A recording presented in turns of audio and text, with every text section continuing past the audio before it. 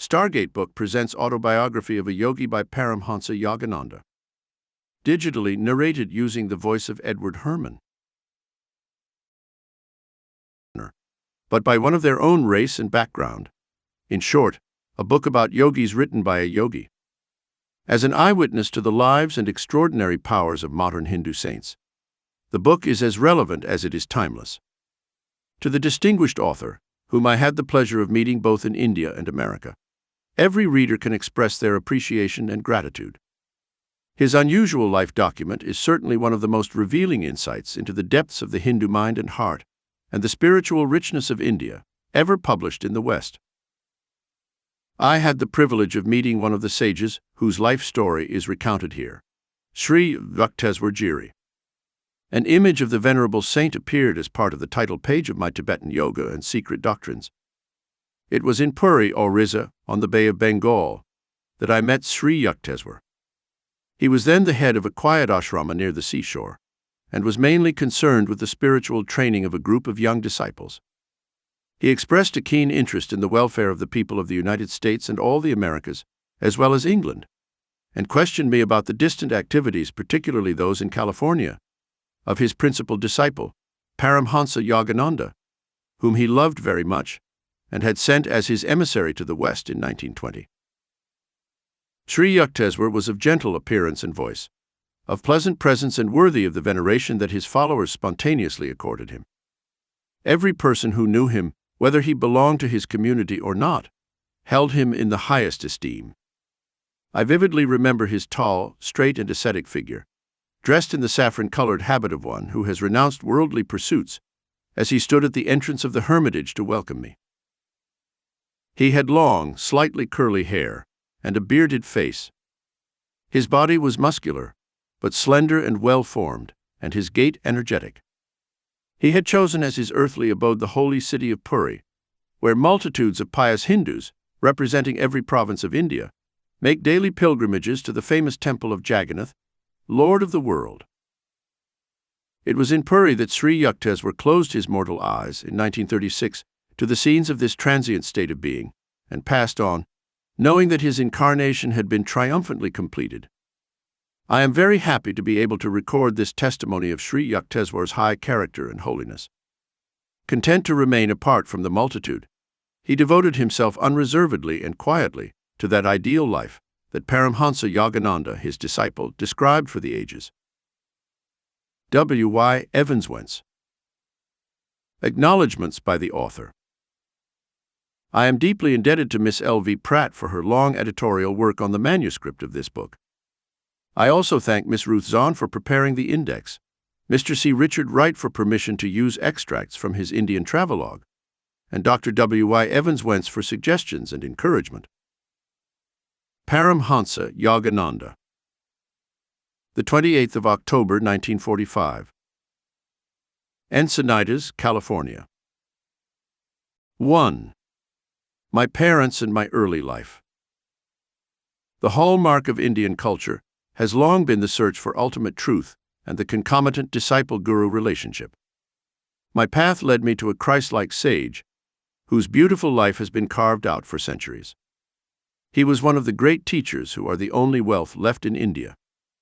Emerging in every generation, they defended their land from the fate of Babylon and Egypt.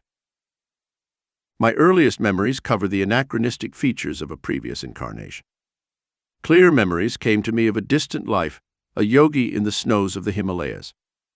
These glimpses of the past, for some dimensionless link, also allowed me a glimpse of the future. The humiliations of childhood were not banished from my mind.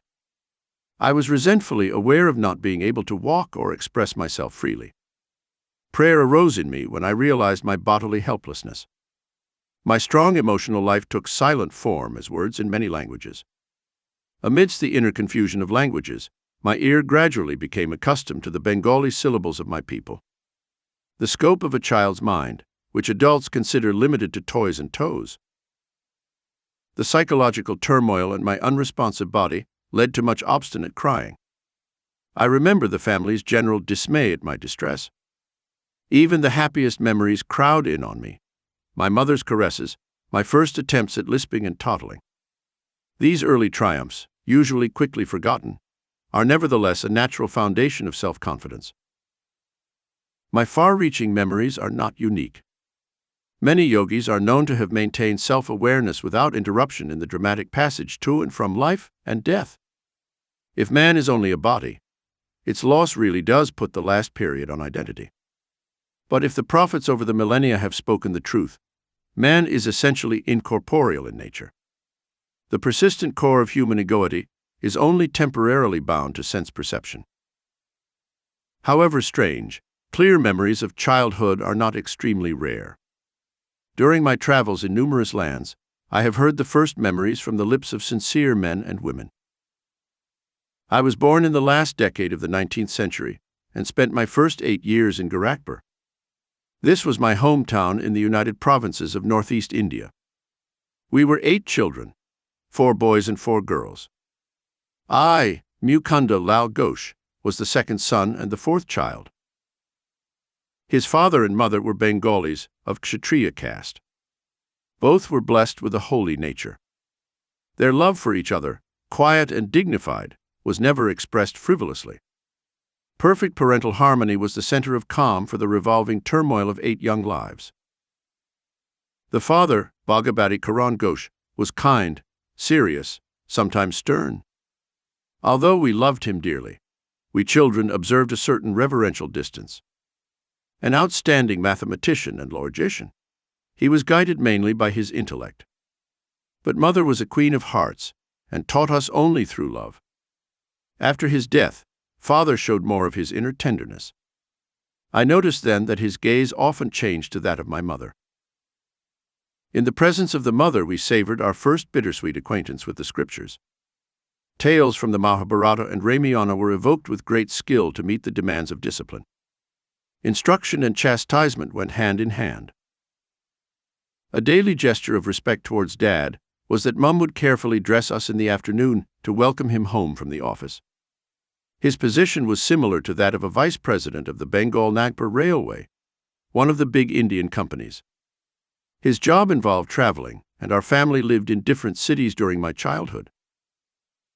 The mother held an open hand towards the needy. The father was also well disposed, but his respect for law and order extended to the budget. In a fortnight, the mother spent more than the father's monthly income to feed the poor. All I ask is that you please keep your charity within a reasonable limit. Even a gentle rebuke from her husband was painful for their mother. She ordered a hired carriage without mentioning any disagreement to her children. "Goodbye, I'm going to my mother's house." Ancient ultimatum. A stunned cry broke out. The maternal uncle arrived at the right moment and whispered some wise advice to Dad, no doubt gathered over the centuries. After the father made some conciliatory remarks, the mother happily dismissed the taxi. Thus ended the only problem I noticed between my parents. But I do remember one characteristic discussion. "Please give me 10 rupees for an unfortunate woman who has just arrived home." The mother's smile had its own persuasive force. "Why 10 rupees? 1 is enough." The father added a justification. "When my father and grandparents died suddenly, I had my first taste of poverty. My only breakfast, before walking miles to school, was a small banana. Later at university, I was so needy that I asked a wealthy judge for 1 rupee a month. He refused, observing that even a rupee is important. How bitterly do you remember the denial of that rupee?" The mother's heart had an instant logic. Do you also want this woman to remember with sorrow your denial of 10 rupees that she urgently needs? You win. With the immemorial gesture of defeated husbands, he opened his wallet. "Here is a 10 rupee note. Give it to him with my goodwill." The father tended to first say no to any new proposal. His attitude towards the strange woman who had so readily attracted his mother's sympathy was an example of his usual caution. The aversion to immediate acceptance, typical of the French mentality in the West, is really only the honor of the principle of due reflection. I always found Dad reasonable and balanced in his judgments. If I could back up my numerous requests with one or two good arguments, he invariably put the desired goal within my reach, whether it was a holiday trip or a new motorbike. The father was a strict disciplinarian towards his children in their early years, but his attitude towards himself was very Spartan. He never went to the theater, for example, but sought his leisure in various spiritual practices and reading the Bhagavad Gita. Shunning all luxuries, he clung to an old pair of shoes to the point of uselessness. His sons bought cars after they became popular, but father was always content with the trolleybus for his daily journey to the office. The accumulation of money for power was alien to his nature. Once, after organizing the Calcutta Urban Bank, he refused to benefit from owning shares. He simply wanted to fulfill a civic duty in his spare time. A few years after the father had retired, an English accountant arrived to examine the books of the Bengal Nagpur Railway Company. The astonished investigator discovered that the father had never claimed back bonuses. "He did the work of 3 men," the accountant told the company. "He is owed 125,000 rupees, about $41,250 as back pay." The officials presented father with a check for this amount. He thought so little of it that he neglected to talk about it with his family. Much later he was questioned by my younger brother Bishnu, who noticed the large deposit on a bank statement. "Why be euphoric for material gain?" The father replied, "He who pursues a goal of equity neither rejoices over gain nor is depressed over loss. He knows that man arrives penniless in this world and leaves without a single rupee." Early in their married life, my parents became disciples of a great master, Lahiri Mahasaya of Benares. This contact strengthened father's naturally ascetic temperament. My mother made a remarkable admission to my elder sister Roma. "Your father and I live together as husband and wife only once a year, for the purpose of having children." Father first met Lahiri Mahasaya through Abhinash Babu, a clerk at the Gorakhpur office of the Bengal Nagpur Railway. Abhinash instructed my young ears with captivating tales of many Indian saints. He invariably concluded with a tribute to the superior glories of his own guru. "Have you ever heard of the extraordinary circumstances under which your father became a disciple of Lahiri Mahasaya?" It was on a lazy summer afternoon, as Abhinash and I sat together in the enclosure of my house, that he asked me this intriguing question. I shook my head with an expectant smile. "Years ago, before you were born, I asked my superior officer, your father, to grant me a week's leave from my duties in Gorakhpur to visit my guru in Benares. Your father ridiculed my plan. 'Are you going to become a religious fanatic?' he asked. 'Concentrate on your office work if you want to get ahead.' That day, on my way home along a forest path, I met your father in a palanquin. He dismissed his servants and his carriage and came to my side. Trying to console me, he pointed out the advantages of striving for worldly success. But I listened to him listlessly. My heart repeated, 'Lahiri Mahasaya, I cannot live without seeing you.' Our path took us to the edge of a quiet field, where the rays of the late afternoon sun were still crowning the tall, undulating wild grass. We stopped in admiration. There in the field, a few meters away from us, suddenly appeared the form of my great guru. 'Bhagavati, you are too hard on your employee.' His voice rang in our astonished ears. He disappeared as mysteriously as he had come. On my knees I exclaimed, 'Lahiri Mahasaya! Lahiri Mahasaya!' Your father remained motionless and stupefied for a few moments. 'Abhinash, I not only give you permission, but I give myself permission to leave for Benares tomorrow. I must meet this great Lahiri Mahasaya, who is able to materialize at will to intercede for you. I will take my wife and ask this master to initiate us on his spiritual path. Will she guide us to him?' Of course." Joy filled me at the miraculous answer to my prayer and the swift and favorable turn of events. The next evening your parents and I left for Benares. The next day we took a horse-drawn cart and walked through narrow alleys to my guru's isolated house. Entering his parlor, we bowed before the master, ensconced in his customary lotus position. He blinked his piercing eyes and pointed them at your father. "Bhagavati, you are too hard on your employee."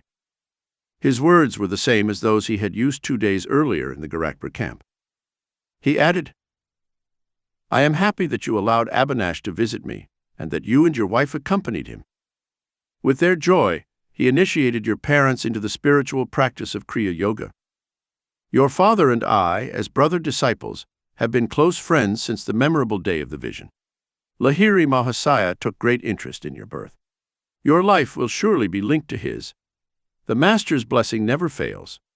Lahiri Mahasaya left this world shortly after I entered. Her image, in an ornate frame, has always graced our family altar in the various cities to which Dad has been transferred from his office. Many mornings and evenings found Mum and me meditating in front of an improvised shrine, offering flowers dipped in fragrant sandalwood paste. With incense and myrrh, and with our devotions united, we honored the deity who had found full expression in Lahiri Mahasaya. His image exerted an extraordinary influence on my life. As I grew older, the thought of the Master grew with me.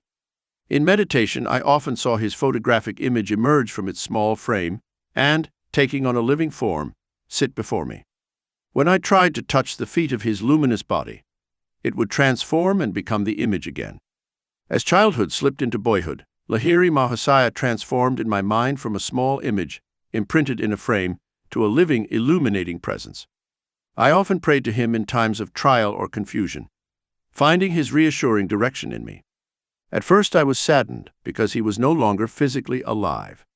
When I began to discover his secret omnipresence, I had no more regrets. He had often written to his disciples who were too eager to see him, "Why come to see my bones and flesh when I am always within reach of your kutastha, spiritual sight?" At the age of 8, I was blessed with a wonderful healing through the photography of Lahiri Mahasaya. This experience intensified my love. While at the family estate in Ishapur, Bengal, I was struck by Asian cholera. My life was desperate. The doctors could do nothing. At my bedside, my mother frantically invited me to look at the image of Lahiri Mahasaya hanging on the wall above my head. Vow to him mentally. He knew I was too weak to even raise my hands in greeting. If you truly show your devotion and inwardly kneel before him, your life will be spared. I looked at his photograph and saw a blinding light enveloping my body and the whole room. The nausea and other uncontrollable symptoms disappeared. I was fine.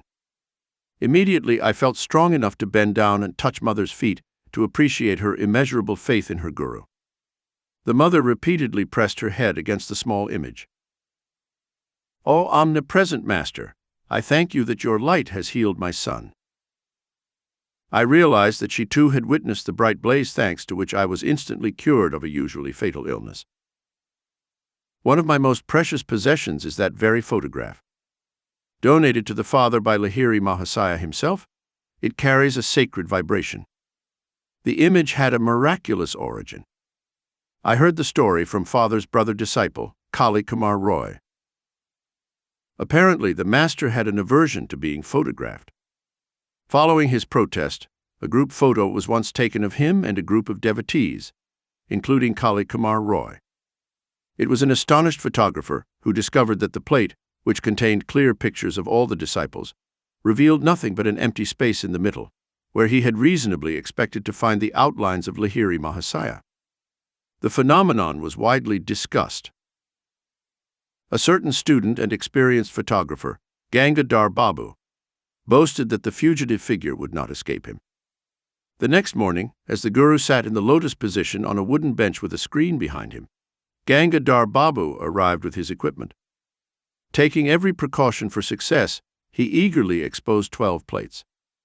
On each one he immediately found the imprint of the wooden bench and the screen, but once again the Master's form was missing. With tears and shattered pride, Gangadhar Babu sought out his Guru. Many hours passed before Lahiri Mahasaya broke the silence with a poignant comment. "I am spirit. Can your camera reflect the omnipresent invisible? I see that it cannot. But, Holy Lord, I long for an image of the bodily temple in which alone, to my narrow vision, the spirit seems to dwell fully. Come then, tomorrow morning. I will pose for you." The photographer focused his camera again. This time the sacred figure, not cloaked in mysterious imperceptibility, was sharp on the plate. The master never posed for another photo. At least, I did not see any. The photograph is reproduced in this book. Lahiri Mahasaya's clear, universal features hardly suggest to which race he belonged. His intense joy at communion with God is slightly revealed in a somewhat enigmatic smile. His eyes, half open to indicate a nominal direction to the outside world, are also half closed. Completely unaware of earth's poor attractions, he was always perfectly awake to the spiritual problems of seekers who approached his grace. Shortly after my recovery through the power of the Guru's image, I had an influential spiritual vision. One morning, sitting on my bed, I fell into a deep reverie. What is behind the darkness of closed eyes? This thought forcefully penetrated my mind. An immense flash of light immediately manifested itself to my inner gaze. Divine forms of saints, sitting in meditation postures in mountain caves, formed like miniature film images on the large screen of radiance in my forehead. "Who are you?" I spoke out loud. "We are the yogis of the Himalayas." The heavenly response is hard to describe. My heart was thrilled. "Ah, I wish to go to the Himalayas and become like you." The vision vanished, but the silvery rays expanded in ever-widening circles to infinity. What is this wonderful glow? I am Iswara. I am the light. The voice was like a murmur of clouds. I want to be one with you. Since the slow fading of my divine ecstasy, I have recovered a permanent legacy of inspiration to seek God. He is the eternal, ever-new joy. This memory remained long after the day of ecstasy. Another early memory is exceptional, and literally so, because I still carry the scar to this day. My elder sister Uma and I were sitting early in the morning under a neem tree in our house in Gorakhpur. She was helping me write a Bengali text when I could look away from the nearby parrots, eating the ripe fruits of the margosa. Uma complained of a pimple on her leg and took a jar of ointment. I smeared some of the ointment on my forearm. "Why do you use medicine on a healthy arm?" "Well, sister, I feel that tomorrow I will get a boil. I am trying your ointment on the spot where the pimple will appear." "You little liar." "Sister, don't call me a liar until you see what happens in the morning." Indignation filled me. Uma was not impressed and repeated her provocation 3 times. An unshakable resolution resounded in my voice as I responded slowly. "By the force of will in me, I say that tomorrow I will have a rather large pimple on this exact spot on my arm, and your pimple will swell to twice its present size." In the morning I found myself with a sturdy pimple in the indicated spot. The size of Uma's pimple had doubled. With a scream, my sister rushed to Mama. "Mukunda has become a necromancer." Mama sternly instructed me never to use the power of words to do harm. I always remembered her advice and followed it. My boil was treated surgically. Today there is a noticeable scar left by the doctor's incision. On my right forearm is a constant reminder of the power of man's word. Those simple and seemingly harmless phrases addressed to Uma, uttered with deep concentration, had possessed enough hidden power to explode like bombs and produce definite though damaging effects. I realized later that the explosive vibratory power of speech could be wisely directed to free one's life from difficulties, and thus operate without scars or reproaches. Our family moved to Lahore, Punjab. There I acquired an image of the Divine Mother in the form of Goddess Kali. She sanctified a small informal shrine on the balcony of our house. An unequivocal conviction came over me that fulfillment would crown every prayer I uttered in that sacred place. One day, standing there with Uma, I observed 2 kites flying over the roofs of the buildings on the opposite side of the small street. "Why are you so quiet?" Uma pushed me playfully. "I'm thinking how wonderful it is that the Divine Mother gives me whatever I ask for." I suppose she would give you those 2 kites." My sister laughed mockingly. "Why not?" I began to pray silently for their possession. In India, matches are played with kites whose strings are covered with glue and frosted glass. Each player tries to cut the opponent's string. A freed kite flies over the rooftops. It is great fun to catch it. As Uma and I were on the balcony, it seemed impossible that a liberated kite could reach our hands. Its string naturally dangled above the rooftops. The players on the other side of the lane started their game. A string was cut. Immediately the kite floated in my direction. It remained stationary for a moment, thanks to a sudden drop in the breeze, which was enough to get the string firmly entangled with a cactus plant on top of the house opposite. A perfect loop was formed for my seizure. I handed the prize to Uma. "It was just an extraordinary accident, and not an answer to your prayer. If the other kite comes to you, then I will believe." The sister's dark eyes convey more astonishment than her words. I continued to pray with increasing intensity. A forced tug from the other player led to the abrupt loss of his kite. He headed towards me, dancing in the wind. My helpful assistant, the cactus plant, fastened the kite string back into the loop needed to catch it.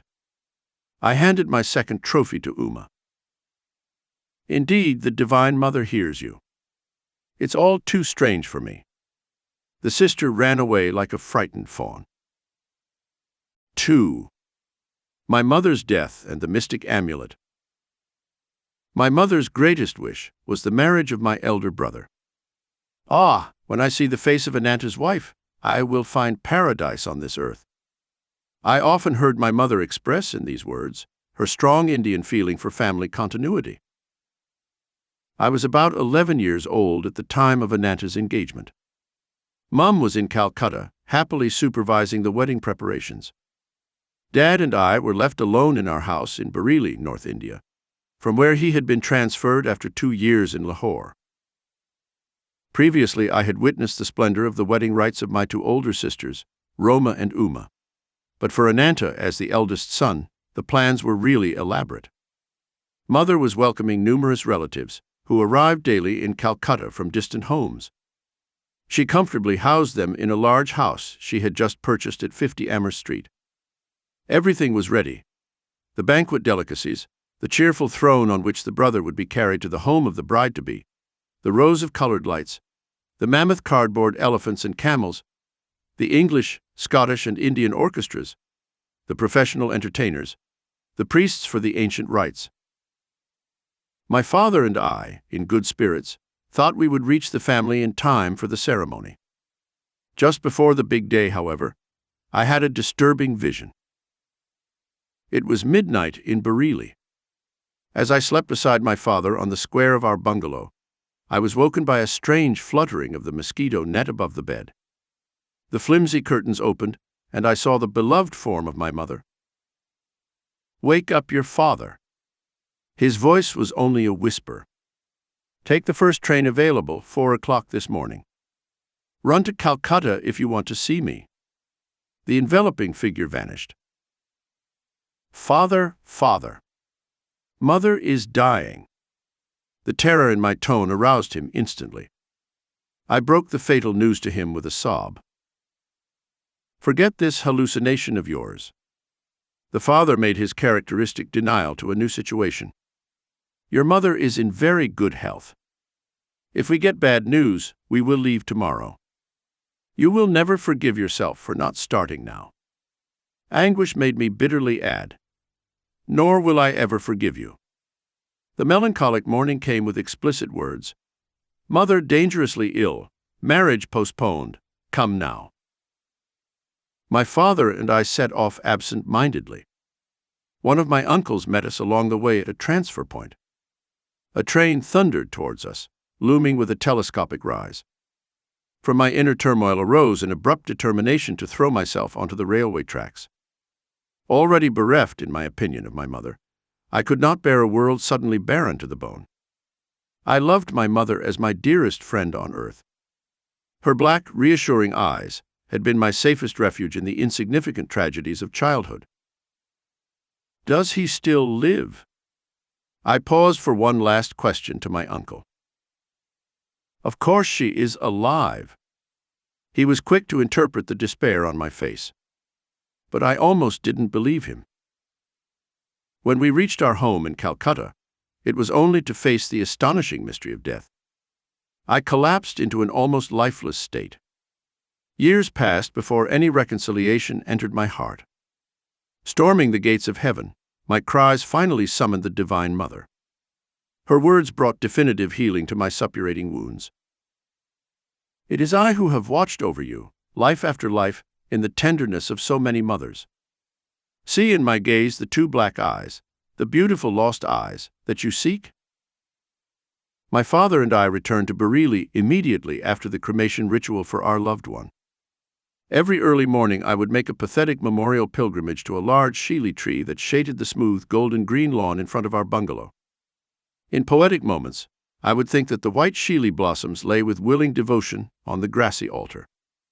Mixing tears with dew, I often watched a strange, otherworldly light emerge from the dawn. Intense pangs of longing for God assailed me. I felt strongly drawn to the Himalayas.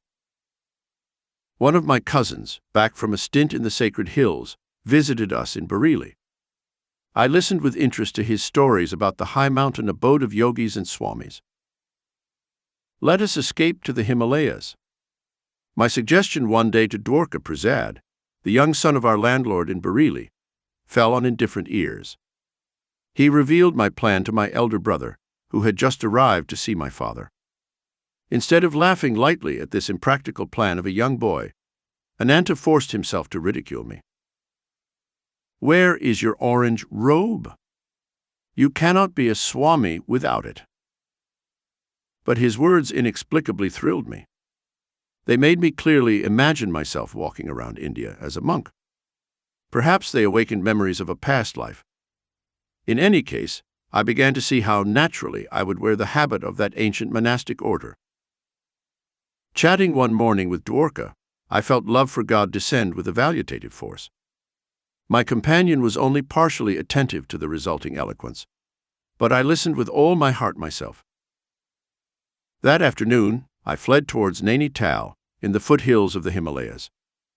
Ananda pursued me with determination. I was forced to return sadly to Bareilly. The only pilgrimage I was allowed was the customary dawn pilgrimage to the Shili tree.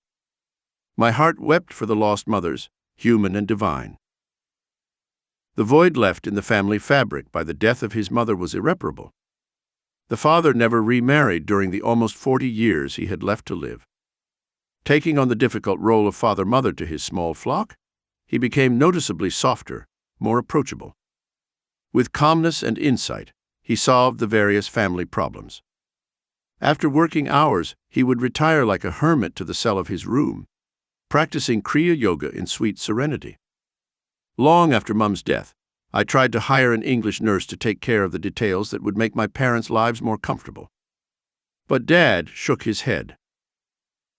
The service for me ended with your mother. Her eyes were remote, with a lifelong devotion. I will not accept the care of any other woman. 14 months after Mother's death, I learnt that she had left me an important message. Ananda was present on her deathbed and had recorded her words. Although she had asked that the revelation be made to me within a year, my brother delayed. Soon he would leave Bareilly for Calcutta to marry the girl the mother had chosen for him. One evening he called me to his side. Mukunda, I have been reluctant to give you strange news. Ananda's tone had a note of resignation. My fear was to inflame your desire to leave the house. But in any case, you are full of divine ardor. When I recently caught you on your way to the Himalayas, I made a final decision. I must not postpone the fulfillment of my solemn promise any longer. My brother handed me a small box and handed me the mother's message. May these words be my last blessing, my beloved son Mukunda. The mother had said, the time has come to recount a series of phenomenal events that followed your birth. I first knew your destiny when you were just a newborn in my arms. I took you then to my guru's house in Benares. Almost hidden behind a crowd of disciples, I could barely see Lahiri Mahasaya as he sat in deep meditation. As I caressed you, I prayed that the great Guru would notice you and give you a blessing. As my silent devotional request grew in intensity, he opened his eyes and beckoned me to approach. The others led the way. I bowed at his sacred feet. My master made you sit on his lap and placed his hand on your forehead to baptize you spiritually. Little mother, your son will be a yogi. As a spiritual engine, he will bring many souls into the kingdom of God. My heart leapt with joy to see my secret prayer answered by the all-knowing Guru. Shortly before your birth, he had told me that you would follow his path. Later, my son, your vision of the great light was known to me and to your sister Rome, for from the next room we watched you motionless on the bed. Your little face was illuminated.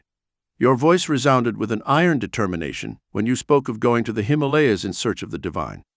In this way, dear son, I realized that your path is far from worldly ambitions. The most singular event of my life has brought further confirmation, an event that now pushes my message to the point of death. It was an interview with a wise man from Punjab. While our family was living in Lahore, one morning the servant rushed into my room. Mistress, a strange Sahu is here. He insists on seeing Mukunda's mother. These simple words struck me deeply, and I immediately went to greet the visitor. Bowing at his feet, I felt that before me stood a true man of God. Mother, he said, the great masters wish you to know that your stay on earth will not be long. Your next illness will be your last. There was a silence, during which I felt no alarm, but only a vibration of great peace. Finally, he turned to me again. You will be the keeper of a certain silver amulet. I will not give it to you today. To prove the truth of my words, the talisman will materialize in your hands tomorrow while you meditate. On your deathbed, you will have to order your eldest son Ananda to keep the amulet for a year and then give it to your second son. Mukunda will understand the meaning of the talisman from the eldest. He should receive it at a time when he is ready to renounce all worldly hopes and begin his vital search for God. When he has kept the amulet for a few years and has fulfilled his purpose, it will disappear. Even if kept in the most secret place, it will return from whence it came. I offered alms to the saint and bowed before him with great reverence. Not accepting the offering, he left with a blessing. The next evening, as I sat with folded hands in meditation, a silver amulet materialized between my palms, as the Sahu had promised.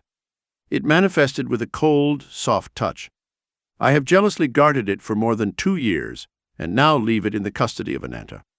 Do not grieve for me, for my great Guru has accompanied me into the arms of the infinite. Farewell, my child, the cosmic mother will protect you. The possession of the amulet brightened my day and awakened many dormant memories. The talisman, round and ancient, was covered with Sanskrit characters. I understood that it came from masters of past lives, invisibly guiding my steps. Indeed, there was an ulterior meaning, but one cannot fully reveal the heart of an amulet. It is not possible to recount in this chapter how the talisman finally disappeared in profoundly unhappy circumstances of my life, and how its loss was the harbinger of a guru's conquest. But the little boy, thwarted in his attempts to reach the Himalayas, traveled far on the wings of his amulet every day. 3. The Saint with Two Bodies. Father, if I promise to return home without coercion, can I go on a sightseeing trip to Benares? My love of traveling was rarely hindered by Dad. He allowed me, even though I was only a boy, to visit many cities and places of pilgrimage. Usually 1 or more friends accompanied me. We traveled comfortably with first-class tickets provided by Dad. His position as a railway official was fully satisfying for the nomads in the family. The father promised to consider my request. The next day he summoned me and handed me a return ticket from Bareilly to Benares, some rupee notes and 2 letters. I have to propose a business matter to a friend in Benares, Kedar Nath Babu. Unfortunately, I have lost his address, but I believe you will be able to get this letter to him through our mutual friend, Swami Pranabananda. The Swami, my brother disciple, has attained a high spiritual stature. You will benefit from his company. This second note will serve as your introduction. The father's eyes twinkled when he added, "Take care, no more flights from home." I set out with the enthusiasm of my 12 years, although time has never dimmed my enjoyment of new scenes and unfamiliar faces. Arriving in Benares, I immediately went to the Swami's residence. The front door was open. I walked towards a long hall on the second floor. A rather stout man, wearing only a loincloth, was sitting in a lotus position on a slightly raised platform. His head and unruffled face were shaven. A beatific smile lit his lips. To dispel my thought of intrusion, he greeted me like an old friend. "Baba Anand, bliss to my darling." His welcome was given heartily in a childlike voice. I knelt down and touched his feet. "Are you Swami Pranabananda?" He nodded. "Are you Bhagavati's son?" His words were spoken before I had time to take my father's letter from my pocket. In astonishment, I handed him the note, which now seemed superfluous. "Of course I will locate Keter Nath Babu for you." The saint once again surprised me with his clairvoyance. He glanced at the letter and made some affectionate references to my parent. "You know, I am enjoying 2 pensions. One was recommended by your father, for whom I once worked at the railway office. The other is by recommendation of my heavenly Father, for whom I have conscientiously finished my earthly duties in life." I found this remark very obscure. "What kind of pension, sir, do you receive from your heavenly Father? Does he drop money in your lap?" He laughed. "I mean a pension of unfathomable peace, a reward for many years of deep meditation. Now I no longer desire money. My few material needs are amply satisfied.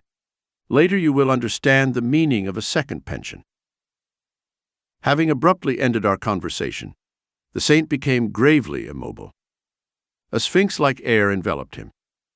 At first his eyes sparkled, as if observing something interesting, then faded away. I felt embarrassed by his pauciliquy.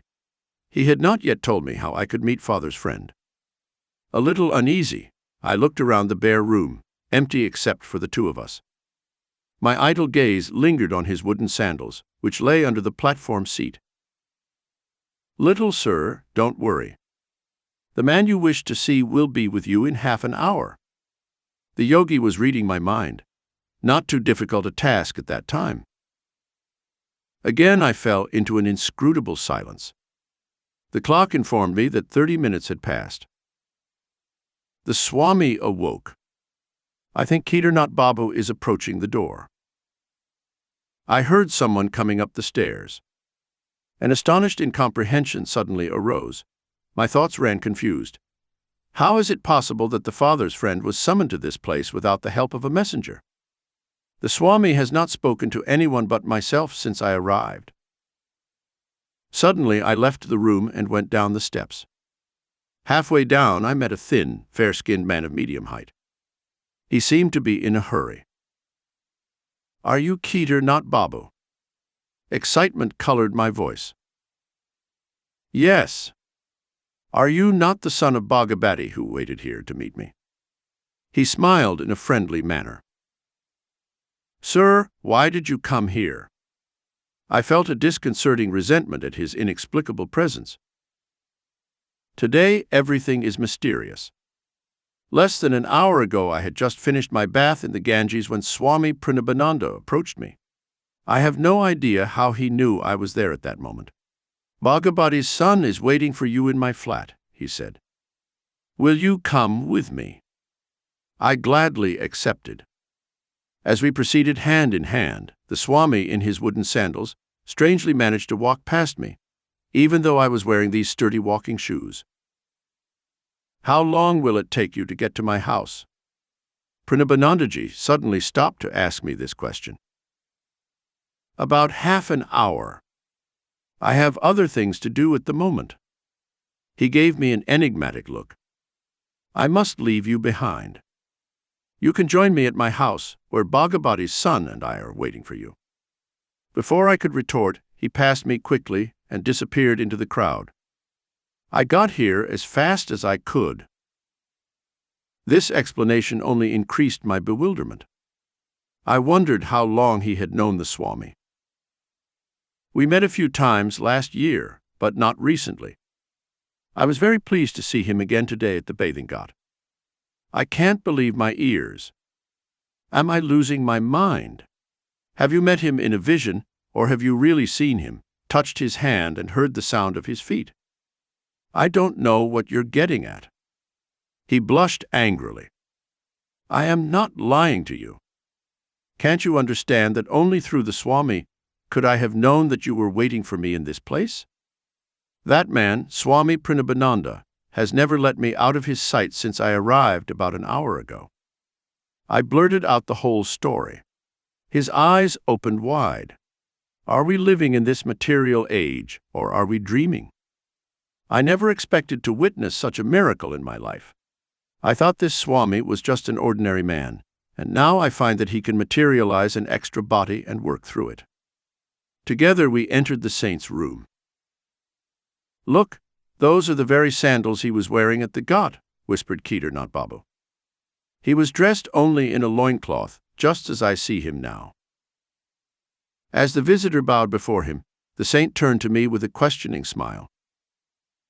Why are you amazed by all this? The subtle unity of the phenomenal world is not hidden from true yogis. I see and speak instantaneously with my disciples in distant Calcutta. They too can transcend at will every obstacle of gross matter. It was probably in an attempt to arouse spiritual ardor in my young bosom that the Swami had the foresight to speak to me of his powers of astral radio and television. 20. But instead of enthusiasm, I felt only a frightful fear. Since I was destined to undertake my divine quest through a particular guru, Sri Yukteswar, whom I had not yet met, I felt no inclination to accept Pranabananda as my teacher. I looked at him doubtfully, wondering if it was him or his counterpart before me. The teacher tried to banish my restlessness with a soul-awakening gaze and some inspiring words about his guru. Lahiri Mahasaya was the greatest yogi I have ever known. He was divinity itself in the form of flesh. If a disciple, I reflected, could materialize an extra carnal form at will, what miracles could his master be precluded from performing? I will tell you how invaluable the help of a guru is. I used to meditate with another disciple for 8 hours every evening. During the day we had to work at the railway office. Having difficulty in my duties as a clerk, I wanted to devote all my time to God. For 8 years I persevered, meditating half the night. I had wonderful results. Tremendous spiritual perceptions illuminated my mind. But a small veil always remained between me and the infinite. Even with superhuman effort, I was denied the final and irrevocable union. One evening I visited Lahiri Mahasaya and implored his divine intercession. My entreaties continued throughout the night. Angelic Guru, my spiritual anguish is such that I can no longer endure my life without meeting the great beloved face to face. What can I do? You must meditate more deeply. I turn to thee, O God, my Master. I see thee materialized before me in a physical body. Bless me that I may perceive thee in thy infinite form. Lahiri Mahasaya extended his hand in a benevolent gesture. Now you can go and meditate. I have interceded for you with Brahma. Immensely relieved, I returned to my home. That night, in meditation, I reached the most ardent goal of my life. Now I enjoy spiritual retirement unceasingly. Since that day, the blessed Creator has never been hidden from my eyes behind a screen of illusion. Pranabananda's face was suffused with divine light. The peace of another world entered my heart. All fear had disappeared. The saint made a further confidence. A few months later, I went back to Lahiri Mahasaya and tried to thank him for giving me an infinite gift. Then I mentioned another matter. Divine Guru, I can no longer work in the office. Please free me. Brahma keeps me continuously intoxicated. Ask your company for a pension. What reason should I give so early in my service? Say what you feel. The next day I made my request. The doctor asked the reasons for my premature request. At work, an oppressive feeling rises up my spine. 22. It permeates my whole body, making me unfit to perform my tasks. Without further questions, the doctor strongly recommended me for a pension, which I soon received. I know that the divine will of Lahiri Mahasaya worked through the doctor and the railway officials, including your father. Automatically, they obeyed the great Guru's spiritual direction and freed me for a life of uninterrupted communion with the beloved. 23. After this extraordinary revelation, Swami Pranabananda withdrew into one of his long silences. As I took my leave, reverently touching his feet, he gave me his blessing. Your life belongs to the path of renunciation and yoga. I will see you again later with your father. The years led to the realization of both predictions. Kedarnath Babu walked beside me in the growing darkness. I handed him the letter from his father, which my companion read under a lamppost. Your father suggests that I accept a position in the Calcutta office of his railway company. How nice to be able to hope for at least one of the pensions Swami Pranabananda enjoys. But it is impossible. I cannot leave Benares. Alas, two bodies are not for me yet. 4. My aborted flight to the Himalayas. Leave your class on a futile pretext and take a hired carriage. Stop in an alley where no one in my house can see you.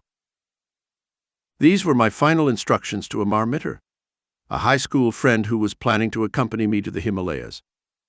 We had chosen the following day for the flight. Precautions were necessary, as Ananda exercised a watchful eye. He was determined to foil the escape plans he suspected were uppermost in my mind. The amulet, like a spiritual yeast, was silently at work within me. In the snows of the Himalayas, I hoped to find the master whose face often appeared to me in visions. The family now lived in Calcutta, where the father had been permanently transferred. Following the Indian patriarchal custom, Ananda had brought his bride to live in our house, now at No. 4 Gurpur Road. There, in a small attic room, I devoted myself to daily meditations and prepared my mind for the divine quest. The momentous morning came with an ominous rain. Hearing the wheels of Amar's carriage on the road, I hastily put together a blanket, a pair of sandals, Lahiri Mahasaya's photo, a copy of the Bhagavad Gita, a string of prayer beads and 2 loincloths. I threw this bundle out of the 3rd-floor window. I ran down the stairs and passed my uncle buying fish at the door. What's exciting? His gaze wandered suspiciously over my person. I gave him a non-committal smile and walked towards the lane. Retrieving my bundle, I joined Amar with conspiratorial caution. We went to Chandni Chowk, a shopping mall. For months we had been saving our tiffin money to buy English clothes. Knowing that my brother, who was very intelligent, could easily play the part of the detective, we thought of outdoing him with European clothes. On the way to the station, we stopped at my cousin, Jatan Ghosh, whom I called Jatinda. He was a new convert, looking for a guru in the Himalayas. He wore the new suit we had prepared. We hoped he would be well camouflaged. A deep euphoria took possession of our hearts. Now we only need canvas shoes.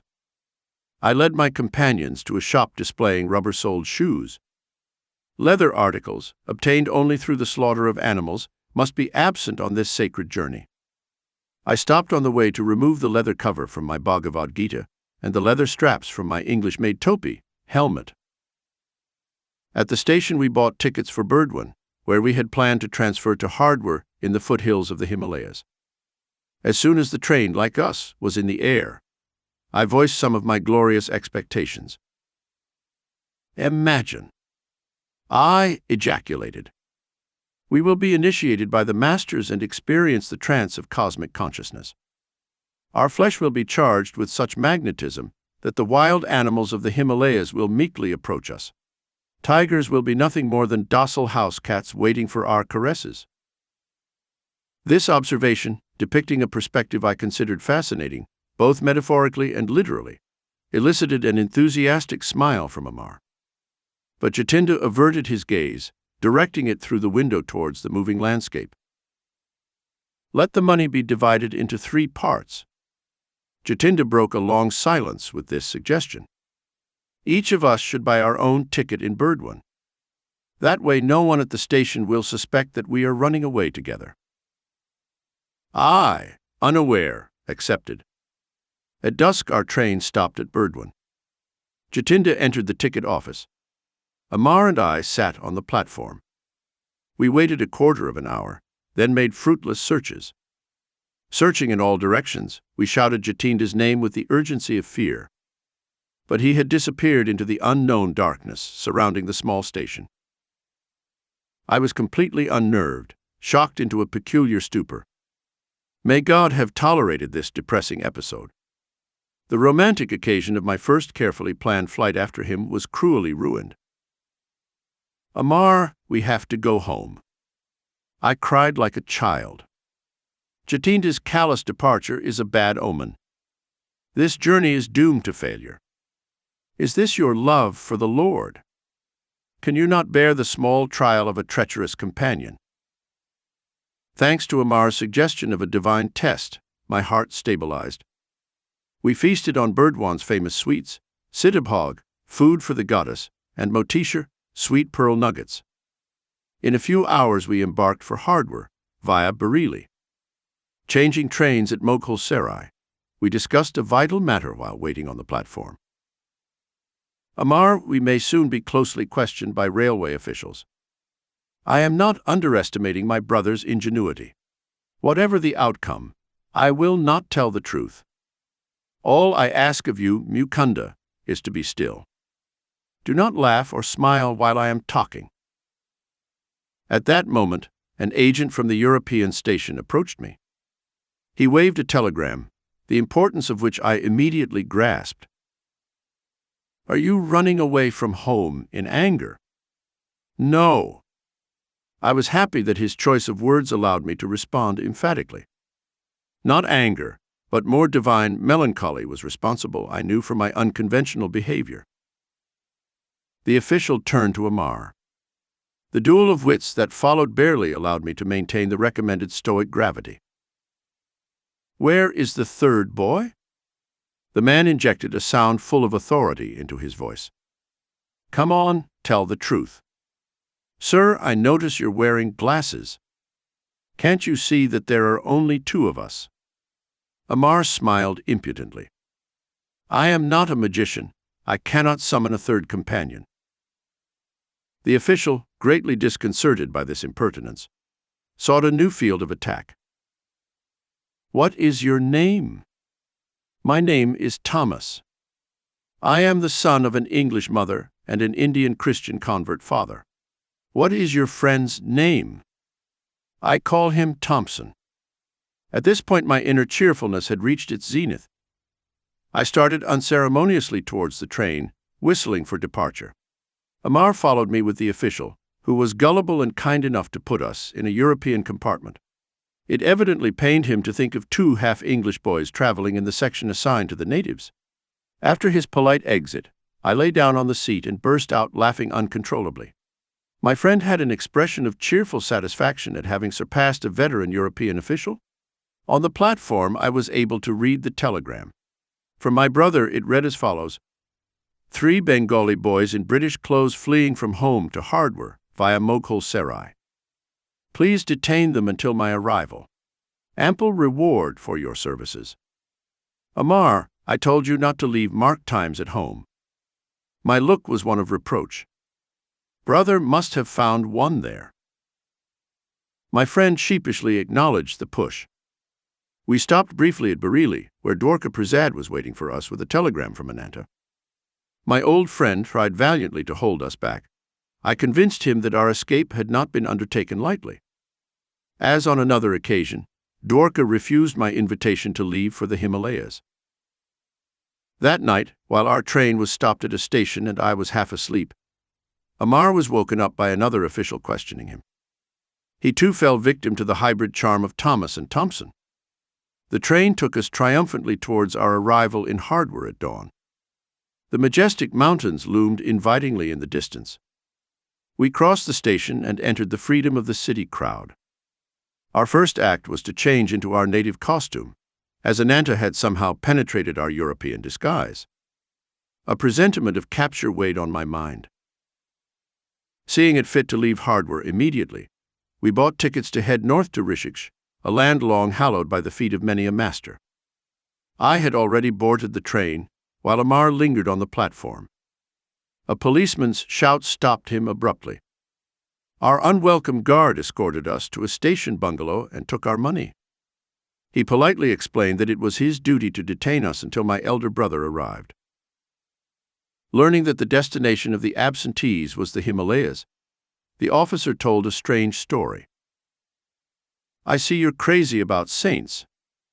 You will never meet a greater man of God than the one I saw only yesterday. My brother officer and I met him for the first time 5 days ago. We were on patrol along the Ganges, looking for a certain assassin. Our instructions were to capture him, dead or alive. He was known to be masquerading as a sadhu in order to rob pilgrims. Just before us, we spotted a figure resembling the description of the criminal. He ignored our order to stop. We ran to overpower him. Approaching his back, I brandished my axe with tremendous force. The man's right arm was severed almost completely from his body. Without shouting or looking at the horrendous wound, the stranger surprisingly continued his fast pace. When we jumped in front of him, he spoke in a low voice. 'I am not the murderer you are looking for.' I was deeply mortified to see that I had injured the person of a divine-looking sage. Prostrating myself at his feet, I begged his forgiveness and offered my turban to stop the heavy jets of blood. 'Son, it was just an understandable mistake on your part.' The saint looked at me kindly. 'Go ahead and do not reproach yourself. The beloved mother takes care of me.' He pushed his dangling arm into his stump and it adhered. The blood inexplicably stopped flowing. 'Come to me under that tree in 3 days' time, and you will find me completely healed. Then you will feel no remorse.' Yesterday my brother officer and I eagerly went to the designated place. The sadhu was there and allowed us to examine his arm. He bore no scar or trace of injury. I am leaving Rishikesh for the solitudes of the Himalayas. He blessed us as he left quickly. I feel that my life has been uplifted by His holiness." The officer concluded with a pious ejaculation. His experience had evidently pushed him beyond his usual depth. With an impressive gesture, he handed me a newspaper clipping about the miracle. In the usual confused manner of sensational newspapers, which are not lacking, alas, even in India, the journalist's version was slightly exaggerated. It indicated that the sadhu had almost been decapitated. Amar and I lamented losing the great yogi who could forgive his persecutor in such a Christ-like manner. India, materially poor for the past 2 centuries, nevertheless has an inexhaustible fund of divine wealth. Spiritual skyscrapers can occasionally be encountered on the street, even by worldly men like this policeman. We thanked the officer for relieving our boredom with his wonderful story. He probably meant that he was luckier than us. He had met an effortlessly enlightened saint. Our dogged search had ended not at the feet of a master, but in a crude police station.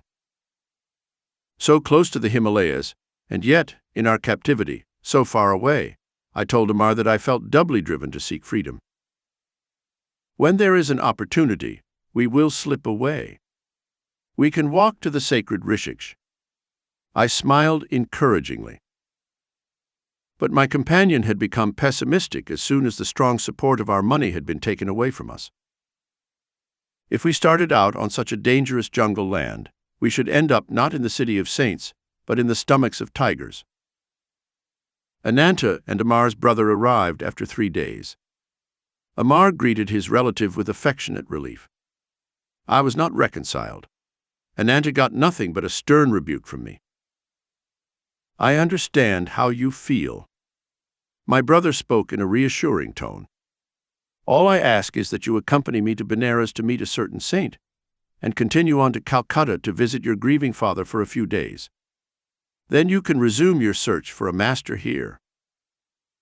At this point, Amar inserted himself into the conversation to deny his intention to return to Hardwar with me. He was enjoying the familiar warmth. But I knew I would never abandon the search for my guru. Our group embarked for Benares.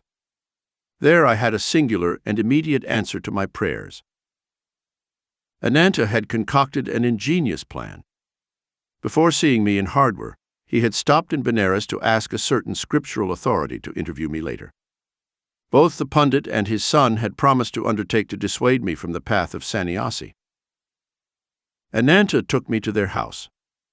Her son, a lively young man, welcomed me into the courtyard. He engaged me in a long philosophical discourse. Claiming to have clairvoyant knowledge of my future, he discredited my idea of being a monk. You will encounter constant misfortunes and fail to find God if you insist on deserting your ordinary responsibilities. You cannot process your past karma without earthly experiences. Krishna's immortal words came to my lips in reply. Even he who has the worst of karmas and who meditates incessantly on me quickly loses the effects of his past evil deeds. Becoming a high-minded being, he soon attains everlasting peace. Arjuna, know this for certain. The devotee who places his trust in me never perishes. But the young man's strong predictions had slightly shaken my confidence. With all the fervor of my heart, I silently prayed to God. Please resolve my bewilderment and answer me, here and now, whether you wish me to lead a life of renunciation or a man of the world. I noticed a noble-faced Sahu standing just outside the fence of the pundit's house. He had evidently overheard the animated conversation between me and the self-styled clairvoyant, for the stranger called me to his side. I felt an enormous power springing from his calm eyes. Son, do not listen to that ignoramus. In answer to your prayer, the Lord tells me to assure you that your only path in this life is that of the renunciate. With amazement and gratitude, I smiled with joy at this decisive message. Get away from that man. The ignorant man called to me from the courtyard. My holy guide raised his hand in blessing and slowly walked away. That Sahu is as crazy as you are. It was the arch-headed pundit who made this fascinating remark. He and his son looked at me lugubriously. I heard that he too left his home in a vague search for God. I walked away. I told Ananda that I would not argue further with our hosts. My brother agreed to our immediate departure. We immediately set off for Calcutta. Mr. Detective, how did you find out that I had escaped with 2 companions? I vented my lively curiosity to Ananda on our return journey. He smiled mischievously. At his school, I found out that Amar had left his class and had not returned. The next morning, I went to his house and found a time marked. Amar's father was going out in a carriage and was talking to the coachman. My son will not come with me to school this morning. He has disappeared, the father complained. I heard from a brother coachman that your son and 2 others, dressed in European clothes, boarded the train at Howrah station, said the man. They gave their leather shoes to the cab driver. So I had 3 clues: the time, the trio of boys, and the English clothing. I listened to Ananda's revelations with a mixture of glee and irritation. Our generosity towards the coachman had been a bit misplaced. Naturally, I hurried to send telegrams to the station officials in all the towns Amar had pointed out in the timetable. He had checked Bareilly, so I sent a telegram to your friend Dwarka. After making inquiries in our Calcutta neighborhood, I learnt that cousin Jatinda had been absent one night, but had arrived home the next morning in European clothes. I sought him out and invited him to dinner. He accepted, rather disarmed by my friendly manner. On the way, I unexpectedly led him to a police station. He was surrounded by some officers I had previously selected for their fierce appearance. Under their formidable gaze, Jatinda agreed to account for his mysterious conduct. I left for the Himalayas in a very lively spiritual state of mind, he explained. Inspiration filled me at the prospect of meeting the masters. But as soon as Mukunda said, during our ecstasies in the Himalayan caves, tigers will be enchanted and sit around us like tame sissies, my spirits froze. Beads of sweat formed on my forehead. And then what? I thought. If the tiger's ferocious nature is not changed by the power of our spiritual trance, will they treat us with the kindness of house cats? In my mind's eye, I could already see myself as the obligatory tenant of some tiger's stomach, entering it not at once with my whole body, but in installments with its various parts. My anger at Jatinda's disappearance had evaporated into laughter. The hilarious sequel on the train was worth all the anguish it had caused me. I must confess to a slight sense of satisfaction. Jatinda, too, had not escaped an encounter with the police.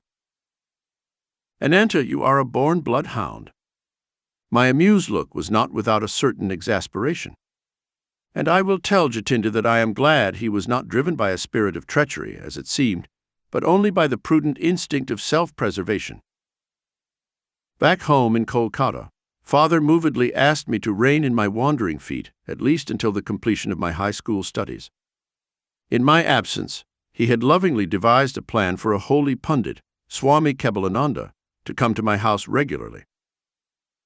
"The sage will be your Sanskrit teacher," my parent announced confidently. Dad hoped to satisfy my religious desires with the instruction of an educated philosopher. But the tables were subtly turned. My new teacher, far from offering intellectual dryness, stoked the embers of my longing for God. Unbeknown to my father, Swami Kebalananda was an outstanding disciple of Lahiri Mahasaya. The incomparable guru had possessed thousands of disciples, silently drawn to him by the irresistibility of his divine magnetism. I later learned that Lahiri Mahasaya had often referred to Kebalananda as a rishi, or enlightened sage. Lush curls framed my tutor's beautiful face. His dark eyes were devoid of malice, with the transparency of a child's. All the movements of his slender body were characterized by a restful deliberation. Always gentle and loving, he was firmly anchored in infinite consciousness. Many of our happy hours together were spent in deep Kriya meditation. Kebalananda was a noted authority on ancient shastras or holy books. His erudition had earned him the title Shastri Mahasaya, by which he was usually referred to. But my progress in the study of Sanskrit was not noteworthy. I sought every opportunity to abandon prosaic grammar and talk about yoga and Lahiri Mahasaya. One day my guardian obliged me to tell me something of his life with the master. Rarely fortunate, I was able to stay close to Lahiri Mahasaya for 10 years. His house in Benares was my overnight pilgrimage destination. The guru was always present in a small sitting room on the first floor. As he sat in lotus position on a backless wooden seat, his disciples engulfed him in a semicircle. His eyes sparkled and danced with the joy of the divine. They were always half closed, peering through the inner telescopic sphere, a sphere of eternal bliss. He rarely spoke at length. From time to time his gaze would focus on a student in need of help. Words of healing would then pour forth like an avalanche of light. An indescribable peace blossomed in me at the master's gaze. I was permeated by his fragrance, like an infinite lotus. Being with him, even without exchanging a word for days, was an experience that changed my whole being. If some invisible barrier stood in the way of my concentration, I meditated at the guru's feet. There the most subdued states were easily reached. Such perceptions escaped me in the presence of lesser masters. The master was a living temple of God, whose secret doors were open to all disciples through devotion. Lahiri Mahasaya was not a bookish interpreter of the scriptures. He immersed himself with ease in the divine library. Foams of words and splashes of thoughts gushed forth from the fountain of his omniscience. He possessed the admirable clavis that unlocked the profound philosophical science embedded centuries ago in the Vedas. 30. If he was asked to explain the different planes of consciousness mentioned in the ancient texts, he would assent with a smile. I will submit myself to these states and tell you at once what I perceive. He was thus diametrically opposed to teachers who memorize scriptures and then create unrealized abstractions. Please expound the sacred stanzas as the meaning comes to you. The taciturn guru often gave this instruction to a close disciple. I will guide your thoughts so that the right interpretation is pronounced. In this way, many of Lahiri Mahasaya's perceptions were recorded, with voluminous comments from various students. The master never advised servile belief. Words are only shells, he said. Conquer the conviction of God's presence through your joyful contact in meditation. Whatever the disciple's problem was, the guru would recommend Kriya Yoga to solve it. The yogic key will not lose its effectiveness when I am no longer present in the body to guide you. This technique cannot be bound up, filed away and forgotten, like theoretical inspirations. Continue unceasingly on your path to liberation through Kriya, whose power lies in practice. I myself consider Kriya the most effective instrument of salvation through personal effort that has ever been developed in man's search for the infinite. Kebalananda concludes with this sincere testimony. Through its use, the Almighty God, hidden in all men, became visibly incarnate in the flesh of Lahiri Mahasaya and some of his disciples. A Christic miracle of Lahiri Mahasaya took place in the presence of Kebalananda. My holy preceptor told me the story one day, his eyes averted from the Sanskrit texts before us. A blind disciple, Ramu, aroused my active pity. Was he not to have light in his eyes when he faithfully served our Master, in whom the divine fully shone? One morning I tried to talk to Ramu, but he sat for hours patiently fanning the Guru with a handmade punkah made of palm leaves. When the devotee finally left the room, I followed him. Ramu, how long have you been blind? Since my birth, Lord. Never have my eyes been blessed with a glimpse of the sun. Our Almighty Guru can help you. Please make a supplication. The following day Ramu approached Lahiri Mahasaya with diffidence. The disciple was almost ashamed to ask that physical wealth be added to his spiritual superabundance. Master, the illuminator of the cosmos is in you. Please bring its light into my eyes, that I may perceive the lesser glow of the sun. Ramu, someone has concocted a difficult situation for me. I have no healing power. Sir, the infinite within you can certainly heal. This is really different, Ramu. The limit of God is nowhere. He who lights up the stars and the cells of flesh with the mysterious effulgence of life can surely bring the brightness of vision into your eyes. The Master touched Ramu's forehead at the point between his eyebrows. Keep your mind focused there and chant the name of Prophet Rama 32 frequently for 7 days. The splendor of the sun will have a special dawn for you. In 1 week it was like this. For the first time, Ramu saw the beautiful face of nature. The Omniscient One had infallibly directed his disciple to repeat the name of Rama, whom he worshipped more than any other saint. Ramu's faith was the devotionally plowed soil in which the Guru's powerful seed of permanent healing sprouted. Kebalananda remained silent for a moment, then paid further homage to his Guru. In all the miracles performed by Lahiri Mahasaya, it is evident that he never allowed the ego principle 33 to consider itself a causal force. Through perfect surrender without resistance, the Master allowed the first healing power to flow freely through him. The many bodies that have been spectacularly healed thanks to Lahiri Mahasaya eventually had to feed the flames of cremation. But the silent spiritual awakenings he performed, the Christ-like disciples he formed, are his imperishable miracles. I never became a Sanskrit scholar. Kebalananda taught me a diviner's syntax. 5. A perfume saint shows his wonders. For everything there is a season, and a time for every purpose under heaven. I did not have this wisdom of Solomon to comfort me. I looked for the face of the Guru. I was destined for every time I left home. But my path only crossed with his after the completion of my high school studies. 2 years passed between my escape with Amar to the Himalayas and the great day of Sri Yukteswar's arrival in my life. During this time I met several sages, the Saint of Fragrances, the Swami of the Tiger, Nagendra Nath Bhaduri, Master Mahasaya, and the famous Bengali scientist, Jagadish Chandra Bose. My encounter with the Saint of Fragrances had 2 preambles, one harmonious and the other humorous. God is simple. Everything else is complex. Do not seek absolute values in the relative world of nature. These philosophical words gently entered my ear as I stood in silence before the image of Kali in a temple. Turning around, I found myself facing a tall man whose clothing, or lack thereof, revealed him to be a wandering Sahu. You have truly penetrated the bewilderment of my thoughts. I smiled gratefully. The confusion of benign and terrible aspects in nature, as symbolized by Kali, has baffled wiser heads than mine. Few are those who solve its mystery. Good and evil is the challenging enigma that life sets like a sphinx before every intelligence. By not attempting to solve it, most men pay the penalty with their lives, as painful today as in the days of Thebes. Here and there, an imposing lone figure never cries defeat. From the Maya of duality, he wrests the seamless truth of unity.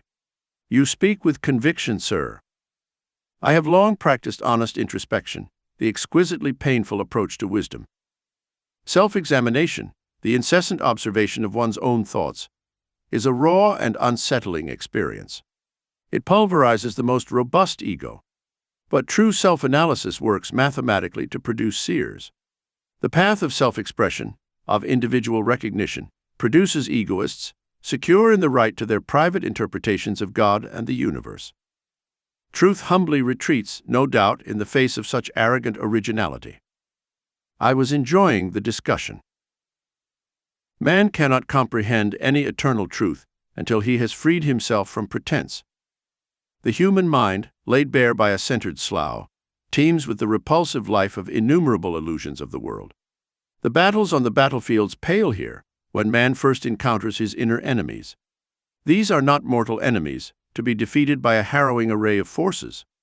Omnipresent, unsettling, pursuing man even in his sleep, deviously equipped with a miasmatic weapon, these ignorant soldiers of lust seek to kill us all. Impotent is the man who buries his ideals, surrendering to the common fate. Can he seem any different from the powerless, the wooden, the ignominious? Respected sir, have you no compassion for the bewildered masses? The sage was silent for a moment, then answered obliquely. To love both the invisible God, repository of all virtues, and the visible man, who apparently possesses none, is often bewildering. But ingenuity is equal to the labyrinth. The inner quest soon reveals a unity in all human minds, the solid kinship of selfish motives. At least in one sense, the brotherhood of man is revealed. This leveling discovery is followed by a stunned humility. It matures into compassion for one's fellow human beings, blind to the soul's healing potentialities waiting to be explored. The saints of every age, sir, have felt the sorrows of the world as you have. Only the superficial man loses sensitivity to the pains of others' lives as he sinks into his own narrow suffering. Sadhu's stern face softened considerably. He who practices self-dissolution with the scalpel will experience an expansion of universal piety. He frees himself from the deafening demands of his ego. The love of God flourishes on this ground. The creature finally turns to his Creator, if only to ask in anguish, "Why, Lord, why?" The sage and I were present in the Kalahat temple in Calcutta, where I had gone to admire its famous magnificence. With a sweeping gesture, my companion departed from that ornate dignity. Bricks and mortar sing us no audible melody. The heart opens only to the human song of being. We walked to the inviting sunlight at the entrance, where a crowd of devotees came and went.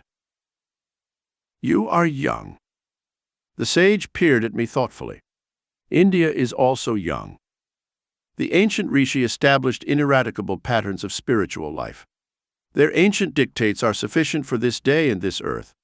Not obsolete, not unsophisticated against the pitfalls of materialism. The disciplinary precepts still shape India. For millennia, more than embarrassed scholars want to calculate. The skeptical time has validated the Vedic value. Take it as your legacy. As I bid a reverent farewell to the eloquent Sadhu, he revealed to me a clairvoyant perception. After you leave here today, an unusual experience will happen to you.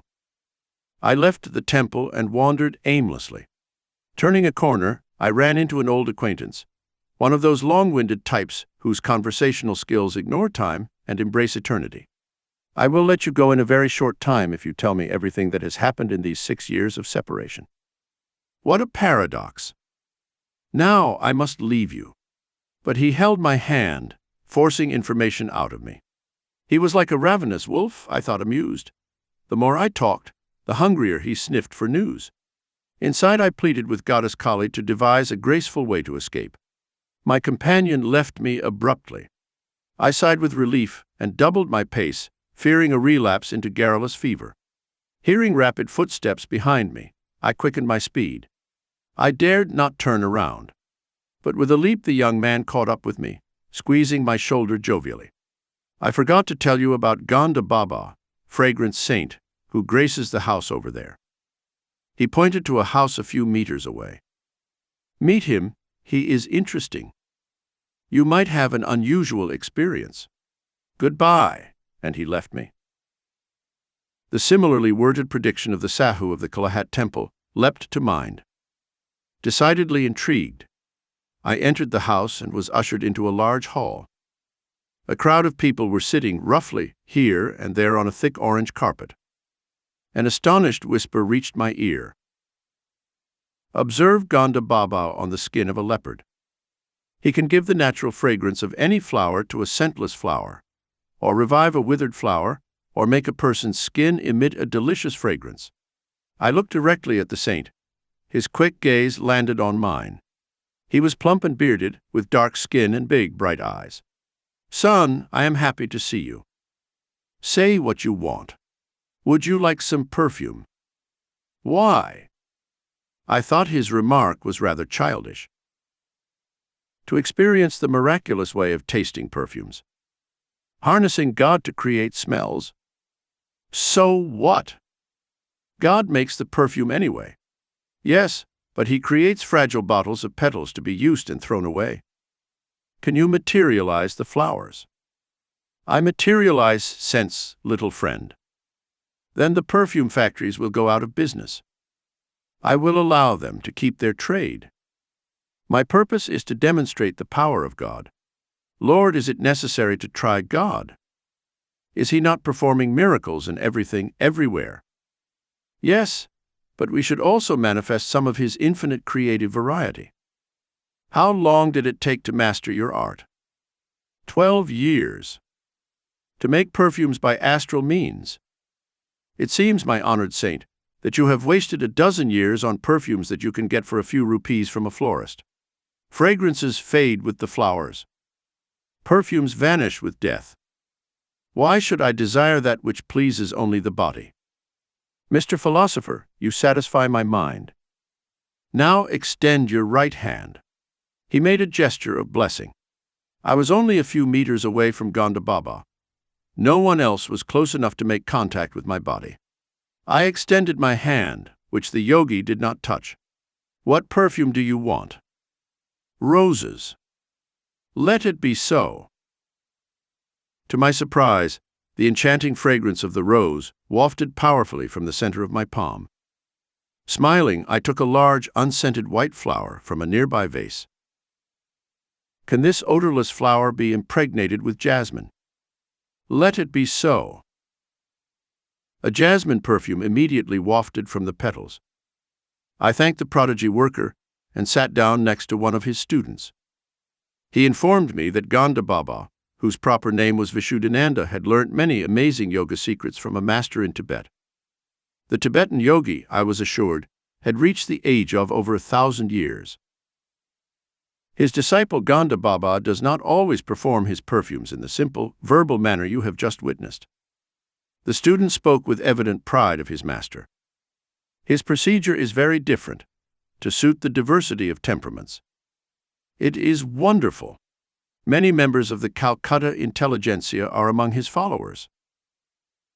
Inside, I decided not to add myself to their number. Too literally wonderful a guru was not to my liking. With polite thanks to Ganda Baba, I left.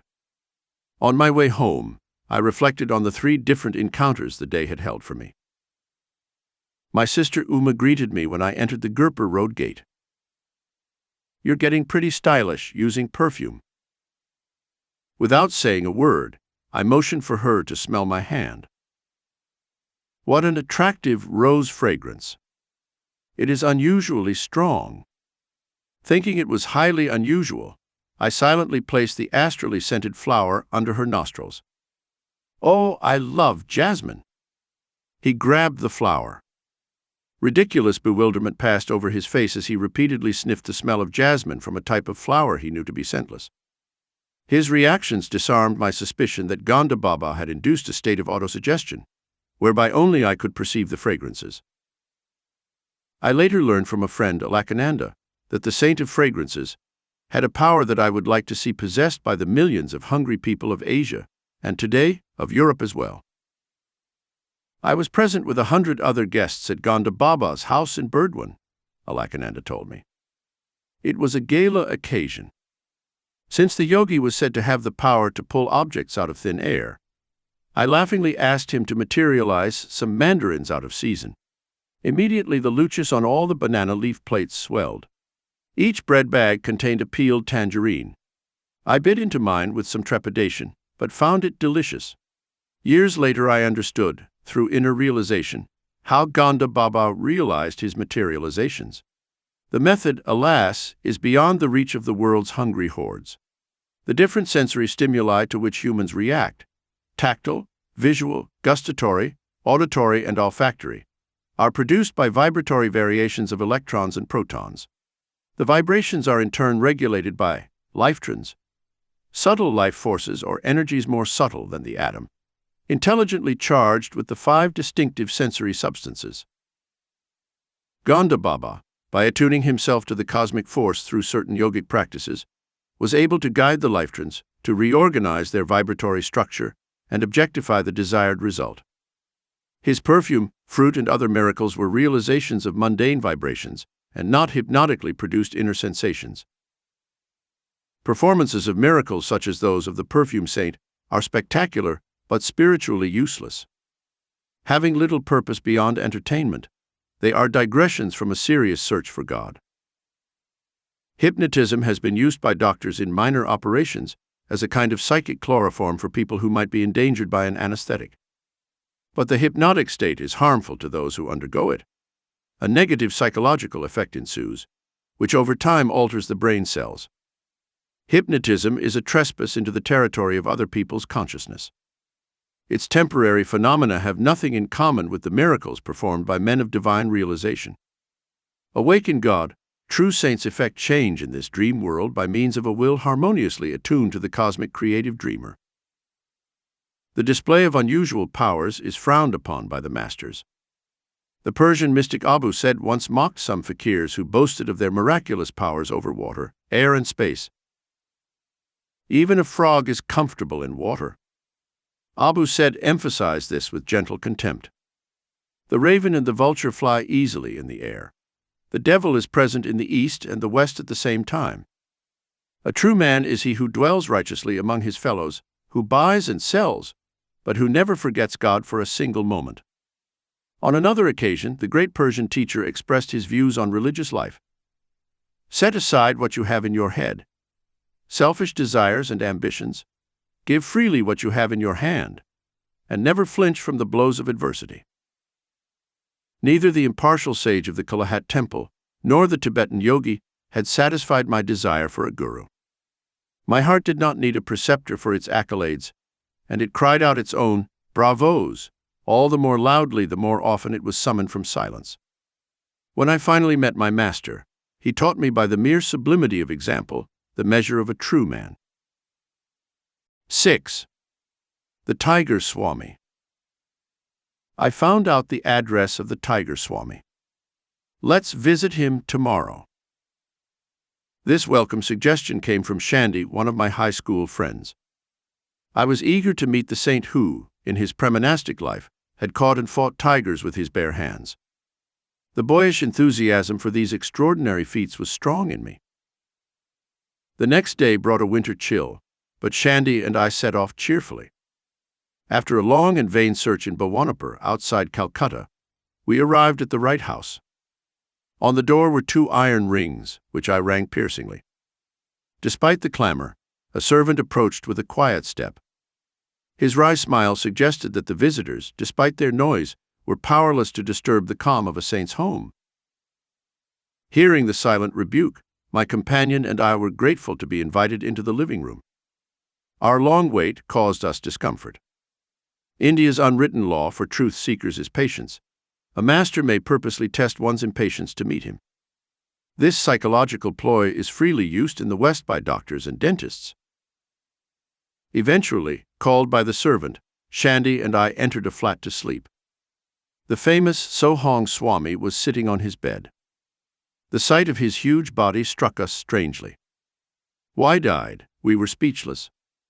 We had never seen such a chest or biceps like a football.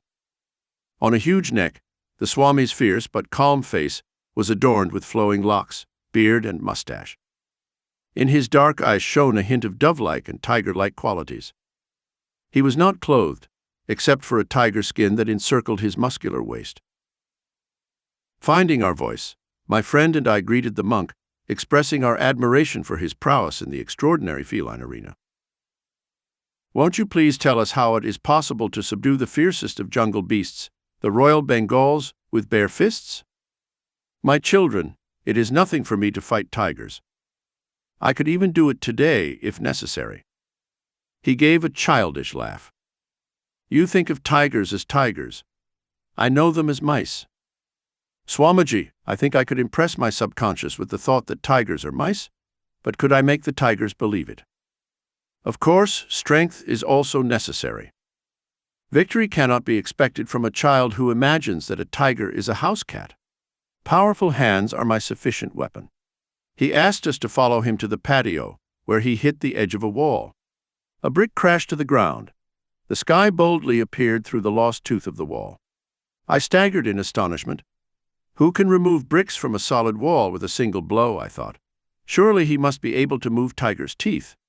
Many men have physical power like mine, but lack confidence. Those who are strong physically but not mentally may faint at the mere sight of a wild beast moving freely in the jungle. The tiger in its natural ferocity and habitat is very different from the opium-fueled circus animal. Many a man of Herculean strength has nevertheless been terrified to the point of helplessness when faced with the onslaught of a royal Bengal. Thus the tiger has converted the man, in his own mind, into a nerveless state like that of the pussycat. It is possible for a man, endowed with a strong enough body and immense determination, to overturn the tiger's situation and force it into a pussycat-like conviction of indefensibility. How many times I have done that! I was quite willing to believe that the titan in front of me was capable of performing the tiger-cat metamorphosis. He seemed to be in a didactic mood. Shandy and I listened to him with respect. The mind is the man who maneuvers the muscles. The force of a hammer blow depends on the energy applied. The power expressed by a man's bodily instrument depends on his aggressive will and courage. The body is literally manufactured and sustained by the mind. Through the pressure of the instincts of past lives, strengths or weaknesses gradually penetrate the human consciousness. They express themselves as habits, which in turn ossify into a desirable or undesirable body. Outward frailty has a mental origin. In a vicious circle, the body bound by habits hinders the mind. If the master allows himself to be commanded by a servant, the latter becomes autocratic. The mind is similarly enslaved by submitting to bodily dictation. At our request, the imposing Swami agreed to tell us something about his life. My first ambition was to fight tigers. My will was strong, but my body was weak. An ejaculation of surprise emanated from me. It seemed incredible that this man, now with Atlantean shoulders, fit to bear, had ever known weakness. It was through indomitable persistence in thoughts of health and strength that I overcame my handicap. I have every reason to extol the irresistible mental vigor that I have discovered to be the real subjugator of the Royal Bengals. Do you think, revered Swami, that I could ever fight tigers? This was the first and last time that bizarre ambition flashed across my mind. Yes. He was smiling. But there are many kinds of tigers. Some roam the jungles of human desires. No spiritual benefit is gained by striking the beasts with unconsciousness. Rather, be victorious over the inner wanderers. May we know, sir, how you went from tamer of wild tigers to tamer of wild passions? The tiger Swami fell silent. His gaze became remote, evoking visions of years past.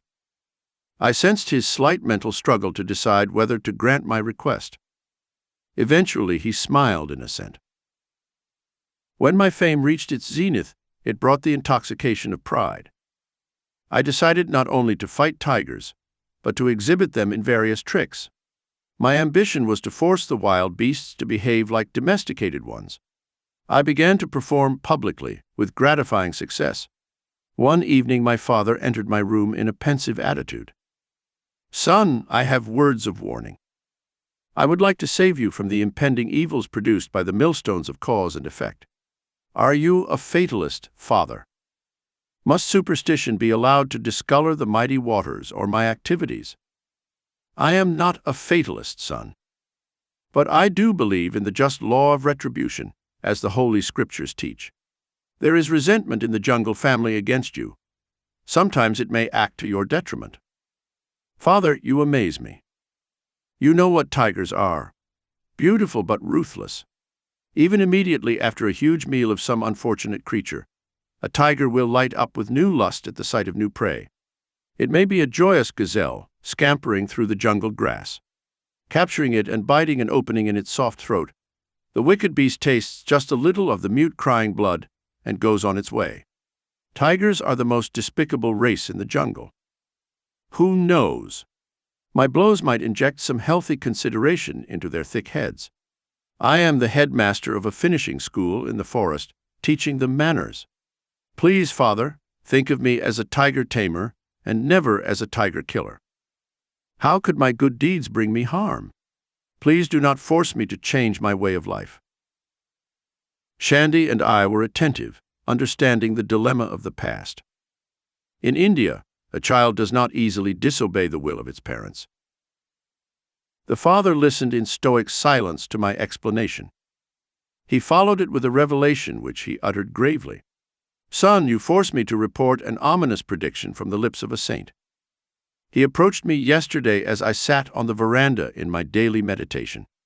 'Dear friend, I come with a message for your belligerent son. Make him cease his savage activities. Otherwise, his next encounter with a tiger will give him severe injuries, followed by 6 months of fatal illness. At that point, he will have to give up his ways and become a monk.' This account did not impress me. I thought Father had been the gullible victim of a deluded fanatic. The Tiger Swami made this confession with an impatient gesture, as if it were nonsense. He remained silent for a long time and seemed not to notice our presence. When he resumed the thread of his narration, it was suddenly in a hushed voice. Not long after my father's warning, I visited the capital of Cooch Behar. The picturesque territory was new to me, and I expected a restful change.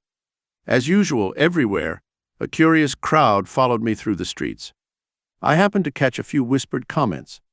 "This is the man who fights wild tigers. Does it have legs or tree trunks? Look at his face. He must be an incarnation of the Tiger King himself. Do you know that village brats work like the latest editions of a newspaper? How quickly women's communiques circulate from house to house, even later. Within a few hours, the whole town was abuzz with my presence. I was relaxing peacefully in the evening when I heard the sound of horses' hoofs galloping. They stopped in front of my house. Some tall, turbaned policeman entered. I was taken aback. Anything is possible to these creatures of human law, I thought. I wonder if they will take me to court for matters completely unknown to me. But the officers bowed with unusual courtesy. "Honored sir, we are sent to welcome you on behalf of the Prince of Cooch Behar. He is pleased to invite you to his palace tomorrow morning." I pondered this prospect for a long time. For some obscure reason, I felt strong regret at this interruption of my peaceful journey. But the pleading attitude of the policeman moved me, and I agreed to go. The next day, I was shocked to be obsequiously escorted from my door in a magnificent carriage drawn by 4 horses. A servant held an ornate umbrella to protect me from the scorching sunlight. I enjoyed the pleasant ride through the city and its wooded surroundings. The royal scion himself was at the palace door to welcome me. He offered me his gold-rimmed seat and smiled in a simpler chair. All this courtesy will certainly cost me something, I thought with growing astonishment. The prince's motive emerged after a few casual remarks. "In my town they say you can only fight wild tigers with your bare hands. Is this true?" "That's very true. I can hardly believe it. You are a Bengali from Calcutta, fed on the white rice of the city people. Be honest, please. Didn't you only fight spineless, opium-fed animals? His voice was loud and sarcastic, tinged with a provincial accent. I did not answer your insulting question. I challenge you to fight my newly captured tiger, Raja Begum. If you successfully resist, bind her with a chain, and leave her cage in a conscious state, you will have this royal Bengal. You will also be bestowed several thousand rupees and many other gifts. If you refuse to face him in combat, I will spread your name throughout the state as an impostor. His insolent words hit me like a volley of bullets. I accepted angrily. Half lifted from his chair in excitement, the prince sank backwards with a sadistic grin. I remembered the Roman emperors who delighted in putting Christians in bestial arenas. The meeting will be set in a week. I am sorry I cannot give you permission to see the tiger in advance. I do not know whether the prince feared that I was trying to hypnotize the beast or secretly administer opium to it. I left the palace, noting with amusement that the royal umbrella and the carriage with the canopy had now disappeared. The following week I methodically prepared my mind and body for the upcoming test. Through my servant I learned of fantastic stories. The saint's terrible prediction to my father had somehow spread, growing larger as it went. Many simple villagers believed that an evil spirit, cursed by the gods, had been reincarnated into a tiger that took on various demonic forms at night, but remained a striped animal during the day. This demon tiger was supposed to be the one sent to humiliate me. Another fanciful version was that the animal's prayers to Tiger Heaven had been answered in the form of Raja Begum. He would be the instrument to punish me, the bold biped who had insulted the entire tiger species. A man without fur or tusks, who dares to challenge a tiger with claws and strong paws. The concentrated venom of all the humiliated tigers, the villagers declared, had gathered enough momentum to trigger hidden laws and bring about the downfall of the proud tiger tamer. My servant also informed me that the prince was in his element as manager of the meeting between humans and animals. He had overseen the erection of a storm-proof pavilion designed to hold thousands of people. In the center stood Raja Begum in a huge iron cage, surrounded by an outer security chamber. The prisoner emitted an incessant series of bloody roars. He was fed sparingly to whet his wrathful appetite. Perhaps the prince expected me to be the reward meal. Crowds from the city and suburbs eagerly purchased tickets in response to the beating of the drums announcing the unique competition. On the day of the battle, hundreds of people were turned away for lack of seats. Many men broke through the openings of the tents or crowded into every space under the galleries. As the story of the Tiger Swami approached its climax, my excitement increased. Even Shandy was ecstatic and mute. Amidst the sound explosions of Raja Begum and the din of the somewhat terrified crowd, I made my silent appearance. Dressed skimpily around the waist, I was otherwise unprotected by clothing. I opened the latch of the security room door and calmly closed it behind me. The tiger sensed blood. Leaping with a thunderous crash onto its bars, it launched a fearsome welcome. The audience fell silent in pitiful fear. I looked like a meek lamb before the raging beast. In a moment I was inside the cage, but as I slammed the door, Raja Begum was upon me. My right hand was desperately torn. Human blood, the greatest delight a tiger can know, was falling in frightful streams. The prophecy of the saint seemed about to be fulfilled. I immediately recovered from the shock of the first serious wound I had ever received.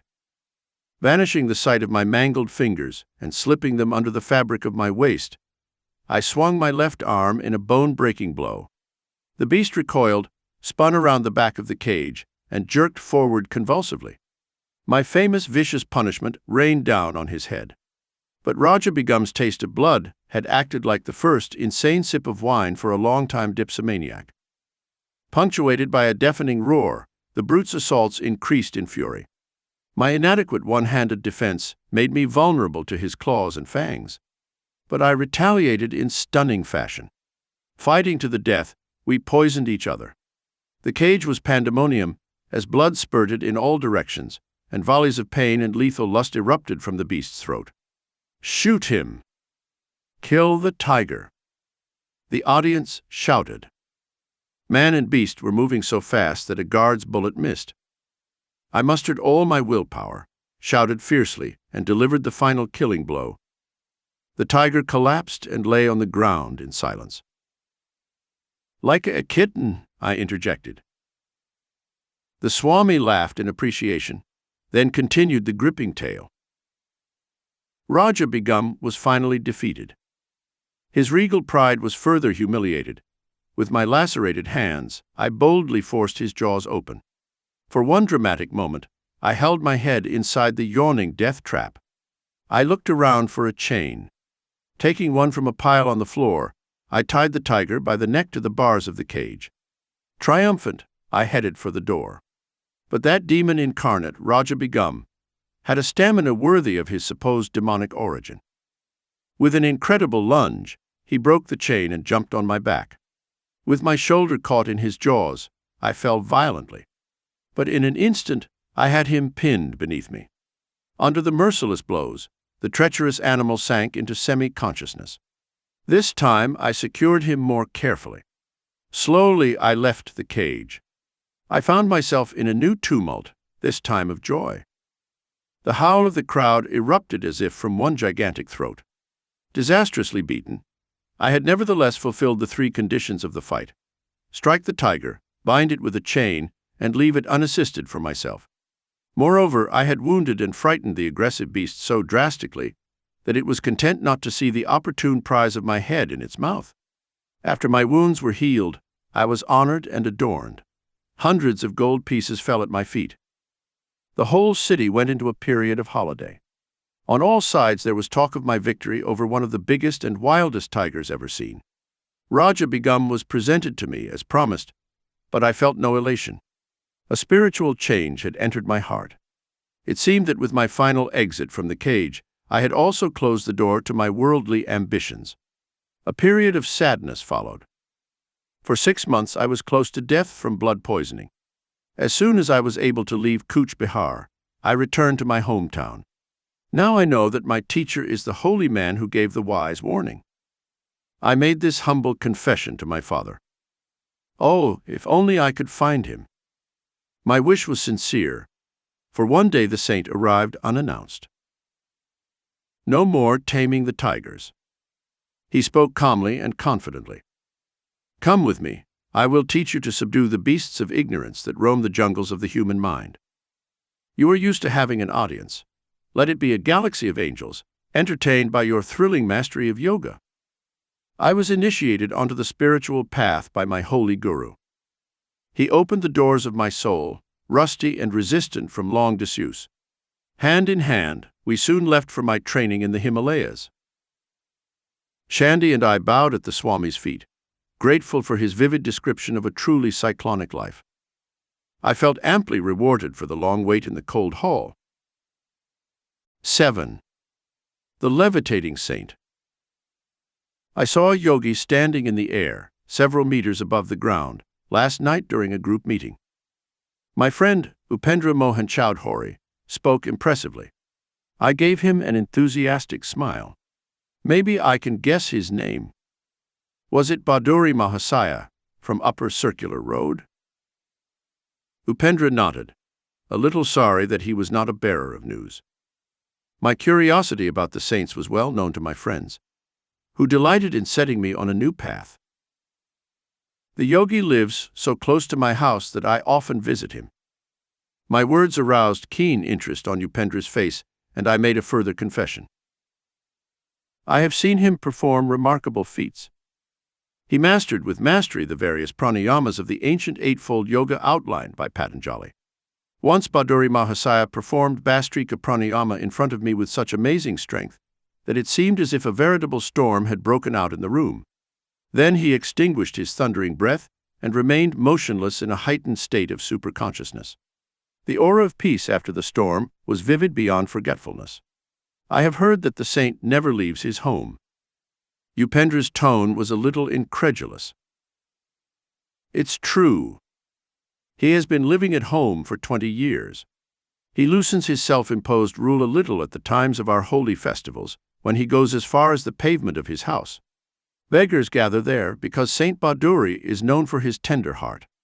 How does it stay in the air, defying the law of gravitation? A yogi's body loses its coarseness after the use of certain pranayama. At that point, he levitates or leaps like a leaping frog. Even saints who do not practice formal yoga have been known to levitate during a state of intense devotion to God. I would like to know more about this essay. Do you attend his evening meetings? Upendra's eyes sparkled with curiosity. Yes, I go there often. I am amused by the wit of his wisdom. Sometimes my prolonged laughter spoils the solemnity of his meetings. The saint is not displeased, but his disciples look on like daggers. That afternoon, on my way home from school, I passed Bhaduri Mahasaya's cloister and decided to visit it. The yogi was inaccessible to the public. A lone disciple, occupying the ground floor, guarded his master's privacy. The disciple was a bit of a rascal. Now he was formally asking if I had an engagement.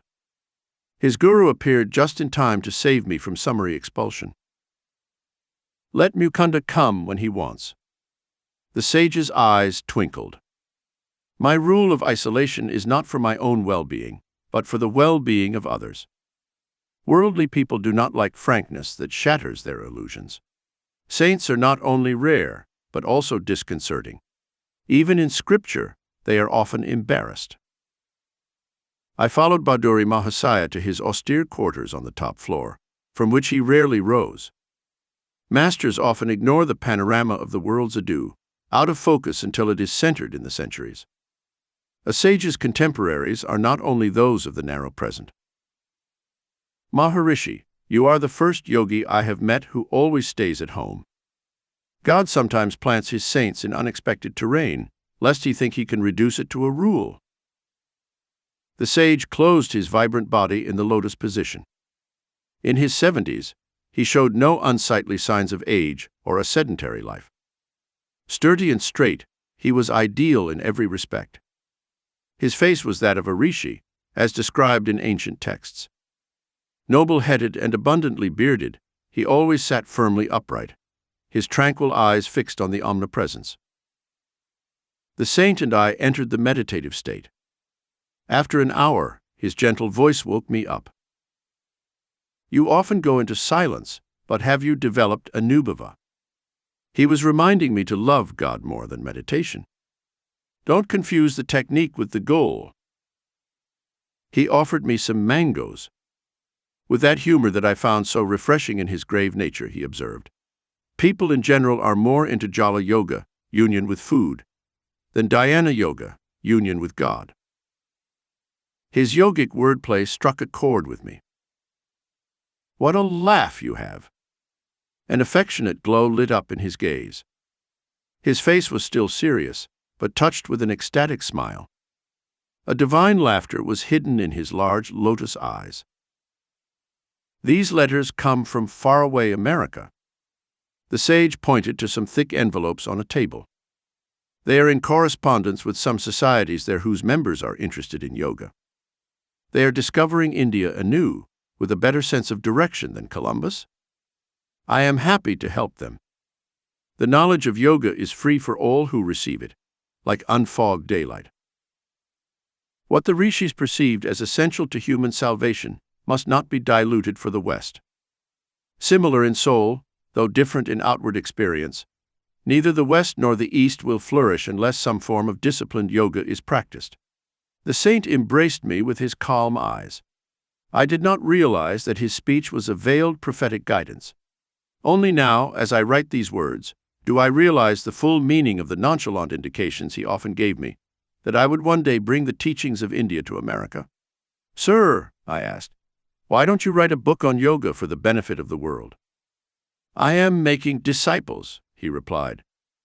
They and their students will be living volumes, proof against the natural disintegrations of time and the unnatural interpretations of critics. Maharishi, I would like you to write a book on yoga for the benefit of the world. I am making disciples. They and their students will be living volumes, proving the natural disintegration of time and the unnatural interpretations of critics. Baduri's which made me burst into another laugh. I remained alone with the yogi until his disciples arrived in the evening. Baduri Mahasaya gave one of his inimitable discourses. Like a peaceful flood, he swept away the mental debris of his listeners, making them fly towards God. His evocative parables were expressed in impeccable Bengali. This evening, Baduri expounded various philosophical points related to the life of Mirabai, a medieval Rajputani princess who abandoned court life to seek the company of sadhus. A great sannyasi refused to receive her because she was a woman. Her response brought him humbly to her feet. "Tell the master," he had said, "that I did not know there was any other Mali in the universe but God. Are we not all female before him?" A scriptural conception of the Lord as the only positive creative principle, while his creation is nothing but a passive maya. Mirabai composed many ecstatic hymns that are still popular in India. I translate one of them here. If bathing every day could realize God, first I would be a whale in the abyss. If by eating roots and fruits one could know him, I would gladly choose the shape of a goat. If the counting of rosaries discovered it, I would say my prayers on mammoth beads. If bowing before stone images revealed him, a mountain of stone that I would humbly adore. If drinking milk could soak the Lord, many calves and children would have known him. If leaving one's wife would call God, wouldn't thousands be eunuchs? Mirabai knows that to find the divine, the only indispensable one is love. Several students placed rupees in Baduri's slippers lying at his side as he sat in yoga posture. This respectful offering, customary in India, indicates that the disciple places his material possessions at the feet of the Guru. Grateful friends are only the Lord in disguise, taking care of his own. "Master, you are wonderful." A student, taking his leave, looked ardently at the patriarchal sage.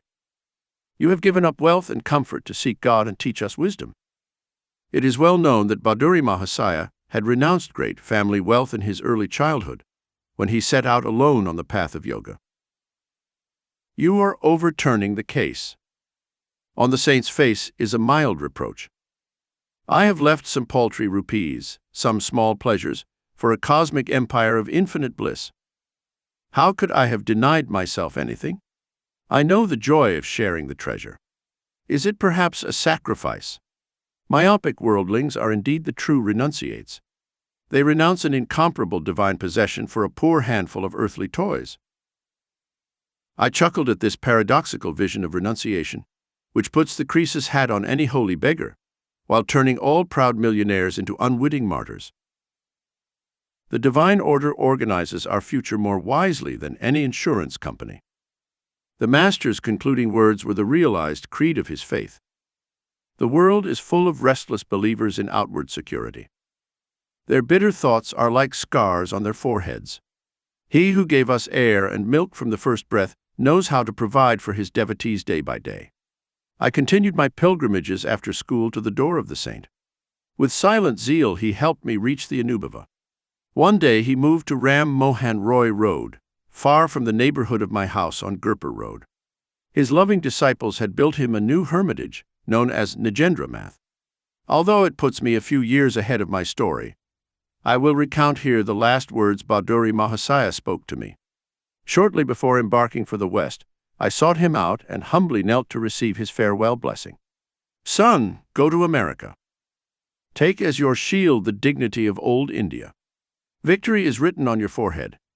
The noble people far away will welcome you well." 8. The great scientist of India, J.C. Bose. Jagadish Chandra Bose's wireless inventions preceded Marconi's.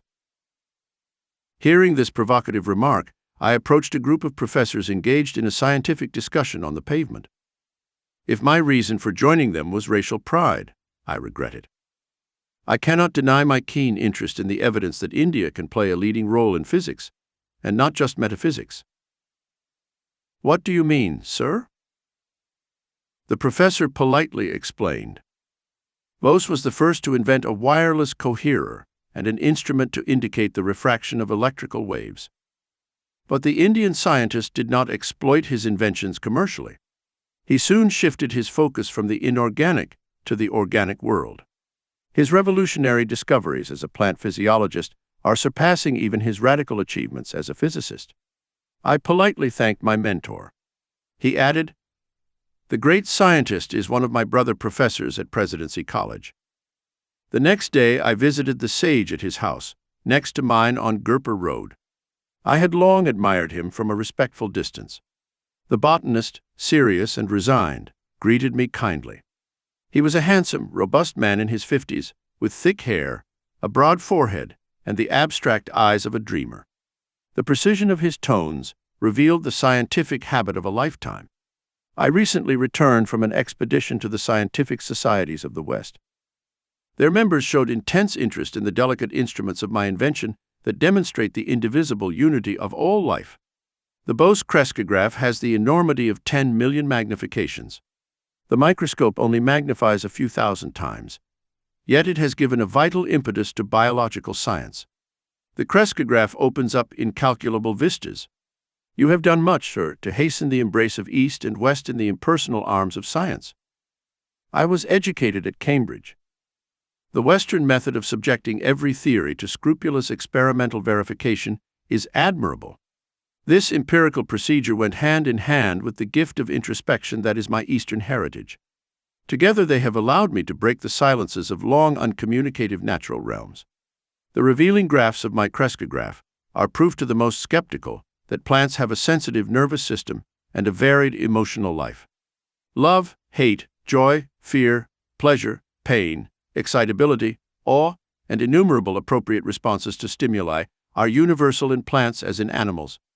The unique throb of life in all creation might have seemed only a poetic image before your Advent professor. A saint I once knew would never have picked the flowers. Should I deprive the rosebush of its pride of beauty? Should I cruelly offend its dignity with my rude elimination? His nice words are verified to the letter by your findings. The poet is intimate with the truth, while the scientist approaches it awkwardly. Come one day to my laboratory, and you will see the unequivocal testimony of the crescographer. I gratefully accepted the invitation and left. I later learned that the botanist had left Presidency College and was planning a research center in Calcutta. When the Bose Institute was inaugurated, I attended the opening ceremony. Hundreds of enthusiastic people were walking around the premises. I was fascinated by the art and spiritual symbolism of the new house of science. The entrance gate, I noticed, was a 100-year-old relic from a distant shrine. Behind the lotus fountain, a carved female figure with a torch conveyed the Indian respect for woman as the bearer of immortal light. The garden housed a small temple consecrated to the noumenon beyond phenomena. The thought of divine incorporeality is suggested by the absence of altar images. Bose's speech on this great occasion could have come from the lips of one of the ancient inspired rishis. Today I dedicate this institute not just as a workshop, but as a temple. His reverent solemnity stretched like an invisible cloak over the crowded auditorium. In pursuing my research, I was unwittingly led into the border region between physics and physiology. To my amazement, I saw the boundary lines vanish and points of contact emerge between the realms of the living and the non-living. Inorganic matter was perceived as anything but inert. It was in ferment under the action of multiple forces. A universal reaction seemed to bring metal, plants, and animals under a common law. All showed essentially the same phenomena of fatigue and depression, with the possibility of recovery and exaltation, as well as the permanent irresponsibility associated with death. Full of amazement at this wonderful generalization, it was with great hope that I announced my results before the Royal Society. Results proven by experiments. But the physiologists present advised me to confine myself to physical investigations, in which my success had been assured, rather than invade their reserves. I had unwittingly wandered into the domain of an unknown caste system, offending their etiquette. There was also an unconscious theological prejudice, which confuses ignorance with faith. It is often forgotten that He who surrounded us with this ever-evolving mystery of creation also implanted in us the desire to question and understand. Through many years of misunderstanding, I have realized that the life of a devotee of science is inevitably full of endless struggles. It is up to him to cast his life as a fiery offering, seeing gain and loss, success and failure as one. In time, The world's leading scientific societies accepted my theories and findings and recognized the importance of India's contribution to science. Can something small or circumscribed satisfy the Indian mind? Thanks to a continuous living tradition and a vital rejuvenating power, this land has adapted itself through countless transformations. Indians have always arisen who, discarding the immediate and absorbing prize of the now, have sought the realization of the highest ideals of life, not through passive renunciation, but through active struggle. The weak who rejected conflict, acquiring nothing, had nothing to give up. Only those who have struggled and won can enrich the world by donating the fruits of their victorious experience. The work already done in the Bose laboratory on the response of matter and the unexpected revelations about plant life have opened up vast regions of investigation in physics, physiology, medicine, agriculture, and even psychology. Problems hitherto considered insoluble have now been brought into the realm of experimental investigation. But success cannot be achieved without rigid exactitude. Hence the long battery of supersensitive instruments and devices of my own design, which stand before you today in their display cases at the entrance. They tell you of the prolonged efforts to get behind the deceptive appearance to the reality that remains invisible, of the continuous effort, perseverance, and resourcefulness required to overcome human limitations. All creative scientists know that the real laboratory is the mind, where the laws of truth are discovered behind illusions. The lectures given here will not be mere repetitions of second-hand knowledge. They will announce new discoveries, demonstrated for the first time in these halls. Through the regular publication of the Institute's work, these Indian contributions will reach the whole world. They will become public property. They will never be patented. The spirit of our national culture demands that we free ourselves forever from the desecration of the use of knowledge only for personal gain. It is also my wish that the facilities of this institute be available, as far as possible, to workers from all countries. In this way, I try to carry on the traditions of my country. Already 25 centuries ago, India welcomed scholars from all over the world to its ancient universities in Nalanda and Taxila. Although science is neither Eastern nor Western, but rather international in its universality, India is particularly suited to making great contributions. The ardent Indian imagination, which can extract a new order from a mass of apparently contradictory facts, is held in check by the habit of concentration. This restraint confers the power to hold the mind in search of truth with infinite patience. Tears came to my eyes at the scientist's concluding words. Is patience not a synonym for India, which confounds time and historians? I visited the research center again, shortly after the opening day. The great botanist, mindful of his promise, took me to his quiet laboratory. I attached the crescograph to this fern. The magnification is extraordinary. If the crawl of a snail were magnified in the same proportion, the creature would seem to travel like an express train. My gaze was fixed on the screen reflecting the shadow of the enlarged fern. Tiny vital movements were now clearly perceptible. The plant was growing very slowly before my fascinated eyes. The scientist touched the tip of the fern with a small metal rod. The pantomime in the making came to an abrupt halt, resuming its eloquent rhythms as soon as the bar was withdrawn. You have seen how the slightest external interference is harmful to sensitive tissue, Bose observed. Watch, I will now administer chloroform and then give an antidote. The chloroform effect stopped all growth. The antidote was revitalizing. The evolutionary gestures on screen enraptured me more than the plot of a film. My companion, here in the role of villain, thrust a sharp instrument into part of the fern. The pain was signaled by spasmodic beats. When he passed a razor partially through the stem, the shadow shook violently, then stopped with the final punctuation of death. First I chloroformed a huge tree, and then got a successful transplant. Usually, these forest monarchs die very quickly after being moved. Jagata smiled happily as he recounted the life-saving maneuver. The graphs of my delicate device showed that trees possess a circulatory system. Their sap movements correspond to the blood pressure of animal bodies. The rising of the lymph cannot be explained by the mechanical methods normally used, such as capillary attraction. The phenomenon has been solved by means of crescograph as the activity of living cells. Peristaltic waves flow out of a cylindrical tube that extends along a tree and acts as a real heart.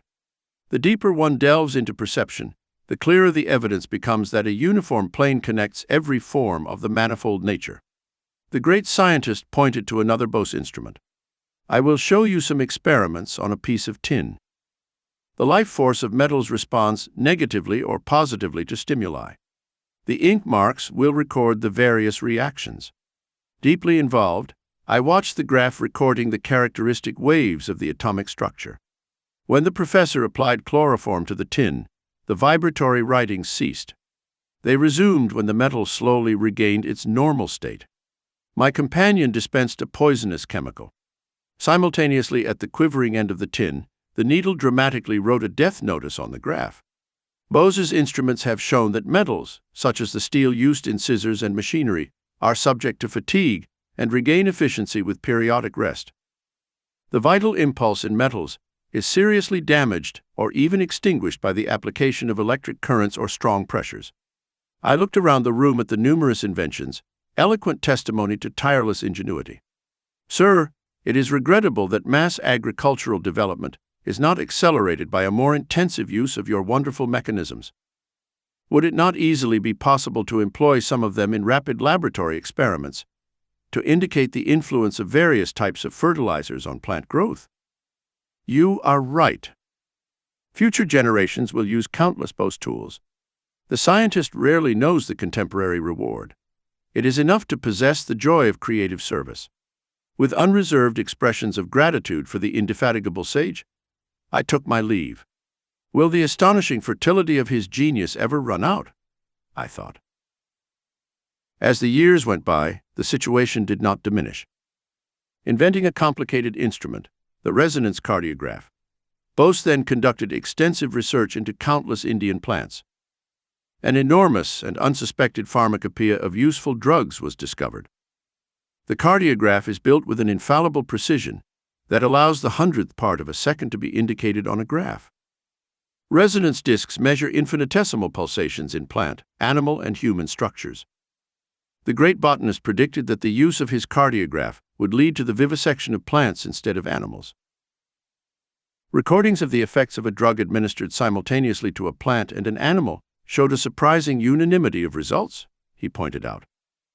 Everything in humans was predicted by the plant. Experimentation on vegetation will contribute to less human suffering.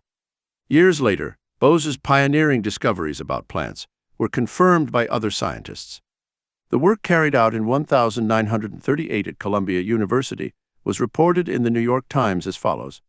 In recent years, it has been established that when nerves transmit messages between the brain and other parts of the body, small electrical impulses are generated. These impulses have been measured by delicate galvanometers and magnified millions of times by modern amplification devices. Until now, no satisfactory method had been found to study the passage of impulses along nerve fibers in living animals or humans, due to the great speed at which these impulses travel. Doctors K.S. Cole and H.J. Curtis reported that they have discovered that the long single cells of Nutella, a freshwater plant often used in goldfish ponds, are virtually identical to those of individual nerve fibers. Furthermore, they found that Nutella fibers, when excited, propagate electrical waves similar in every way, except for speed, to those of nerve fibers in animals and humans. The electrical nerve impulses in the plant were found to be much slower than those in animals. This discovery was therefore exploited by the Columbia researchers as a means of filming the passage of electrical impulses in nerves in slow motion. The Nutella plant can thus become a kind of Rosetta Stone for deciphering the closely guarded secrets at the border between mind and matter. The poet Rabindranath Tagore was a staunch friend of the Indian idealist scientist. To him, the gentle Bengali singer addressed the following verses. O hermit, call thee with true words. Of that ancient hymn called Sama. Arise. Awake. Call the man who boasts of his shastric knowledge. From vain pedantic disputes without profit. Invite that braggart fool to come forward. On the face of nature, this broad land. Send this appeal to your group of scholars. Together around your fiery sacrifice. Let them all come together, as well as our India. Our ancient land returns to itself, or once again return to steady work, to duty and devotion, to his trance. Of serious meditation, let her sit. Once again, unhindered, without greed, without conflict, pure. Once again on his high seat and platform, master of all lands. 9. The blessed devotee and his cosmic love story. Little Lord, please sit down. I am talking to my Divine Mother. In silence, I had entered the room in amazement. Master Mahasaya's angelic appearance had dazzled me. With his silky white beard and big shining eyes, he looked like an embodiment of purity. His raised chin and clasped hands made me realize that my first visit had disturbed him in the midst of his devotions. His simple words of greeting produced the most violent effect my nature had yet experienced. The bitter separation of my mother's death had seemed to me the measure of all anguish. Now the agony of separation from my Divine Mother was an indescribable torture of the spirit. I fell groaning to the floor. Young man, calm down. The saint was sympathetically distressed. Abandoned in an oceanic desolation, I clung to his feet as my only life raft. Holy Lord, your intercession. Ask the Divine Mother if I can find any favor in her sight. It is a promise not easily given. The master was forced into silence. Beyond any doubt, I was convinced that Master Mahasaya was in intimate conversation with the Universal Mother. It was a profound humiliation to realize that my eyes were blind to her, who even at that moment was perceptible to the saint's impeccable gaze. Shamelessly grasping his feet, deaf to his gentle calls, I begged him over and over again to intervene with his grace. I will make your request to the beloved. The master's capitulation came with a slow, compassionate smile. What power in those few words for my being to know deliverance from its stormy exile. Ladies, remember your promise. I will return soon for your message. Joyful anticipation resounded in my voice that only a moment before was sobbing with pain. Descending the long staircase, I was overwhelmed by memories. This house at Amherst Street, now the residence of Master Mahasaya, had once been my family home, the scene of my mother's death. Here my human heart had broken for my departed mother, and here today my spirit was as if crucified by the Divine Mother's absence. Sanctified walls, silent witnesses of my painful wounds and my final healing. My steps were impatient when I returned to my house on Gurpur Road. Seeking the solitude of my small attic room, I remained in meditation until 10 o'clock. The darkness of the warm Indian night was suddenly illuminated by a wonderful vision. Radiant with splendor, the Divine Mother stood before me. Her face, tenderly smiling, was beauty itself. Always have I loved you. I will always love you. The celestial tones that still resounded in the air disappeared. The next morning the sun had just risen in a corner of decorum when I paid my second visit to Master Mahasaya. Climbing the stairs of the House of Poignant Memories, I reached his room on the 4th floor. The closed-door knob was wrapped in cloth, a clue, it seemed to me, that the saint desired privacy. As I stood irresolutely on the landing, the door was opened by the master's welcoming hand. I knelt at his holy feet. In a playful mood, I wore a solemn mask on my face, concealing the divine exhilaration. Sir, I have come, very early I confess, for your message. Has the beloved mother said anything about me? You mischievous little gentleman. He did not make another remark. Apparently my supposed gravity was not impressive. Why so mysterious, so evasive? Don't saints ever speak clearly? Perhaps I was a little provoked. Do you have to test me? Her calm eyes were full of understanding. Might I add one word this morning to the assurance you received last night at 10 o'clock from the beautiful mother herself? Master Mahasaya had control over the doors of my soul. Again I prostrated myself at his feet.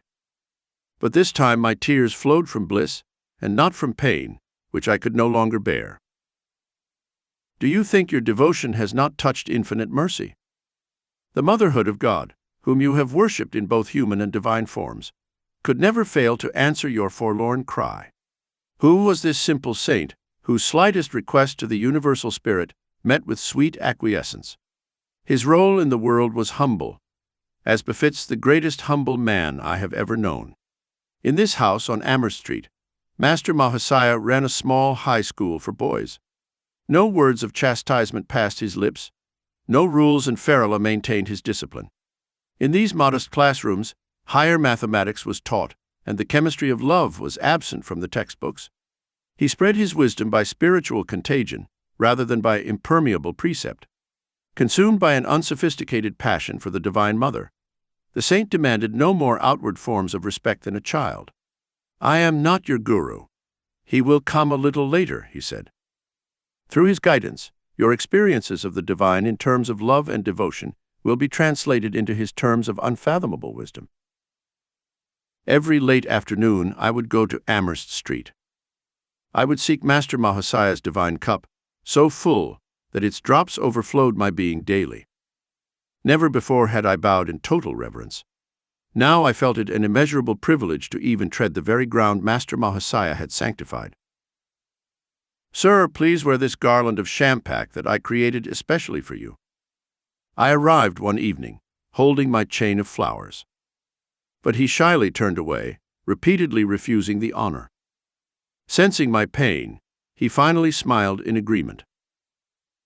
"Since we are both devotees of the Mother, you may place the garland on this bodily temple, as an offering to her who dwells within." In her vast nature, there was no room for any selfish consideration. Let us go tomorrow to the Dakshineswar temple, consecrated forever by my Guru. Master Mahasaya was a disciple of a Christic master, Sri Ramakrishna Paramhansa. The next morning, the 4-mile journey was made by boat on the Ganges. We entered the 9-domed Kali temple, where the figures of the Divine Mother and Shiva rest on a burnished silver lotus, its 1,000 petals minutely chiseled. Master Mahasaya was enchanted. He was engaged in his inexhaustible love affair with the beloved. As he chanted her name, my enraptured heart seemed to shatter into 1,000 pieces. We then walked through the sacred precincts, stopping at a grove of tamarisk trees. The manner that this tree characteristically exudes symbolized the heavenly food that Master Mahasaya was bestowing. His divine invocations continued. I sat rigidly still on the grass among the pink, feathery flowers of the tamarisk. Temporarily absent from the body, I hovered in a supernal visitation. This was the first of many pilgrimages to Dakshineswar with the Holy Master. From him I learnt the sweetness of God in the aspect of Mother, or divine mercy. The childlike saint found little attraction in the aspect of Father, or divine justice. Severe, exacting, and mathematical judgment was alien to his gentle nature. He can serve as an earthly prototype for the angels of heaven themselves. I thought fondly as I observed him one day during his prayers. Without a breath of censure or criticism, he observed the world with eyes that had long known primordial purity. His body, mind, speech, and actions were effortlessly harmonized with the simplicity of his soul. My master told me so. Shunning personal affirmations, the saint concluded every wise counsel with this invariable tribute. His identity with Sri Ramakrishna was so profound that Master Mahasaya no longer regarded his thoughts as his own. One evening, hand in hand, the saint and I were walking down the block from his school. My joy was overshadowed by the arrival of a conceited acquaintance who burdened us with a long speech. "I see you don't like this man." The saint's whisper went unheard by the egoist, entranced by his own monologue. "I have spoken to the Divine Mother, who realizes our sad situation. As soon as we get to that red house, she has promised to remind him of our most urgent business." My eyes were glued to the place of salvation. Reaching the red gate, the man inexplicably turned and left, without finishing his sentence or saying goodbye. The assailed air was comforted by peace. Another day I found myself walking alone near the railway station in Hora. I stopped for a moment near a temple, silently criticizing a small group of men with drums and cymbals who were violently chanting. With how little passion they use the divine name of the Lord in a mechanical repetition, I reflected. My gaze was stunned by Master Mahasaya's rapid approach. "Sir, why are you here?" The saint, ignoring my question, replied, "Is it not true, little Lord, that the name of the beloved sounds sweet from all lips, ignorant or wise?" He passed his arm around my shoulders with affection. I found myself transported on his magic carpet towards the merciful presence. "Would you like to see bioscopes?" This question from Master Mahasaya puzzled me one afternoon. The term was then used in India for moving images.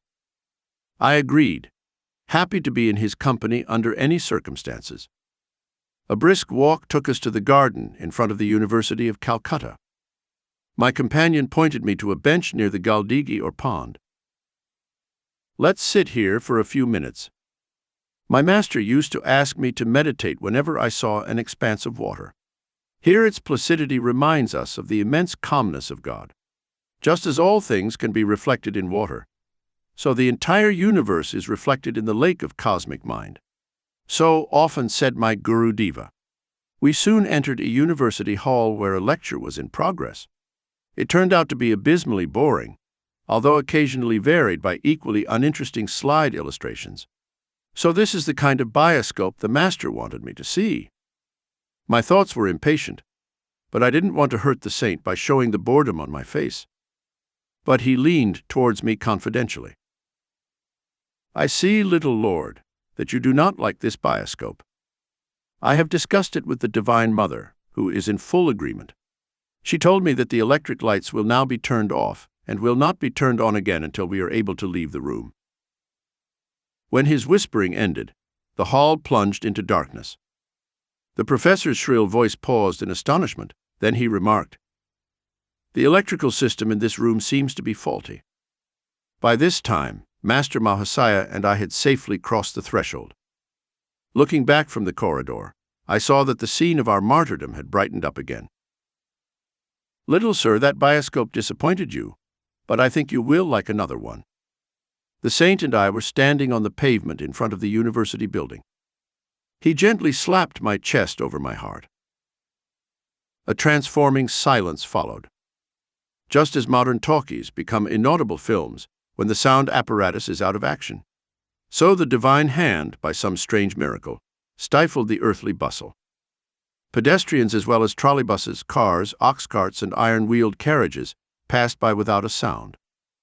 As if I possessed an omnipresent eye, I saw the scenes unfolding behind me and to the sides as easily as those in front.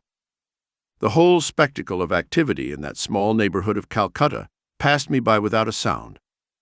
Like the glow of a fire glimmering under a thin layer of ash, a gentle luminescence permeated the panoramic view. My body seemed no more than one of many shadows, although it was motionless, while the others fluttered back and forth. Some boys, my friends, approached and passed by. Although they had looked directly at me, they did not recognize me. This unique pantomime brought me inexpressible ecstasy. I drank deeply from a fountain of bliss. Suddenly my chest received another soft blow from Master Mahasaya. The pandemonium of the world burst into my involuntary ears. I staggered, as if abruptly awakened from a vaporous dream. The transcendental wine was removed beyond my reach. "Little sir, I see you have found the second bioscope to your liking." The saint smiled. I began to fall to the ground in gratitude before him. "You cannot do this to me now.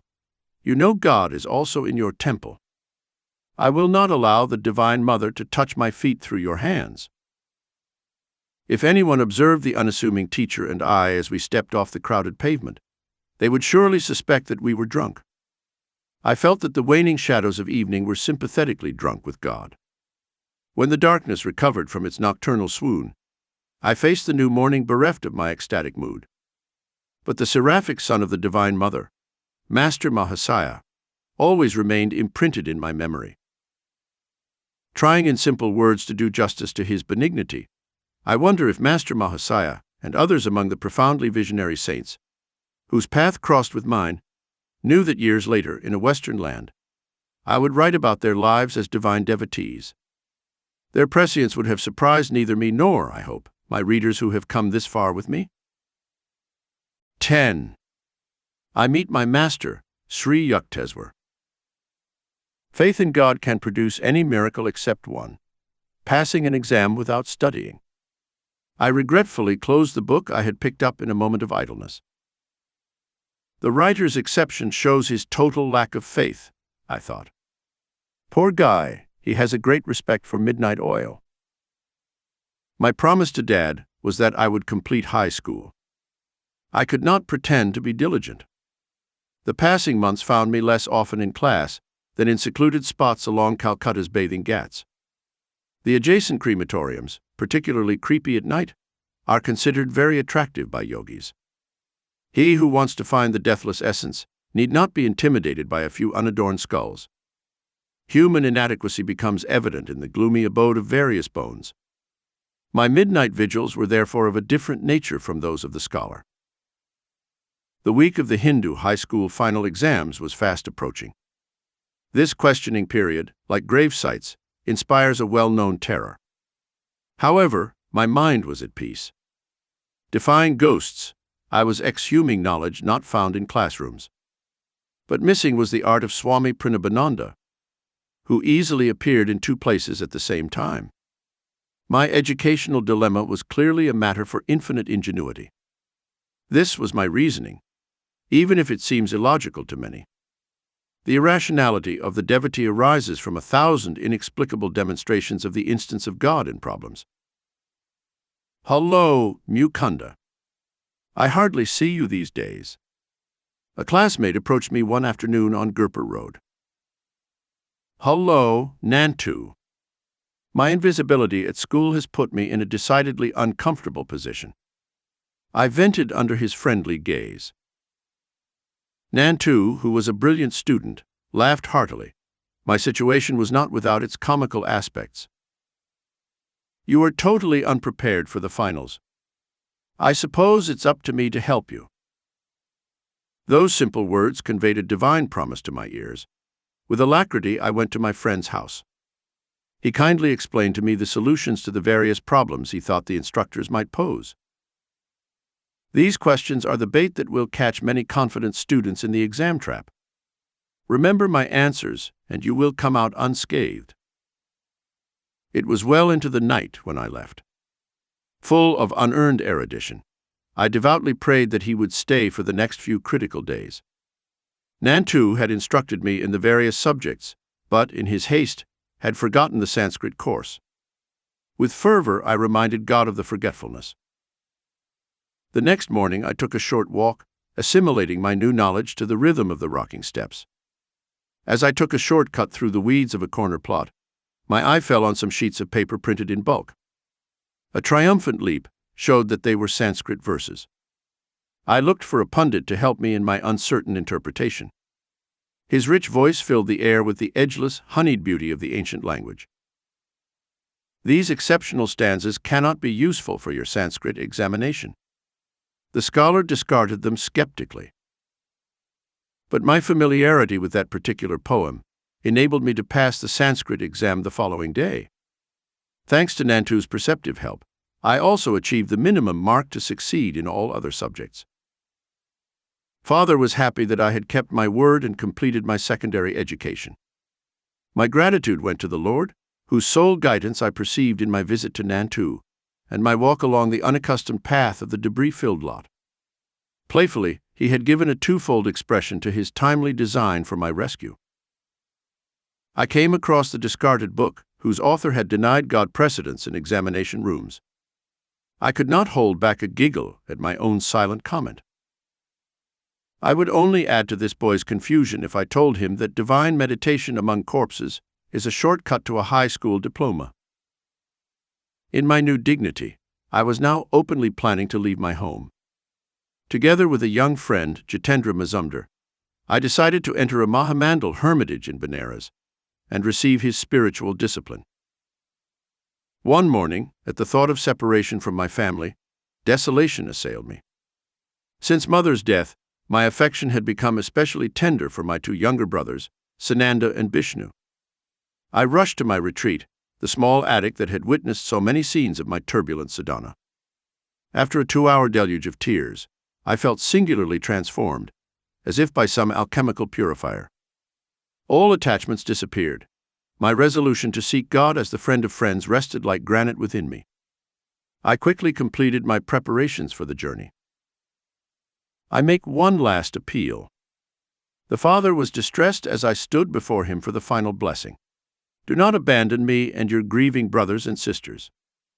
Venerable Father, how great is my love for you! But even greater is my love for the Heavenly Father, who has given me the gift of a perfect Father on earth.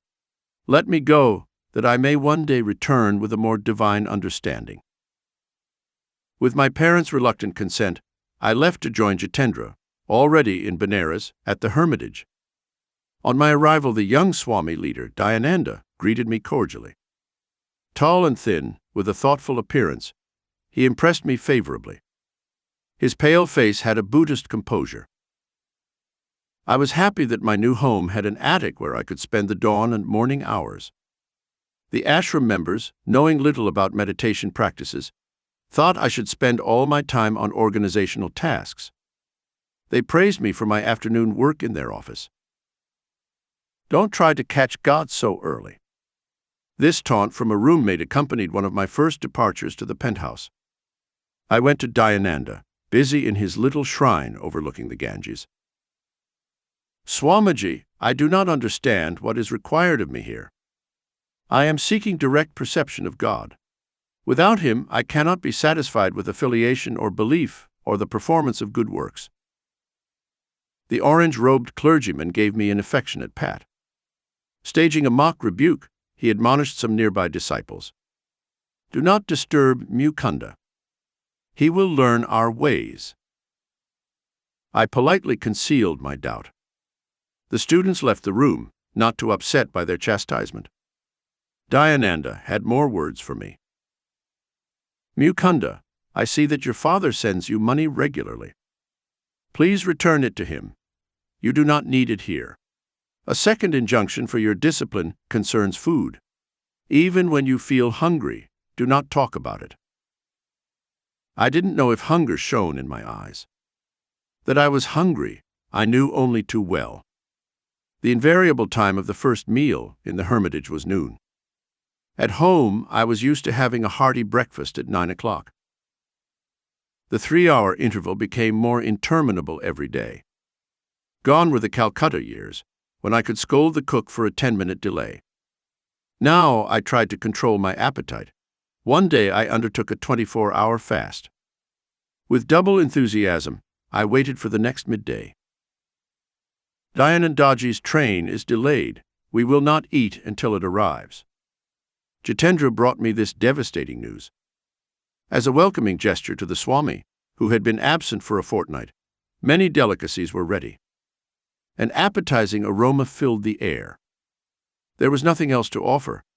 What else could one swallow but pride in the achievement of yesterday's fast? Sir, hurry up. The heavenly provider, I thought, was not at all included in the ban with which Dayananda had silenced me. The divine attention was elsewhere, however. The clock was ticking. Darkness was falling as our leader entered the door. My greeting was one of sincere joy. Dayanandaji will bathe and meditate before he can serve the food. Jitendra approached me again like a bird of ill omen. I was almost at the point of collapse. My young stomach, new to deprivation, protested with gnawing vigor. Images of the famine victims I had seen passed me by like a wraith. The next starvation death of Benares will happen in this hermitage, I thought. Impending doom averted at 9 o'clock. An ambiguous invitation. In my memory, that meal is as vivid as one of life's perfect hours. The intense absorption allowed me to observe that Dayananda was eating absent-mindedly. He was apparently above my coarse pleasures. Swamiji, weren't you hungry? Happily satiated, I remained alone with the leader in his study. Oh, yes. I have spent the last 4 days without eating or drinking. I never eat on trains, which are full of the mixed vibrations of worldly people. I strictly observe Shastric rule for monks of my particular order. I have some problems with our organizational work in mind. Tonight at home I neglected dinner. What's the hurry? Tomorrow I will endeavor to eat a proper meal. He laughed cheerfully. Shame spread through me like suffocation. But the past day of my torture was not easily forgotten. I ventured another observation. Swamiji, I am puzzled. Following your instructions, suppose I never asked for food, and no one gives me any. I should starve to death. Die then. This alarming advice ripped through the air. Die if you must, Mukunda. Never admit that you live by the power of food, and not by the power of God. He who created all forms of nourishment, he who bestowed appetite, will surely see that his devotee is sustained. Think not that rice will sustain you, or that money or men will sustain you. Could they help you if the Lord withdrew your breath of life? They are only his indirect instruments. Is it through your ability that food is digested in your stomach? Use the sword of your discrimination, Mukunda. Cut the chains of agency and perceive the one cause. I found his incisive words penetrating some deep marrow. Gone was the old illusion that bodily imperatives overcame the soul. There and then I tasted the omnipotence of the Spirit. In how many unknown cities in my later life of incessant traveling did the opportunity arise to demonstrate the usefulness of this lesson in a hermitage in Benares? The only treasure that had accompanied me from Calcutta was the silver sadhu's amulet bequeathed to me by Mother. Guarded for years, I now kept it carefully hidden in my room at the ashram. To renew my joy at the talismanic testimony, I opened the locked box one morning. The sealed lid was intact, but the amulet was gone. With pain I opened the envelope and was unequivocally certain. It had vanished, according to Sadhu's prediction, into the ether from which it had been conjured. My relationship with Dayananda's followers steadily deteriorated. The family was alienated, hurt by my decisive detachment.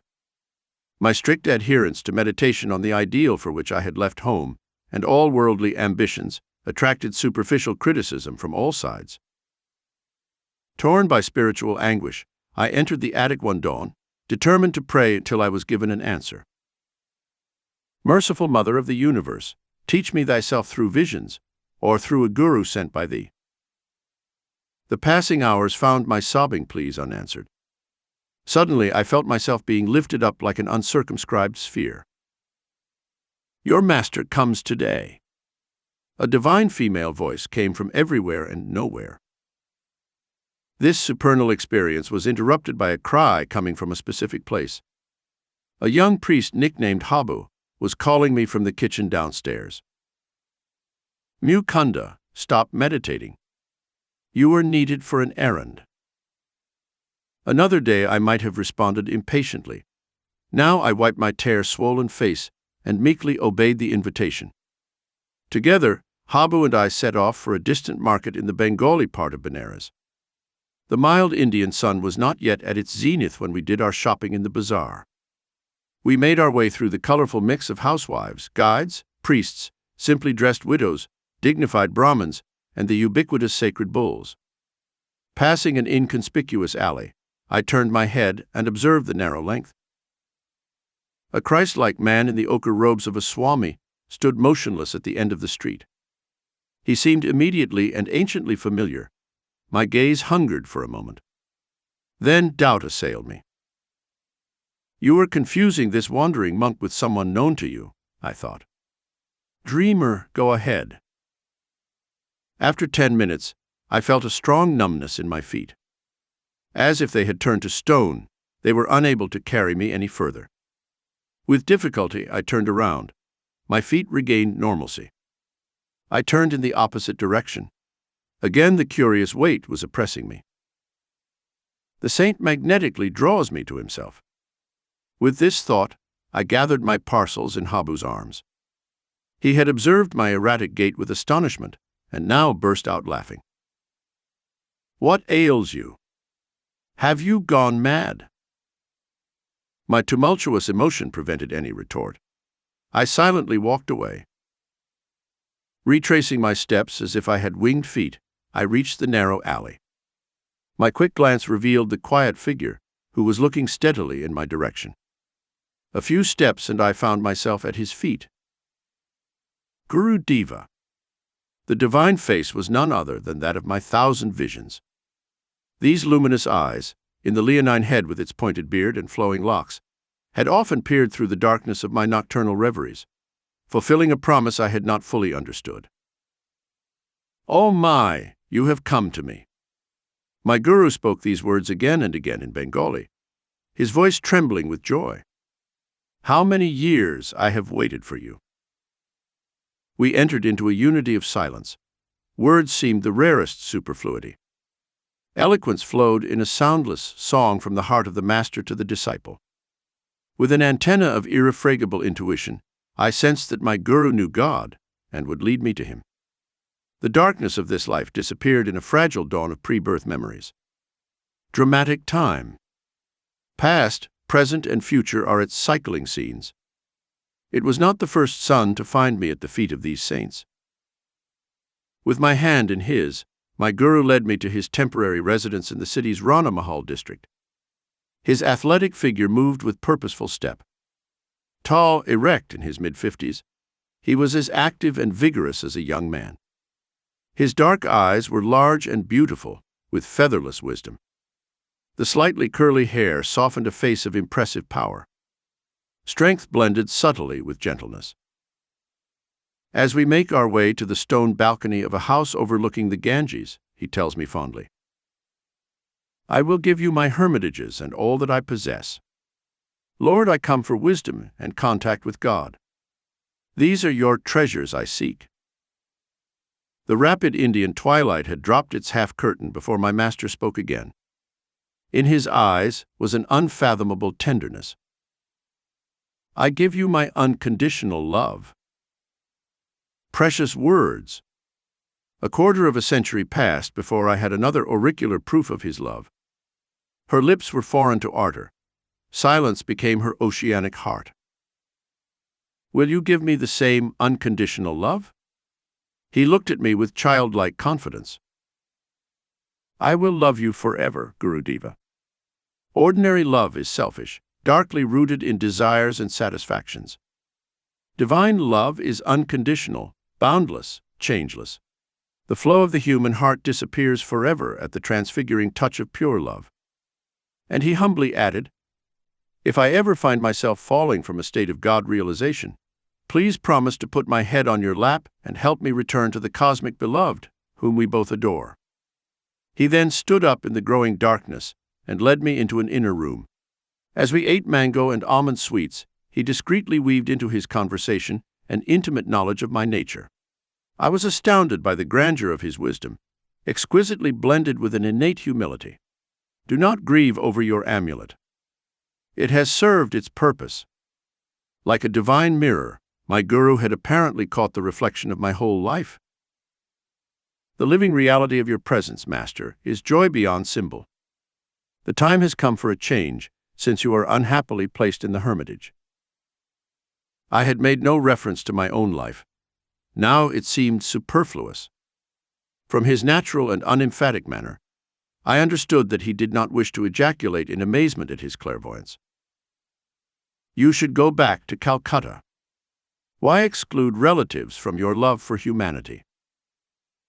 His suggestion displeased me. My family expected my return, even though I had not answered many entreaties by letter.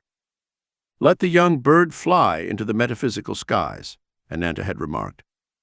"His wings will grow weary in the heavy atmosphere. But we shall still see him fly home, fold his wings, and rest humbly in our familiar nest."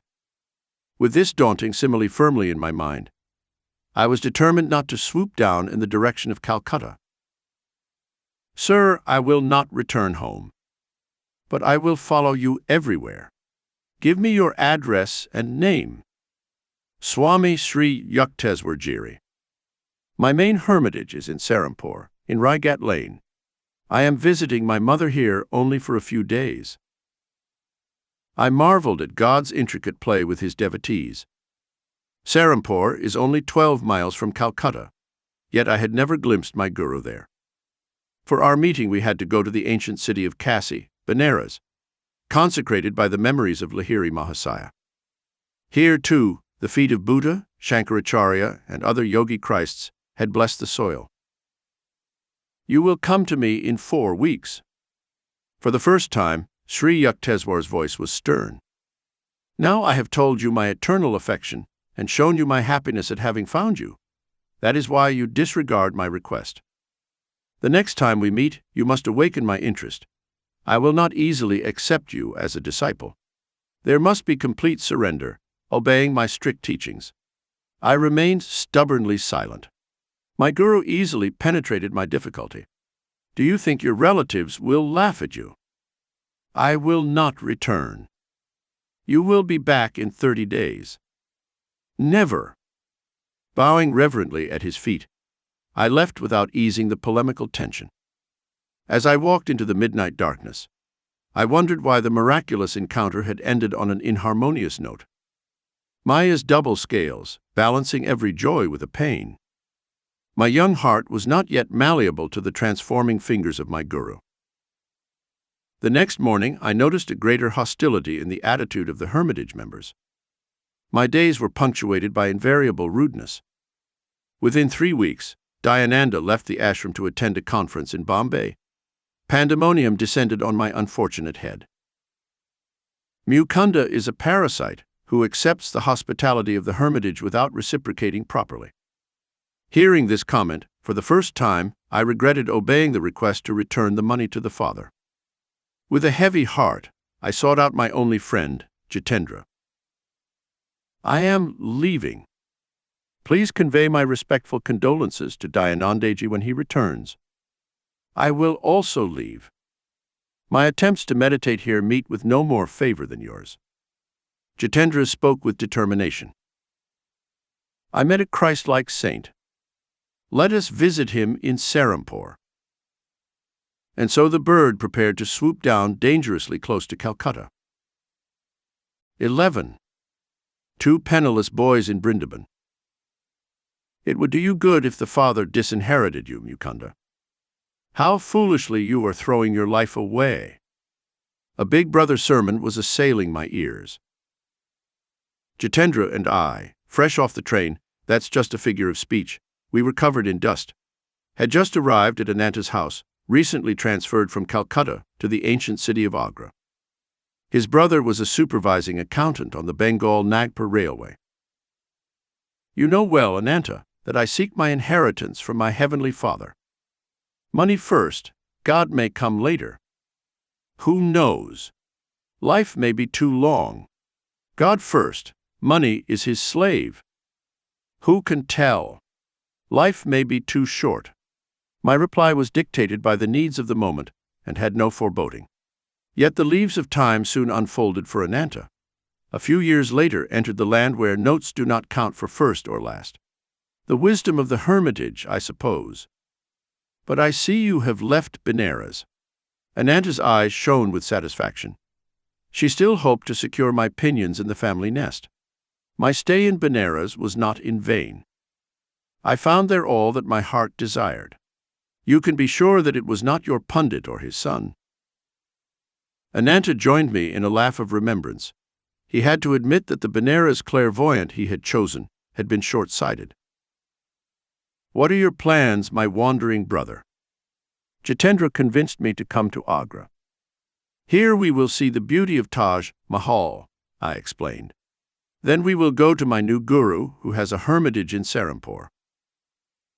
Ananta looked after our comfort in a hospitable manner. Several times during the evening, I noticed her eyes fixed on me reflectively. I know that look, I thought. A plot is brewing. The epilogue took place during our breakfast. So you feel quite independent of your father's wealth. Ananta's gaze was innocent as she took up the lines of yesterday's conversation. I am aware of my dependence on God. Words are cheap. Life has protected you so far. What a bad situation if you were forced to look to the invisible hand for your food and shelter. Soon you would be begging on the streets. Never. I would not rely on passers-by rather than on God. He can devise for his devotee 1,000 resources besides the alms plate. More rhetoric. Suppose I propose that your vaunted philosophy be put to the test in this tangible world. I agree. Do you confine God to a speculative world? We shall see. Today you will have the opportunity to expand or confirm my opinions. Ananda paused dramatically, then spoke slowly and seriously. I propose to send you and your disciple Jitendra this morning to the nearby town of Vrindavan. You will not have to take a single rupee.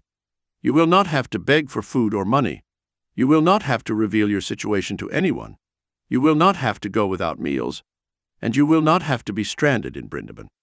If you return to my bungalow here before 12 o'clock tonight, without having broken any rules of the test, I will be the most astonished man in Agra. I accept the challenge. There was no hesitation in my words or in my heart. Grateful memories of instant beneficence flashed through my mind, my recovery from deadly cholera through the appeal to the image of Lahiri Mahasaya, the playful gift of the 2 kites on the rooftop in Lahore with Uma, the opportune amulet in the midst of my discouragement, the decisive message through the unknown Sahu of Benares outside the Pundit's house complex, the vision of the Divine Mother and her majestic words of love, her quick attention through Master Mahasaya to my trivial embarrassments, the last-minute guidance that materialized my high school graduation, and the final boon, my living master out of the fog of lifelong dreams. I could never admit that my philosophy was not up to any battle on the harsh proving ground of the world. Your helpfulness does you credit. I will accompany you to the train immediately. Ananda turned to Jitendra with an open mouth. You must go with him as a witness and most likely as a victim. Half an hour later, Jitendra and I were in possession of one-way tickets for our impromptu trip. In a secluded corner of the station, we subjected ourselves to a personal search. Ananda soon realized that we were not carrying any hidden loot. Our simple dhotis concealed no more than was necessary. When faith invaded the serious realms of finance, my friend spoke up protesting. Ananda, give me 1 or 2 rupees as security. Then I can telegraph you in case of misfortune. Jitendra. My ejaculation was abruptly reprimanded. I will not proceed with the examination if you take money as a final guarantee. There is something reassuring in the jingle of coins. Jitendra said nothing more as I looked at him sternly. Mukunda, I am not heartless. A hint of humility had crept into Ananda's voice. Perhaps his conscience was rebuking him. Perhaps for sending 2 insolvent boys to an unknown city. Perhaps for his own religious skepticism. If by chance or grace you successfully pass the Vrindavan test, I will ask you to initiate me as your disciple. This promise had a certain irregularity, in keeping with the unconventional occasion. In an Indian family, the elder brother rarely bows before his nephews. He receives a respect and obedience second only to that of a father. But there was no time for my comments. Our train was leaving. Jitendra maintained a mournful silence as our train traveled the miles. Eventually he got involved and, leaning over, gave me a painful pinch in an uncomfortable spot. I see no sign that God will provide our next meal. Rest assured, doubting Thomas, the Lord is working with us. Can you also make him hurry up? I am already hungry just for the prospect in front of us. I left Benares to see the Taj's mausoleum, not to enter my own. Rejoice, Jitendra. Will we not have our first taste of the sacred wonders of Vrindavan? I am in deep joy at the thought of treading the ground consecrated by the feet of Lord Krishna. The door to our compartment opened. 2 men sat down. The next train stop would be the last. Do you guys have friends in Vrindavan?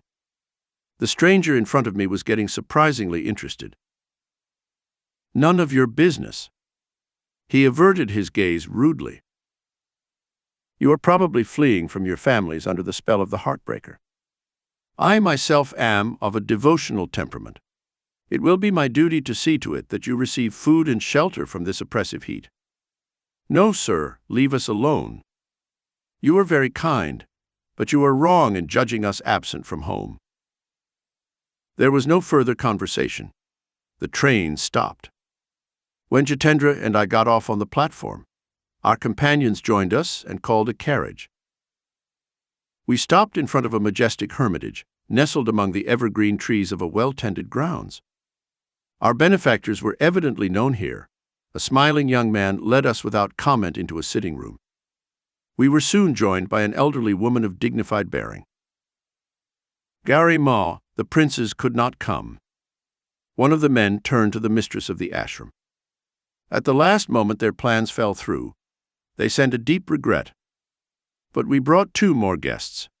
As soon as we met on the train, I felt attracted to them as devotees of Lord Krishna.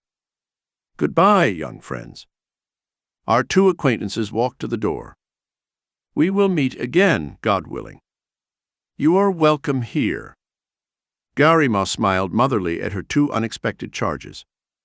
You could not have arrived on a better day. I was expecting 2 royal patrons of this hermitage. What a pity if my cuisine had found no one to appreciate it. These appetizing words had a disastrous effect on Jitendra. He burst into tears. The prospect he had dreaded at Brindaban was turning out to be a royal amusement. The sudden mental adjustment proved too much for him. Our hostess looked at him curiously, but without making any remarks. Perhaps she was familiar with the quirks of teenagers. Lunch was announced. Garima led the way to a dining patio, laced with savory smells. Then he disappeared into an adjacent kitchen.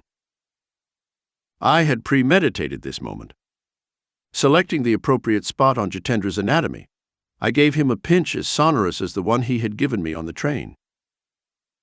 Doubting Thomas, the Lord works, and in a hurry too. The hostess returned with a punkah. She constantly waved to us in the oriental manner as we squatted on seats adorned with blankets. Ashram disciples came and went with some 30 courses. Rather than meal, the description could only be sumptuous meal. Since arriving on this planet, Jitendra and I had never tasted such delicacies. Dishes fit for Prince's honorable mother. I cannot imagine what your royal patrons could have found more urgent than to attend this banquet. You have given us a memory for a lifetime.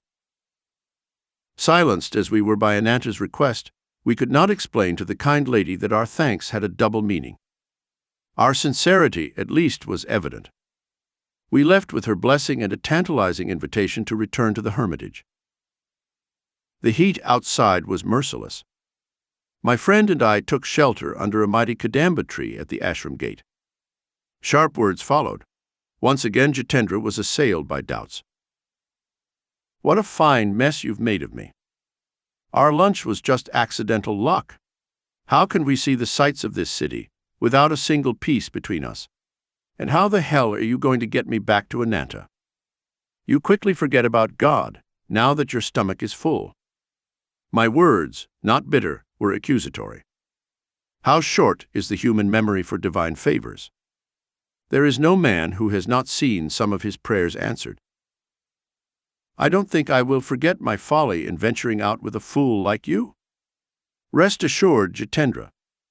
The same Lord who fed us will show us Brindaban and take us back to Agra. A slim, pleasant-faced young man approached at a brisk pace. Stopping under our tree, he bowed to me. Dear friend, you and your companion must be strangers here. Allow me to be your host and guide. It is difficult for an Indian to turn pale, but Jitendra's face was suddenly sickly. I politely declined the offer. Surely you are not banishing me. The stranger's alarm would have been comical under any other circumstances. Why not? You are my guru. His eyes sought mine with confidence.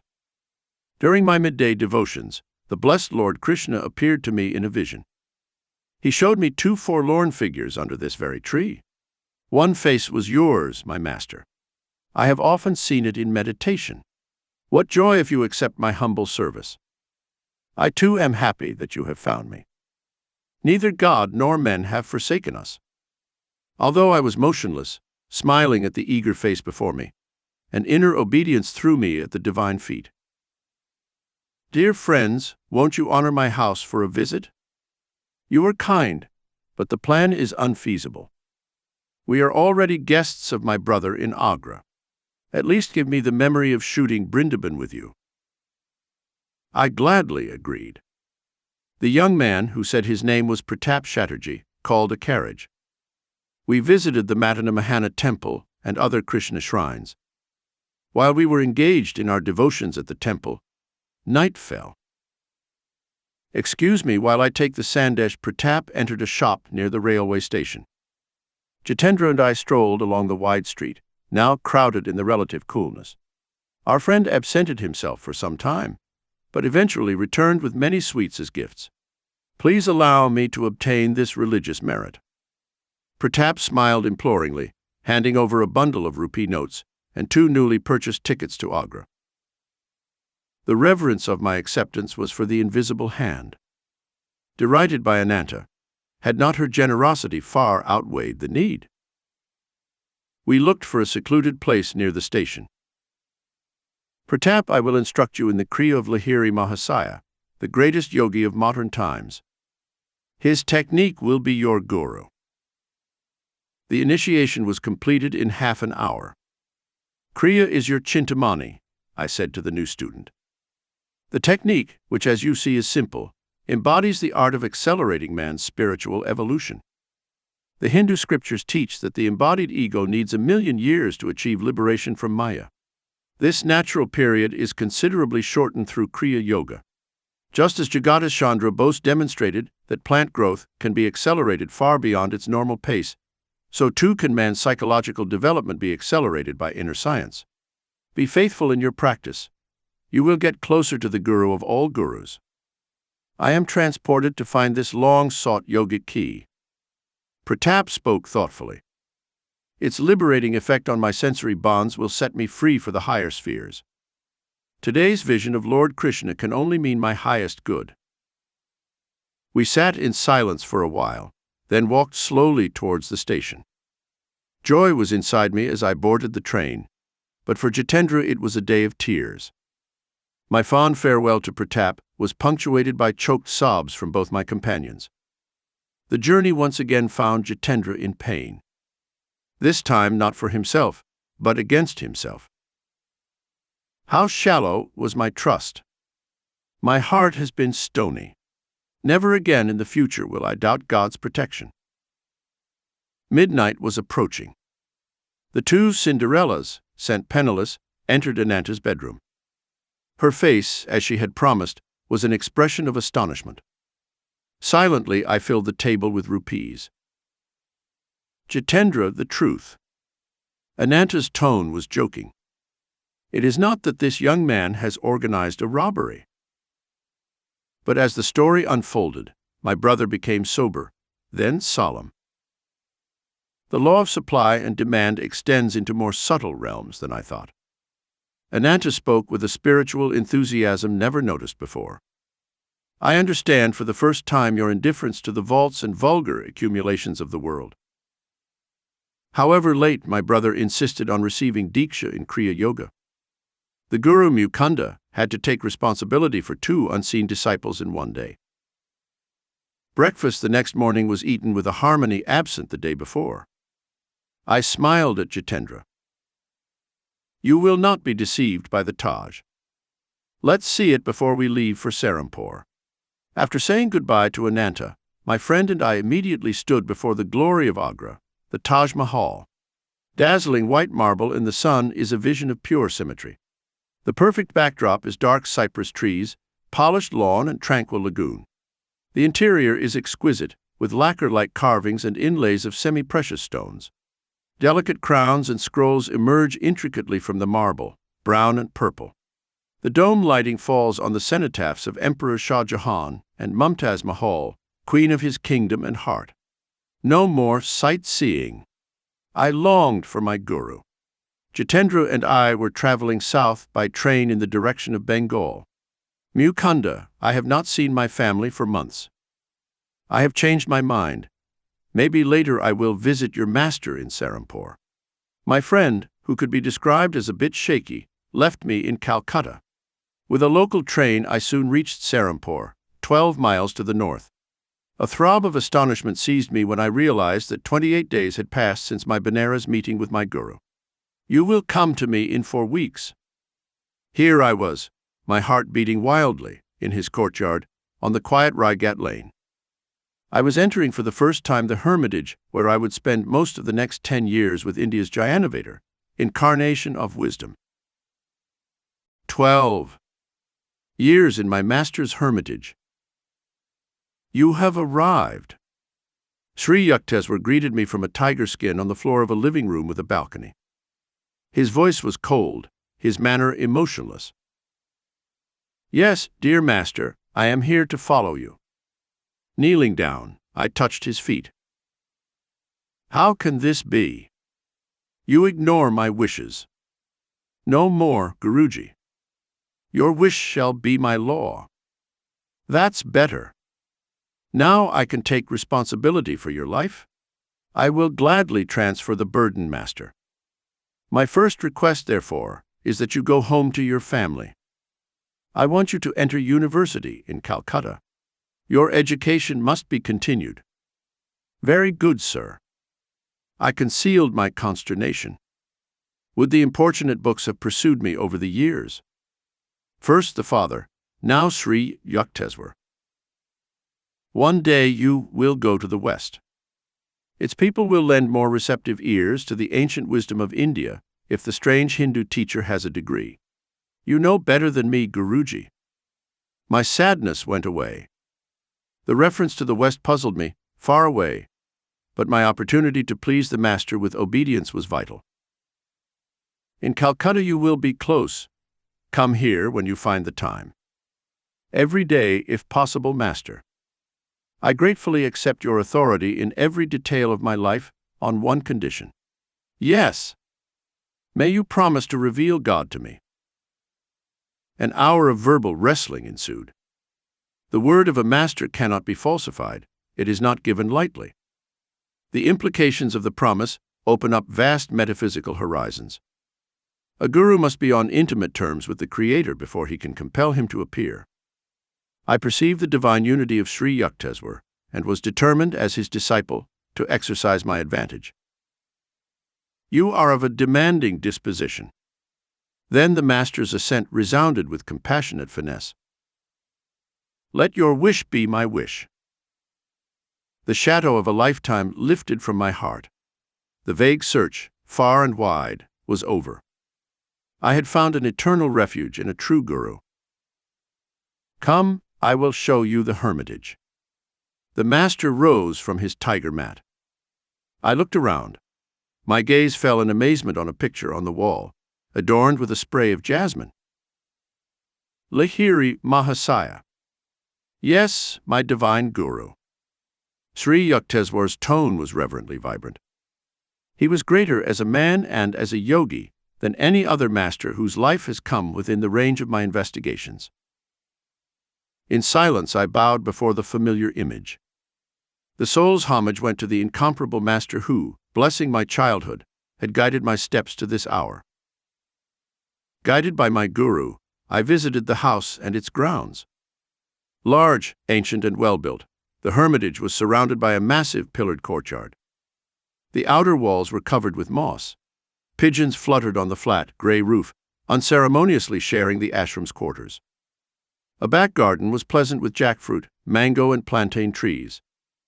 Balustraded balconies in the upper rooms of the 2-story building overlooked the courtyard from 3 sides. A spacious hall on the ground floor, with a high ceiling supported by colonnades, was used according to the master, especially during the annual Durga Puja festivities. A narrow staircase led to Sri Yukteswar's sitting room, whose small balcony overlooked the street. The ashram was soberly furnished. Everything was simple, clean, and functional. There were several Western-style chairs, benches, and tables. The master invited me to stay overnight. A dinner of vegetable curry was served by 2 young disciples who were receiving training in the hermitage. "Guruji, please tell me something about your life." I was squatting on a straw mat next to his tiger skin. The friendly stars were very close, it seemed, beyond the balcony. My family name was Prayanath Karar. I was born here in Serampore, where my father was a wealthy businessman. He left me this ancestral mansion, which is now my hermitage. My formal education was poor. I found it slow and superficial.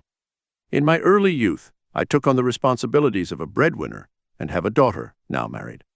My middle life was blessed by the guidance of Lahiri Mahasaya.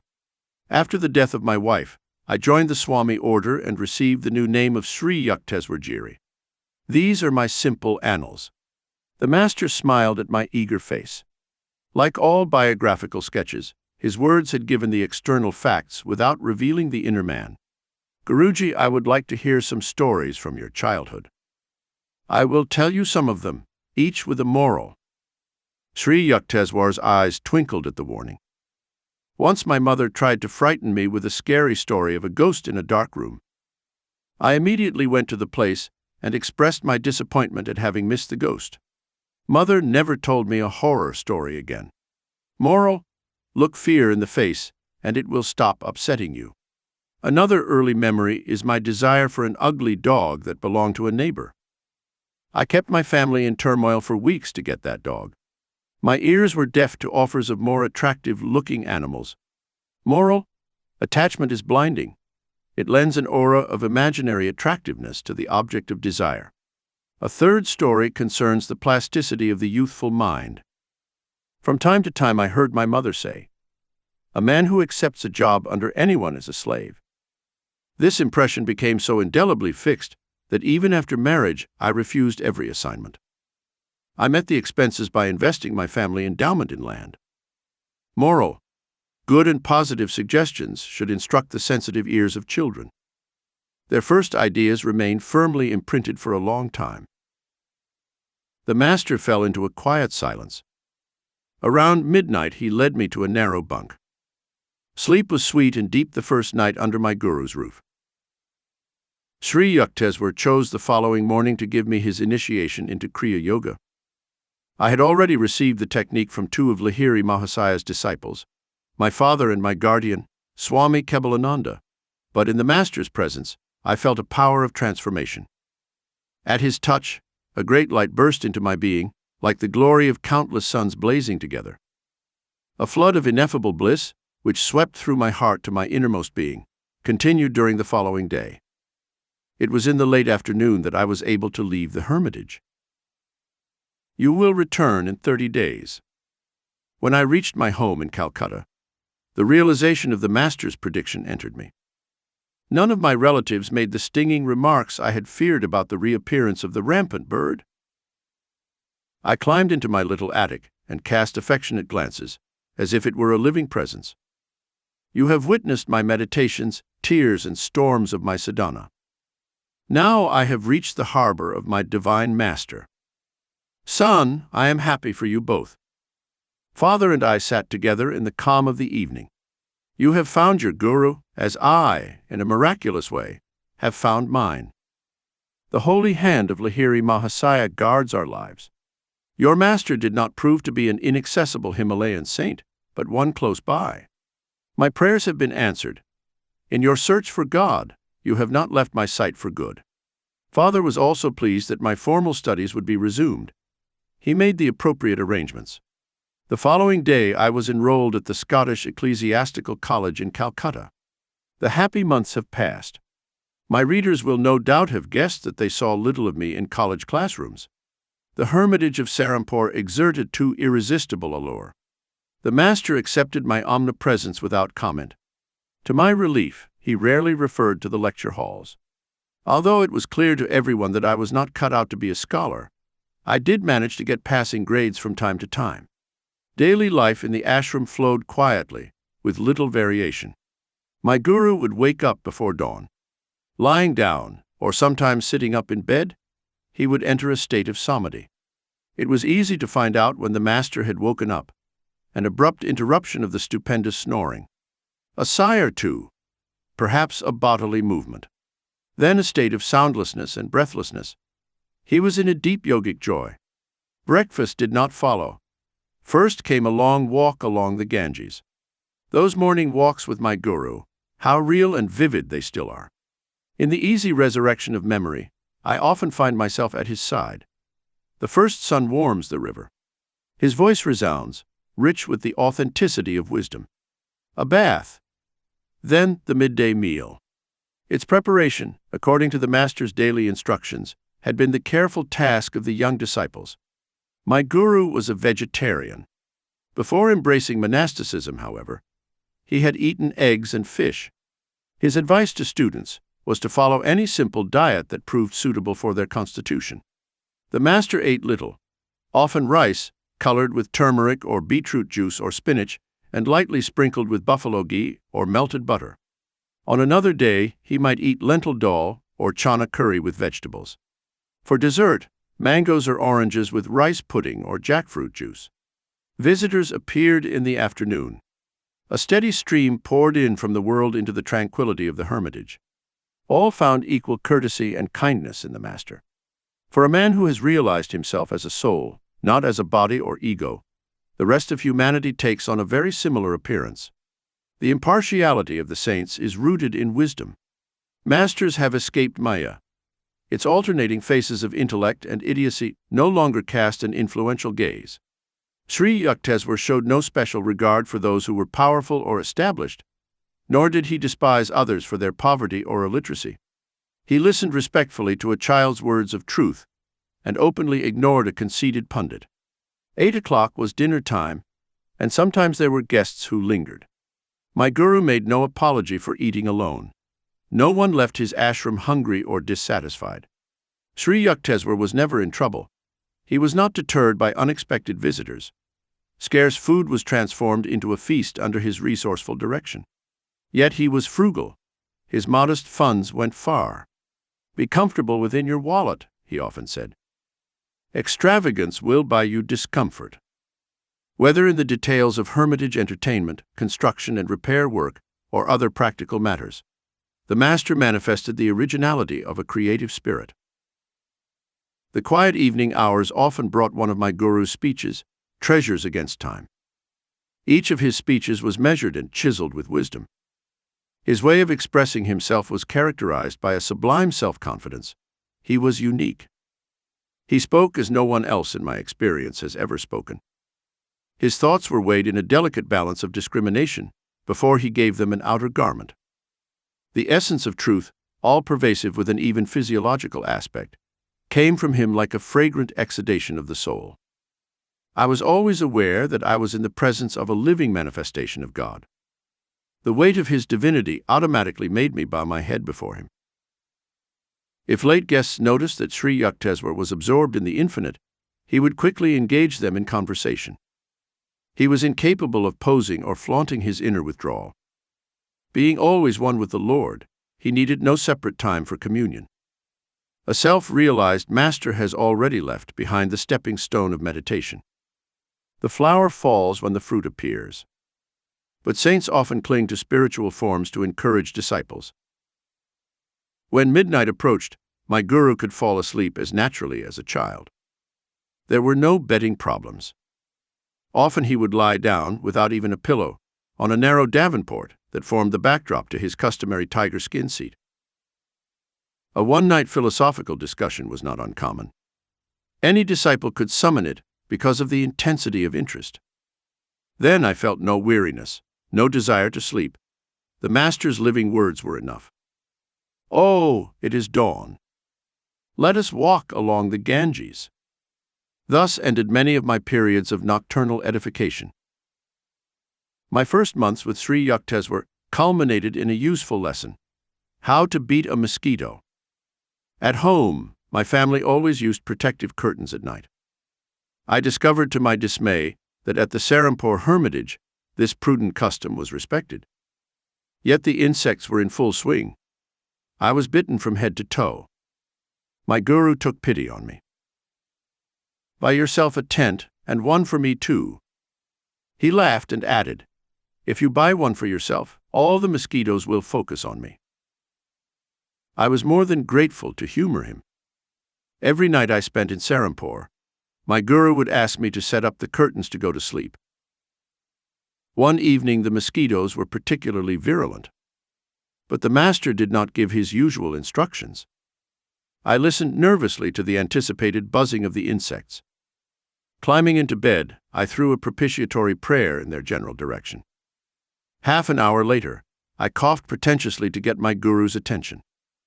I thought I would go mad from the bites, and especially from the chanting hum with which the mosquitoes celebrated bloody rites. The master did not respond.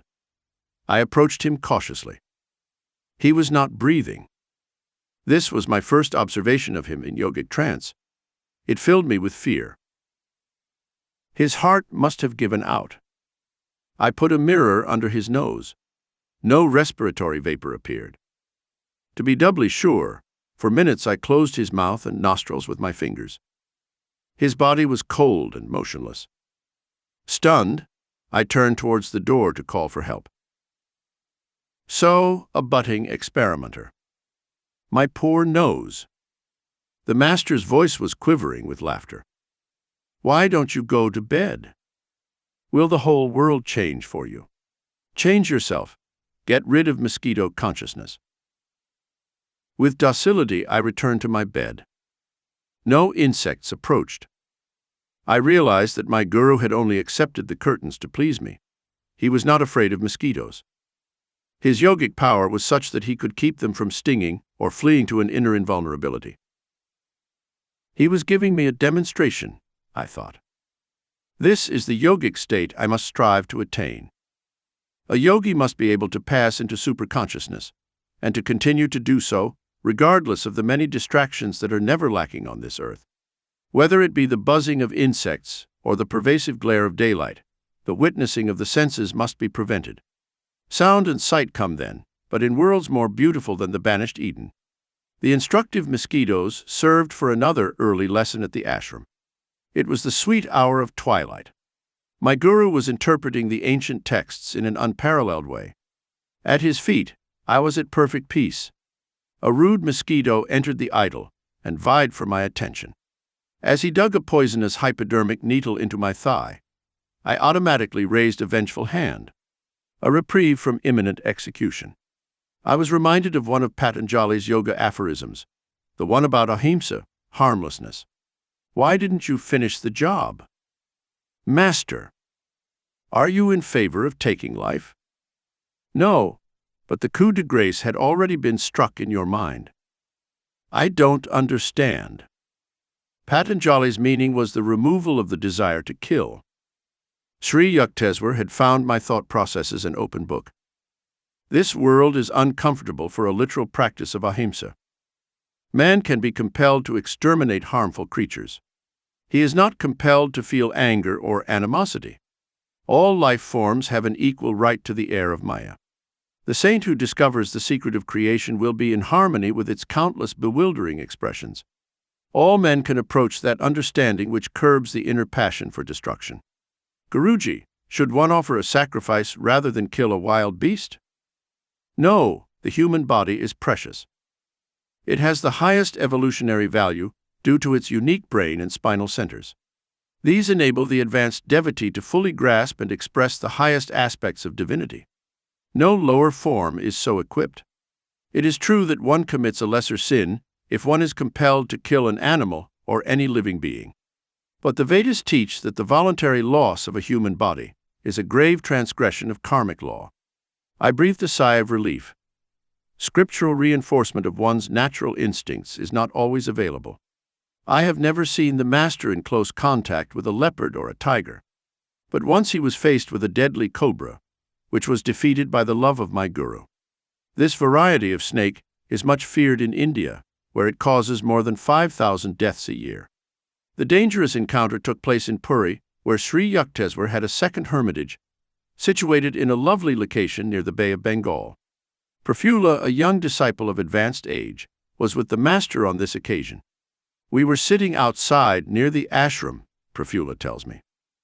Nearby, a 5-foot cobra of pure terror appeared. Its hood expanded angrily as it ran towards us. My guru gave a welcoming giggle, as if to a child. I was beside myself with consternation to see the master engaged in rhythmic clapping. He was entertaining the fearsome visitor. I remained absolutely silent, inwardly ejaculating the most fervent prayers I could muster. The serpent, very close to my guru, was now motionless, apparently magnetized by his caressing attitude. The frightening hood gradually contracted. The snake slipped between the master's feet and disappeared into the bushes. Why my guru moved his hands and why the cobra did not strike them was inexplicable to me, Prafula concludes. I have since realized that my divine master is not afraid of being hurt by any living creature. One afternoon, during my first months at the ashram, I found Sri Yukteswar's eyes fixed on me piercingly. "You are too thin, Mukunda." His remark touched a sensitive point.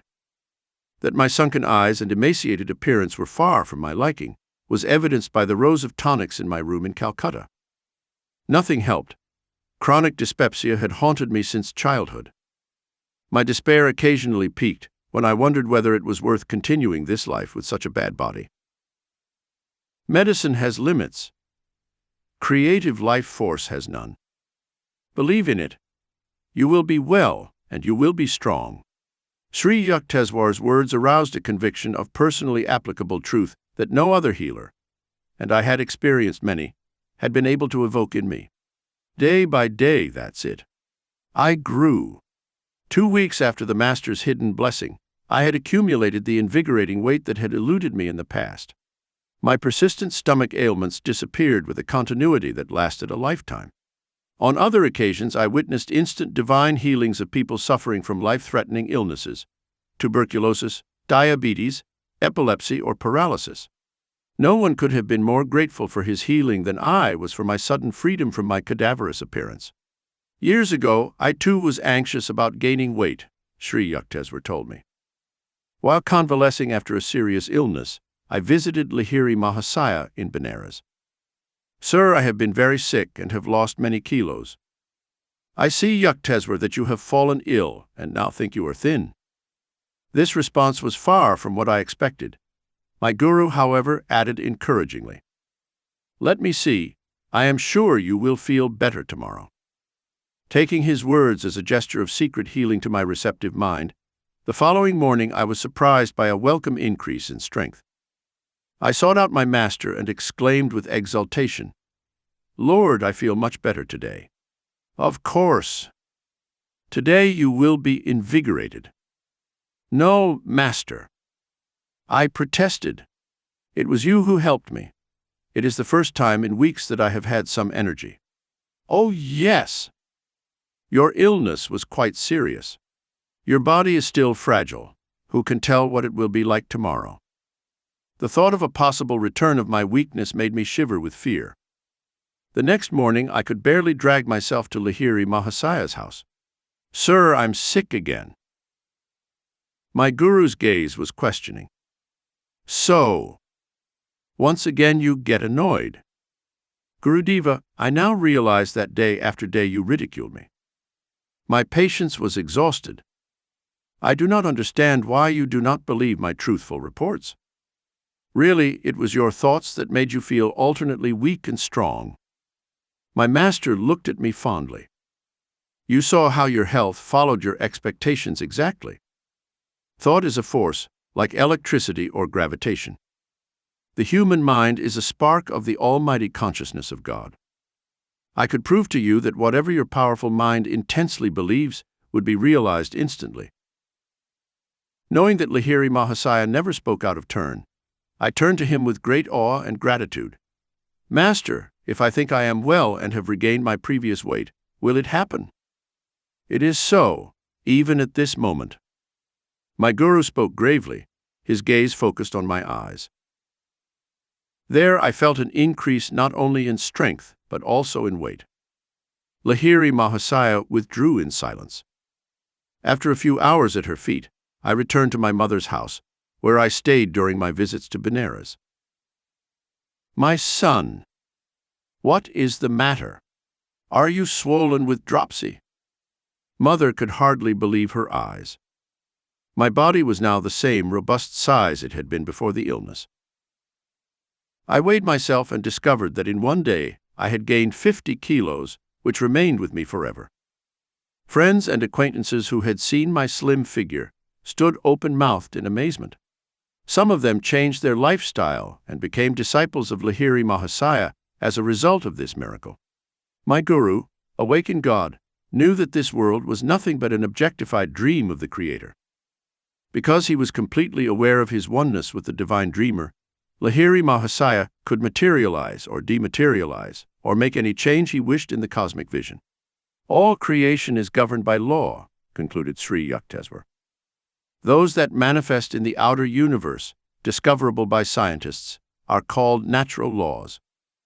But there are subtler laws that govern the realms of consciousness, and that can only be known through the inner science of yoga.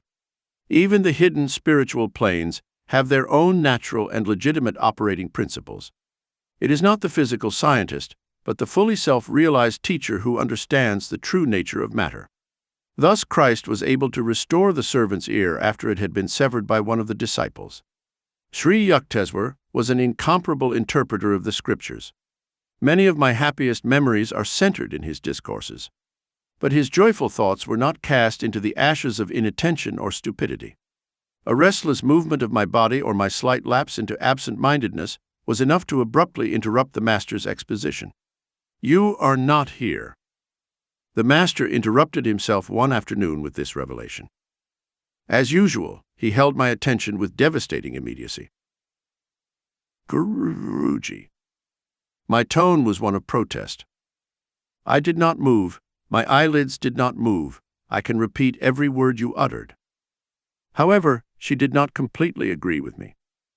Her objection forces me to observe that in her mental background, she was creating 3 institutions. One was a sylvan retreat in the plains, another on a hilltop, a third by the ocean. Those vaguely formulated thoughts were in fact present almost unconsciously. I gave him an apologetic look. What can I do with such a master who penetrates my casual thoughts? You have given me this right. The subtle truths I am expounding cannot be grasped without your complete concentration. Unless it is necessary, I do not invade the isolation of others' minds. Man has the natural privilege of wandering secretly among his thoughts. The Lord does not enter into them secretly, nor do I venture into intrusions. You are always welcome, Master. Your architectural dreams will come true later. Now is the time to study. In this way, my Guru revealed to me with his simplicity the arrival of 3 great events in my life. From early youth, I had had enigmatic visions of 3 buildings, each in a different environment. In the exact sequence indicated by Sri Yukteswar, these visions took their final form. First, the founding of a yoga school for boys on a plain in Ranchi, then my American headquarters on a hilltop in Los Angeles, and finally a hermitage in Southern California on the shores of the vast Pacific. The Master never arrogantly stated, "I prophesy that such and such an event will occur." Rather, he hinted, "Do you not think it will happen?" But his simple speech concealed a prophetic power. There was no retraction. Never did his thinly veiled words prove to be false. Sri Yukteswar had a reserved and down-to-earth demeanor. There was nothing vague or stupid about him. His feet were firm on earth, his head in heaven. Practical people aroused his admiration. Holiness is not stupidity. Divine perceptions are not incapable, he said. The active expression of virtue gives rise to the sharpest intelligence. In the Master's life, I fully discovered the split between spiritual realism and the dark mysticism that spuriously passes for a counterpart. My Guru was reluctant to speak of the superphysical realms. His only wonderful aura was that of perfect simplicity. In conversation, he avoided striking references. In action, he was freely expressive. Others spoke of miracles, but could not manifest anything. Sri Yukteswar rarely mentioned the subtle laws, but secretly operated them at will. A man of realization performs no miracle until he receives inner sanction, the Master explained. God does not want the secrets of his creation to be revealed promiscuously. Moreover, every individual in the world has the inalienable right to his free will. A saint does not interfere with this independence.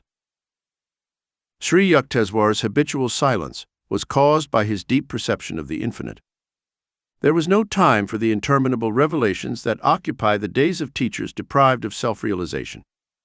In superficial men, the fish of small thoughts cause much agitation. In oceanic minds, the whales of inspiration hardly make a sound.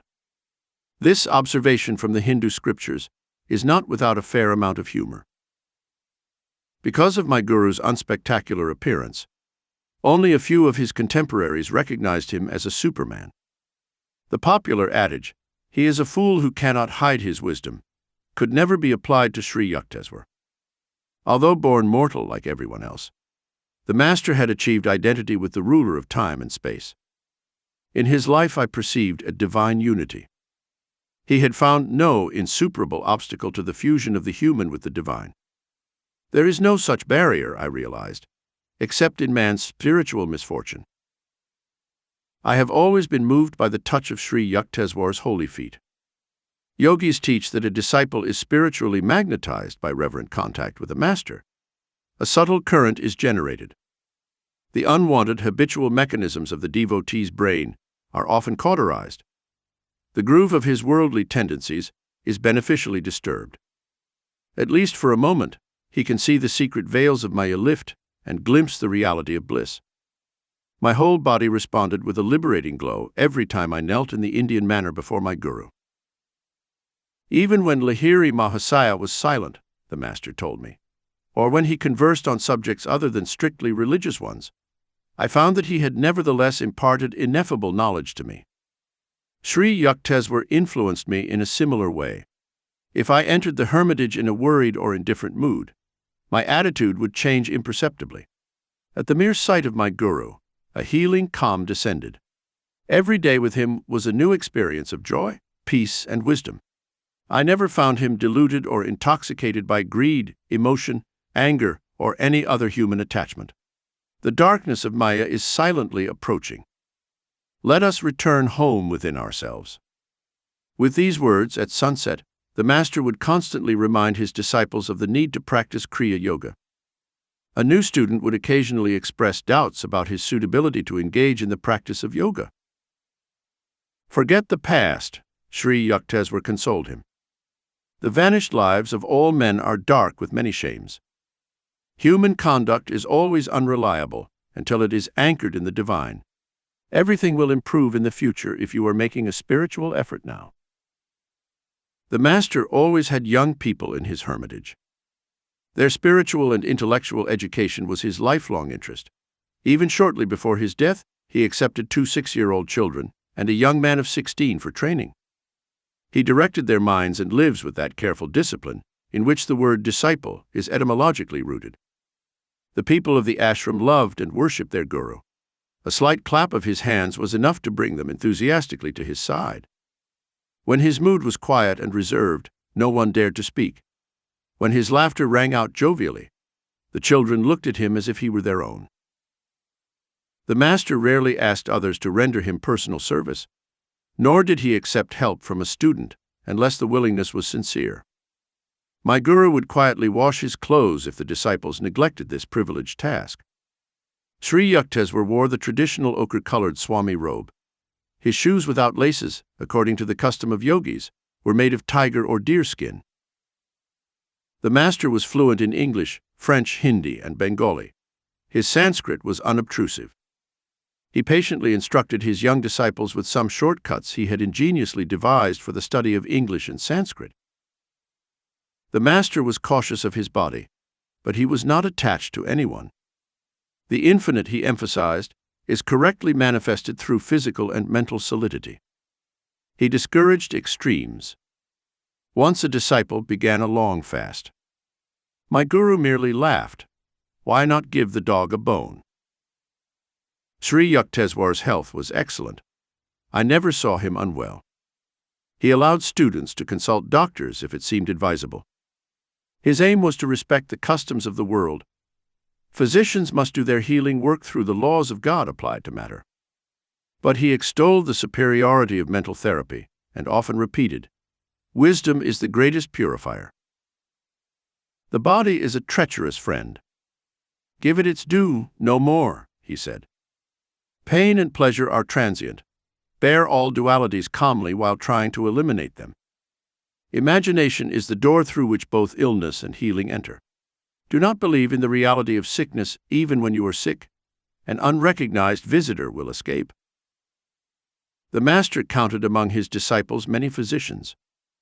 Those who have discovered the physical laws can easily investigate the science of the soul, he told them. A subtle spiritual mechanism is hidden just behind the bodily structure. Sri Yukteswar advised his students to be living links of Western and Eastern virtues. He himself was an executive Westerner in outward habits, but inwardly he was a spiritual Oriental. He praised the progressive, enterprising, and hygienic habits of the West, and the religious ideals that give the East a centuries-old halo. Discipline was not unknown to me. At home my father was strict, Ananda often strict. But Sri Yukteswar's training cannot be described as anything but drastic. A perfectionist, my guru was hypercritical of his disciples, both in matters of the moment and in the subtle nuances of behavior. Manners without sincerity are like a beautiful dead lady, he remarked on an appropriate occasion. Frankness without civility is like the surgeon's knife, effective but unpleasant. Frankness with politeness is useful and admirable. The Master was apparently pleased with my spiritual progress because he rarely referred to it. In other matters my ears were no stranger to reproach. My main offenses were distraction, intermittent indulgence in sad moods, disregard for certain rules of etiquette, and occasional unmethodical manners. Observe how well organized and balanced your father Bhagavati's activities are in every respect, my guru pointed out to me. The two disciples of Lahiri Mahasaya had met shortly after I started my pilgrimages to Serampore. Father and Sri Yukteswar valued each other with admiration. Both had built an inner life of spiritual granite, insoluble against the ages. From the transient teachers of my previous life, I had learnt some erroneous teachings. I had been told that Akila should not worry too much about worldly duties. When I had neglected or negligently performed my duties, I had not been chastised. Human nature finds such teachings very easy to assimilate. Under the stern rod of the Master, however, I soon recovered from the pleasant illusions of irresponsibility. Those who are too good for this world adorn another, observed Sri Yukteswar. As long as you breathe the breathless air of the earth, you have an obligation to render grateful service. Only he who has mastered the breathless state is free from cosmic imperatives. I shall not fail to let you know when you have attained final perfection. My guru could not be corrupted, not even by love. He showed no leniency towards those who, like me, volunteered to be his disciples. Whether the Master and I were surrounded by his students or strangers, or whether we were alone, he always spoke clearly and rebuked harshly. No small mistake of superficiality or inconsistency escaped his rebuke. This flattening treatment was difficult to endure, but my will was to allow Sri Yukteswar to polish every psychological flaw in me. While working on this titanic transformation, I trembled many times under the weight of his disciplinary hammer. If you do not like my words, you are free to leave at any time, the Master assured me. I want nothing from you but your improvement. Stay only if you feel benefited. For every humiliating blow he has dealt my vanity, for every tooth of my metaphorical jaw he has knocked out with stunning aim, I am grateful to him beyond all ease of expression. The hard core of human egoism cannot be removed except abruptly. With its departure, the divine finally finds a free channel. In vain it tries to penetrate the uncertain hearts of egoism. Sri Yukteswar's wisdom was so penetrating that, heedless of remarks, he often responded to unspoken remarks. What a person imagines he hears, and what the speaker has actually implied, may be far apart, he said. Try to perceive the thoughts behind the confusion of men's verbiage. But divine insight is painful to worldly ears. The Master was not popular with superficial students. The sages, always few in number, worshipped him deeply. I dare say that Sri Yukteswar would have been the most sought-after guru in India if his words had not been so blunt and censorious. I am hard on those who come to my training, he confessed. It's my way. Take it or leave it. I will never compromise. But you will be much kinder to your disciples. It is your way. I only try to purify it with the fire of severity, which burns beyond medium tolerance. Even the gentle approach of love is transfiguring. Inflexible and yielding methods are equally effective when applied wisely. You will go to foreign lands, where blunt assaults on the ego are not appreciated.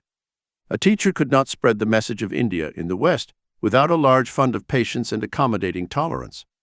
I refuse to say how much truth I later found in the Master's words. Although Sri Yukteswar's indistinct language prevented a large following during his years on earth, nevertheless his living spirit is manifested all over the world today through sincere students of his Kriya Yoga and other teachings. He has a greater dominion over the souls of men than Alexander ever dreamt of on earth. One day my father arrived to pay homage to Sri Yukteswar. My parent was most likely expecting to hear a few words of praise for me. He was shocked when he received a long account of my imperfections. It was the Master's habit to recount simple and negligible shortcomings with an air of portentous gravity. The father rushed to me. From your Guru's observations, I thought I would find you a complete mess. My parent was between tears and laughter. The only cause of Sri Yukteswar's displeasure at that time was that I had tried, against his kind suggestion, to convert a certain man to the spiritual path. With indignant speed, I sought out my Guru. He greeted me with downcast eyes, as if aware of his guilt. It was the only time I saw the tame divine lion before me. That unique moment was savored to the full. Lord, why did you judge me so mercilessly before my astonished father? Was it fair? I won't do it again. The Master's tone was one of apology. Immediately I was disarmed. How readily the great man admitted his guilt. Although I never again disturbed the father's tranquility, the Master implacably continued to dissect me whenever and wherever he wished. New disciples often join Sri Yukteswar in exhaustive criticism of others. Wise men like the Guru. Models of impeccable discrimination. But those who go on the attack must not be helpless. The very students who were criticizing fled hastily as soon as the Master publicly unleashed a few shafts of his analytical quiver in their direction. Tender inner weaknesses, which rebel against the slightest touches of censorship, are like diseased parts of the body, which recoil even in the face of gentle manipulation. This was Sri Yukteswar's amused comment on fickle people. There are disciples who seek a guru made in their own image. These students often complain that they do not understand Sri Yukteswar. You don't understand God either, I retorted on one occasion. When a saint is clear to you, so will you be. Amidst the trillions of mysteries, breathing in the inexplicable air every second, who can venture to immediately grasp the unfathomable nature of a master? Students came and generally left. Those who longed for a path of unctuous sympathy and comfortable recognition did not find it in the hermitage. The Master offered refuge and pasture for the eons, but many disciples also eagerly sought balm for the ego. They left, preferring the countless humiliations of life to any humility. The burning rays of the Master, the open, penetrating sunshine of his wisdom, were too powerful for their spiritual malady. They sought a lesser master who, by flattering them, would allow them to sleep in the sleep of ignorance. During my first months with the Master, I had felt a sensitive fear of his reproaches. These were reserved, I soon realized, for disciples who had asked for his verbal vivisection. If a squirming student protested, Sri Yukteswar was silent without offense. His words were never wrathful, but impersonal and wise. The Master's insight was not meant for the unprepared ears of casual visitors. He rarely pointed out their faults, however conspicuous. But towards the students who sought his advice, Sri Yukteswar felt a serious responsibility. Truly courageous is the Guru who undertakes to transform the crude ore of humanity, permeated with ego. The courage of a saint is rooted in compassion for the stumbling eyeless of this world. When I abandoned the underlying resentment, I noticed a marked decrease in chastisements. In a very subtle way, the Master melted into comparative leniency. In time, I demolished every wall of rationalization and unconscious reserve behind which the human personality generally hides.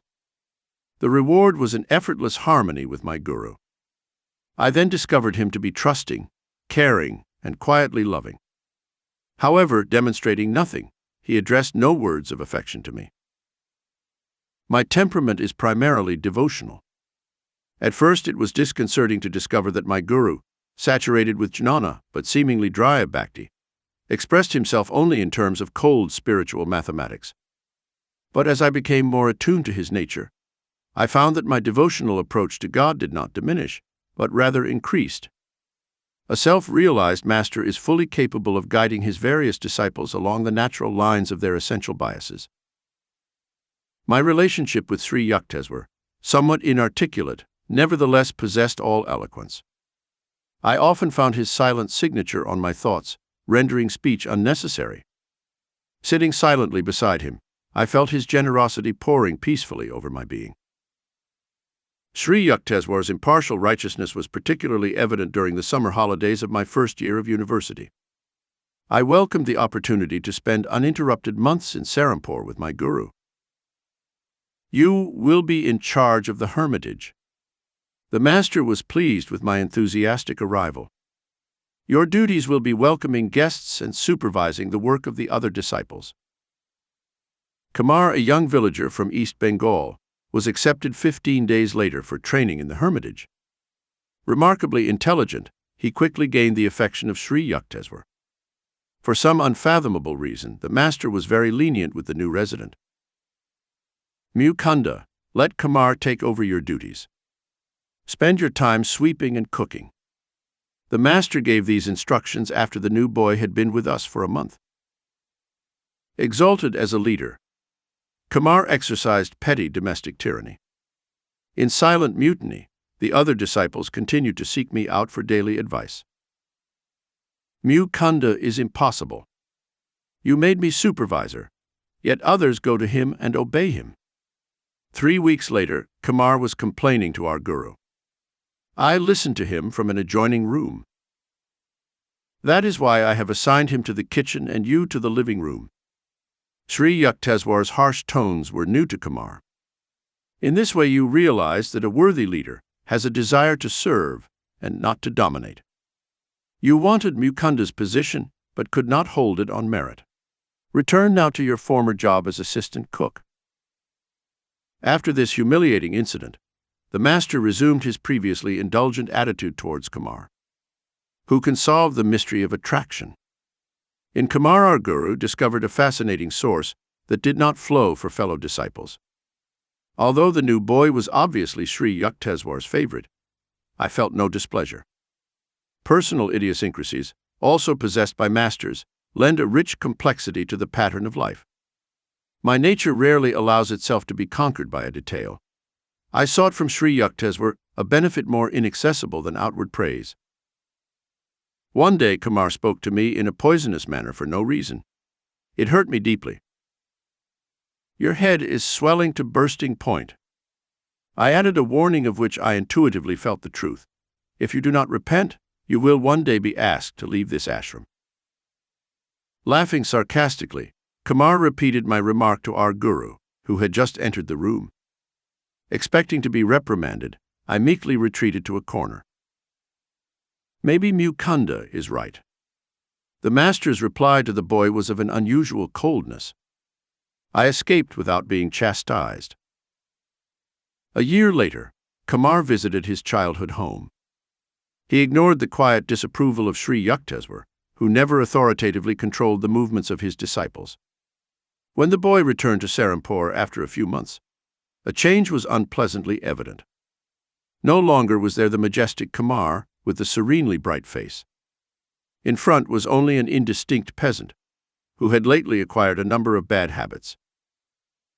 The master summoned me, and we had a heart-to-heart discussion about the fact that the boy was no longer suitable for monastic life at the hermitage. "Mukunda, I leave it to you to order Kumar to leave the ashram tomorrow." "I cannot do it." Tears sprang up in Sri Yukteswar, but he quickly controlled himself. The boy would never have fallen into these abysses if he had listened to me and not gone to mix with unwanted companions. He refused my protection.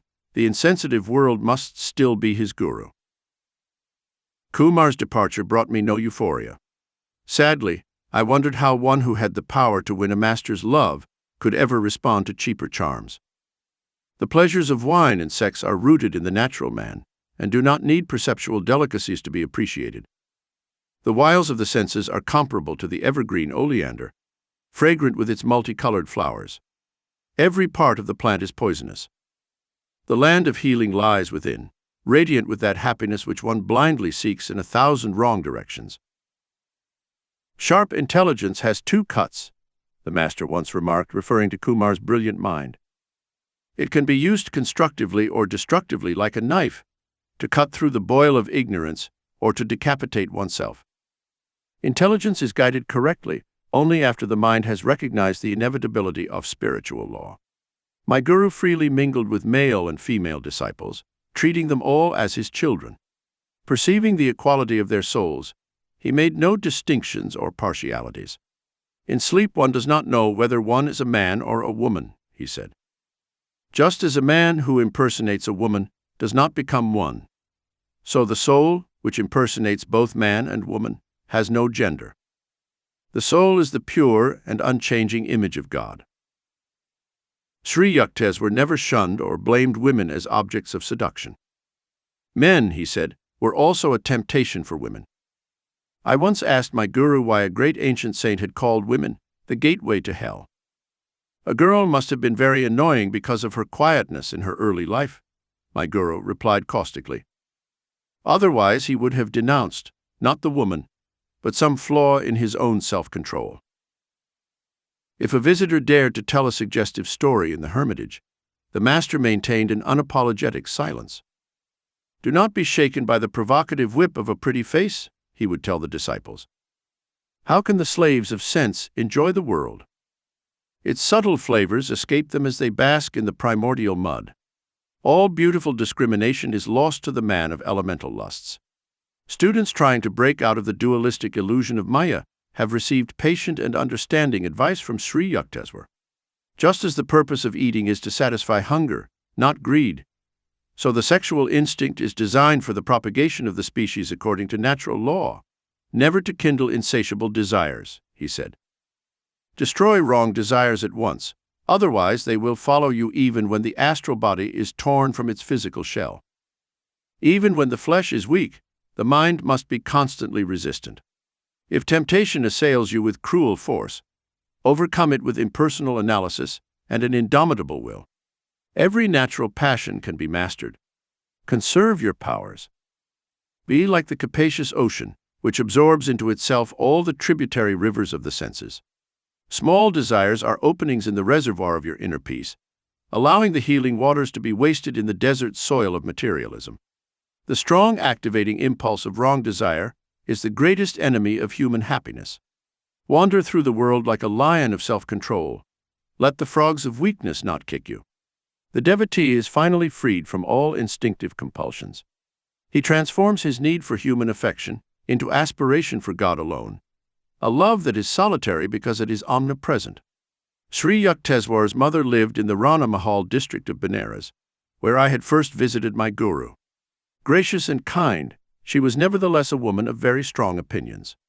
One day I stood on her balcony and observed mother and son talking together. In his calm and reasonable way, the master was trying to convince her of something. Apparently he could not, for she shook her head with great vigor. No, no, my son, go now. Your wise words are not for me. I am not your disciple. Sri Yukteswar turned away without further discussion, like a scolded child. I was moved by his great respect for his mother, even in her unreasonable moods. She saw him only as her child, not as a sage. The trivial incident had a certain charm. It provided a secondary light on the unusual nature of my guru. Inwardly humble and outwardly inflexible.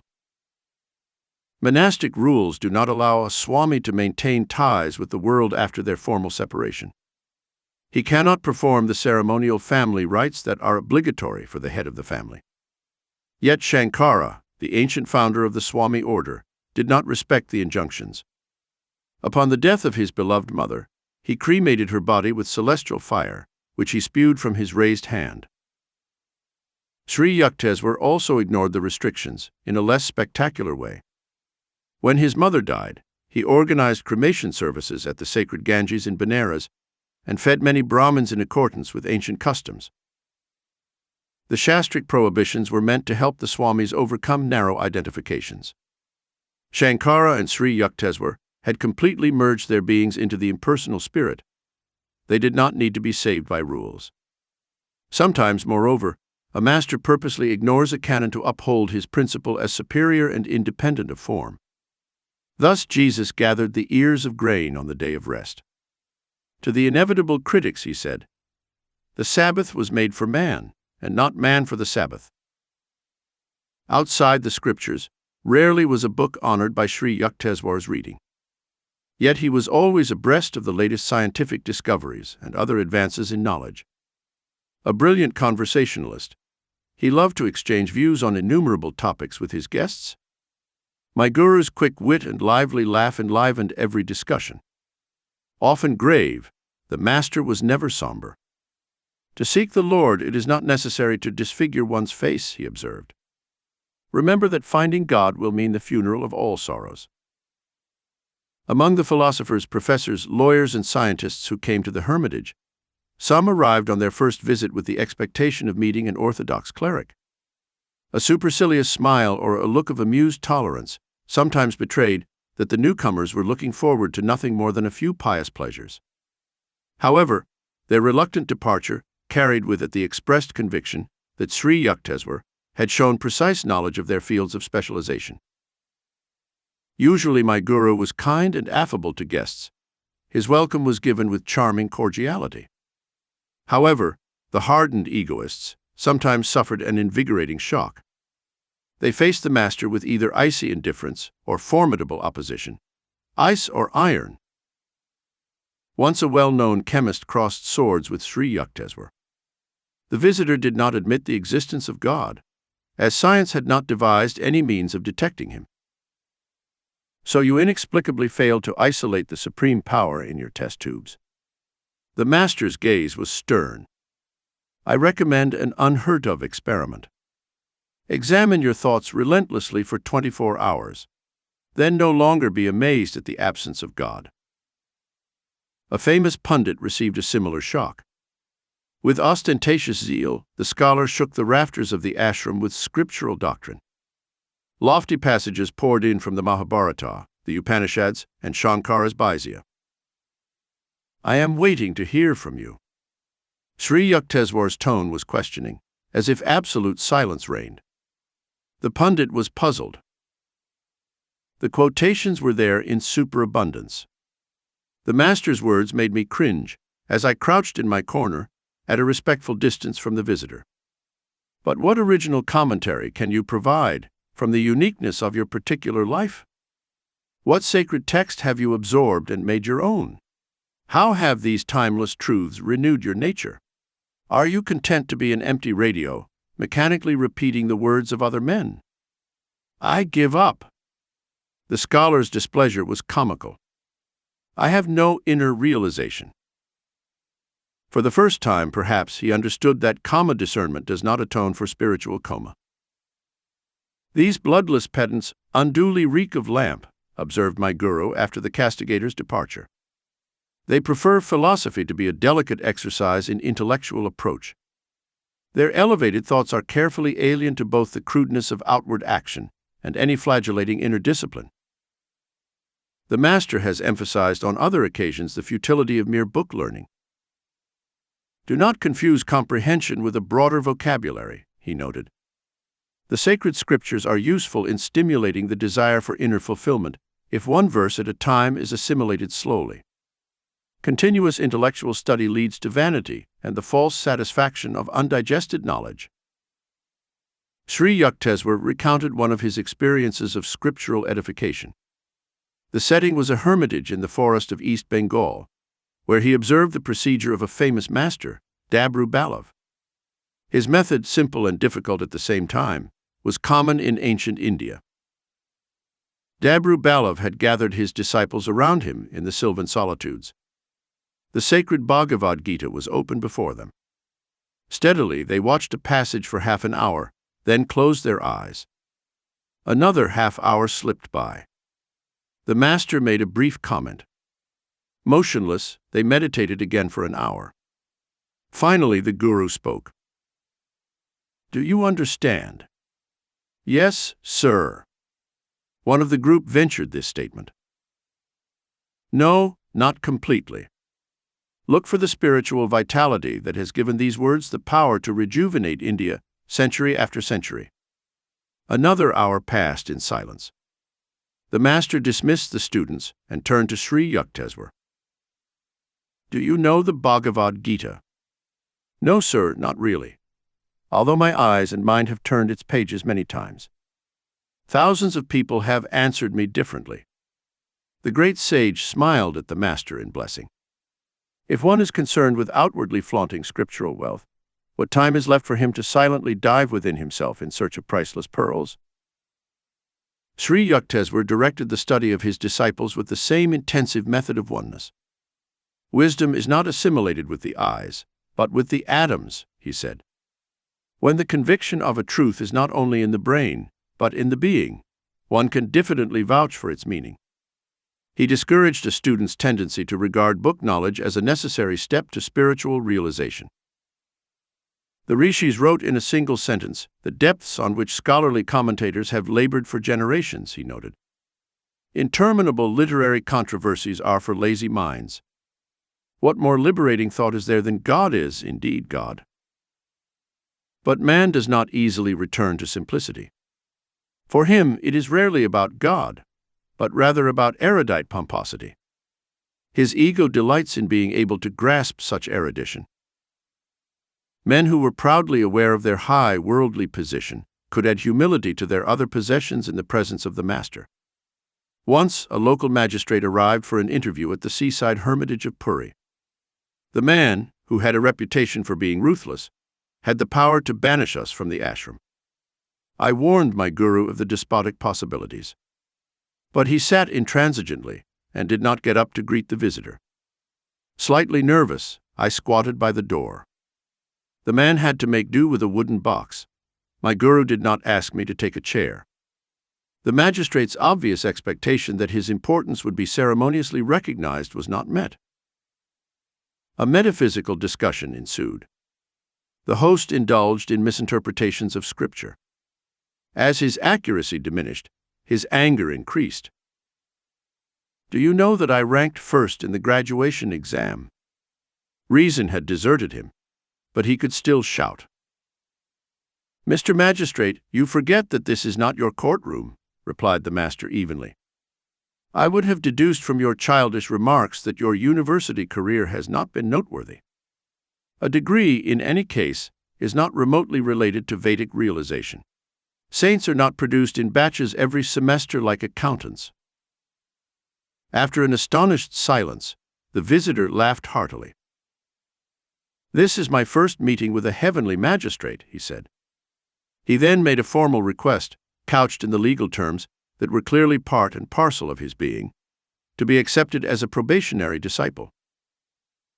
My guru personally took care of the details related to the management of his property. On several occasions, unscrupulous people tried to take possession of the master's ancestral land. With determination and even instigating lawsuits, Sri Yukteswar overcame every adversary. He went through these painful experiences out of a desire never to be a beggar guru or a burden on his disciples. His financial independence was one of the reasons why my master, who was alarmingly outspoken, was innocent of the wiles of diplomacy. Unlike those teachers who have to flatter their supporters, my guru was impervious to the influences, open or subtle, of other people's wealth. I never heard him ask for or even hint at money for any purpose. His training in the hermitage was given free of charge to all disciples. One day, an insolent court delegate arrived at the Serampore ashram to serve Sri Yukteswar with a legal summons. A disciple named Kanai and I were also present. The officer's attitude towards the master was insulting. It will do you good to leave the shadows of your hermitage and breathe the honest air of a courtroom." The deputy smiled contemptuously. I could not contain myself. "One more word of your impudence, and you will be down." I advanced menacingly. "Wretch!" Kanai's cry was simultaneous with mine. "You dare bring your blasphemies into this sacred ashram." But the master stood protectively in front of his abuser. "Don't fret about anything. This man is only doing his just duty." The officer, dazed by the different reception, respectfully excused himself and hurried away. It was surprising to discover that a master with such an ardent will could be so calm within himself. He matched the Vedic definition of a man of God: softer than the flower when it comes to kindness, louder than thunder when principles are at stake. In this world there are always those who, in the words of Browning, cannot stand the light, being dark himself. From time to time an outsider would scold Sri Yukteswar for an imaginary complaint.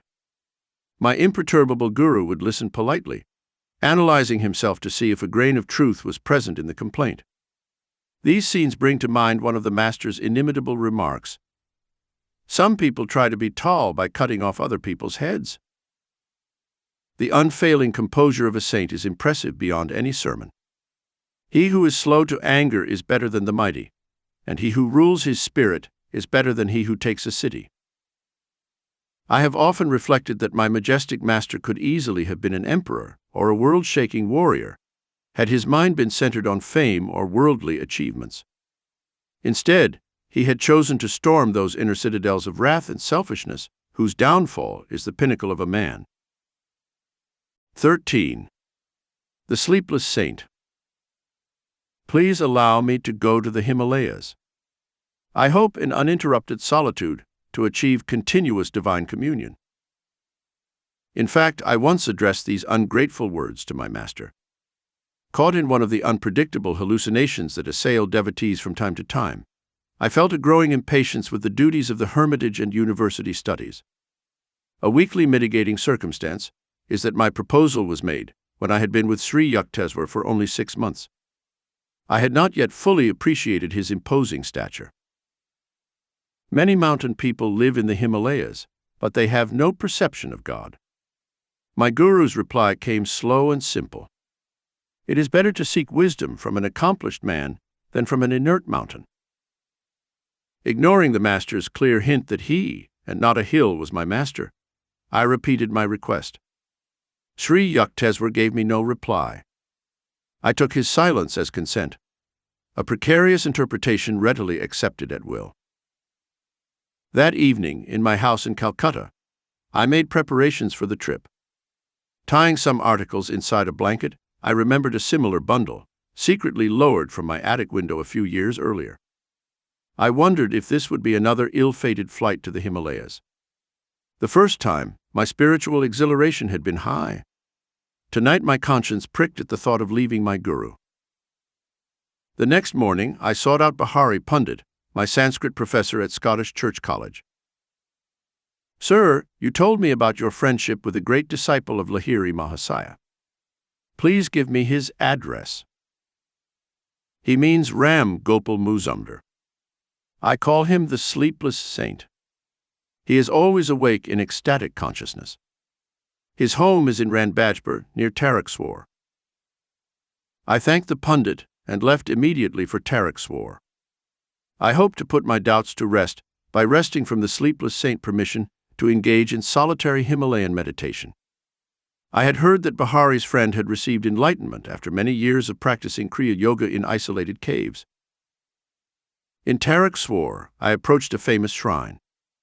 Hindus regard it with the same veneration that Catholics reserve for the shrine at Lourdes, France. Countless miracles of healing have occurred in Tarakswar, including that of a member of my family. "I sat in the temple for a week," my elder aunt once told me. "Observing a complete fast, I prayed for your Uncle Sarada's recovery from a chronic illness. On the 7th day, I found a materialized herb in my hand. I made an infusion from the leaves and gave it to your uncle. His illness disappeared immediately and has not reappeared." I entered the sacred shrine of Swami. The altar contains nothing but a round stone. Its circumference, without beginning or end, makes it aptly significant of the infinite. Cosmic abstractions are not foreign to even the humblest Indian peasant, who has even been accused by Westerners of living by abstractions. My state of mind at that moment was so austere that I felt disinclined to bow before the stone symbol. God must be sought, I reflected, only within the soul. I left the temple without genuflecting and walked briskly towards the outlying village of Ranbajpur. My appeal to a passerby for guidance plunged him into a long reflection. "When you come to a crossroads, turn right and continue," he finally pronounced oracularly. Following directions, I walked along the banks of a canal. Darkness fell, and the outskirts of the jungle village was animated by winking fireflies and the howl of nearby jackals. The moonlight was too weak to provide any reassurance. I trudged on for 2 hours. Welcome clangor of a cowbell. My repeated cries eventually brought a peasant to my side. "I am looking for Ram Gopal Babu. No such person lives in our village." The man's tone was gruff. "You are probably a lying detective." Hoping to dispel the suspicions in his politically troubled mind, I explained my situation to him touchingly. He took me to his home and offered me a hospitable welcome. "Ranbajpur is far from here," he observed. "At the crossroads you should have turned left, not right." My former informant, I thought sadly, was a clear threat to travelers. After a tasty meal of raw rice, lentil dal, and potato curry with raw bananas, I retired to a small hut adjacent to the courtyard. In the distance, villagers sang to the loud accompaniment of mridanga and cymbals. Sleep was scarce that night. I prayed deeply to be directed to the secret yogi, Ram Gopal. When the first light of dawn penetrated the crevices of my dark room, I set off towards Ranbajpur. Crossing rugged rice fields, I trudged over stumps of thorny plants and piles of dry clay. A farmer I met from time to time invariably informed me that my destination was only a crochet 2 miles. In 6 hours the sun traveled victoriously from the horizon to the meridian, but I began to think that I would only be 1 crochet away from Ranbajpur. By mid-afternoon my world was still an endless paddy field. The heat emanating from the unobstructed sky was almost driving me to collapse.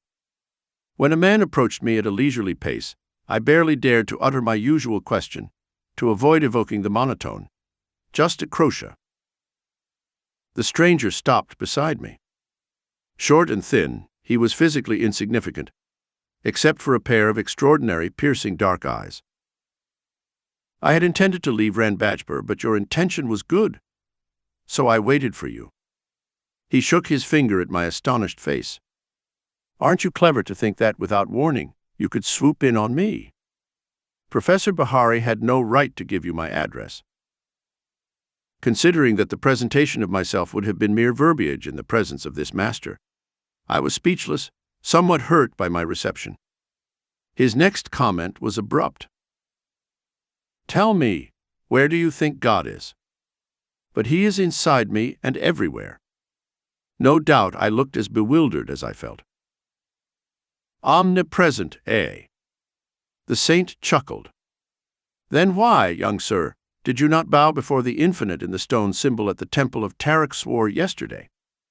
Your pride caused you the punishment of being led astray by the passerby, who did not care for the subtle distinctions between right and left. Even today you had a rather unpleasant moment." I accepted wholeheartedly, amazed that in all-knowing I was hiding in the unremarkable body before me. The yogi exuded a healing power. I felt immediately refreshed in the scorching field. "The devotee is led to think that his path to God is the only one," he said. "Yoga, through which one finds divinity within, is undoubtedly the highest path, so Lahiri Mahasaya told us. But by discovering the Lord within, we soon perceive him on the outside as well. The holy shrines in Swami and elsewhere are rightly revered as nuclear centers of spiritual power."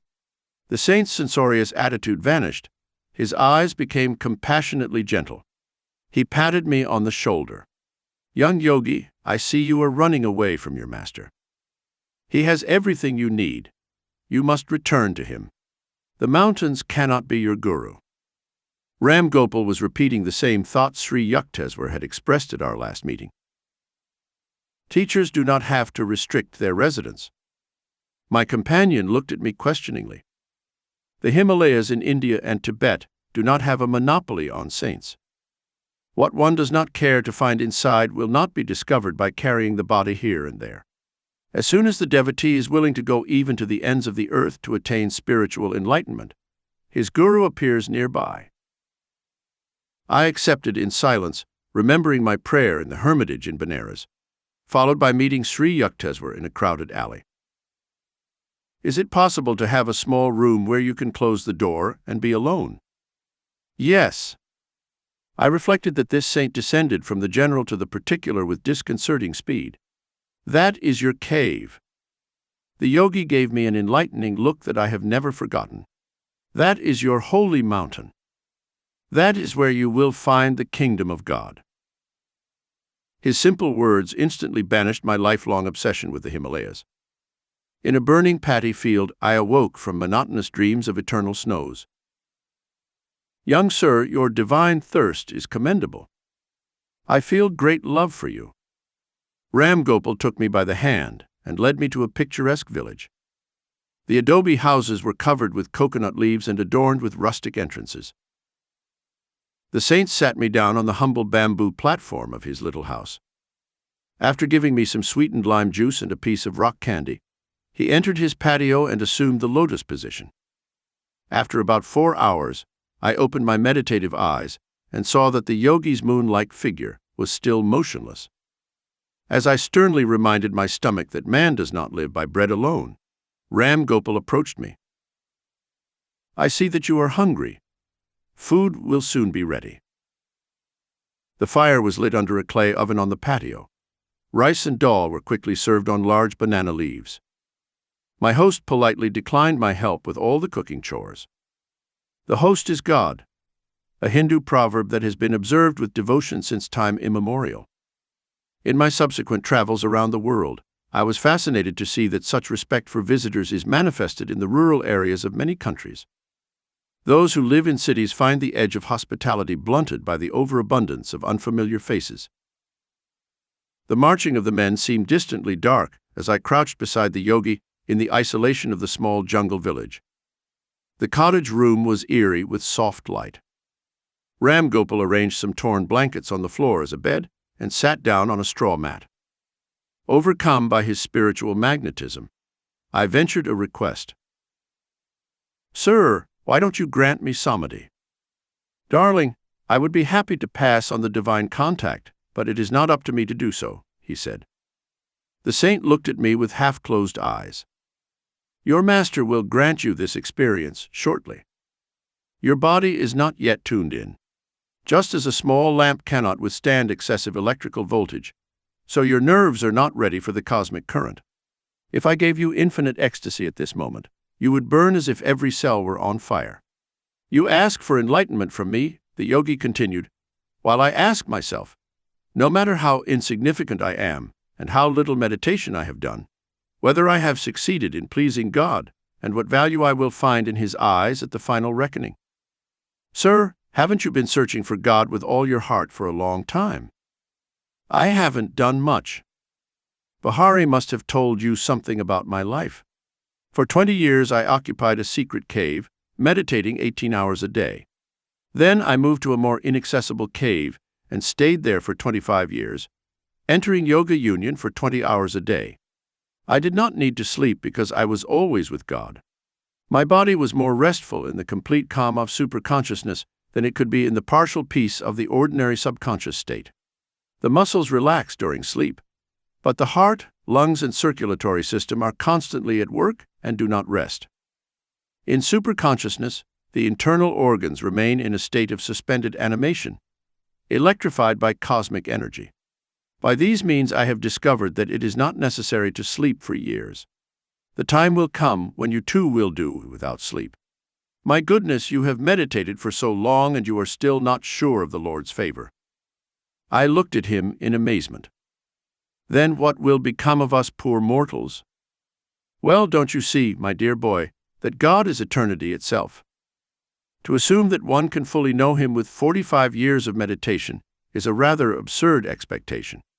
Babaji assures us, however, that even a little meditation saves from the terrible fear of death and the states after death.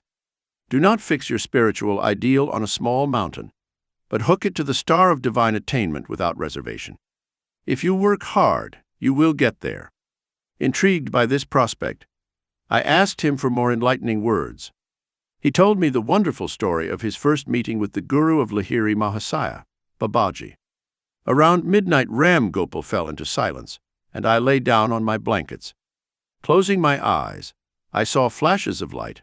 The vast space within me was a chamber of molten light. I opened my eyes and beheld the same dazzling splendor. The room became a part of that infinite vault I was seeing with my inner vision. Why don't you go to sleep? Lord, how can I sleep in the presence of lightning that flashes whether my eyes are closed or open? You are lucky to have this experience. Spiritual radiation is not easily seen. The saint added a few words of affection. At dawn, Ram Gopal gave me some stone candy and told me I had to leave. I felt such reluctance to say goodbye to him that tears streamed down my cheeks. I will not let you go empty-handed. The yogi spoke tenderly. I will do something for you. He smiled and looked at me firmly.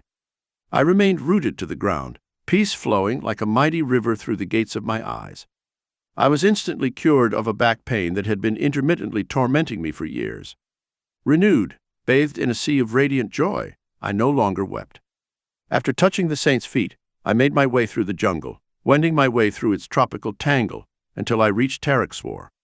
There I made a second pilgrimage to the famous shrine and prostrated myself completely before the altar. The round stone grew larger before my inner vision until it became the cosmic spheres, ring within ring, zone after zone, all clothed in divinity. An hour later, I happily embarked for Calcutta. My journey ended not in the high mountains, but in the Himalayan presence of my master. 14. An experience of cosmic consciousness. I am here, Guruji. My shame spoke more eloquently for me. Let's go to the kitchen and find something to eat. Sri Yukteswar's manner was as natural as if hours rather than days separated us. Master, I must have disappointed you with my abrupt departure from my duties here. I thought you might be angry with me. No, of course not. Anger only arises from thwarted desires. I do not expect anything from others, so their actions cannot be contrary to my desires. I do not want to use you for my own purposes. I am only happy with your true happiness. Lord, we hear of divine love in a vague way, but for the first time I have a concrete example of it in your angelic person. In the world, even a father does not easily forgive a son who abandons his parents' business without warning. But you do not show the slightest irritation, even though you must have been put to the test by the many unfinished tasks I left behind. We looked into each other's eyes, where tears glistened.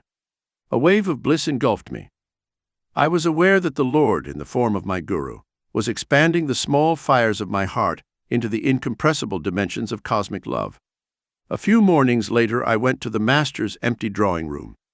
I had intended to meditate, but my laudable intention was not shared by the disobedient thoughts. They scattered like birds before the hunter. Mu Kunda. Sri Yukteswar's voice resounded from a distant inner balcony. I felt as rebellious as my thoughts. Master always urges me to meditate, I muttered to myself.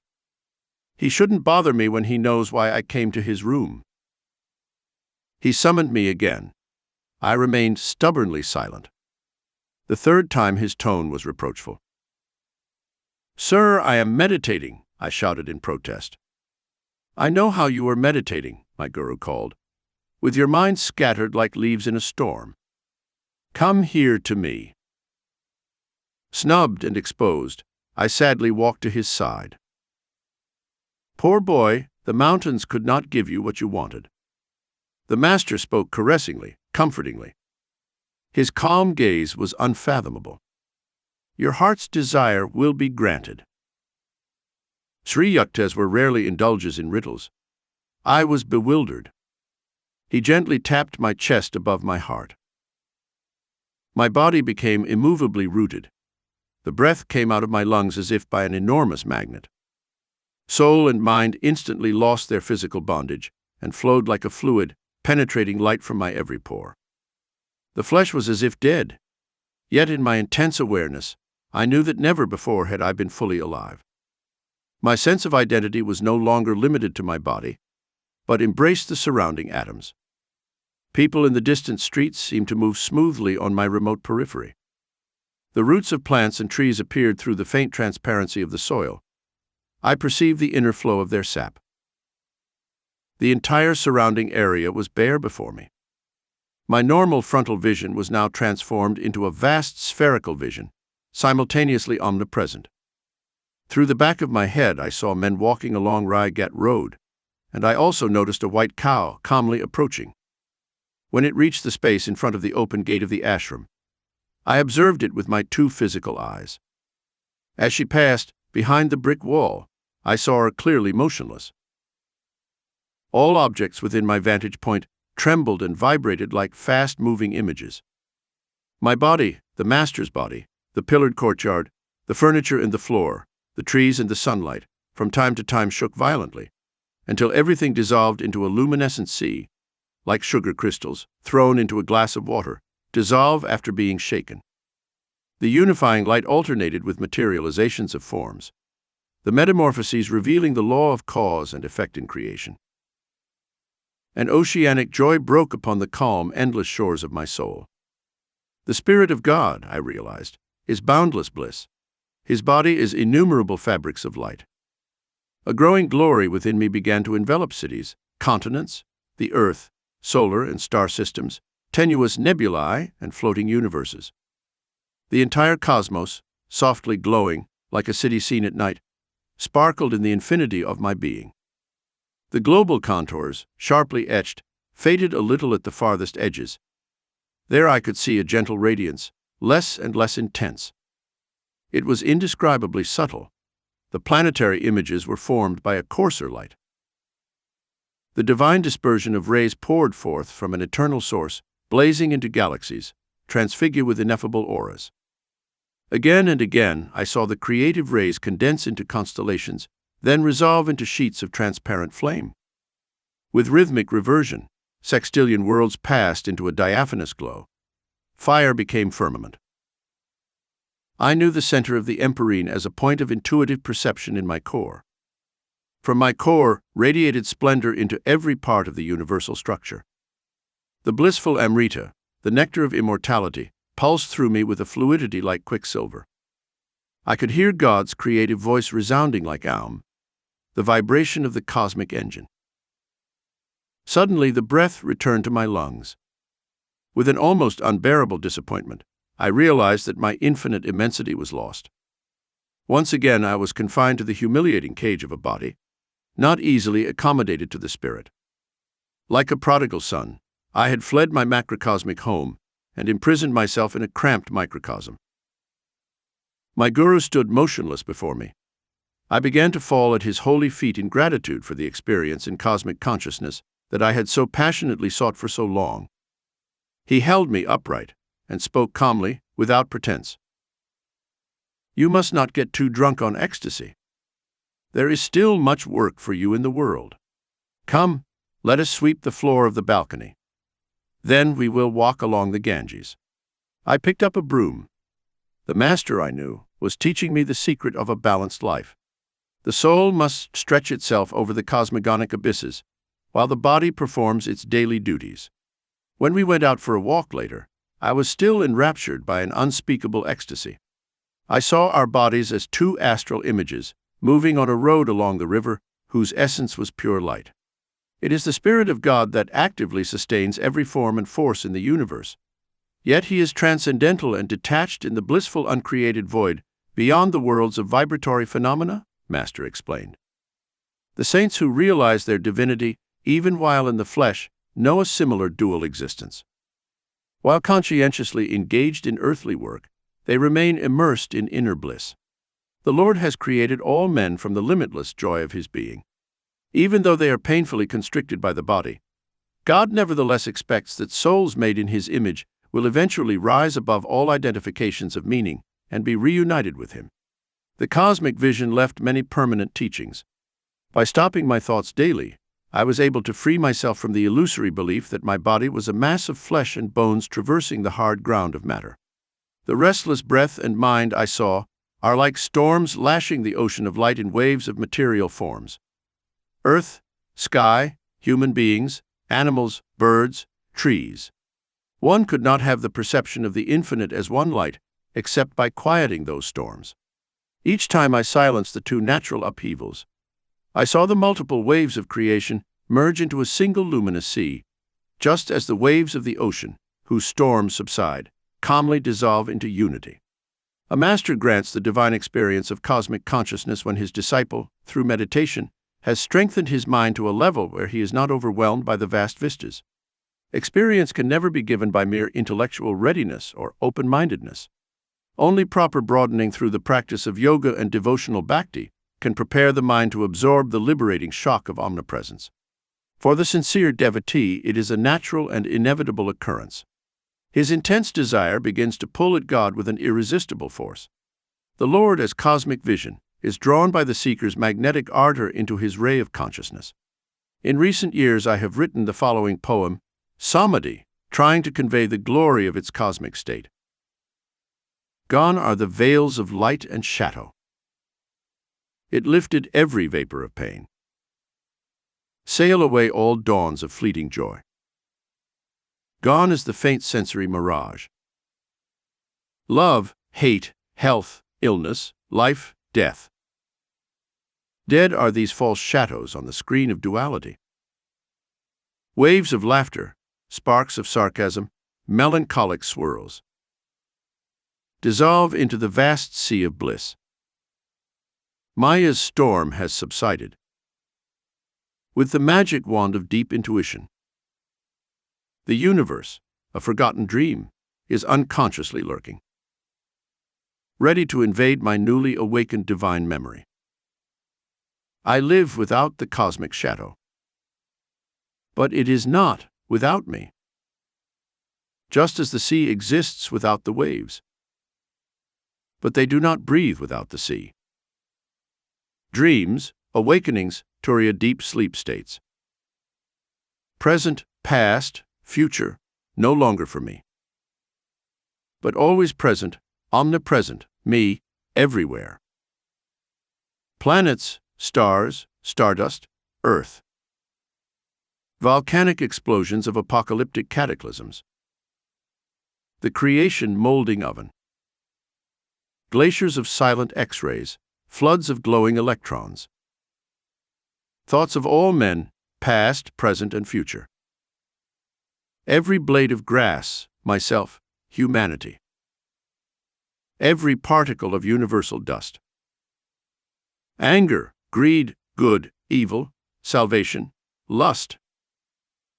I swallowed, transmuted everything. In a vast ocean of blood of my only being. Smoldering joy, often stifled by meditation. Blinding my tear-filled eyes. Explode in immortal flames of bliss. It consumed my tears, my frame, my everything. You are me, I am you. Knowing as one. Peaceful and uninterrupted emotion, eternally living and ever new peace. Enjoyable beyond all expectations, the bliss of Samadhi. Not a state of unconsciousness or mental chloroform without intentional return. Samadhi but extends my conscious realm beyond the limits of the mortal structure to the farthest edge of eternity, where I, the cosmic sea, observe the little ego floating in me. The sparrow, every grain of sand, does not fall without my gaze. All space floats like an iceberg in my mental sea. Colossal container, me, of all things made. with deeper, longer, more guru-hungry meditation. Here comes this celestial samadhi. Moving murmurs of atoms can be heard. The dark earth, the mountains, the valleys, here is the molten liquid. Flowing seas turn into vapors of nebulae. Aum blows on the vapors, wonderfully opening their veils. Oceans are revealed, glowing electrons. Until the last sound of the cosmic drum. The coarsest lights fade into eternal rays of all-pervading bliss. From joy I came, by joy I live, in sacred joy I melt. Ocean of the mind, I drink all the waves of creation. Four veils of solid, liquid, vapor light. Lift well. Myself, in everything, enters the great self. Gone forever, flickering shadows of mortal memory. Spotless is my mental sky, below, in front and above. Eternity and I, a single ray. A little bubble of laughter, I became the sea of happiness itself. Sri Yukteswar taught me how to evoke the blessed experience at will, and also how to transmit it to others if their intuitive channels were developed. For months I entered into ecstatic union, understanding why the Upanishads say that God is rasa, the most savory. One day, however, I submitted a problem to the Master. I want to know, sir, when will I find God? You have found him. Oh no, sir, I don't think so. My guru smiled. I'm sure you're not expecting a venerable figure adorning a throne in some antiseptic corner of the cosmos. I see, however, that you are imagining that the possession of miraculous powers is the knowledge of God. One could have the entire universe and still find the Lord elusive. Spiritual progress is not measured by outward powers, but only by the depth of bliss in meditation. The ever-new joy is God. He is inexhaustible. If you continue to meditate over the years, he will seduce you with infinite ingenuity. Devotees who, like you, have found the way to God never dream of exchanging him for any other happiness. He is seductive beyond competition. How quickly we tire of earthly pleasures. The desire for material things is endless. Man is never completely satisfied and pursues one goal after another. The something else he seeks is the Lord, who alone can give lasting joy. Outward lusts lead us away from the inner Eden. They offer false pleasures that merely impersonate the happiness of the soul. The lost paradise is quickly regained through divine meditation. Because God is an eternal, unexpected newness, we never tire of him. Can we be sated with bliss, deliciously varied for all eternity? Now I understand, sir, why the saints call the Lord unfathomable. Not even eternal life could suffice to evaluate him. This is true, but he is also near and dear. After the mind has been freed from sensory hindrances by Kriya Yoga, meditation provides a double proof of God. An ever-new joy is the proof of his existence, convincing to our own atoms. Moreover, in meditation one finds his instantaneous guidance, his adequate response to every difficulty. I understand, Guruji, you have solved my problem. I smiled gratefully.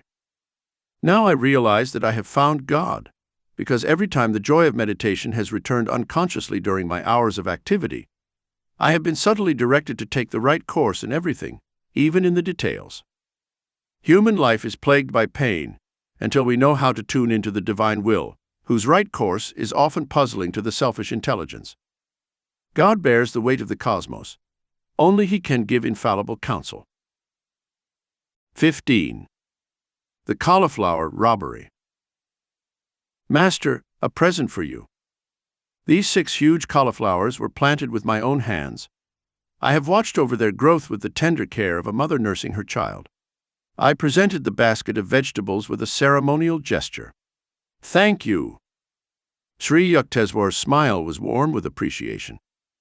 Please keep them in your room. I will need them tomorrow for a special dinner.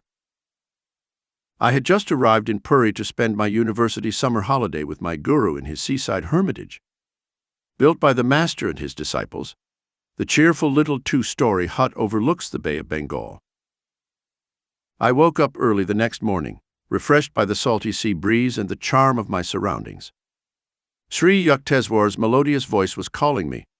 I glanced at my dear cauliflowers and placed them neatly under the bed. "Come, let us go to the beach." The master led the way. Some young disciples and I followed in a scattered group. Our guru watched us with mild criticism. When our Western brothers walk, they are usually proud in unison. Now please march in 2 rows, keep rhythmic step with each other. Sri Yukteswar looked at us as we obeyed and began to chant. The boys go back and forth in a graceful little line. I could not help but admire the ease with which the master was able to adapt to the brisk rhythm of his young students. "Halt!" My guru's eyes sought mine. "Did you remember to close the back door of the hermitage?" "I think so, sir." Sri Yukteswar remained silent for a few minutes, a half-smile on his lips. "No, you have forgotten," he finally said. "Divine contemplation should not be an excuse for material neglect. You have neglected your duty to guard the ashram. You must be punished." I thought he was darkly joking when he added, "Your 6 cauliflowers will soon be only 5. On the master's order, we turned around and marched back until we were close to the hermitage. "Take a little rest. Mukunda, look through the fence to our left. Watch the road beyond. A certain man will arrive there shortly. He will be the means of your punishment." I concealed my irritation at these incomprehensible remarks. Soon a peasant appeared on the road, dancing grotesquely and waving his arms in nonsensical gestures. Almost paralyzed with curiosity, I glued my eyes on that hilarious spectacle. When the man reached a point on the road where he would disappear from our sight, Sri Yukteswar said, "Now he will return." The farmer immediately changed direction and headed towards the back of the ashram. Crossing a sandy stretch, he entered the building through the back door. I had left it open, as my guru had said. The man came out shortly after, holding one of my prized cauliflowers. He now walked respectfully, invested with the dignity of possession. The farce that was unfolding, in which my role seemed to be that of bewildered victim, was not so disconcerting as to make me desist from the indignant pursuit. I was halfway there when the master called me back. He was shaking himself from head to toe with laughter. "The poor fool wanted a cauliflower," he explained between bursts of glee. "I thought it would be a good idea if he took one of yours so poorly guarded." I rushed to my room, where I discovered that the thief, evidently fixated on vegetables, had left my gold rings, watch and money intact, lying openly on the blanket. Instead, he had crawled under the bed, where, completely hidden from view, one of my cauliflowers had aroused his unique desire. That evening I asked Sri Yukteswar to explain the incident, which had, in my opinion, some puzzling features. My guru slowly shook his head. "One day you will understand. Science will soon discover some of these hidden laws." When, a few years later, the wonders of radio burst upon an astonished world, I remembered the master's prediction. The old concepts of time and space were annihilated. No peasant house was so narrow that it could not fit into London or Calcutta. The dullest intelligence became magnified in the face of irrefutable proof of one aspect of man's omnipresence. The plot of the cauliflower play can best be understood with a radio analogy. Sri Yukteswar was a perfect human radio. Thoughts are nothing but very delicate vibrations moving through the ether. Just as a sensitized radio picks up a desired musical number from among thousands of other programs coming from every direction, so my guru was able to pick up the thought of that half-witted man who wished for a cauliflower, among the innumerable thoughts of human wills broadcasting in the world. With his powerful will, the master was also a human transmitting station, and had successfully directed the farmer to retrace his steps and go to a certain room to obtain a single cauliflower. Intuition is a guidance of the soul, which appears naturally in man at times when his mind is calm. Almost everyone has experienced an inexplicably correct intuition, or has effectively transferred their thoughts to another person. The human mind, freed from the static of restlessness, can perform through the antenna of intuition all the functions of complicated radio mechanisms, sending and receiving thoughts and tuning out unwanted ones. Just as the power of a radio depends on the amount of electric current it can use, so the human radio is powered according to the willpower possessed by each individual.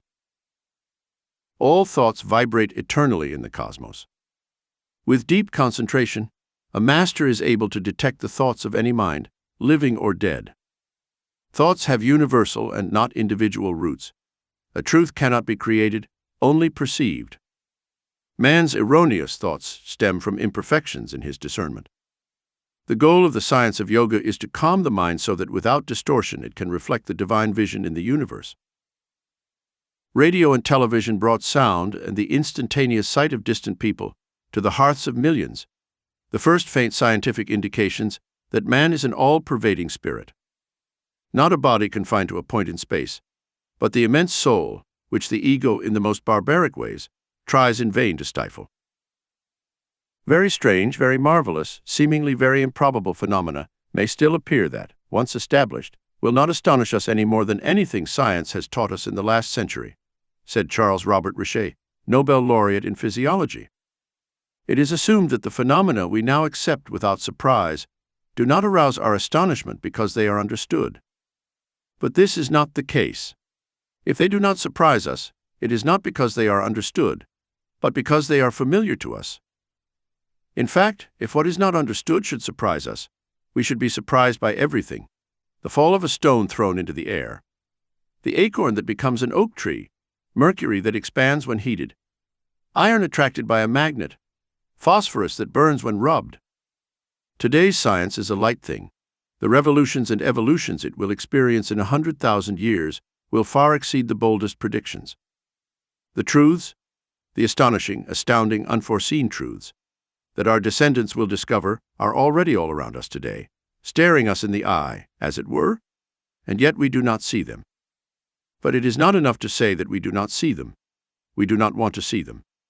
Because as soon as an unexpected and unknown fact appears, we try to fit it into the framework of the commonplaces of acquired knowledge, and we are indignant that anyone dares to experiment further.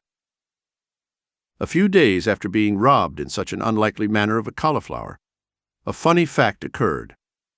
A certain paraffin lamp was missing. Having recently witnessed the omniscient intuition of my guru, I thought he would prove that it was child's play to find the lamp. The master sensed my expectation. With exaggerated gravity, he questioned all the residents of the ashram. One young disciple confessed that he had used the lamp to go to the well in the backyard. Sri Yukteswar gave solemn advice: look for the lamp near the well. I rushed there, no lamp.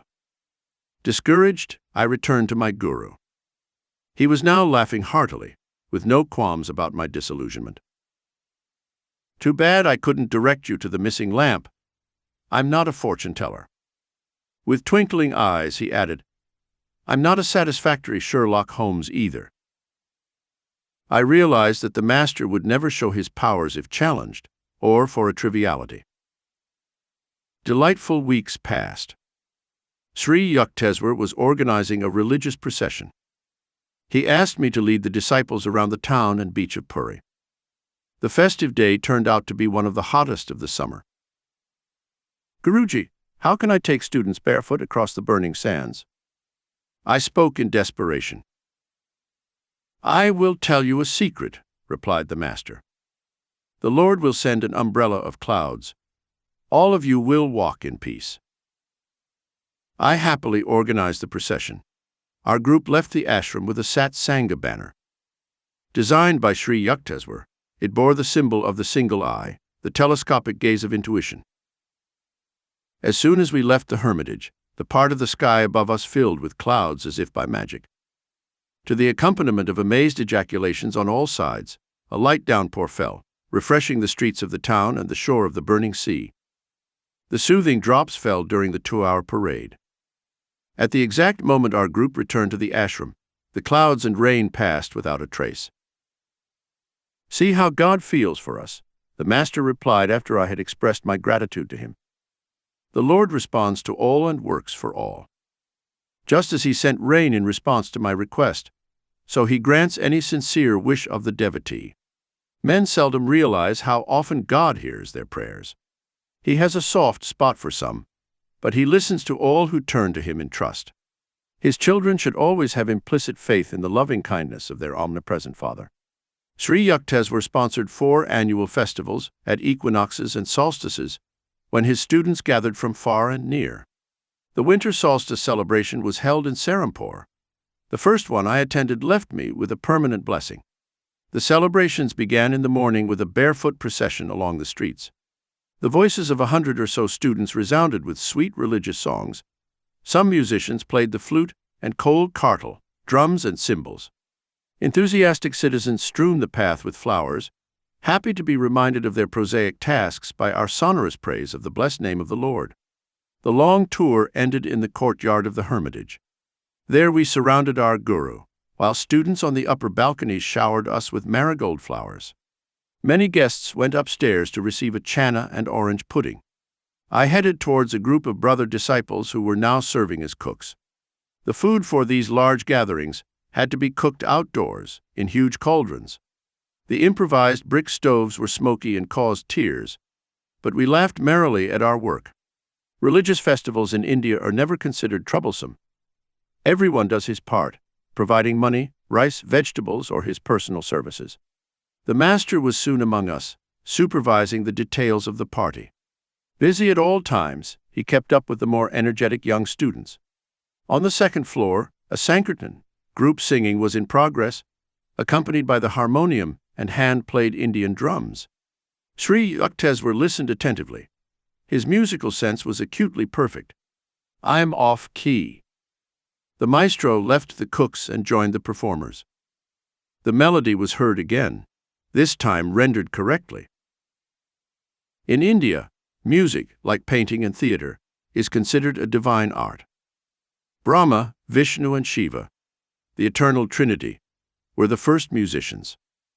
The divine dancer Shiva is depicted in Scripture as the one who worked out the infinite modes of rhythm in his cosmic dance of universal creation, preservation, and dissolution, while Brahma accentuated the rhythm of time with the tinkling of cymbals, and Vishnu played the sacred mridanga or drum.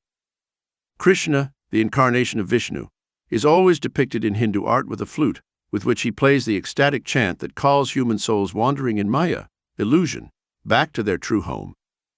Saraswati, goddess of wisdom, is symbolized playing the veena, the mother of all stringed instruments. The Samaveda of India contains the world's earliest writings on the science of music. The cornerstone of Hindu music is the ragas, or fixed melodic scales. The 6 basic ragas branch into derived raginis, wives, and putras, sons.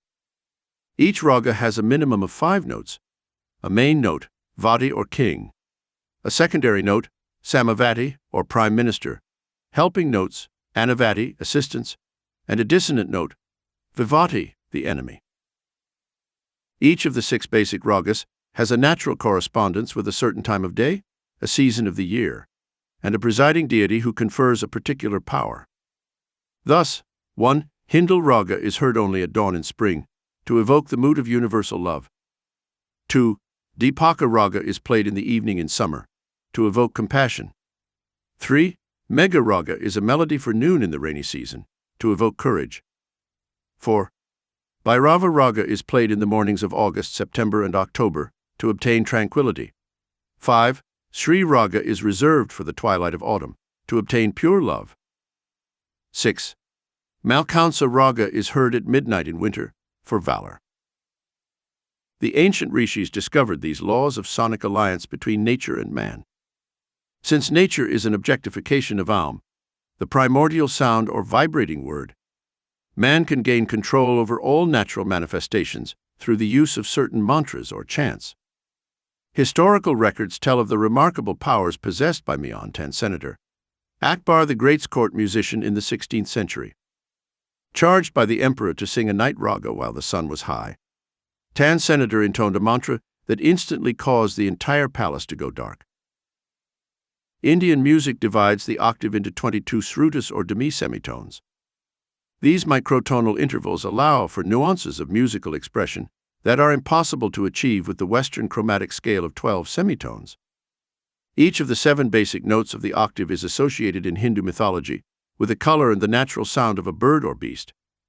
C with green in the peacock, D with red in the lark, E with golden in the goat, F with yellowish-white in the heron, G with black in the nightingale, A with yellow in the horse, B with a combination of all colors in the elephant.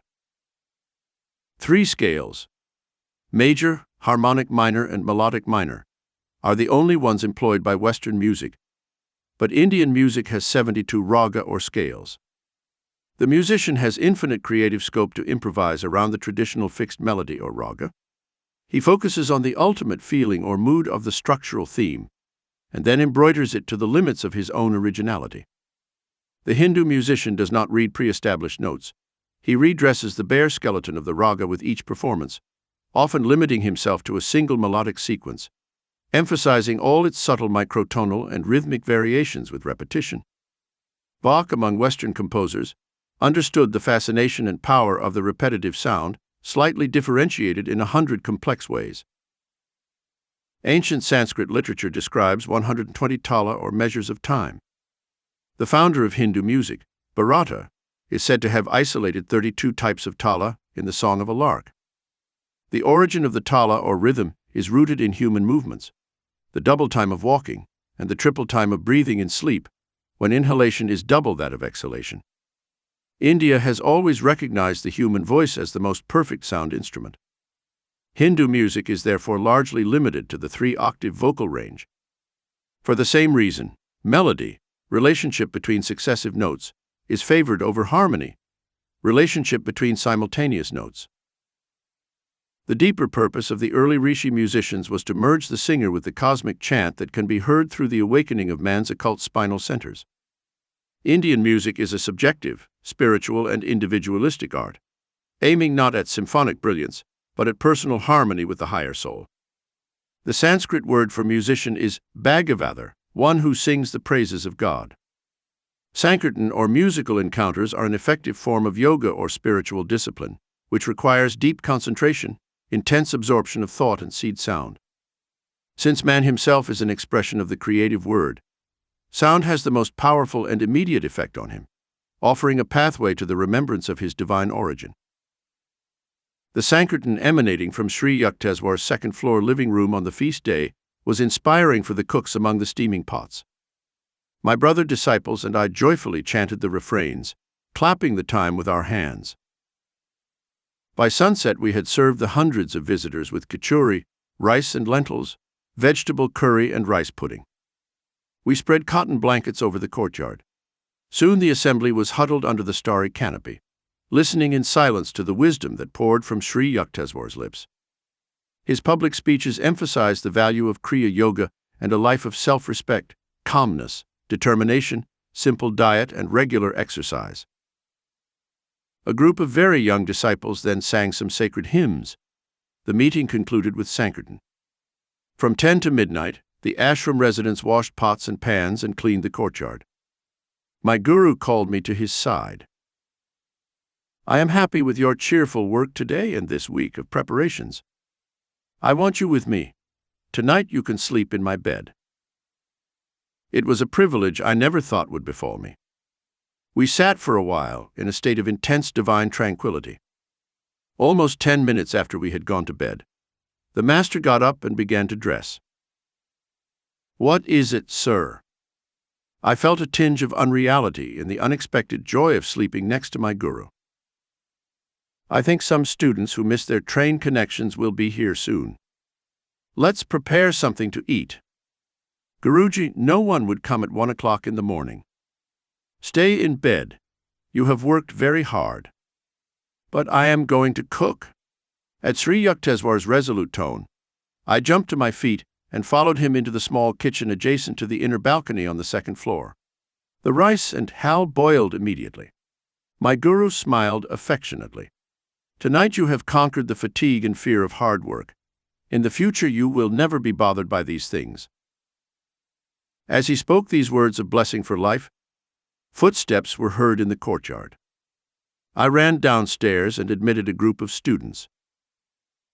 Dear brother, how reluctant we are to disturb the Master at this hour. A man turned to me apologetically. We made a mistake about the train schedule, but we felt we couldn't go home without taking a look at our Guru. He is waiting for you and is preparing your food. Sri Yukteswar's welcoming voice resounded. I led the astonished visitors into the kitchen. The Master turned towards me with sparkling eyes. Now that you have finished comparing notes, no doubt you are satisfied that our guests have indeed missed the train. I followed him into his bedroom half an hour later, fully realizing that I was about to sleep next to a divine Guru. 16. Overcoming the Stars. Mukunda, why don't you get an astrological bracelet? Should I, Master? I do not believe in astrology. It is never a matter of belief. The only scientific attitude one can take on a subject is whether it is true. The law of gravitation operated with the same efficiency before Newton and after him. The cosmos would be quite chaotic if its laws could not operate without the sanction of human faith. Charlatans have brought stellar science to its present state of disrepute. Astrology is too vast, both mathematically and philosophically, to be properly grasped except by men of deep understanding. If the ignorant misinterpret the heavens and see in them a scribble instead of writing, it is to be expected in this imperfect world. Wisdom should not be dismissed by wise men. All parts of creation are interconnected and exchange their influences. The balanced rhythm of the universe is rooted in reciprocity, my Guru continued. Man, in his human aspect, has to fight two sets of forces. Firstly, the turmoil within his being, caused by the mixture of earth, water, fire, air, and etheric elements.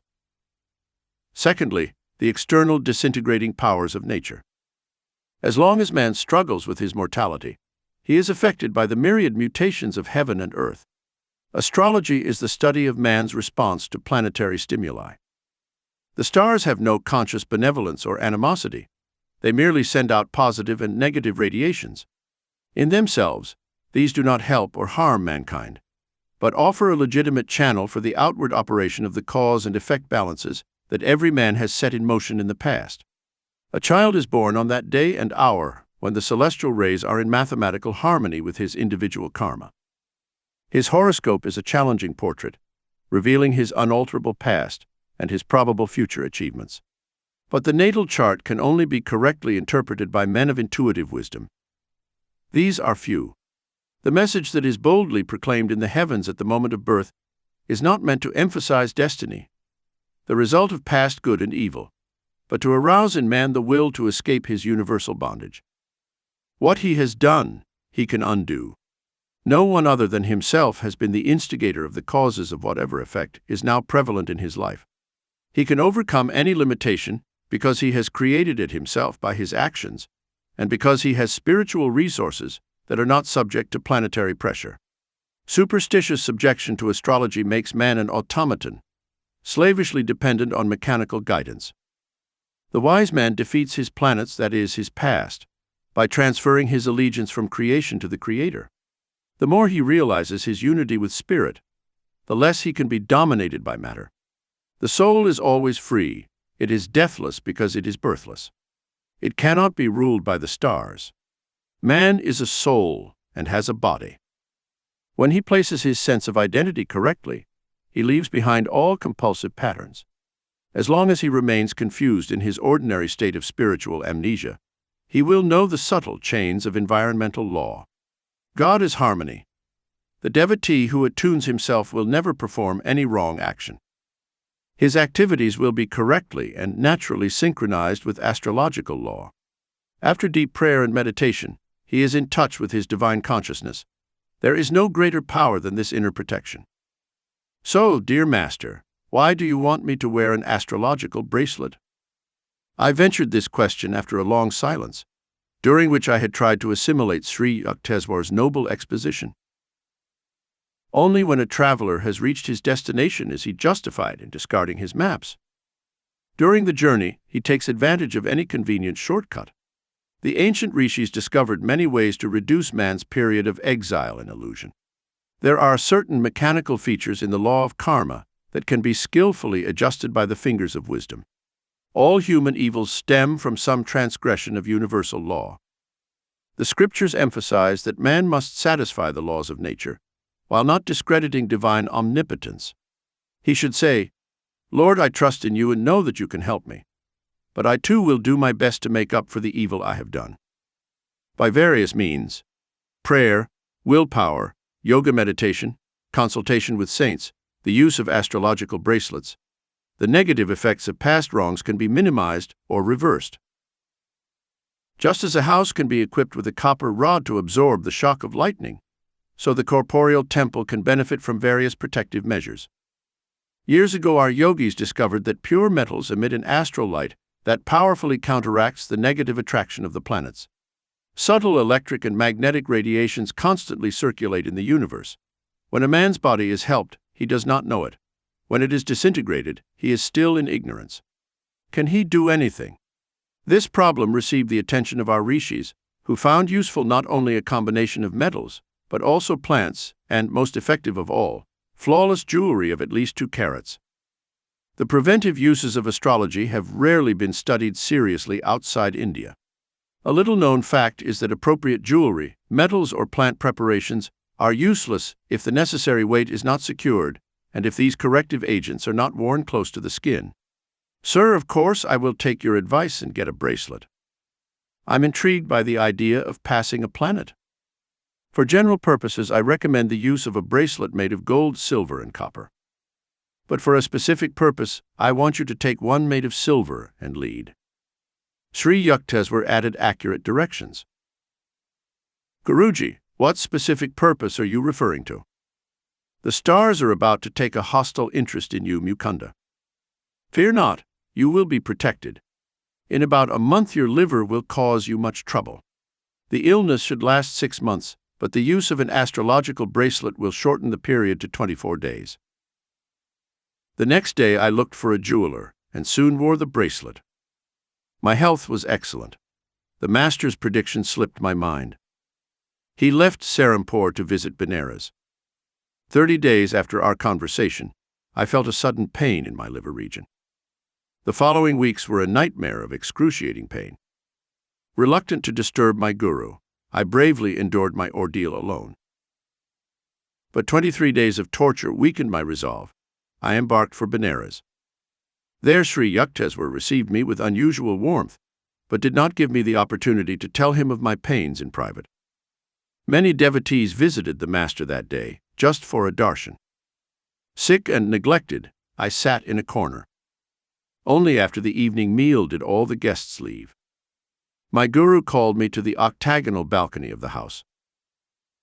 You must have come for your liver ailment. Sri Yukteswar's gaze was averted. He walked back and forth, intercepting the moonlight from time to time. Let me see. You have been ill for 24 days, have you not? Yes, sir. Please perform the stomach exercise I taught you. If you knew the extent of my suffering, Master, you would not ask me to exercise. Nevertheless, I made a feeble attempt to obey him. You say you have pain, I say you have none. How can such contradictions exist? My guru looked at me questioningly. I was stunned, and then overwhelmed with joyous relief. I no longer felt the constant torment that had kept me almost sleepless for weeks. At Sri Yukteswar's words, the agony vanished as if it had never been there. I started to kneel at his feet to thank him, but he immediately prevented me from doing so. Don't be childish. Get up and enjoy the beauty of the moon on the Ganges. But the master's eyes twinkled happily as I stood silently beside him. I could tell from his attitude that he wanted me to feel that not he, but God, had been the healer.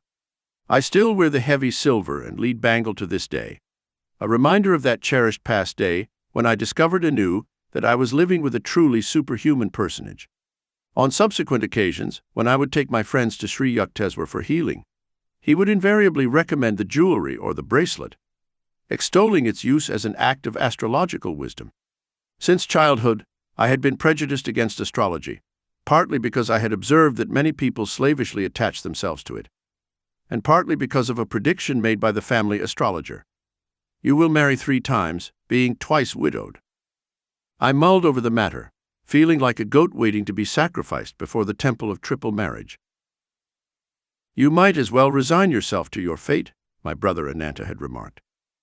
Your written horoscope correctly said that you would fly from home to the Himalayas during your early years, but you would come back by force. The prediction of your marriages is also bound to come true. One night I had a clear intuition that the prophecy was completely false. I set fire to the horoscope scroll and placed the ashes in a paper bag on which I wrote, "The seeds of past karma cannot germinate if they are roasted in the divine fire of wisdom." I placed the bag in a clearly visible spot. Ananda immediately read my defiant comment. "You cannot destroy the truth as easily as you burnt this roll of paper." My brother laughed scornfully. It is a fact that on 3 occasions before I reached adulthood, my family tried to arrange my engagement. Each time I refused to follow the plans, knowing that my love for God was stronger than any past astrological persuasion. The deeper a man's self-realization, the more he influences the entire universe with his subtle spiritual vibrations, and the less he himself is influenced by the phenomenal flow. These words of the Master have often come back to me with great inspiration. At times I told the astrologers to choose my worst times, based on the indications of the planets, and I still completed whatever task I set myself. It is true that my success at these times was accompanied by extraordinary difficulties. But my conviction has always been justified. Faith in divine protection and the correct use of man's divine will are formidable forces, superior to any inverted bowl. The stellar inscription at birth, I realized, is not that man is a puppet of his past. Its message is rather a goad to pride. The heavens themselves seek to arouse in man the determination to free himself from all limitations. God has created every man as a soul, endowed with individuality, therefore essential to the universal structure, whether in the temporary role of pillar or parasite. His freedom is definitive and immediate, if he so desires. It does not depend on outward but inward victories. Sri Yukteswar discovered the mathematical application of a 24,000-year equinoxial cycle to our present age. The cycle is divided into an ascending arc and a descending arc, each of 12,000 years. Within each arc are 4 yugas or ages, called Kali, Dwapara, Treta, and Sadhya, which correspond to the Greek ideas of iron, bronze, silver, and gold ages. My guru has established, based on various calculations, that the last Kali Yuga or Iron Age of the ascending arch began around 500 AD. The Iron Age, lasting 1,200 years, is a period of materialism and ended around 1,700 AD. In that year, the Dwapara Yuga began, a 2,400-year period of electrical and atomic energy developments, the age of the telegraph, radio, aeroplanes, and other space annihilators. The 3,600-year period of the Treta Yuga will begin in 4,100 AD. Its epoch will be characterized by the common knowledge of telepathic communications and other means of time annulment. During the 4,800-year period of Sadhya Yuga, the last epoch of an ascending arc, man's intelligence will be fully developed. He will work in harmony with the divine plan. Then begins a descending arc of 12,000 years, starting with a descending golden age of 4,800 years for the world. Man gradually sinks into ignorance. These cycles are the eternal rounds of Maya, the contrasts and relativities of the phenomenal universe. Man, one by one, escapes the prison of the duality of creation by awakening to the consciousness of his inseparable divine unity with the Creator. The Master broadened my understanding not only of astrology, but also of the scriptures of the world. By placing the sacred texts on the immaculate table of his mind, he was able to dissect them with the scalpel of intuitive reasoning and separate the errors and interpolations of scholars from the truths originally expressed by the prophets. Fix one's vision on the tip of one's nose. This inaccurate interpretation of a stanza of the Bhagavad Gita, widely accepted by Eastern pundits and Western translators, used to elicit the Master's ironic criticism. The path of a yogi is already singular enough as it is, he observed. Why advise him to become cross-eyed as well? The real meaning of nasicagram is origin of the nose, not end of the nose. The nose begins at the point between the two eyebrows, the seat of spiritual vision. Because of an aphorism in the Sankhya Iswar Ashita, the Lord of creation cannot be deduced, or God is not proven. Many scholars call the entire philosophy atheistic. The verse is not nihilistic, Sri Yukteswar explained. It simply means that for the unenlightened man, dependent on the senses for all final judgments, the proof of God must remain unknown and therefore non-existent. True followers of Sankhya, with an unwavering insight born of meditation, understand that the Lord is both existent and knowable. The Master expounded the Christian Bible with wonderful clarity. It was from my Hindu guru, unknown to the roll call of Christian members, that I learned to perceive the deathless essence of the Bible and to understand the truth of Christ's statement, surely the most moving and uncompromising statement ever uttered. Heaven and earth shall pass away, but my words shall not pass away. The great teachers of India modeled their lives on the same divine ideals that animated Jesus. These men are his avowed kinsmen. Whoever does the will of my Father in heaven shall be my brother and sister and mother. If you abide in my word, Christ emphasized, then you are truly my disciples. You will know the truth, and the truth will make you free. Free all, lords of themselves, the yogi Christs of India, are part of the immortal fraternity, those who have attained the liberating knowledge of the One Father. The story of Adam and Eve is incomprehensible to me. I remarked with considerable warmth one day of my early struggles with allegory. Why did God punish not only the guilty couple, but also the innocent generations not yet born? The Master was more amused by my vehemence than my ignorance. Genesis is deeply symbolic and cannot be grasped by a literal interpretation, he explained. Its tree of life is the human body. The spinal cord is like an inverted tree, with the human hairs as roots and the afferent and efferent nerves as branches. The tree of the nervous system bears many pleasant fruits, namely the sensations of sight, sound, smell, taste, and touch. Man can rightly indulge in these sensations, but he is forbidden the experience of sex, the apple at the center of the bodily garden. The serpent represents the coiled spinal energy that stimulates the sexual nerves. Adam is reason, and Eve is feeling. When the emotion or consciousness of Eve in a human being is overwhelmed by the sexual impulse, reason or Adam also succumbs. God created the human species by materializing the bodies of man and woman with the power of his will. He endowed the new species with the power to create children in a similar, immaculate or divine manner. Since his manifestation in the individualized soul had hitherto been limited to animals, bound by instinct and lacking the potential of full reason, God created the first human bodies, symbolically called Adam and Eve. To these, for an advantageous upward evolution, he transferred the soul's or divine essence of two animals. In Adam or man reason predominated, in Eve or woman sentiment. Thus was expressed the duality or polarity that underlies the phenomenal worlds. Reason and feeling remain in a paradise of cooperative joy until the human mind is deceived by the serpentine energy of animal propensities. The human body is thus not merely the result of evolution from beasts, but was produced by a special act of creation by God. Animal forms were too crude to express full divinity. The human being has been uniquely endowed with an enormous mental capacity, the thousand-petaled lotus of the brain, and acutely awakened occult centers in the spine. God, or the divine consciousness present in the first created couple, advised them to enjoy all human sensibilities, but not to concentrate on tactile sensations. These were forbidden to avoid the development of the sexual organs, which would have imprisoned humanity in the inferior animal method of propagation. The warning not to revive unconscious bestial memories was not heeded. By resuming the path of brute procreation, Adam and Eve fell from the state of natural heavenly joy of the original perfect man. The knowledge of good and evil refers to the cosmic dualistic constraint. By falling under the influence of Maya through misuse of feeling and reason, or the consciousness of Eve and Adam, man renounces his right to enter the heavenly garden of divine self-sufficiency. It is the personal responsibility of every human being to restore their parents or dual nature to a unified harmony or Eden. When Sri Yukteswar finished his discourse, I looked with new respect at the pages of Genesis.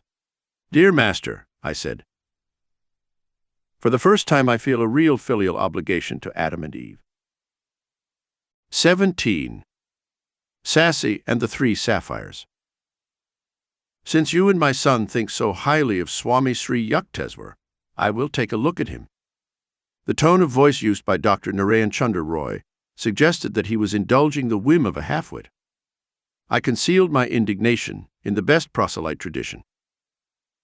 My companion, a veterinarian, was an avowed agnostic. His young son Santosh had begged me to take an interest in his father. So far my precious help had been somewhat invisible. Dr. Roy accompanied me the following day to the Serampore Hermitage. After the master had granted him a brief interview, characterized mostly by stoic silence on both sides, the visitor abruptly left. Why bring a dead man into the ashram? Sri Yukteswar looked at me questioningly as soon as the door closed on the skeptical Calcutta man. "Sir, the doctor is very much alive, but he will soon be dead." I was shocked. "Sir, this will be a terrible blow to your son. Santosh is still hoping for time to change his father's materialistic views. Please, Master, help him." "Very well, for your sake." My guru's face was impassive. "The proud horse doctor is very ill with diabetes, though he does not know it. In 15 days he will be in bed. The doctors will write him off. His natural time to leave this earth is 6 weeks from today. Thanks to your intercession, however, he will recover on that date. But there is one condition. You must make him wear an astrological bracelet. He will undoubtedly resist as violently as one of his horses before an operation." The master chuckled. After a silence, during which I wondered how Santosh and I could best employ the arts of cajolery on the recalcitrant doctor, Sri Yukteswar made further revelations. "As soon as the man gets well, advise him not to eat meat. But he will not heed this advice, and in 6 months, just when he is at his best, he will die. Even this extension of life of 6 months was granted to him only because of your supplication." The next day I suggested to Santosh that he order a bracelet from the jewelry shop. It was ready in a week, but Dr. Roy refused to wear it. "I am in very good health. You will never impress me with these astrological superstitions." The doctor gave me a belligerent look. I recalled with amusement that the master had rightly likened the man to a bolted horse. Another 7 days passed. The doctor, suddenly ill, meekly agreed to wear the bracelet.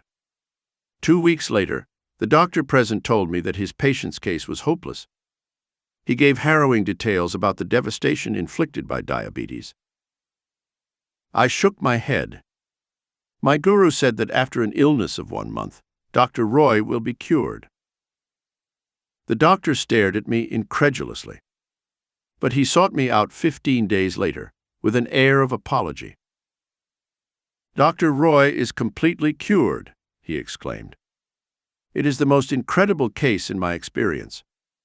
I have never before seen a dying man show such an inexplicable comeback. Your guru must truly be a prophet of healing." After an interview with Dr. Roy, during which I repeated Sri Yukteswar's advice to follow a meatless diet, I did not see him again for 6 months. One evening he stopped to chat while I was sitting on the piazza of my family home on Gurpur Road. "Tell your teacher that by eating meat often, I have completely recovered my strength." His unscientific ideas about diet did not influence me. It was true that Dr. Roy looked healthy, but the next day Santosh came running to me from his house in the next block. "Dad died this morning." This case was one of my strangest experiences with the master. He cured the rebellious vet, despite his disbelief, and prolonged his natural stay on earth by 6 months, only because of my heartfelt plea. Sri Yukteswar was boundless in his kindness when faced with a devotee's urgent prayer. It was my proudest privilege to bring friends from university to meet my guru. Many of them put aside, at least in the ashram, their academic cloak of religious skepticism. One of my friends, Saucy, spent some happy weekends in Serampore. The master became immensely fond of the boy. and complained that his private life was wild and messy. "Saucy, if you don't come to your senses, you will be dangerously ill in a year's time." Sri Yukteswar looked at my friend with affectionate exasperation. "Mukunda is the best man. Don't say then that I did not warn you." Saucy laughed. "Master, I leave to you the interest of a sweet charity of the cosmos in my sad case. My spirit is willing, but my will is weak. You are my only savior on earth. I believe in nothing else. At least you should wear a 2-carat blue sapphire. It will help you. I cannot afford one. However, dear Guruji, if trouble should come, I am fully convinced that you will protect me." "In a year's time you will carry 3 sapphires," Sri Yukteswar replied cryptically. "Then they will be of no use." Variations of this conversation happened regularly.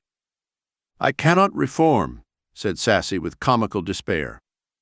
"And my trust in you, Master, is more precious to me than any stone." A year later, I was visiting my guru in the Calcutta home of his disciple, Naran Babu. Around 10 o'clock in the morning, while Sri Yukteswar and I were sitting quietly in the living room on the 2nd floor, I heard the front door open. The master straightened stiffly. "It is that Saucy," he observed gravely. "His year is up, both his lungs are gone. He ignored my advice. Tell him I don't want to see him." Half stunned by Sri Yukteswar's severity, I rushed down the stairs. Saucy was on his way up. "Oh, Mukunda. I really hope the master is here. I had a hunch he might be." "Yes, but he doesn't want to be disturbed." Saucy burst into tears and walked past me. He threw himself at Sri Yukteswar's feet and placed 3 beautiful sapphires there. "Omniscient Guru, the doctors say I have galloping tuberculosis. They do not give me more than 3 months. I humbly implore your help. I know you can cure me. Isn't it a bit late to worry about your life? Leave with your jewels. Their time of usefulness has passed." The master sat like a sphinx in an implacable silence, punctuated by the boy's sobs, begging for mercy. I had an intuitive belief that Sri Yukteswar was simply testing the depth of Sassy's faith in the divine healing power. I was not surprised an hour later when the master turned a compassionate gaze on my prostrate friend. "Get up, Saucy. What a mess you make in other people's houses. Return your sapphires to the jeweler. They are now a useless expense. But get an astrological bracelet and wear it. Fear not, in a few weeks you will be well." Sassy's smile lit up his tear-streaked face like a sudden sun on a damp landscape. "Beloved Guru, shall I take the medicine prescribed by the doctors?" Sri Yukteswar's gaze was longing. "Whatever. Drink them or discard them, it doesn't matter. It is more possible for the sun and the moon to exchange positions than for you to die of tuberculosis." He added abruptly, "Go at once before I change my mind." With an agitated bow, my friend hastily left. I visited him several times over the next few weeks and was astonished to see that his condition was getting worse and worse. "Saucy cannot make it through the night." These words of the doctor and the sight of my friend, now reduced almost to a skeleton, prompted me to rush to Serampore. My guru listened coldly to my laconic account. "Why do you come here to disturb me? You have already heard me assure Saucy of his recovery." I bowed before him with great awe and retreated towards the door. Sri Yukteswar said no word of farewell, but sank into silence, his eyes half closed, his vision having fled into another world. I immediately returned to Sassy's house in Calcutta. To my amazement, I found my friend sitting, drinking milk. Oh, Mukunda! What a miracle! 4 hours ago I felt the master's presence in the room. My terrible symptoms immediately disappeared. I feel that by his grace I am completely well. Within a few weeks, Saucy was more robust and healthy than ever. But his singular reaction to the healing had an ungrateful tinge. He rarely visited Sri Yukteswar again. One day my friend told me that he regretted his former way of life so deeply that he was ashamed to face the master. I could only conclude that Sassy's illness had had the opposite effect of stiffening his will and compromising his manners. The first 2 years of my course at Scottish Church College were drawing to a close. My class attendance had been very spasmodic. What little studying I did was only to keep peace with my family. My 2 private teachers came regularly to my house. I was regularly absent. I can at least acknowledge this regularity in my school career. In India, 2 successfully completed years of college lead to an intermediate arts degree. The student can then look forward to 2 more years and a bachelor's degree. The intermediate arts final exams were looming ominously. I fled to Puri, where my guru was spending a few weeks. With the vague hope that he would sanction my non-attendance at the final exams, I recounted my embarrassing unpreparedness. But the master smiled consolingly. "You have wholeheartedly pursued your spiritual duties and could not help but neglect your university work. Apply yourself diligently to your books for the coming week. You will pass your test without failure." I returned to Calcutta, firmly suppressing all the reasonable doubts that occasionally arose with unnerving ridicule. Looking at the mountain of books on my table, I felt like a traveler lost in the wilderness. A long period of meditation brought me an inspiration that saved me effort. Opening each book at random, I studied only the pages thus exposed. Following this path for 18 hours a day for a week, I considered myself authorized to advise all subsequent generations on the art of cramming. The following days in the examination rooms were a justification for my seemingly haphazard procedure. I passed all the exams, albeit by a whisker. The congratulations of my friends and family mingled ridiculously with ejaculations that betrayed their astonishment. On his return from Puri, Sri Yukteswar gave me a pleasant surprise. "Your studies in Calcutta are over. I will see to it that you continue your last 2 years of university right here in Serampore." I was puzzled. "Sir, there is no arts degree course in this city. Serampore College, the only higher education institution, only offered a 2-year intermediate arts course." The master smiled mischievously. "I am too old to collect donations to set up an AB college for you. I guess I will have to organize it through someone else."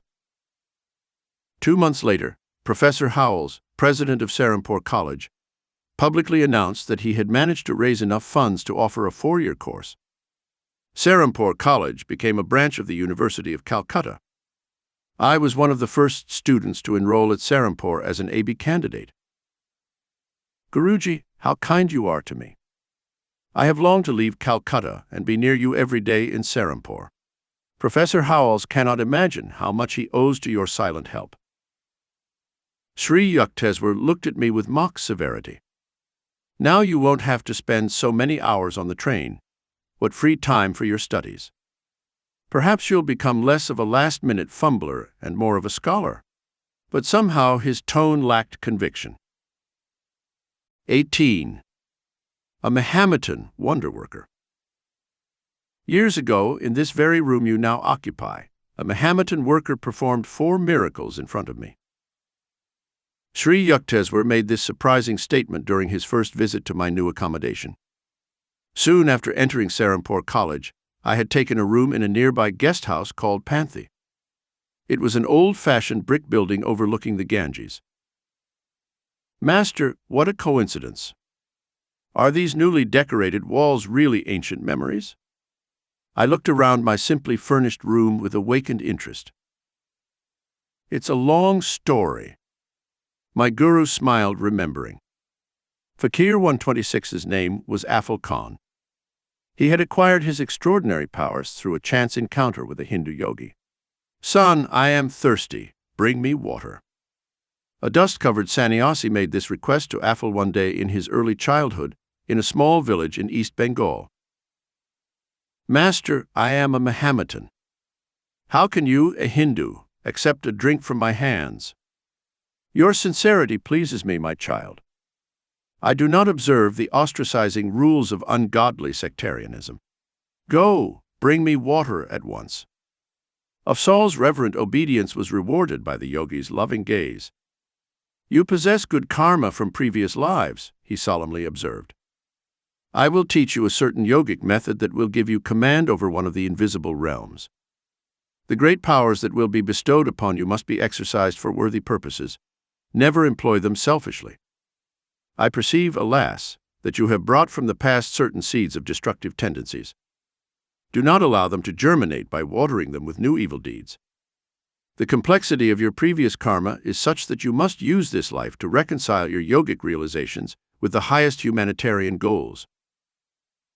After instructing the astonished boy in a complicated technique, the master disappeared.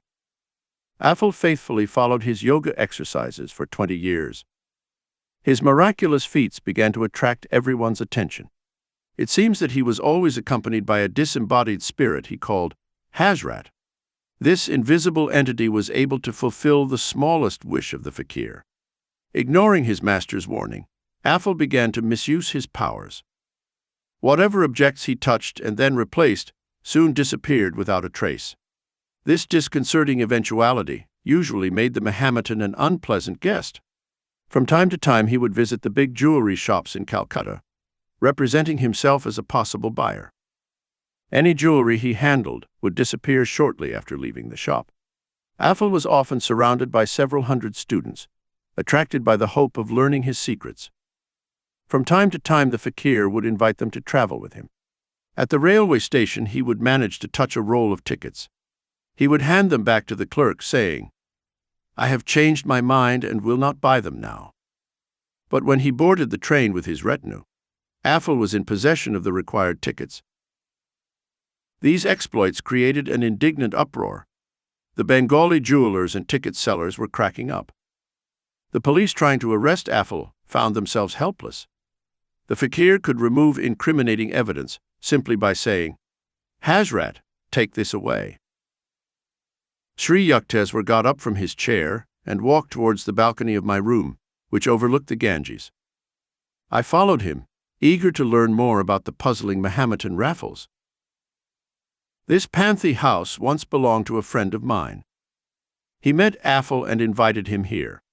My friend also invited about 20 neighbors, including me. I was only a young man at the time and felt a lively curiosity about the well-known fakir. The master laughed. I took the precaution of not wearing anything valuable. Afal looked at me curiously, then observed, "You have powerful hands. Go down to the garden, take a smooth stone and write your name on it with chalk. Then throw the stone as far as you can into the Ganges." I obeyed.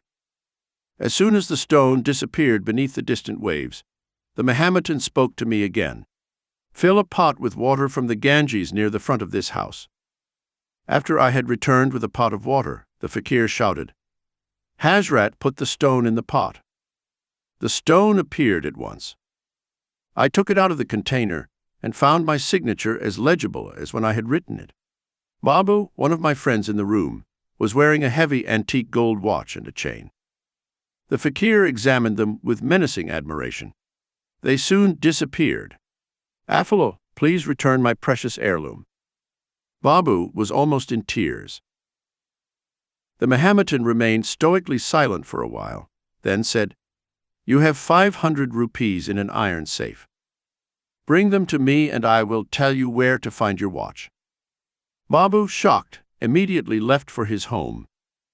He returned shortly afterwards and handed Afal the requested sum. "Go to the small bridge near your house," said the fakir to Babu. "Call Hazrat to give you the watch and the chain." Babu hurried away. When he returned, he had a smile of relief and no jewelry. When I gave the command to Hazrat, he announced, "My watch fell from the air into my right hand. You can be sure I locked the heirloom in my safe before rejoining the group here." Babu's friends, who had witnessed the comical tragedy of a watch ransom, looked at Afal with resentment. He now spoke quietly. "Tell me whatever drink you want. Hazrat will produce it." Some asked for milk, others for juice. I was not too shocked when the nervous Babu asked for whiskey. The Mahometan gave the order.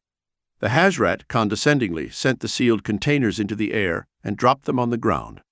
Everyone found the desired drink. The promise of the fourth spectacular feat of the day undoubtedly gratified our host. Affle offered to provide an instant lunch. "Let's order the most expensive dishes," Babu suggested wistfully. "I want an elaborate meal for my 500 rupees. Everything should be served on golden plates." As soon as everyone had expressed their preferences, the fakir turned to the inexhaustible Hazrat. A great uproar ensued. Golden trays full of intricately prepared curries, hot luchis, and many out-of-season fruits landed from nowhere at our feet. All the food was delicious. After feasting for an hour, we started to leave the room. A tremendous noise, as if dishes were being piled up, made us turn around. Lo and behold, there was no sign of the glittering dishes or the remains of the meal. "Guruji," I interrupted him, "if Affle could easily secure things like gold plates, why did he covet the property of others?" "The fakir was not very spiritually developed," explains Sri Yukteswar. "His mastery of a certain yoga technique gave him access to an astral plane where all desires materialized immediately. Through the agency of an astral being Hazrat, the Mahometan could summon the atoms of any object from etheric energy with an act of powerful will. But these objects produced by the astral are structurally evanescent and cannot be retained for long. Affle still yearned for earthly wealth, which, though more difficult to earn, has a more reliable durability." I laughed. "It too sometimes disappears inexplicably." "Affle was not a man with the realization of God," the master continued. "Miracles of a permanent and beneficial nature are performed by true saints because they have attuned themselves to the Almighty Creator. Affle was simply an ordinary man with the extraordinary power to penetrate a subtle realm that mortals usually do not enter until death." "Now I understand, Guruji. The afterlife seems to have some fascinating characteristics." The teacher agreed.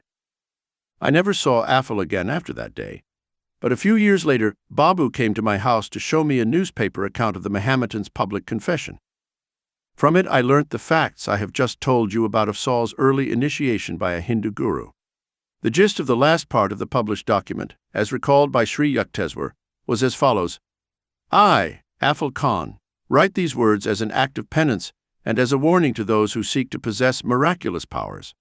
For years I have abused the wonderful abilities that have been bestowed upon me by the grace of God and my Master.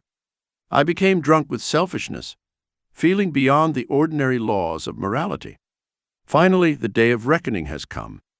Recently, I met an old man on a road outside Calcutta. He was limping painfully, carrying a shiny object that looked like gold. I turned to him with greed in my heart. 'I am Affle Khan, the great fakir. What do you have there? This golden ball is my only material wealth. It cannot interest a fakir. I beg you, sir, to heal my lameness.' I touched the ball and left without answering. The old man followed me limping. Immediately there was a cry, 'My gold is gone.' While I was not paying attention, he suddenly spoke in a stentorian voice that came strangely out of his frail body. 'Don't you recognize me?' I was speechless, stunned by the belated discovery that this insignificant old cripple was none other than the great saint who, long ago, had initiated me into yoga. He straightened up. His body immediately became strong and young. 'So!' My guru's gaze was fiery. 'I see with my own eyes that you use your powers not to help suffering humanity, but to prey upon it like a common thief. I withdraw your occult gifts. Hazrat is now free of you. You will no longer be a terror in Bengal.' I invoked Hazrat in anguished tones. For the first time, he did not appear in my inner sight. But a dark veil suddenly rose within me. I saw clearly the blasphemy of my life. 'My Guru, I thank you for coming to chase away my long delusion.' I was sobbing at his feet. I promised to abandon my worldly ambitions. I will retreat to the mountains for a solitary meditation on God, hoping to atone for my evil past." My master looked at me with silent compassion. "I feel your sincerity," he finally said. "For your previous years of strict obedience and for your present repentance, I will grant you a pardon. Your other powers have disappeared, but whenever you need food and clothing, you may still call upon Hazrat to provide them. Devote yourself wholeheartedly to divine understanding in the mountain solitudes. My guru then disappeared. I was left to my tears and reflections. Farewell, world. I go to seek the forgiveness of the cosmic beloved. 19. My master in Calcutta appears in Serampore. I am often assailed by atheistic doubts. Yet, a torturing hypothesis sometimes haunts me. Are there not untapped soul possibilities? Is man not losing his true destiny if he does not explore them? These remarks by Dijen Babu, my roommate at the Panthi guest house, were prompted by my invitation to meet my guru. Sri Yukteswarji will initiate you into Kriya Yoga, I replied. He will calm dualistic turbulence through divine inner certainty. That evening, Dijen accompanied me to the hermitage. In the master's presence, my friend received such spiritual peace that he soon became a frequent visitor. The mundane concerns of daily life are not enough for man. Wisdom is also a native hunger. In Sri Yukteswar's words, Dijen found an incentive to those attempts, at first painful, then effortlessly liberating, to locate within his bosom a self more real than the humiliating ego of a temporary birth, seldom large enough for the spirit. Since Dijen and I were both attending the undergraduate course at Serampore College, we had made a habit of going to the ashram together as soon as classes were over. We would often see Sri Yukteswar standing on his balcony on the second floor, welcoming our arrival with a smile. One afternoon, Kanai, a young resident of the hermitage, met Dijen and me at the door with disappointing news. The master is not here. He has been summoned to Calcutta with an urgent note. The next day, I received a postcard from my guru. I will leave Calcutta on Wednesday morning, he had written. You and Dijen take the 9 o'clock train at Serampore station. Around 8:30 on Wednesday morning, a telepathic message from Sri Yukteswar flashed insistently through my mind. I am late. Do not meet the 9 o'clock train. I passed on final instructions to Dijen, who was already dressed for departure. You and your intuition. My friend's voice was edged with contempt. I prefer to trust the master's written word. I shrugged my shoulders and sat down quietly. Dijen, muttering angrily, headed for the door and closed it noisily behind him. As the room was rather dark, I approached the window facing the street. The poor sunlight suddenly increased to an intense brightness, in which the iron-barred window disappeared completely. Against this dazzling background appeared the clearly materialized figure of Sri Yukteswar. Bewildered to the point of shock, I got up from my chair and knelt before him. With my customary gesture of respectful greeting at my guru's feet, I touched his shoes. They were a familiar pair, orange-dyed canvas with rope soles. His ochre Swami cloth brushed against me. I distinctly felt not only the texture of his robe, but also the gritty surface of his shoes and the pressure of his fingers inside them. Too astonished to say a word, I stood up and looked at him questioningly. I was pleased that you received my telepathic message. The master's voice was calm, completely normal. I have finished my business in Calcutta and will arrive in Serampore on the 10 o'clock train. As I continued to stare at him dumbfounded, Sri Yukteswar continued, This is not an apparition, but my form in the flesh. I have been divinely ordained to give you this experience, rare to be realized on earth. Meet me at the station.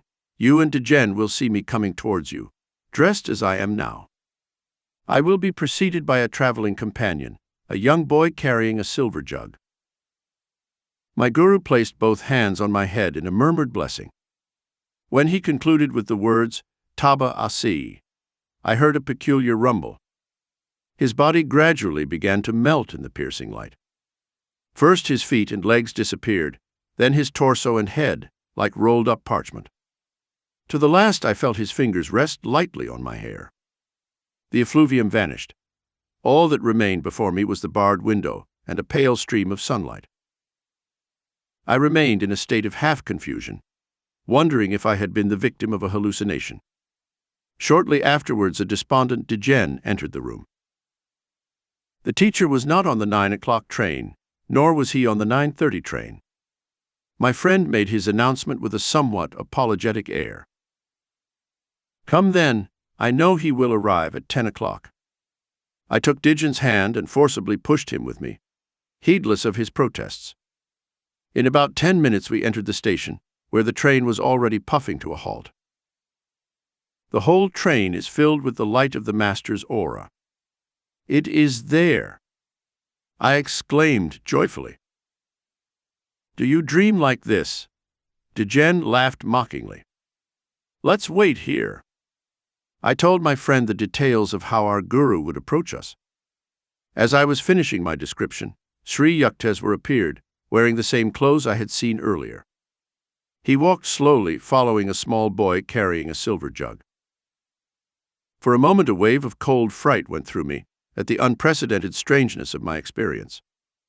I felt that the materialistic world of the 20th century was slipping away from me. Had I returned to the ancient times when Jesus appeared to Peter by the sea? When Sri Yukteswar, a modern yogi Christ, reached the point where Dijan and I were speechless, the Master smiled at my friend and observed, "I too sent you a message, but you couldn't catch it." Dijan remained silent, but looked at me suspiciously. After accompanying our guru to his hermitage, my friend and I headed towards Serampore College. Dijan stopped on the way, indignation gushing from his every pore. "So, the Master sent me a message. Yet you hid it. I demand an explanation. Can I help it if your mental mirror swings with such restlessness that you cannot register our guru's instructions?" I replied. The anger disappeared from Dijan's face. "I understand what you mean," he said grudgingly. "But please explain to me how you knew about the child with the jug." By the time I had finished recounting the Master's phenomenal appearance at the boarding house that morning, my friend and I had reached Serampore College. "The account I just gave of our guru's powers," Dijan said, "makes me think that any university in the world is just a kindergarten." 20. We do not visit Kashmir. "Father, I want to invite Master and 4 friends to accompany me to the foothills of the Himalayas during my summer holidays. Can I have 6 train tickets to Kashmir and enough money to cover travel expenses?" As I expected, Father laughed heartily. "This is the 3rd time you've given me the same bullshit story. Didn't you make a similar request last summer and the year before that?" At the last moment, Sri Yukteswarji refuses to go. "It is true, Father. I don't know why my guru won't give me his final word about Kashmir. But if I tell him that I have already obtained passes from you, somehow I think he will agree to make the trip this time." The father was not convinced at the time, but the next day, after some good-natured banter, he handed me 6 cards and a roll of 10-rupee notes. "I don't think your theoretical journey needs such practical objects," he observed, "but here they are." That afternoon I exposed my booty to Sri Yukteswar. Although he smiled at my enthusiasm, his words were non-committal. "I would like to go, we will see." He made no comment when I asked his little hermitage disciple, Kanai, to accompany us. I also invited 3 other friends, Rajendra Nath Mitra, Jotan Audi, and another boy. The departure date was set for the following Monday. On Saturday and Sunday I stayed in Calcutta, where the wedding rites of a cousin were being celebrated in my family home. I arrived in Serampore with my luggage early on Monday morning.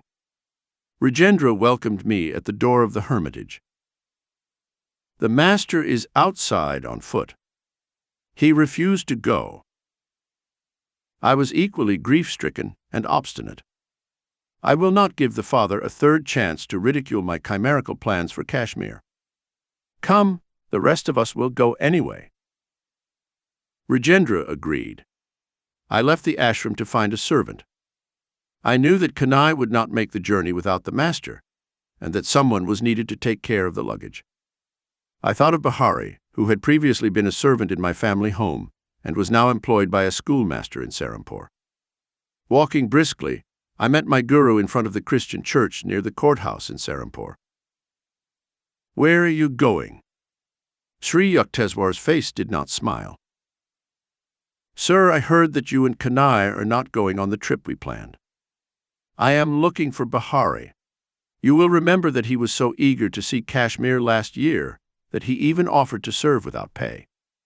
"I remember that. However, I don't think Bahari will be willing to go."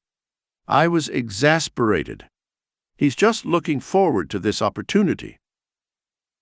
My guru silently resumed his walk. Soon I reached the schoolmaster's house. Bahari, in the courtyard, greeted me with a friendly warmth that vanished abruptly as soon as I mentioned Kashmir. With a muttered word of apology, the servant left me and entered his employer's house. I waited for half an hour, nervously assuring myself that Bahari's delay was due to preparations for his journey. Finally, I knocked on the front door. "Bahari came out of the back stairs about 30 minutes ago," a man informed me. A slight smile hovered on his lips. I left sadly, wondering if my invitation had been too coercive or if the master's invisible influence was at work. Passing the Christian church, I saw my guru again walking slowly towards me. Without waiting to hear my report, he exclaimed, "So Bahari would not go. Now, what are your plans?" I felt like a recalcitrant child, determined to defy his master father. "Sir, I will ask my uncle to lend me his servant, Lahiri." "Go visit your uncle if you want," Sri Yukteswar replied with a chuckle. "But I don't think you will enjoy the visit." Concerned but rebellious, I left my guru and entered the Serampore court. My paternal uncle Sarada Ghosh, a government lawyer, welcomed me with affection. "Today I am leaving with some friends for Kashmir," I told him. "For years I have been looking forward to this trip to the Himalayas. I am happy for you, Mukunda. Is there anything I can do to make your journey more comfortable?" These kind words gave me a boost of encouragement. "Dear uncle," I said, "could you spare me your servant, Lahiri?" My simple request had the effect of an earthquake.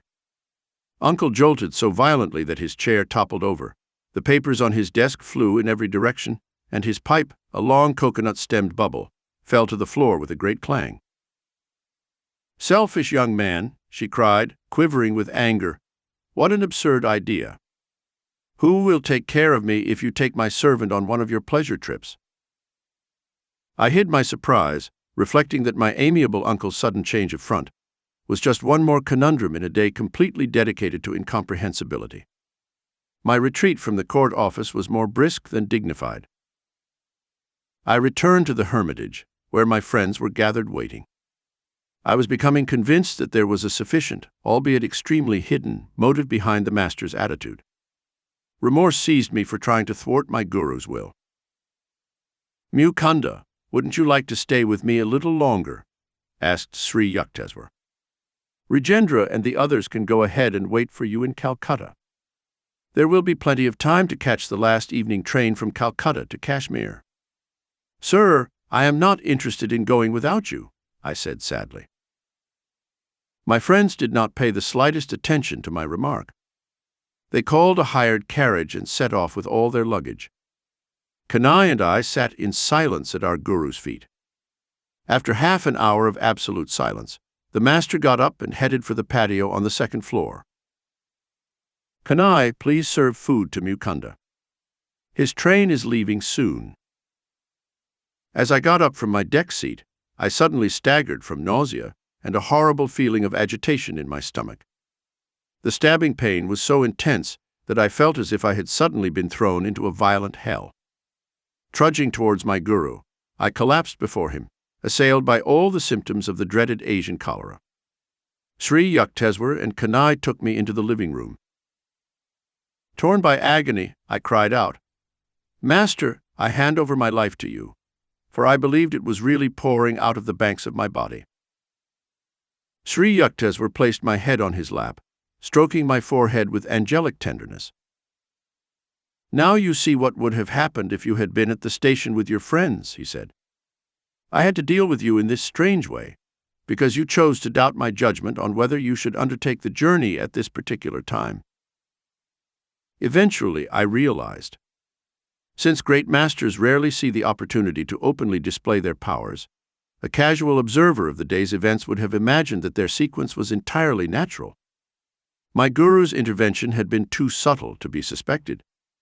He had worked his will through Lahiri, my uncle Sarada, Rajendra, and the others in such an inconspicuous way that probably everyone but me thought the situations were logically normal. Since Sri Yukteswar never failed in his social obligations, he instructed Kanai to go to a specialist and warn my uncle.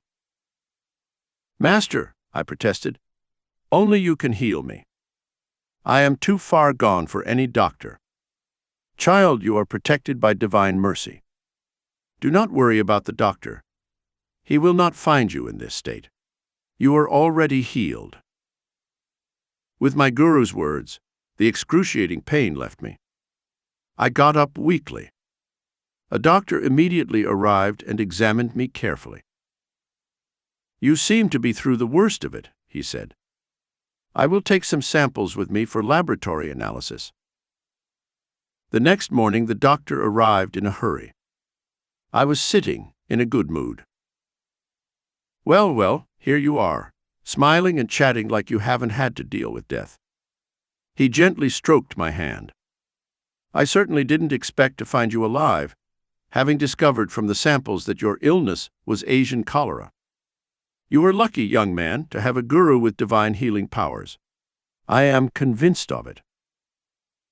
I agreed wholeheartedly. As the doctor prepared to leave, Rajendra and Audi appeared in the doorway. The resentment in their faces turned to sympathy as they glanced at the doctor and then at my somewhat haggard face. "We were angry when you did not show up as agreed at the Calcutta train. Have you been ill?" "Yes." I couldn't help laughing as my friends stowed the luggage in the same corner it had occupied yesterday. I quoted, "There was a ship going to Spain. When it arrived, it came back." The master entered the room. I allowed myself a convalescent freedom and took his hand with love. "Guruji," I said, "since my 12th year, I have made many unsuccessful attempts to reach the Himalayas.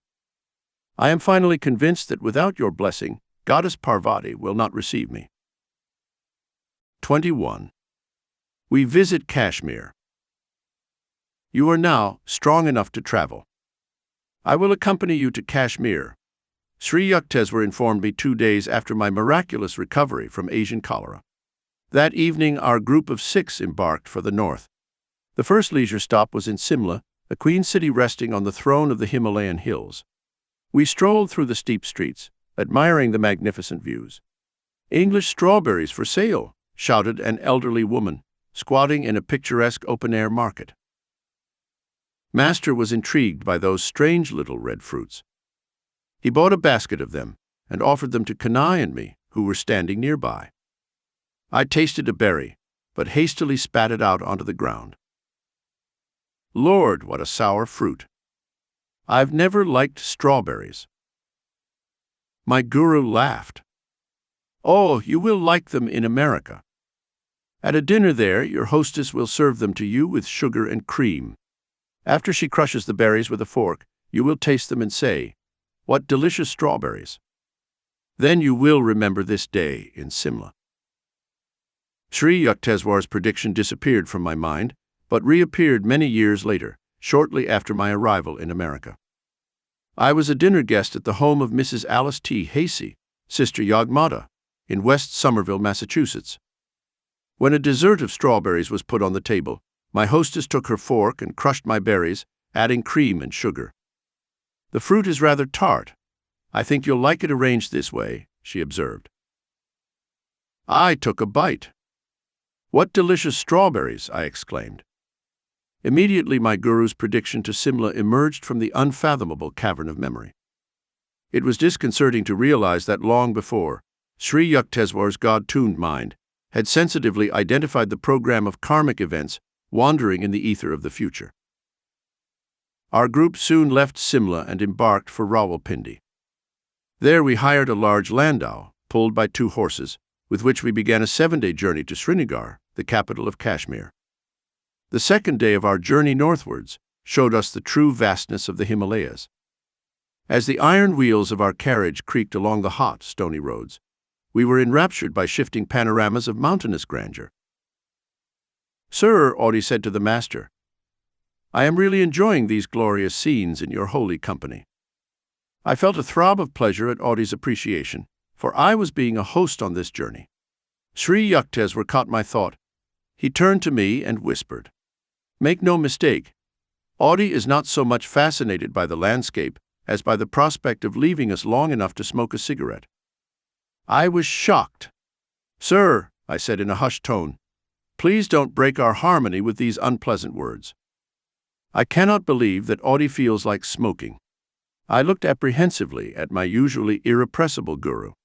"Very well, I will say nothing to Audi." The master chuckled.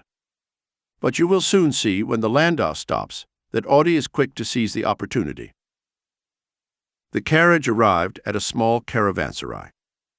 As our horses were being led to water, Audi asked, "Sir, do you mind if I take a ride with the driver? I would like to get some air in the open air."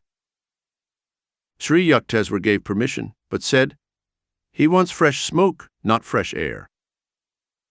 The landau resumed its noisy walk on the dusty roads.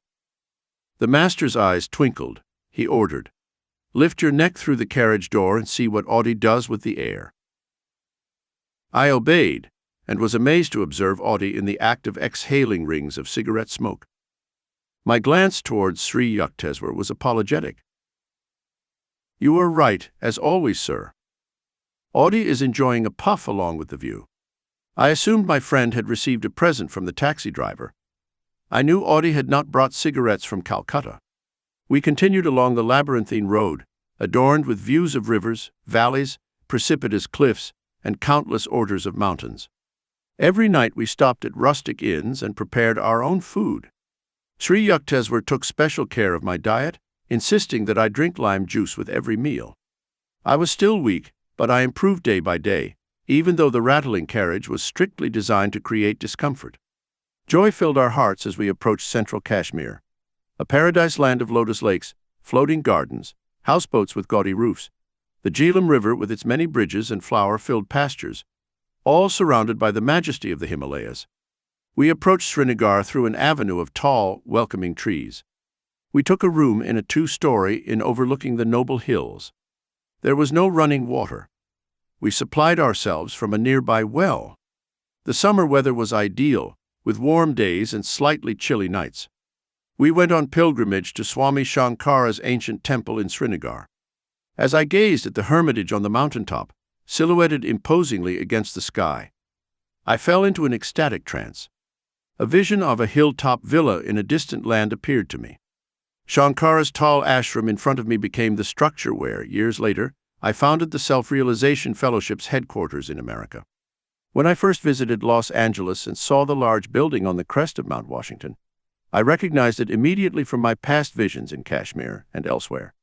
A few days in Srinagar, then to Gulmarg, mountain of flowering paths, 6,000 meters high. There I took my first ride on a big horse. Rajendra mounted a small trotter, whose heart was driven by the ambition of speed. We ventured up the very steep Kalanmarg. The trail led through a dense forest, rich in arboreal mushrooms, where the mist-shrouded paths were often precarious. But Rajendra's little animal never gave my large steed a moment's rest, not even on the most dangerous bends. Rajendra's horse went on, relentlessly, heedless of everything except the joy of competition. Our strenuous ride was rewarded by a breathtaking panorama. For the first time in my life, I looked in all directions at the sublime snow-capped peaks of the Himalayas, lying on top of each other like silhouettes of huge polar bears. My eyes rejoiced at the endless expanses of frozen mountains against a sunny blue sky. I rolled merrily with my young companions, all in overcoats, down the sparkling white slopes. On the way down we saw in the distance a vast carpet of yellow flowers that completely transfigured the bleak hills. Our next excursions were to Emperor Jahangir's famous royal pleasure gardens at Shalimar and Nishit Beg. The ancient palace of Nishit Beg is built directly over a natural waterfall. Descending from the mountains, the stream has been regulated by ingenious contrivances to flow over colorful terraces and gush into fountains among the beautiful flower beds. The stream also enters some of the rooms of the palace, only to fall like a fairy into the lake below. The immense gardens are full of color. Roses in a dozen shades, snapdragons, lavender, pansies, poppies. An emerald outline is provided by symmetrical rows of chinaris, cypresses, cherry trees. Beyond them soar the white austerities of the Himalayas. Kashmiri grapes are considered a rare delicacy in Calcutta. Rajendra, who had promised himself a feast when he arrived in Kashmir, was disappointed to find that there were no big vineyards. From time to time, I jokingly scolded him for his unfounded expectation. "Oh, I've stuffed myself so full of grapes that I can't walk," I would say. The invisible grapes are fermenting inside me. Later, I learned that sweet grapes grow in abundance in Kabul, west of Kashmir. We consoled ourselves with an ice cream made of rabri, a strongly condensed milk, and flavored with whole pistachios. We made several trips on the shikaras or houseboats, shaded by red embroidered canopies, that wind along the intricate canals of Lake Dal, a network of canals like an aquatic spider's web. Here the numerous floating vegetable gardens, crudely improvised with logs and earth, are striking in their astonishment. So incongruous is the first sight of vegetables and melons growing in the midst of vast waters. Occasionally one sees a farmer who, not wanting to be rooted to the ground, hauls his square plot of land to a new location in the many-fingered lake. In this valley rich in history lies the epitome of all beauty on earth. The Lady of Kashmir is crowned by mountains, surrounded by lakes and covered with flowers.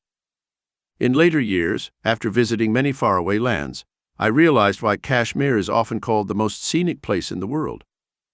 It has some of the charm of the Swiss Alps, Loch Lomond in Scotland, and the beautiful English lakes. An American traveler in Kashmir finds much that reminds him of the rugged grandeur of Alaska and Pikes Peak near Denver.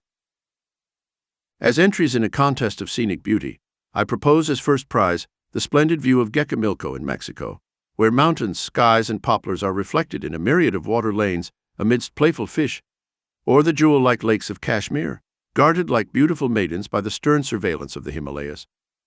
These two places stand out in my memory as the most beautiful places on earth. But I was also impressed when I first saw the wonders of Yellowstone National Park, the Grand Canyon of Colorado and Alaska.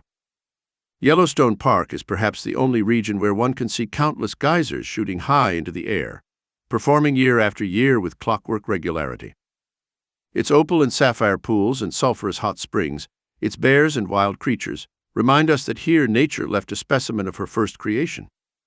Driving through the Wyoming roads, to the devil's paint pot of boiling mud, bubbling springs, steamy fountains and geysers spewing in all directions, I was willing to say that Yellowstone deserves a special award for uniqueness. The ancient and majestic redwoods of Yosemite, stretching their huge columns to the fathomless sky, are green natural cathedrals designed with divine skill. Although there are marvelous waterfalls in the east, none match the torrential beauty of Niagara near the Canadian border. Kentucky's Mammoth Caves and New Mexico's Carlsbad Caverns, with their colorful icicle-like formations, are fabulous. Their long needles of stalactite spires, which hang from the ceilings of the caves and are reflected in the underground waters, offer a glimpse of other worlds imagined by man. Most of the world-famous Kashmiri Hindus are white like Europeans and have similar features and bone structure. Many have blue eyes and blonde hair. Dressed Western style, they look American. The cold Himalayas protect the Kashmiris from the sultry sun and preserve their fair complexion. As one moves towards the southern and tropical latitudes of India, one finds that people become progressively darker. After spending happy weeks in Kashmir, I was forced to return to Bengal for the autumn term of Serampore College. Sri Yukteswar remained in Srinagar with Kanai and Audi. Before my departure, the master mentioned to me that his body would be subjected to suffering in Kashmir. "Sir, you look healthy," I protested. "There is a possibility that I will leave this land." "Guruji."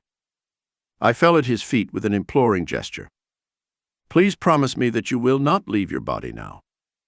I am absolutely not prepared to go on without you." Sri Yukteswar remained silent, but smiled at me so compassionately that I felt reassured. Reluctantly, I left him. Master dangerously ill. This telegram from Audi reached me shortly after my return to Serampore. Lord, I frantically wrote to my guru, I asked you for a promise not to leave me. I beg you to keep your body, otherwise I will die too. Be it as you wish. This was Sri Yukteswar's reply from Kashmir. After a few days, a letter arrived from Audi informing me that the master had recovered. Upon his return to Serampore over the next fortnight, I was saddened to find the body of my guru reduced to half its usual weight. Fortunately for his disciples, Sri Yukteswar burnt many of their sins in the fire of his severe fever in Kashmir. The metaphysical method of physical transfer of disease is known to the most advanced yogis. A strong man can assist a weaker one by helping him carry his heavy load. A spiritual superman is able to minimize the physical or mental burdens of his disciples by sharing the karma of their past actions. Just as a rich man loses some money when he pays a large debt for his prodigal son, who is thus saved from the terrible consequences of his folly, so a master willingly sacrifices some of his bodily wealth to alleviate the misery of his disciples. By a secret method, the yogi unites his mind and astral vehicle with those of a suffering individual. The disease is transmitted, in whole or in part, to the saint's body. Having collected God in the physical field, a master is no longer concerned with what happens to that material form. Although he may allow it to register a certain illness in order to relieve others, his mind is never affected by it. He considers himself fortunate to be able to render such help. The devotee who has attained final salvation in the Lord finds that his body has completely fulfilled its purpose. He can then use it in whatever way he sees fit. His work in the world consists in relieving the pains of mankind, whether by spiritual means, intellectual counsels, willpower, or the physical transfer of disease. Escaping into superconsciousness whenever he wishes, a master can remain oblivious to physical suffering. He sometimes chooses to stoically endure bodily pain, as an example for disciples. By bearing the illnesses of others, a yogi can fulfill for them the karmic law of cause and effect. This law is mechanically or mathematically operative. Its operation can be scientifically manipulated by men of divine wisdom. Spiritual law does not require a master to fall ill every time he heals another person. Healings normally occur due to the saint's knowledge of various methods of instant healing that do not harm the spiritual healer. On rare occasions, however, a master who wishes to greatly accelerate the evolution of his disciples may voluntarily process much of their unwanted karma onto his own body. Jesus signified himself as a ransom for the sins of many. With his divine powers, his body could never have been subjected to death by crucifixion if he had not voluntarily cooperated with the subtle cosmic law of cause and effect. In this way, he took upon himself the consequences of others' karma, especially that of his disciples. In this way, they were highly purified and made fit to receive the omnipresent consciousness that later descended upon them. Only a self-realized master can transfer his own life force or transmit the illnesses of others into his own body. An ordinary man cannot use this yogic method of healing, nor is it desirable that he should, because an unhealthy physical instrument is an obstacle to meditation on God. The Hindu scriptures teach that man's first duty is to keep his body in good condition. Otherwise, his mind is unable to remain fixed in devotional concentration. A very strong mind, however, can transcend all physical difficulties and achieve God realization. Many saints have ignored illness and succeeded in their divine quest. Saint Francis of Assisi, severely afflicted with ailments, healed others and even raised the dead. I knew an Indian saint whose half of his body was covered with sores. His diabetic condition was so severe that, under normal conditions, he could not sit for more than 15 minutes. But his spiritual aspiration was undaunted. "Lord," he prayed, "will you come to my destroyed temple?" With the unceasing command of the will, the saint gradually became able to sit daily in the lotus position for 18 uninterrupted hours, absorbed in ecstatic trance. And, he said, at the end of 3 years, I found the infinite light burning in my shattered form. Rejoicing in this joyous splendor, I forgot the body. Later I saw that it had become whole through divine mercy. A historical healing episode concerns King Babur, 1483 to 1530, founder of the Mughal Empire in India. His son, Prince Humayun, was mortally ill. The father prayed with anguished determination to receive the disease and spare his son. After all doctors had given up hope, Humayun recovered.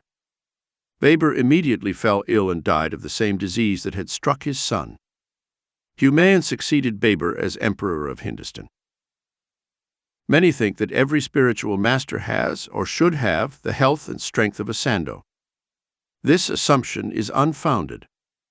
A sick body does not indicate that a guru is out of touch with divine powers, just as lifelong health does not necessarily indicate inner enlightenment.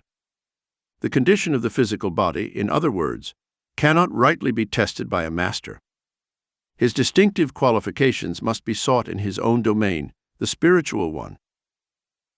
Many bewildered seekers in the West mistakenly think that an eloquent speaker or writer of metaphysics must be a master. The rishis, however, have emphasized that the decisive test of a master is the ability to enter the breathless state at will and maintain the uninterrupted samadhi of nirvikalpa. Only through these achievements can a human being prove that he has mastered Maya, or the dualistic cosmic illusion. Only he can say from the depths of realization, Ekam Sat, only one exists. The Vedas declare that the ignorant man who is content to make the slightest distinction between the individual soul and the Supreme Self is exposed to danger, wrote the great monist Shankara. Where there is duality, by virtue of ignorance, all things are seen as distinct from the self. When everything is seen as the self, then there is not a single atom that is not the self. As soon as the knowledge of reality has arisen, there can be no fruits of past actions to experience, because of the unreality of the body, in the same way as there can be no dream after waking up. Only the great gurus are able to take on the karma of disciples. Sri Yukteswar would not have suffered in Kashmir had he not received from the Spirit within himself permission to help his disciples in that strange way. Few saints have been more sensitively endowed with wisdom to execute the divine commands of my God-tuned master. When I ventured a few words of sympathy for his emaciated figure, my guru said cheerfully, "It has its advantages. I am now able to get into some small ganji underwear shirts that I haven't worn for years." As I listened to the master's jovial laughter, I remembered the words of St. Francis de Sales, "A saint who is sad is a sad saint." 22. The heart of a stone image. As a faithful Hindu wife, I do not want to complain about my husband. But I want him to move away from his materialistic ideas. He delights in ridiculing the images of saints in my meditation room. Dear brother, I have deep faith that you can help him. Will you? My elder sister Roma looked at me imploringly. I was paying a brief visit to her Calcutta home on Girish Vidyarachna Lane. Her plea moved me, for she had exerted a profound spiritual influence on my early life, and had lovingly tried to fill the void left in the family circle by my mother's death. Beloved sister, of course I will do everything I can. I smiled, eager to lift the gloom clearly visible on her face, in contrast to her usual calm and cheerful expression. Rome and I sat for a while in silent prayer to ask for guidance. A year earlier, my sister had asked me to initiate her into Kriya Yoga, in which she was making remarkable progress. An inspiration seized me. "Tomorrow," I said, "I am going to the Dakshineswar temple. Please come with me and convince your husband to accompany us. I feel that in the vibrations of that holy place, the Divine Mother will touch his heart. But do not reveal our purpose in wanting him to go." The sister accepted in hope. Early the next morning, I was delighted to discover that Roma and her husband were ready for the journey. As our carriage rattled along the upper circular road towards Dakshineswar, my brother-in-law, Satish Chandra Bose, amused himself by mocking the spiritual gurus of the past, present, and future. I noticed that Rome was silently weeping. "Sister, cheer up," I whispered. "Don't give your husband the satisfaction of thinking we take his teasing seriously. Mukunda, how can you admire useless trifles?" Satish was saying. The very appearance of a Sahu is repulsive. He is either as thin as a skeleton or as disgustingly fat as an elephant. I shouted with laughter. My good-natured reaction annoyed Satish, who retreated into sullen silence. When our taxi entered Dakshineswar Park, he smiled sarcastically. This excursion, I suppose, is a plan to reform me. As I turned without answering, he grabbed my arm. Young Master Monk, he said, do not forget to make arrangements with the temple authorities for our midday meal. Now I'm going to meditate. Don't worry about your lunch, I replied abruptly. The Divine Mother will take care of it. I do not trust the Divine Mother to do one thing for me. But I hold you responsible for my food. Satish's tone was menacing. I went alone to the columned hall facing the great temple of Kali, or Mother Nature. I chose a shady spot near one of the pillars and placed myself in the lotus position. Although it was only 7 o'clock, the morning sun would soon be oppressive. The world receded as I was devoutly rapt. My mind was focused on the goddess Kali, whose image at Dakshineswar had been the object of special worship by the great master Sri Ramakrishna Paramhansa. In response to his anguished requests, the stone image in this very temple had often taken a living form and conversed with him. Silent Mother with a heart of stone, I prayed, thou hast filled thyself with life at the request of thy beloved devotee Ramakrishna. Why dost thou not also listen to the lamentations of this thy yearning son? My aspirational zeal increased by leaps and bounds, accompanied by a divine peace. However, when 5 hours passed and the goddess I was inwardly visualizing did not answer, I felt slightly discouraged. Sometimes it is a test of God to delay the answering of prayers. But eventually he appears to the persevering devotee in whatever form is dear to him. A devout Christian sees Jesus, a Hindu sees Krishna, or the goddess Kali, or an expanding light if his worship takes an impersonal turn. Reluctantly I opened my eyes and saw that the temple doors were closed by a priest, according to the custom of the noon hour. I got up from my secluded place under the open, covered hall and stepped into the courtyard. The stone floor was scorching under the midday sun. My bare feet were painfully burnt. Divine Mother, I silently lamented, you did not come to me in vision, and now you are hidden in the temple behind closed doors. Today I wanted to offer you a special prayer on behalf of my brother-in-law. My inner petition was immediately granted. First of all, a delicious wave of cold descended on my back and under my feet, banishing all discomfort. Then, to my amazement, the temple grew considerably larger. Its great door slowly opened, revealing the stone figure of the goddess Kali. Gradually she transformed into a living form, smiling with a nod, thrilling me with indescribable joy. As if by a mystical syringe, the breath was withdrawn from my lungs. My body became very still, though not inert. An ecstatic enlargement of consciousness followed. I could clearly see for several kilometers the river Ganges on my left, and beyond the temple, the entire area of Dakshineswar. The walls of all the buildings shone transparently.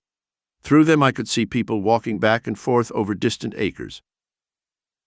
Although I was breathless and my body was in a state of strange stillness, I could move my hands and feet freely. For several minutes I experienced my eyes closing and opening.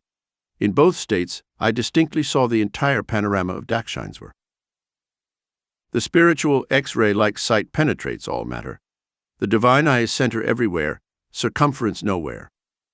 I realized again, standing there in the sunny courtyard, that when man ceases to be a prodigal son of God, absorbed in a physical world as dreamlike, as groundless as a soap bubble, he finds his eternal realms. If escape is man's need, confined within his narrow personality, can an escape be compared to the majesty of omnipresence? In my sacred experience at Dakshineswar, the only extraordinarily enlarged objects were the temple and the form of the goddess. Everything else appeared in its normal size, although each was encased in a halo of mellow, white, blue, and pastel rainbow hues of light. My body seemed of ethereal substance, ready to levitate. Fully aware of my material surroundings, I looked around and took a few steps without disturbing the continuity of the blissful vision. Behind the temple walls, I suddenly caught a glimpse of my brother-in-law sitting under the thorny branches of a sacred beech tree. I could effortlessly discern the course of his thoughts. Somehow, relieved of Dakshineswar's sacred influence, his mind still had unkind thoughts about me. I turned directly to the gentle form of the goddess. "Divine Mother," I prayed, "won't you spiritually change my sister's husband?" The beautiful figure, until then silent, finally spoke, "Your wish is granted." I looked happily at Satish. As if instinctively aware that some spiritual power was at work, he resentfully rose from his seat on the ground. I saw him run behind the temple. He approached me, shaking his fist. The all-encompassing vision disappeared. I could no longer see the glorious goddess. The towering temple was reduced to its ordinary size, without its transparency. Again my body swelled under the fierce rays of the sun. I jumped to the shelter of the pillared hall, where Satish pursued me angrily. I looked at my watch. It was 1 o'clock. The divine vision had lasted an hour. "You little fool," blurted my brother-in-law. "You've been sitting there cross-legged and cross-eyed for 6 hours. I've been going back and forth looking at you. Where is my food? Now the temple is closed. You didn't notify the authorities. We are left without lunch." The exaltation I had felt in the presence of the goddess was still vibrating in my heart. I felt encouraged to exclaim, "The Divine Mother will feed us." Satish was beside himself with rage. "Once and for all," he shouted, "I would like your Divine Mother to feed us here without prior arrangement." His words were barely spoken when a temple priest crossed the courtyard and joined us. "Son," he turned to me, "I have observed your serenely bright face during the hours of meditation. I saw the arrival of your party this morning and felt the desire to set aside plenty of food for your lunch. It is against temple rules to give food to those who do not request it in advance, but I have made an exception for you." I thanked him and looked straight into Satish's eyes. He blushed with emotion and lowered his gaze in silent contrition. When we were served a hearty meal, which included mangoes out of season, I noticed that my brother-in-law had a poor appetite. He was bewildered, immersed in an ocean of thoughts. On the journey back to Calcutta, Satish, with a softened expression, occasionally gave me a pleading look. But he did not say a single word after the priest had appeared to invite us to lunch, as if in direct response to Satish's challenge. The following afternoon I went to visit my sister at her home. She welcomed me with affection. "Dear brother," she cried, "what a miracle! Last night my husband cried openly in front of me. 'Beloved, you must,' he said.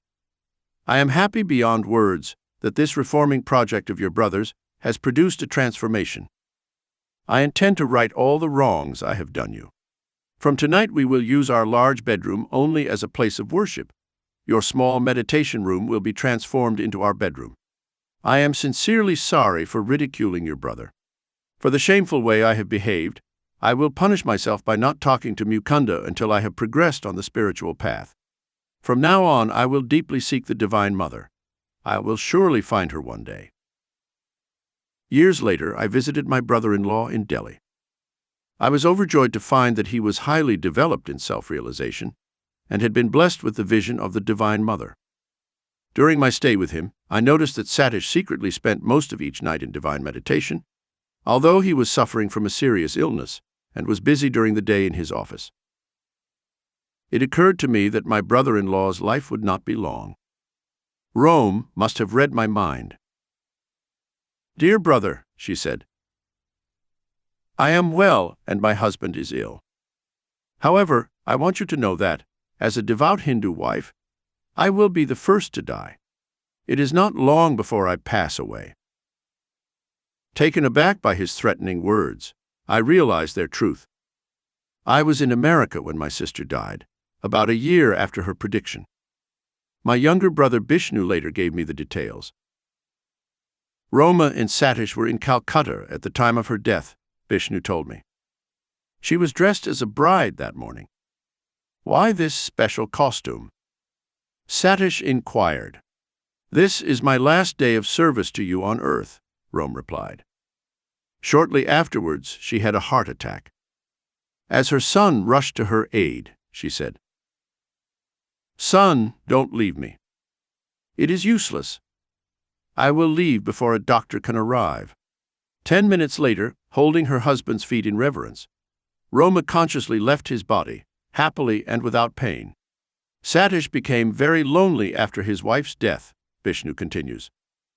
One day he and I were looking at a big smiling photograph of Rome. "Why are you smiling?" Satish exclaimed suddenly, as if his wife were present. "You think you were clever to organize the trip before me. I will prove to you that you cannot stay away from me for long. Soon I will join you." Although by that time Satish had fully recovered from his illness and was in excellent health, he died without apparent cause shortly after his strange observation in front of the photograph. Thus prophetically passed my beloved elder sister Roma and her husband Satish, who in Dakshineswar transformed himself from a normal man of the world into a silent saint. 23. I receive my university degree. Ignore your textbook philosophy homework. You undoubtedly depend on an inexpensive intuition to pass your exams. But if you don't apply yourself more scientifically, I will make sure you fail this course. Professor D.C. Ghoshal of Serampore College was addressing me sternly. If I failed the final written test in class, I would not be admitted to the final examinations. These are formulated by the faculty of the University of Calcutta, which counts Serampore College among its affiliated institutions. In Indian universities, a student who fails the final examination in one subject must be examined again in all subjects the following year. My teachers at Serampore College usually treated me with kindness, not without an amused tolerance. Mukunda is a little too drunk on religion. Thus summing me up, they tactfully spared me the embarrassment of answering questions in class. They relied on the final written tests to eliminate me from the list of AB candidates. The judgment of my classmates was expressed in the nickname they gave me, Mad Monk. To nullify Professor Ghoshal's threat of a failure in philosophy, I took an ingenious initiative. When the results of the final exams were about to be publicly announced, I asked a classmate to accompany me to the professor's study. "Come with me. I want a witness," I told my companion. "I will be very disappointed if I have not made it past the instructor." Professor Ghoshal shook his head after I asked him what evaluation he gave to my work. "You are not among those who have passed," he said triumphantly.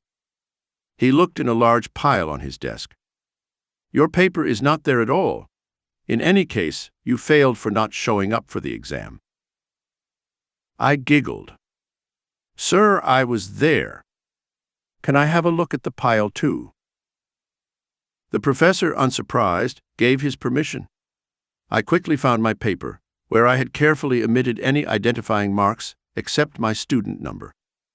Undaunted by the red flag of my name, the professor had given my answers high marks, even though they were not enriched with quotations from the textbook. Having understood my trick, he now thundered, "Pure dumb luck." And he added hopefully, "You are sure to fail in the AB finals."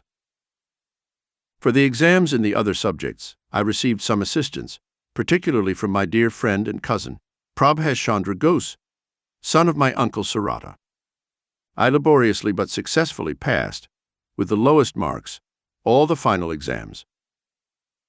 Now, after 4 years of university, I was eligible to sit for my degree exams. However, I hardly expected to avail myself of this privilege. The final examinations at Serampore College were child's play compared to the rigorous ones that would be taken at the University of Calcutta for the bachelor's degree. My almost daily visits to Sri Yukteswar had left me little time to enter the college lecture halls. It was my presence, rather than my absence, that elicited ejaculations of amazement from my classmates. My usual routine was to set off on my bicycle around 9:30 in the morning. In one hand I carried an offering for my guru, some flowers from the garden of my Panthi guest house. Greeting me affably, the master would invite me to lunch. Invariably I accepted with alacrity, happy to banish the thought of university for that day. After hours spent with Sri Yukteswar, listening to his incomparable stream of wisdom, or helping with ashram tasks, I would reluctantly leave around midnight for Panthi. Sometimes I would stay the whole night with my guru, so happily engrossed in his conversation that I hardly noticed the transition from darkness to dawn. One evening around 11 o'clock, as I was putting on my shoes to prepare for my journey to retirement, the master questioned me seriously. "When do the AB examinations start?" "In 5 days, sir." "I hope you are ready for them." Staring at the alarm, I held a shoe in the air. "Sir," I protested, "you know my days are spent with you rather than the professors. How can I stage a charade by showing up for those difficult final exams?" Sri Yukteswar's eyes were turned piercingly on mine. "You must appear." His tone was coldly peremptory. "We must not give your father and other relatives reason to criticize your preference for ashram life. Just promise me that you will be present at the exams. Answer as best you can." Uncontrollable tears were streaming down my face. I felt that the master's command was unreasonable, and that his interest was, to say the least, belated. "I will appear if you wish," I said between sobs. "But there is no time for proper preparation." Under my breath I muttered, "I will fill the sheets with your teachings in response to the questions." When I entered the hermitage at my usual time the next day, I presented my bouquet with a certain mournful solemnity. Sri Yukteswar laughed at my sad air. "Mukunda, has the Lord ever failed you in an examination or elsewhere?" "No, sir," I replied warmly. The gratifying memories came in a revitalizing flood. "Not laziness, but an ardent zeal for God has kept you from seeking university honors?" my guru said kindly. After a silence, he quoted, "Seek first the kingdom of God and his righteousness, and all these things will be added to you." For the 1000th time, I felt my burdens lifted by the master's presence. When we finished lunch early, he suggested I return to the Panthi. "Does your friend, Ramachandra Dud, still live in your guest house?" "Yes, sir." "Get in touch with him. The Lord will inspire him to help you with your examinations." "Very well, sir, but Ramesh is unusually busy. He is the man of honor of our class and has a heavier class than the others." The master ignored my objections. "Ramesh will find time for you. Now go." I cycled back to the Panthi. The first person I met in the guest house complex was the erudite Ramesh. As if his days were free enough, he graciously agreed to my diffident request. "Of course, I am at your disposal." He spent several hours of that afternoon and the following days instructing me in the various subjects. "I believe that many issues in English literature will be centered on Childe Harold's path," he said. "We need to get an atlas now." I rushed to my uncle Sarada's house and borrowed an atlas. Ramesh marked on the European map the places visited by Byron's romantic traveler. Some classmates had gathered to listen to the lectures. "Ramesh is giving you bad advice," commented one of them at the end of a session. "Usually only 50% of the questions are about books. The other half are about the authors' lives." When I appeared for my English literature exam the next day, the first glance at the questions brought forth tears of gratitude that wet my paper. The classroom proctor approached my desk and made a sympathetic inquiry. "My guru predicted that Ramesh would help me," I explained. "Look, the same questions dictated by Ramesh are here on the exam paper. Luckily for me, this year there are very few questions on English authors, whose lives are shrouded in deep mystery as far as I'm concerned." My boarding house was in turmoil when I returned. The boys who had ridiculed Ramesh's teaching method looked at me in amazement, almost deafening me with their congratulations. During exam week, I spent many hours with Ramesh, who formulated the questions he thought the teachers would ask. Day after day, Ramesh's questions appeared in almost the same form on the examination sheets. The news circulated widely in the college that something akin to a miracle was taking place, and that success seemed likely for the distracted mad monk. I made no attempt to conceal the facts of the case.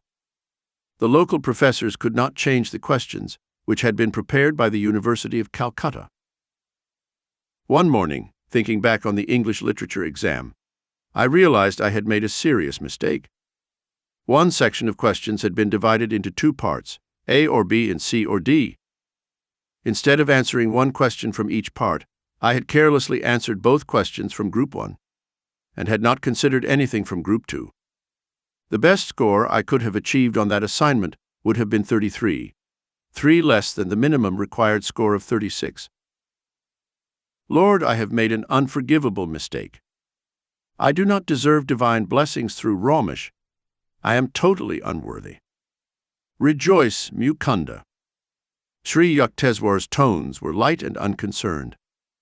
He pointed to the celestial vault of the sky. It is more possible for the sun and the moon to swap their positions in space than for you to fail in obtaining your degree. I left the hermitage in a calmer frame of mind, even though it seemed mathematically inconceivable that I could pass. I looked apprehensively at the sky a couple of times. The Lord of the Day seemed firmly anchored in its usual orbit. As I reached the pantry, I heard a comment from a classmate. I just heard that this year, for the first time, the required grade for English literature has been lowered. I entered the boy's room so quickly that he looked up in alarm. I questioned him eagerly. "Long-haired monk," he said, laughing. "Why this sudden interest in school matters? Why crying at the last moment?" But it is true that the passing grade has just been lowered to 33 points.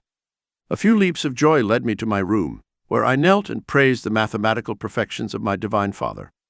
Every day I was thrilled with the awareness of a spiritual presence that I felt clearly guiding me through Ramesh. A significant incident occurred in connection with the Bengali exam. Ramesh, who had spoken little on that subject, called me back one morning as I was leaving the guest house to go to the examination hall. "There's Ramesh shouting for you," a classmate told me impatiently. "Don't come back, we will be late for the hall." Ignoring the advice, I ran into the house. "The Bengali exam is usually passed easily by our Bengali boys," Ramesh told me. But I had a hunch that this year the professors planned to slaughter the students by asking questions about our ancient literature. My friend then briefly explained two stories from the life of Vidyasagar, a famous philanthropist. I thanked Ramesh and quickly rode my bicycle to the university lobby. The exam paper in Bengali turned out to contain two parts. The first instruction was, "Write 2 instances of Vidyasagar's charity." As I transferred my newly acquired knowledge onto paper, I whispered a few words of thanks for heeding Ramesh's last-minute invitation. If I had ignored the benefits of Vidyasagar for humanity, including ultimately myself, I would not have been able to pass the Bengali exam. Having failed one subject, I would have been forced to retake the exam in all subjects the following year. Such a prospect was understandably abhorrent. The second instruction on the paper read, "Write an essay in Bengali on the life of the man who most inspired you." Dear reader, I need not inform you which man I chose for my essay. As I covered page after page with the praises of my guru, I smiled as I realized that my muttered prediction was coming true. "I will fill the paper with your teachings." I had not felt inclined to ask Ramesh questions about my philosophy course. Trusting my long training under Sri Yukteswar, I quietly ignored the textbook explanations. The highest mark given in one of my assignments was in philosophy. My marks in all other subjects were just below a pass. It is a pleasure to see that my selfless friend Ramesh has graduated with honors. Dad was wrapped in a smile at my graduation. "I didn't think you would pass, Mukunda," he confessed. "You spend so much time with your guru." The master had indeed correctly identified my father's unspoken criticism. For years I was uncertain whether I would ever see the day when an AB would follow my name. I rarely use this title without thinking that it is a divine gift bestowed upon me for rather obscure reasons. From time to time I hear university men say that very little of their knowledge remains with them after graduation. This admission consoles me somewhat for my undoubted academic shortcomings. On the day I received my degree from the University of Calcutta, I knelt at the feet of my guru and thanked him for all the blessings that flowed from his life into mine. "Get up, Mukunda," he said indulgently. "The Lord has simply found it more convenient to make you a graduate than to rearrange the sun and the moon." 24. I become a monk of the Swami order. Master, my father was eager to get me to accept a management position with the Bengal Nagpur Railway. But I decisively refused. I added hopefully, "Sir, won't you make me a monk of the Swami order?" I looked imploringly at my guru. In previous years, to test the depth of my resolve, he had refused the same request. Today, however, he smiled kindly. "Very well. Tomorrow I will initiate you into swimming." He continued quietly, "I am happy that you have persevered in your desire to be a monk. Lahiri Mahasaya often said, if you do not invite God to be your summer guest, he will not come in the winter of your life. Dear Master, I could never waver in my goal of belonging to the Swami order as your revered self." I smiled at him with measureless affection.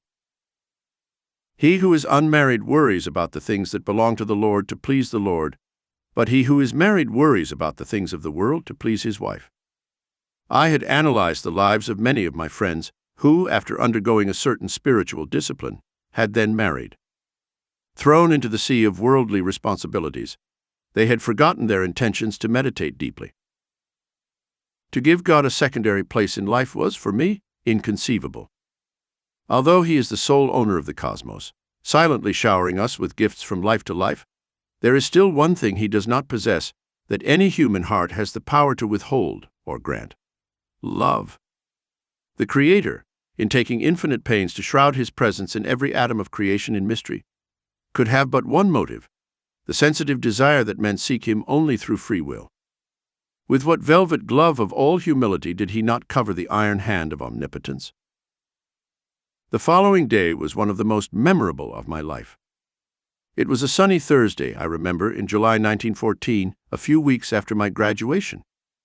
On the inner balcony of his hermitage in Serampore, the master dipped a new piece of white silk in a dye of ochre, the traditional color of the Swami order.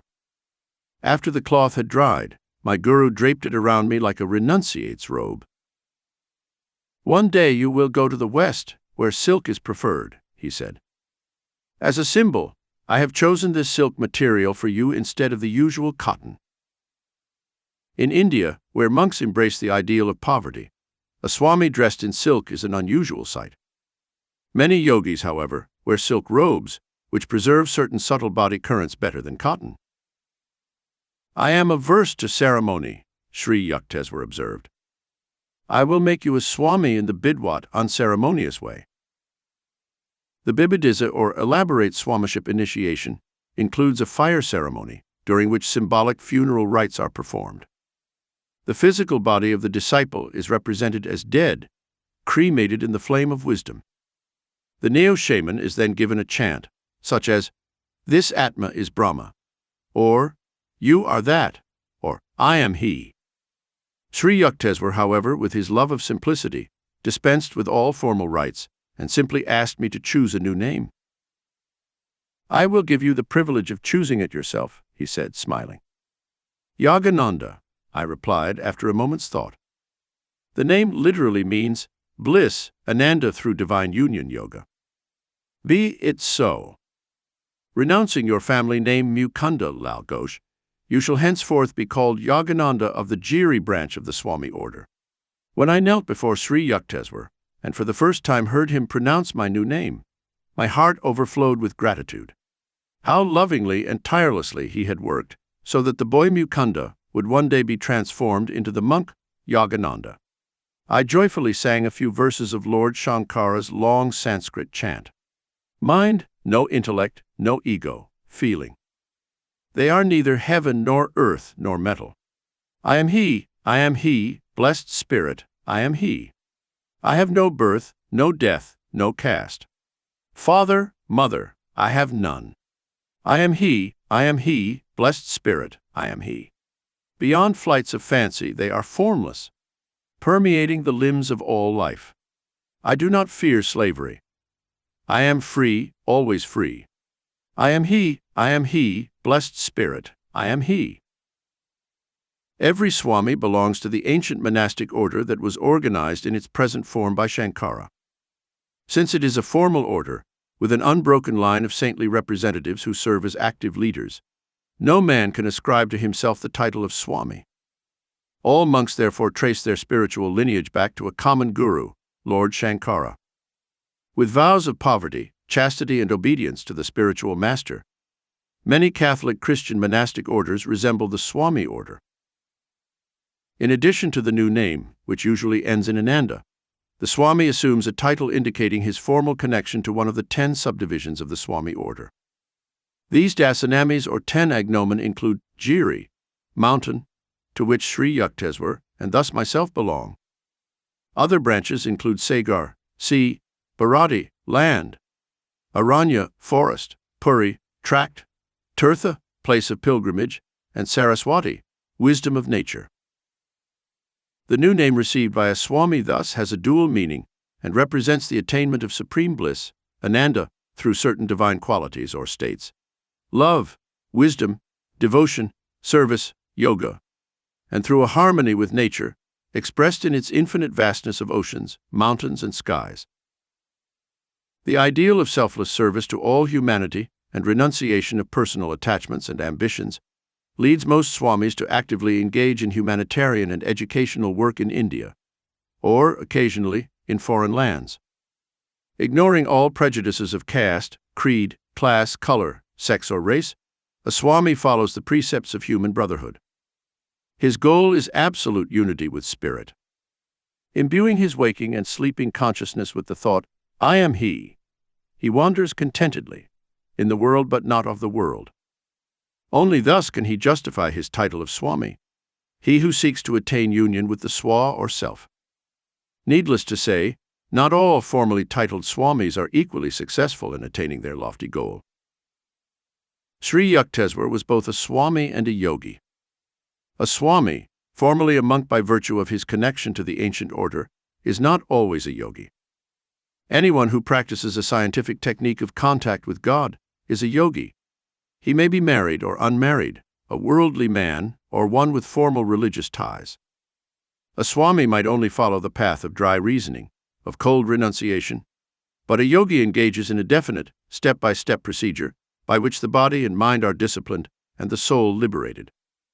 Taking nothing for granted on emotional grounds or by faith, the yogi practices a carefully tested series of exercises that were first outlined by the early rishis. Throughout the ages of India, yoga has produced men who have become truly free, true yogi Christs. Like any other science, yoga is applicable to people of all times and climates.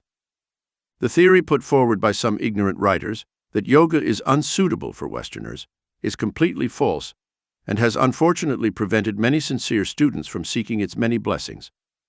Yoga is a method of curbing the natural turbulence of thoughts, which otherwise impartially prevents all men from any country from glimpsing their true nature as spirits. Yoga can no more know the barrier of East and West than the healing and equitable light of the sun. As long as man has a mind with restless thoughts, there will be a universal need for yoga or control. The ancient Rishi Patanjali defines yoga as control of the fluctuations of the mind. His very short and masterly expositions, the Yoga Sutras, constitute one of the 6 systems of Hindu philosophy. Unlike Western philosophies, all 6 Hindu systems contain teachings that are not only theoretical, but also practical. In addition to every possible ontological investigation, the 6 systems formulate 6 precise disciplines that aim at the permanent removal of suffering and the attainment of timeless bliss.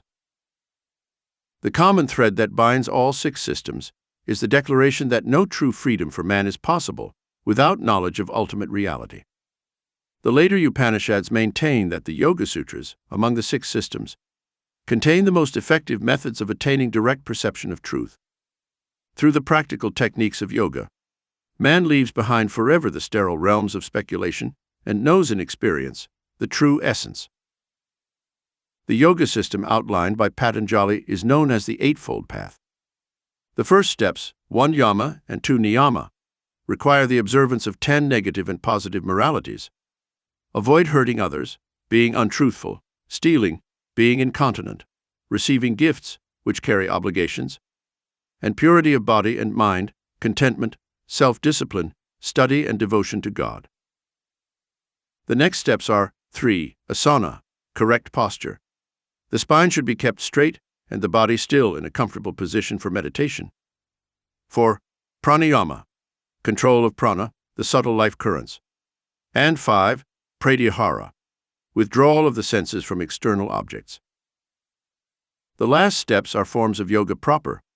6. Dharana, concentration, keeping the mind on one thought. 7. Dhyana, meditation. And 8. Samadhi, superconscious perception. This is the eightfold path of yoga that leads to the ultimate goal of kaivalya, absoluteness, a term that might be more understandable as realization of truth beyond all intellectual apprehension. Who is greater, one may ask, a Swami or a yogi? If and when one achieves ultimate unity with God, the distinctions of the various paths disappear. The Bhagavad Gita, however, emphasizes that the methods of yoga are all-encompassing. Its techniques are not meant only for certain types and temperaments, such as those who tend towards monastic life. Yoga requires no formal allegiance. Since yogic science satisfies a universal need, it has a natural universal applicability. A true yogi can dutifully remain in the world. There he is like butter on water, and not like the easily diluted milk of untransformed, undisciplined humanity. Fulfilling one's worldly responsibilities is indeed the highest path, provided the yogi, maintaining an absence of mental involvement in selfish desires, performs his role as a willing instrument of God. There are some great souls, living today in American or European or other non-Hindu bodies, who, though they have never heard the words yogi and Swami, are true exemplars of these terms. Because of their selfless service to humanity, or their mastery of passions and thoughts, or their love for God, or their great powers of concentration, they are, in a sense, yogis. They have set themselves the goal of yoga: self-control. These men could reach even greater heights if they were taught the ultimate science of yoga, which makes possible a more conscious direction of one's mind and life. Yoga has been superficially misunderstood by some Western writers, but its critics have never been its practitioners. Among the many tributes to yoga is that of Dr. C.G. Jung, the famous Swiss psychologist. When a religious method presents itself as scientific, it can be sure of its audience in the West. Yoga fulfills this expectation, writes Dr. Jung. Apart from the fascination of the new and the incomprehensible, there is a good reason why yoga has many followers. It offers the possibility of controllable experience, and thus satisfies the scientific need for facts. Moreover, because of its breadth and depth, its venerable age, its doctrine and method, which include every phase of life, it promises unimaginable possibilities. Every religious or philosophical practice means a psychological discipline, that is, a method of mental hygiene. The many purely bodily procedures of yoga also signify a physiological hygiene that is superior to ordinary gymnastics and breathing exercises, in that it is not merely mechanistic and scientific, but also philosophical. In training the parts of the body, it unites them with the whole of the spirit, as is very clear, for example, in the exercises of pranayama, where prana is both the breath and the universal dynamics of the cosmos. When the thing the individual is doing is also a cosmic event, the effect experienced in the body, the innervation, is united with the emotion of the spirit, the universal idea, and from this a lively unity develops that no technique, however scientific, can produce. The practice of yoga is unthinkable and would also be ineffective without the concepts on which yoga is based. It combines the corporeal and the spiritual in an extraordinarily complete way. In the East, where these ideas and practices have developed, and where for several thousand years an unbroken tradition has created the necessary spiritual foundations, yoga is, as I can easily believe, the perfect and appropriate method of fusing body and mind together to form a unity that can hardly be questioned. This unity creates a psychological disposition that makes possible insights that transcend consciousness. The day is approaching when the inner science of self-control will prove to be as necessary as the outer conquest of nature. This new atomic age will see the minds of men soothed and enlarged by the now scientifically indisputable truth that matter is actually a concentrative energy. The subtler forces of the human mind can and must release energies greater than those contained in stones and metals, lest the newly unleashed material atomic giant turn against the world in senseless destruction. 25. Brother Ananta and Sister Nalini. Ananta cannot live. The sands of his karma for this life have run out. These relentless words reached my inner consciousness as I sat one morning in deep meditation. Shortly after joining the Swami order, I visited my birthplace Gorakhpur as a guest of my elder brother Ananta. A sudden illness forced him to bed. I nursed him lovingly. The solemn inner pronouncement filled me with grief. I felt I could not bear to stay longer in Gorakhpur, only to see my brother eliminated before my helpless gaze. Amidst incomprehensible criticism from my relatives, I left India on the first available ship. The ship sailed along Burma and the China Sea to Japan. I disembarked in Kobe, where I stayed only a few days. My heart was too heavy to visit the city. On the voyage back to India, the ship called at Shanghai. There, Dr. Misra, the ship's doctor, guided me to several curio shops, where I chose various gifts for Sri Yukteswar and for my family and friends. For Ananta, I bought a large piece of carved bamboo. As soon as the Chinese vendor handed me the bamboo souvenir, I dropped it on the floor, shouting, "I bought it for my dear dead brother."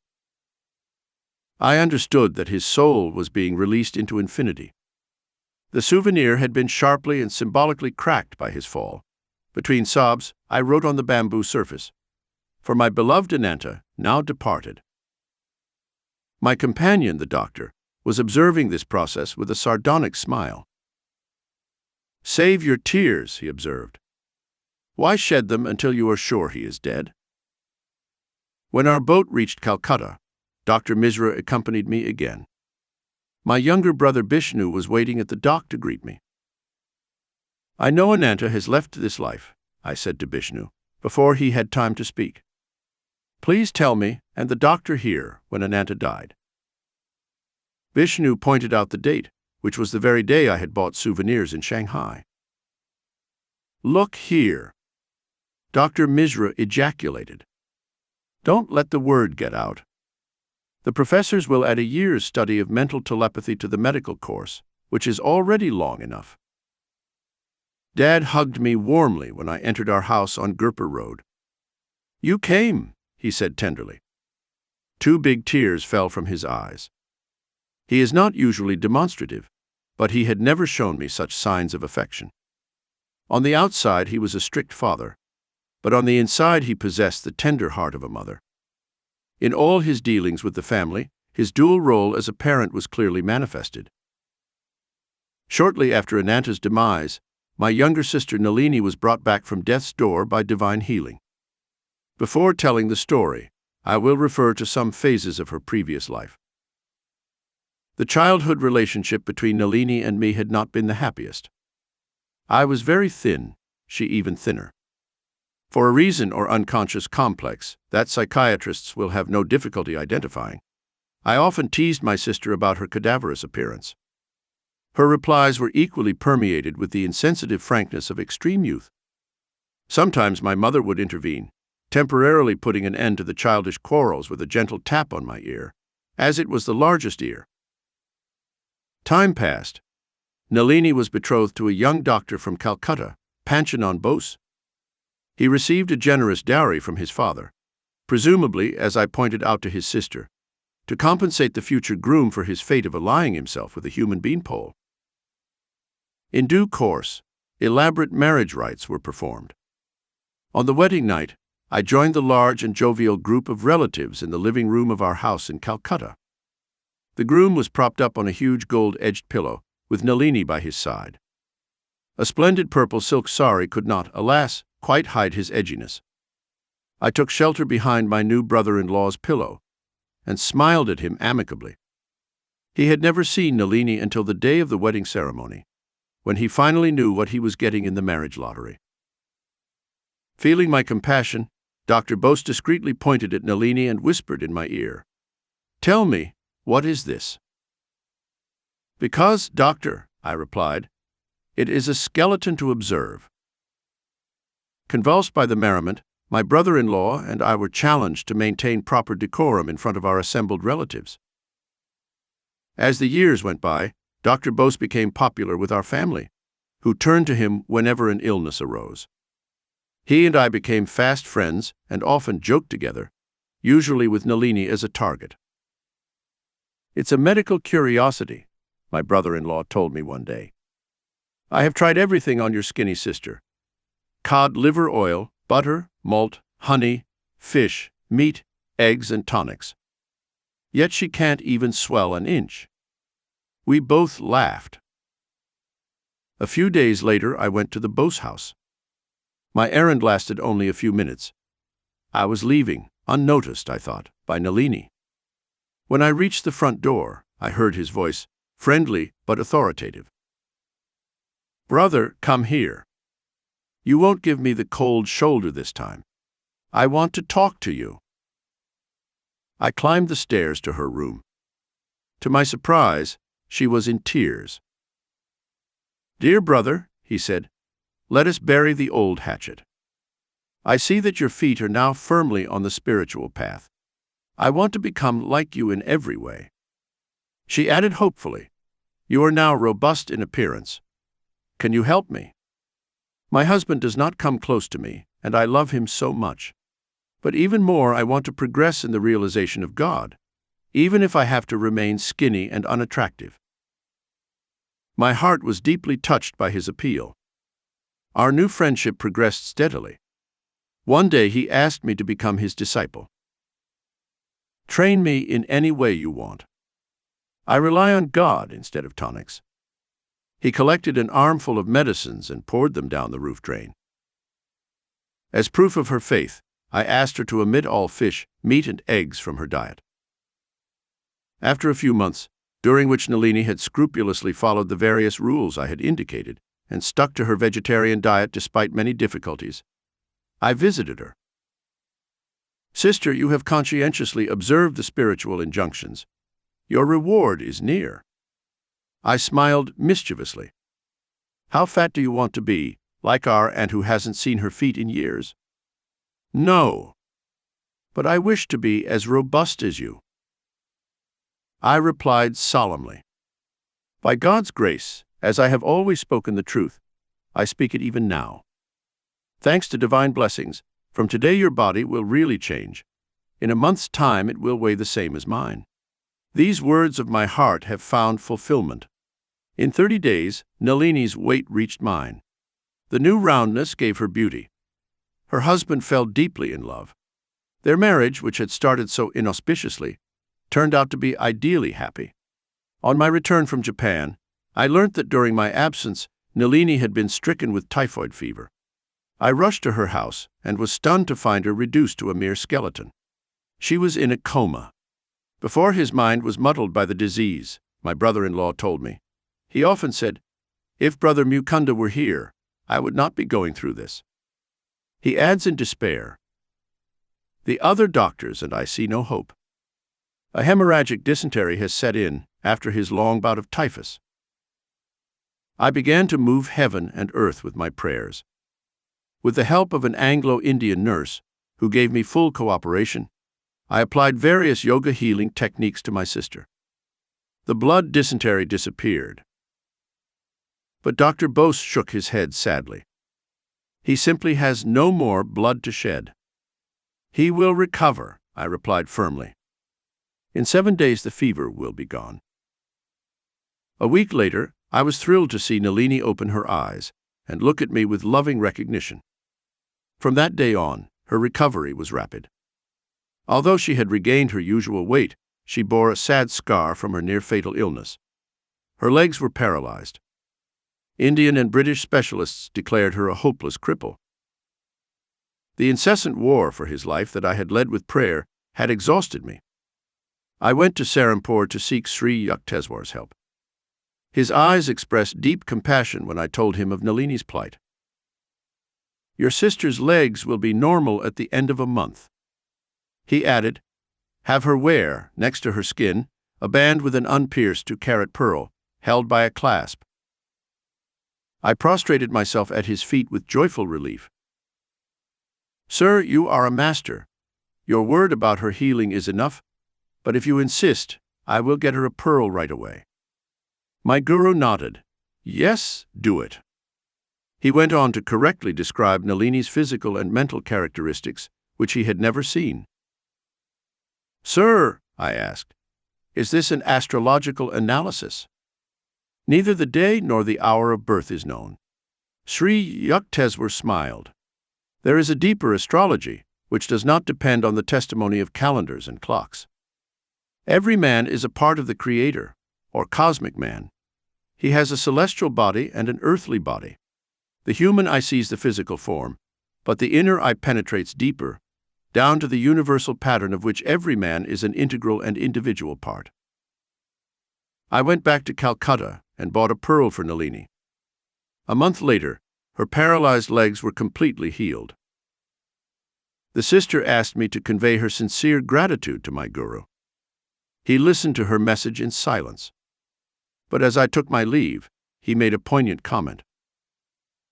"Your sister has been told by many doctors that she can never have children.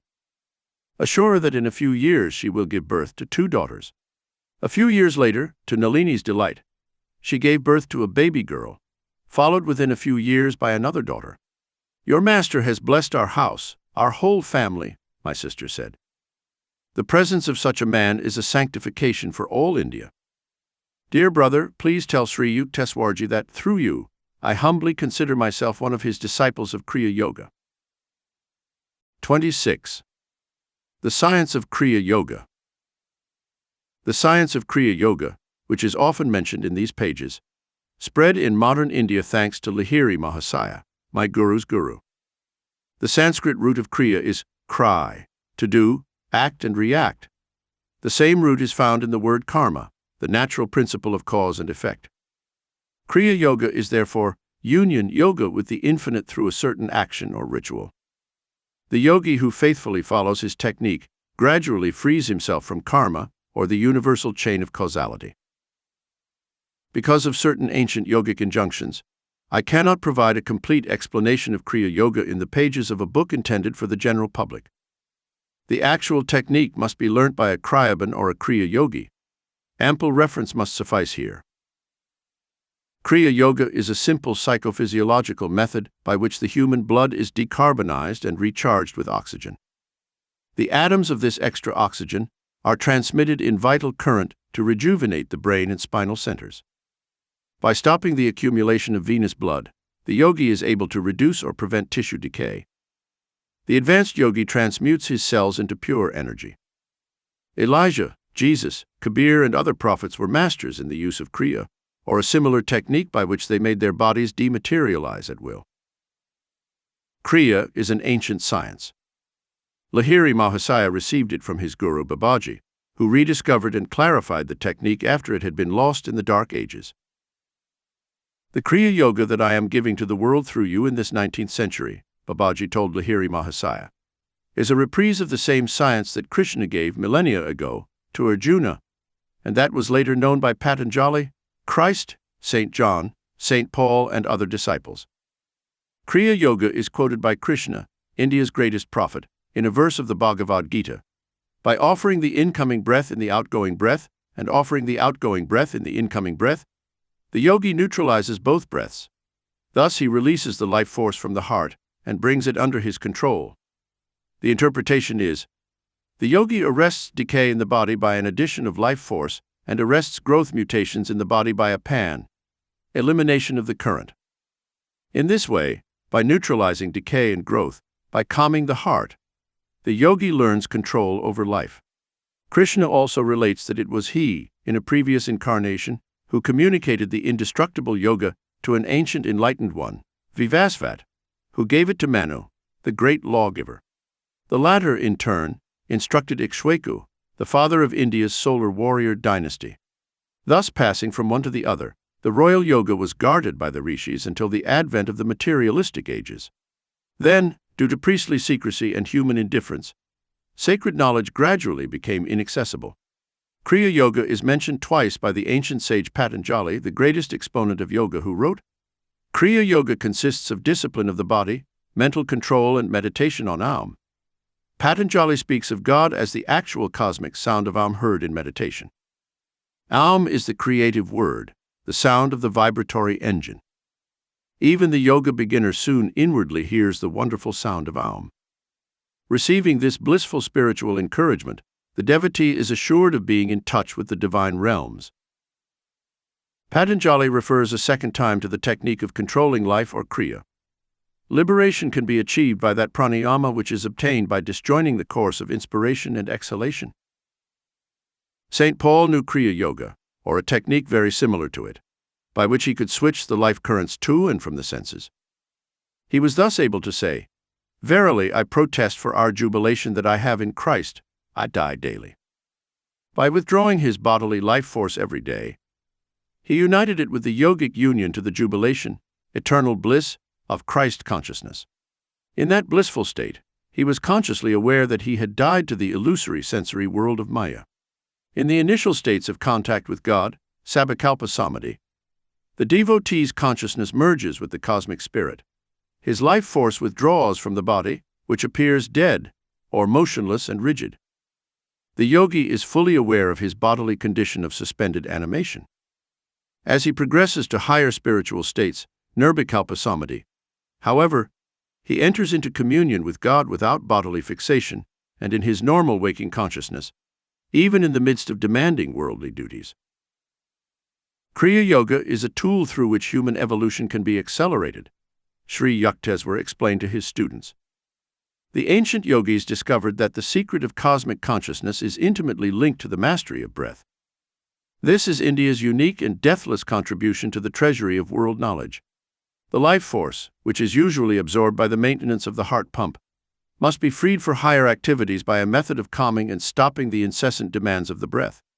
The Kriya Yogi mentally directs his vital energy to revolve, upwards and downwards, around the 6 spinal centers, medullary, cervical, dorsal, lumbar, sacral, and coccygeal plexuses, which correspond to the 12 astral signs of the zodiac, the symbolic cosmic man. A half-minute revolution of energy around the sensitive spinal cord of man produces subtle progress in his evolution. That half-minute of Kriya is equivalent to 1 year of natural spiritual development. The astral system of the human being, with 6, 12 per polarity, inner constellations revolving around the sun of the omniscient spiritual eye, is interconnected with the physical sun and the 12 signs of the zodiac. All human beings are therefore influenced by an inner and outer universe. The ancient rishis discovered that man's earthly and celestial environment, in cycles of 12 years, propel him on his natural path. The scriptures state that man needs 1,000,000 years of normal, disease-free evolution to perfect his human brain to express cosmic consciousness. 1,000 kriyas practiced in 8 hours gives the yogi, in 1 day, the equivalent of 1,000 years of natural evolution, 365,000 years of evolution in 1 year. In 3 years, a Kriya Yogi can thus achieve with intelligent personal effort the same result that nature achieves in 1,000,000 years. The Kriya shortcut, of course, can only be taken by deeply developed yogis. With the guidance of a guru, these yogis have carefully prepared their bodies and brains to receive the power created by intensive practice. The beginner in Kriya practices yogic exercise only 14 to 28 times, twice a day. Some yogis attain emancipation in 6, 12, 24, or 48 years. A yogi who dies before attaining full realization carries with him the good karma of his past Kriya efforts. In his new life he is harmoniously propelled towards his infinite goal. The body of the average man is like a 50-watt lamp, which cannot accommodate the billions of watts of power elicited by excessive Kriya practice.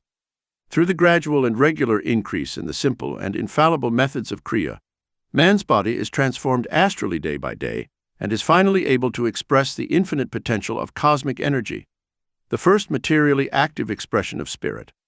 Kriya Yoga has nothing in common with the unscientific breathing exercises taught by some misguided fanatics. Their attempts to forcibly hold the breath in the lungs are not only unnatural, but also downright unpleasant. Kriya, on the other hand, is accompanied from the very beginning by an adhesion of peace and relaxing sensations with a regenerating effect on the spinal column. The ancient yogic technique converts breath into mind.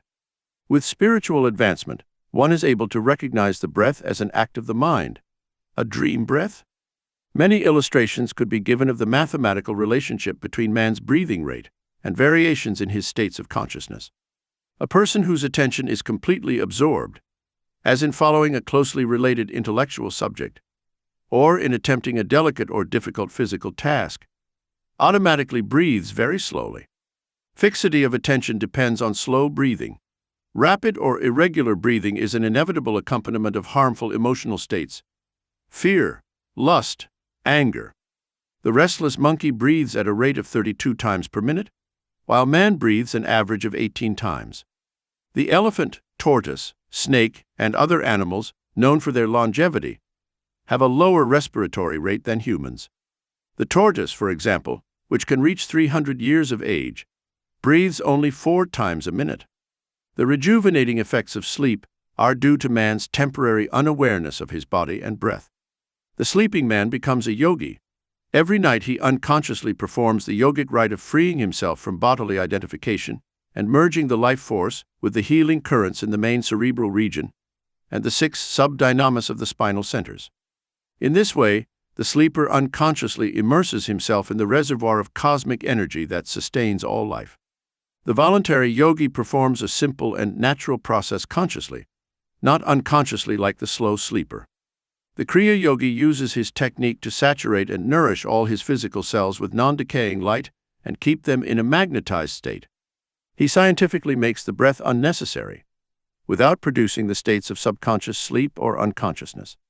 With Kriya, the outgoing life force is not wasted and abused in the senses, but forced to reunite with the subtler spinal energies. Through this strengthening of life, the cells of the yogi's body and brain are electrified with the spiritual elixir. In this way he eschews the studied observance of natural laws, which can only lead him, by the roundabout means, such as those provided by adequate food, sunlight, and harmonious thoughts, to a millionfold goal. 12 years of a normal, healthy life are needed to bring about even a slight perceptible change in the brain structure, and 1,000,000 solar returns are needed to sufficiently refine the brain building for the manifestation of cosmic consciousness.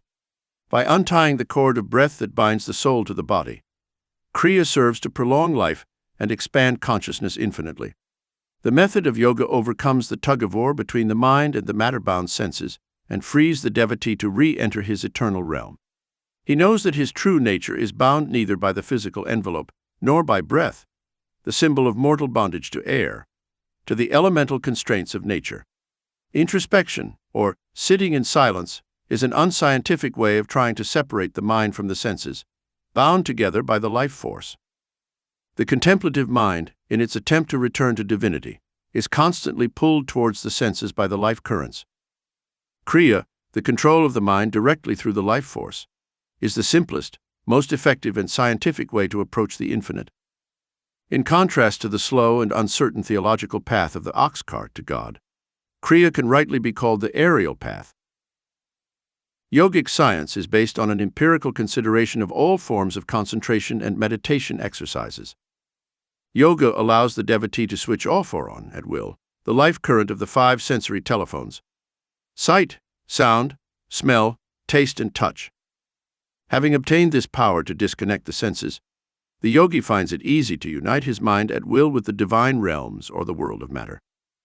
He is no longer involuntarily brought back by the life force to the mundane sphere of sensations and restless thoughts. Master of his body and mind, the Kriya yogi finally achieves victory over the last enemy, death. Thus you will feed on death, who feeds on men, and death, once dead, can die no more. The life of an advanced Kriya yogi is influenced not by the effects of past actions, but solely by the indications of the soul. The devotee thus avoids the slow evolutionary monitoring of the selfish actions, good and bad, of ordinary life, which are tiring and sluggish for eagle hearts. The higher method of soul life liberates the yogi who, stripped of his ego prison, savors the deep air of omnipresence. The bondage of natural life is, on the contrary, set to a humiliating rhythm. Conforming his life to the evolutionary order, man cannot obtain any concessions from nature, but, living without error against the laws of his physical and mental endowment, he still needs about 1,000,000 years of disguised incarnations to know the ultimate emancipation.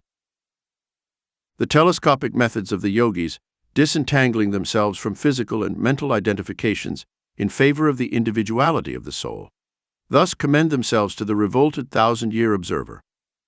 This numerical periphery widens for the common man, who does not even live in harmony with nature, much less with his soul, but instead pursues unnatural complexities, thus offending in body and thoughts the sweet sanity of nature. For him, 2 times 1,000,000 years cannot suffice for liberation. The gross man rarely or never realizes that his body is a kingdom, ruled by the emperor soul on the throne of the skull, with subsidiary regents in the 6 spinal centers or spheres of consciousness. This theocracy extends over a host of obedient subjects, 27 trillion cells, endowed with a secure, if automatic, intelligence with which they perform all the tasks of growth, transformation, and dissolution of the body, and 50 million thoughts, emotions, and substratal variations that alternate in the consciousness of man over an average lifespan of 60 years. Any apparent insurrection of the body or brain cells against the emperor's soul, whether it manifests itself as disease or depression, is not due to disloyalty among humble citizens, but to man's past or present abuse of his individuality or his free will, which was given to him at the same time as the soul and is never revocable. By identifying with a superficial ego, man takes it for granted that he is the one who thinks, wills, feels, digests meals, and keeps himself alive, without ever admitting through reflection, a little would suffice, that in his ordinary life he is but a puppet of past actions, karma, and of nature or the environment. Each man's intellectual reactions, feelings, moods, and habits are circumscribed by the effects of past causes, whether from this or a previous life. Above these influences, however, lies his regal soul. Rejecting transitory truths and freedoms, the Kriya Yogi passes beyond all disillusionment into his free being. All scripture declares that man is not a corruptible body, but a living soul. With Kriya he is given a method to prove scriptural truth. Outward ritual cannot destroy ignorance, because they do not contradict each other, wrote Shankara in his famous Century of Verse. Only realized knowledge destroys ignorance. Knowledge cannot arise by any other means than seeking. Who am I? How did this universe come into being? Who is its creator? What is its material cause? This is the kind of inquiry referred to. The intellect has no answer to these questions. That is why the rishis developed yoga as a technique of spiritual inquiry. Kriya Yoga is the true fire ritual, often extolled in the Bhagavad Gita. The purifying fires of yoga bring eternal enlightenment, and thus differ greatly from the outward and ineffective religious fire ceremonies, where the perception of truth is often burnt, with a solemn accompaniment of chanting, along with incense. The advanced yogi, restraining his whole mind, will and feeling from false identification with bodily desires, uniting his mind with the superconscious forces in the spinal sanctuaries, thus lives in this world as God has planned, not driven by the impulses of the past, nor by the new vagaries of new human motivations. Such a yogi receives the fulfillment of his supreme desire, safe in the ultimate refuge of the inexhaustibly blissful spirit. The yogi offers his labyrinthine human desires to a monotheistic bonfire dedicated to the peerless God. This is the true yogic fire ceremony, in which all past and present desires are consumed by divine love. The ultimate flame receives the sacrifice of all human folly, and man is pure of dross. His bones are stripped of all desiring flesh, his karmic skeleton is bleached in the antiseptic sunshine of wisdom, and he is at last clean, harmless before man and the Creator. Referring to the sure and methodical efficacy of yoga, Lord Krishna praises the technological yogi with the following words: "The yogi is greater than the ascetics who discipline the body, greater even than the followers of the path of wisdom, jnana yoga, or the path of action, karma yoga. Be thou, O disciple Arjuna, a yogi. 27. Founding a yoga school in Ranchi. Why are you against organizational work? Master's question scared me a little. It is true that at the time my private belief was that organizations were wasps' nests. It is a thankless task, sir, I replied. Whatever the leader does or does not do, he is criticized. Do you want the whole divine chana, milk curd, just for yourself? My guru's reply was accompanied by a stern look. Could you or anyone else achieve contact with God through yoga if a number of generous-hearted teachers were not willing to pass on their knowledge to others? He added, God is the honey, organizations are the hives. Both are necessary. Each form is useless, of course, without the spirit, but why not start occupying hives full of spiritual nectar? His advice moved me deeply. Although I did not respond outwardly, an unshakable resolution arose in my breast.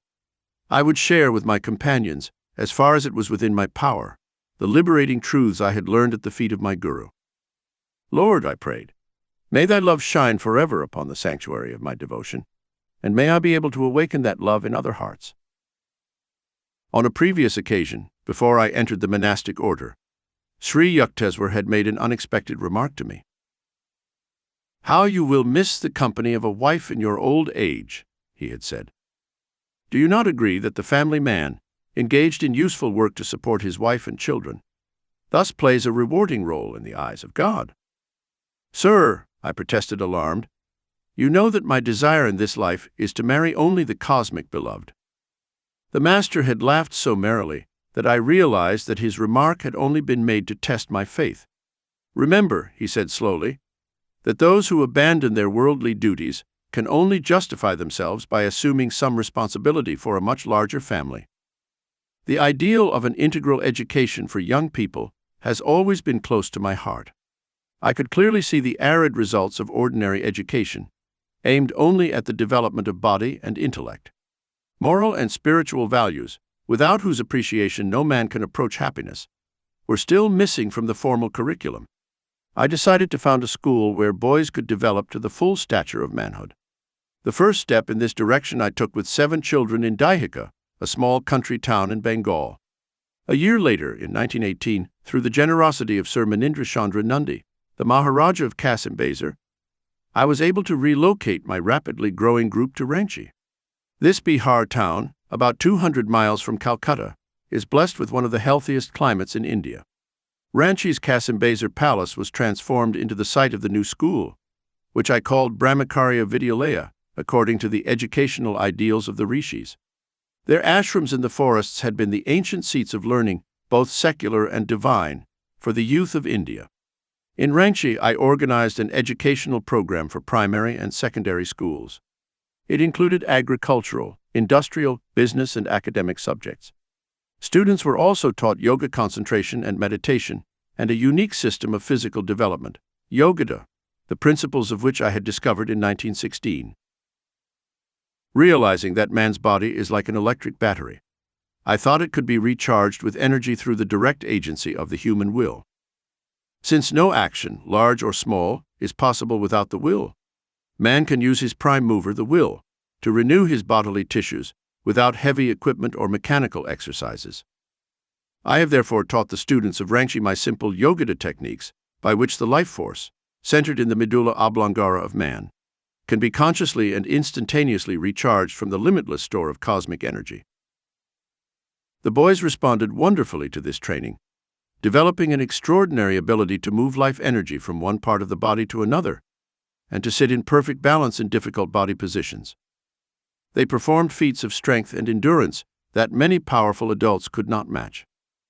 My younger brother, Bishnu Karan Ghosh, joined the Ranchi school. He later became one of Bengal's leading physics scholars. Together with one of his students, he traveled to Europe and America, giving demonstrations of strength and skill that amazed university scholars, including those at Columbia University in New York. At the end of the first year in Ranchi, applications reached 2,000. But the school, which was exclusively residential at the time, could only accommodate 100. Soon, education for day students was added. In the Vidyalaya, I had to be a father-mother to young children and face many organizational difficulties. I often remembered the words of Christ, "Verily I say unto you, there is none that hath left house or brethren or sisters or father or mother or wife or children or lands for my sake and that of the gospel, but he shall receive 100-fold in this age, houses and brothers and sisters and mothers and children and lands with persecutions, and in the world to come eternal life." Sri Yukteswar had interpreted these words: the devotee who renounces the life experiences of marriage and family, and exchanges the problems of a small household and limited activities for the greater responsibilities of service to society at large, undertakes a task that is often accompanied by the persecution of a misunderstood world, but also by a divine contentment within. One day my father arrived in Ranchi to impart his father's blessing, long withheld because I had hurt him by refusing his offer of a job with the Bengal Nagpur Railway. "Son," he said, "I am now reconciled with your choice of life. It gives me joy to see you in the midst of these happy and eager young people. Your place is here, rather than among the lifeless figures of the railway timetables." He nodded towards a group of a dozen little ones who were following at my heels. "I have only had 8 children," he observed with sparkling eyes, "but I can feel compassion for you." With a large orchard and 25 fertile acres at our disposal, the students, teachers, and I spent many happy hours working outdoors in this ideal environment. We had many pets, including a young deer that was quite idolized by the children. I too loved the fawn so much that I allowed it to sleep in my room. At first light, the little creature would scamper up to my bed for a morning caress. One day I fed the animal earlier than usual, because I had to attend to some business in the town of Ranchi. Although I had advised the boys not to feed the fawn until my return, one of them was disobedient and gave it a large quantity of milk. When I returned in the evening, I was greeted with sad news. The baby fawn almost died from overfeeding. In tears, I laid the apparently lifeless animal on my lap. I prayed to God to spare his life. Hours later, the little creature opened its eyes, stood up, and walked weakly. The whole school shouted with joy. But that night, a profound lesson came to me that I will never forget. I stayed awake with the fawn until 2 o'clock when I fell asleep. The deer appeared to me in a dream and spoke to me. "You are holding me back. Please let me go, let me go." "All right," I replied in the dream. I immediately woke up and shouted, "Kids, the deer is dying." The children rushed to my side. I ran to the corner of the room where I had placed the animal. He made a last effort to get up, stumbled towards me, then fell at my feet, dead. According to the mass karma that guides and regulates the fates of animals, the deer's life was over, and he was ready to move on to a higher form. But thanks to my deep attachment, which I later realized was selfish, and my fervent prayers, I had managed to keep him within the limitations of the animal form from which the soul was struggling to free itself. The deer soul made its request in a dream because, without my loving permission, it did not want to or could not go. As soon as I agreed, it left. All sorrow has left me. I have realized again that God wants His children to love everything as a part of Him, and not illusorily feel that death puts an end to everything. The ignorant man sees only the insurmountable wall of death, which hides, seemingly forever, his dearest friends. But the detached man, the one who loves others as expressions of the Lord, understands that at death their loved ones have returned only for a breath of joy in Him. The Ranchi school has grown from small and simple beginnings to become a well-known institution in India. Many departments of the school are supported by the voluntary contributions of those who take pleasure in perpetuating the educational ideals of the rishis. Under the general name of Yogada Sat Sangha, flourishing secondary schools have been established in Midnapore, Lakshmanpur, and Puri. The Ranchi headquarters has a medical department where medicines and doctors' services are provided free of charge to the poor in the locality. The number of people treated averages over 18,000 per year. Vidyalaya has also made its mark in Indian sports competitions and in the school field, where many alumni of Ranchi have distinguished themselves in subsequent university life. The school, now in its 28th year and the center of many activities, has been honored by visits from eminent men from East and West.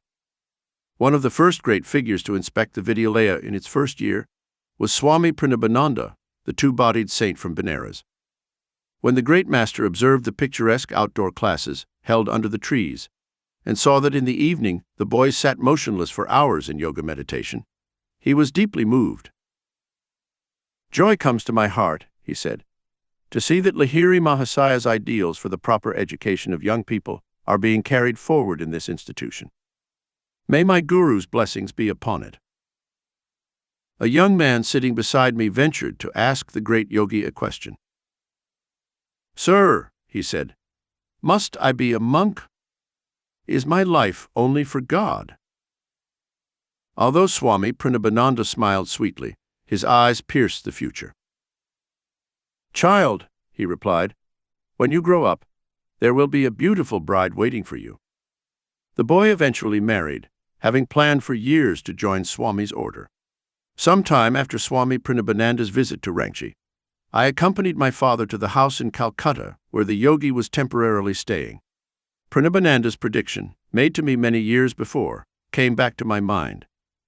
"I will see you later with your father." When father entered the Swami's room, the great yogi rose from his seat and embraced my parent with loving respect. "Bhagavati," he told him, "what are you doing with yourself? Do you not see your son running towards the infinite?" I blushed to hear his praise in front of my father. The Swami continued, "Remember how often our blessed Guru used to say, 'Banat, Banat Banjai.'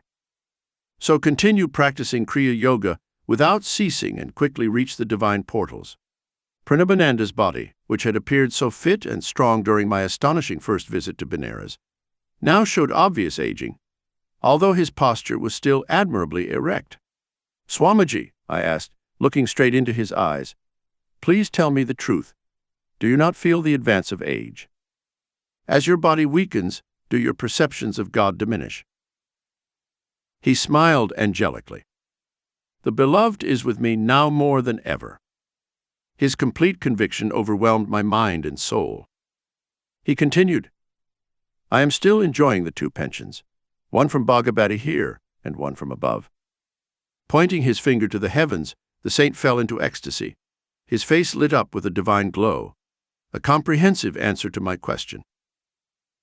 Noticing that there were many plants and seed packets in Pranabananda's room, I asked their purpose. "I have left Benares for good," he said, "and am on my way to the Himalayas. There I will open an ashram for my disciples. These seeds will produce spinach and some other vegetables. My disciples will live simply, spending their time in blissful union with God. Nothing else is necessary." The father asked the brother disciple when he would return to Calcutta. "Never again," replied the saint. "This year is the one in which Lahiri Mahasaya told me that I would leave my beloved Benares forever and go to the Himalayas to get rid of my mortal frame."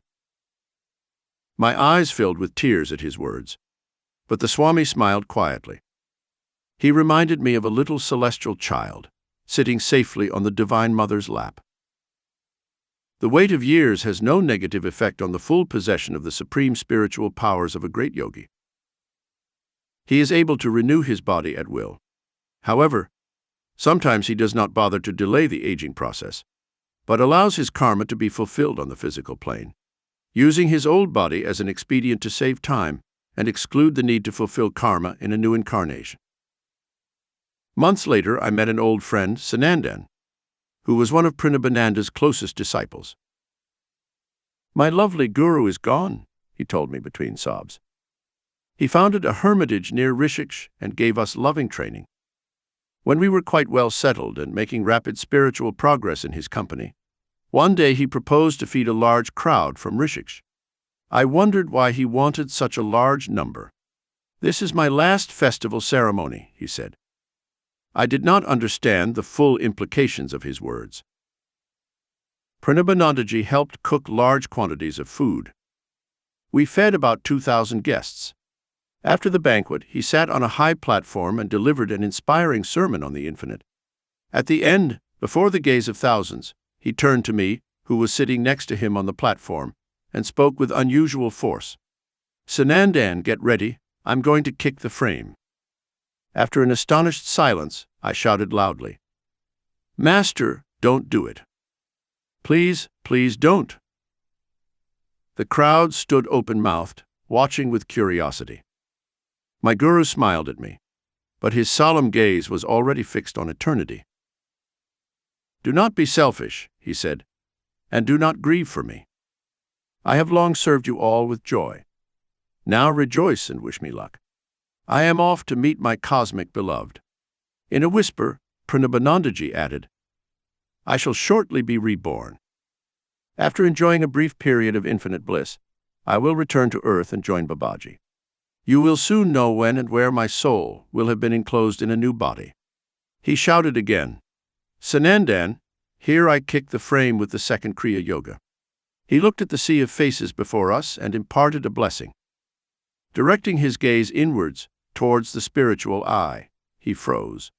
While the bewildered crowd thought he was meditating in an ecstatic state, he had already left the tabernacle of flesh and immersed his soul in the cosmic vastness. The disciples touched his body, sitting in the lotus position, but it was no longer warm flesh. Only a stiffened structure remained. The tenant had fled to the immortal shore. I asked where Pranabananda would be reborn. "It is a sacred trust that I cannot reveal to anyone," Sanandan replied. "Maybe you will find out some other way."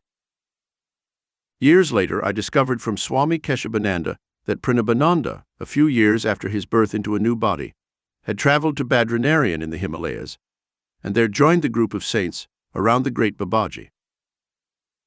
28. Kashi, reborn and rediscovered.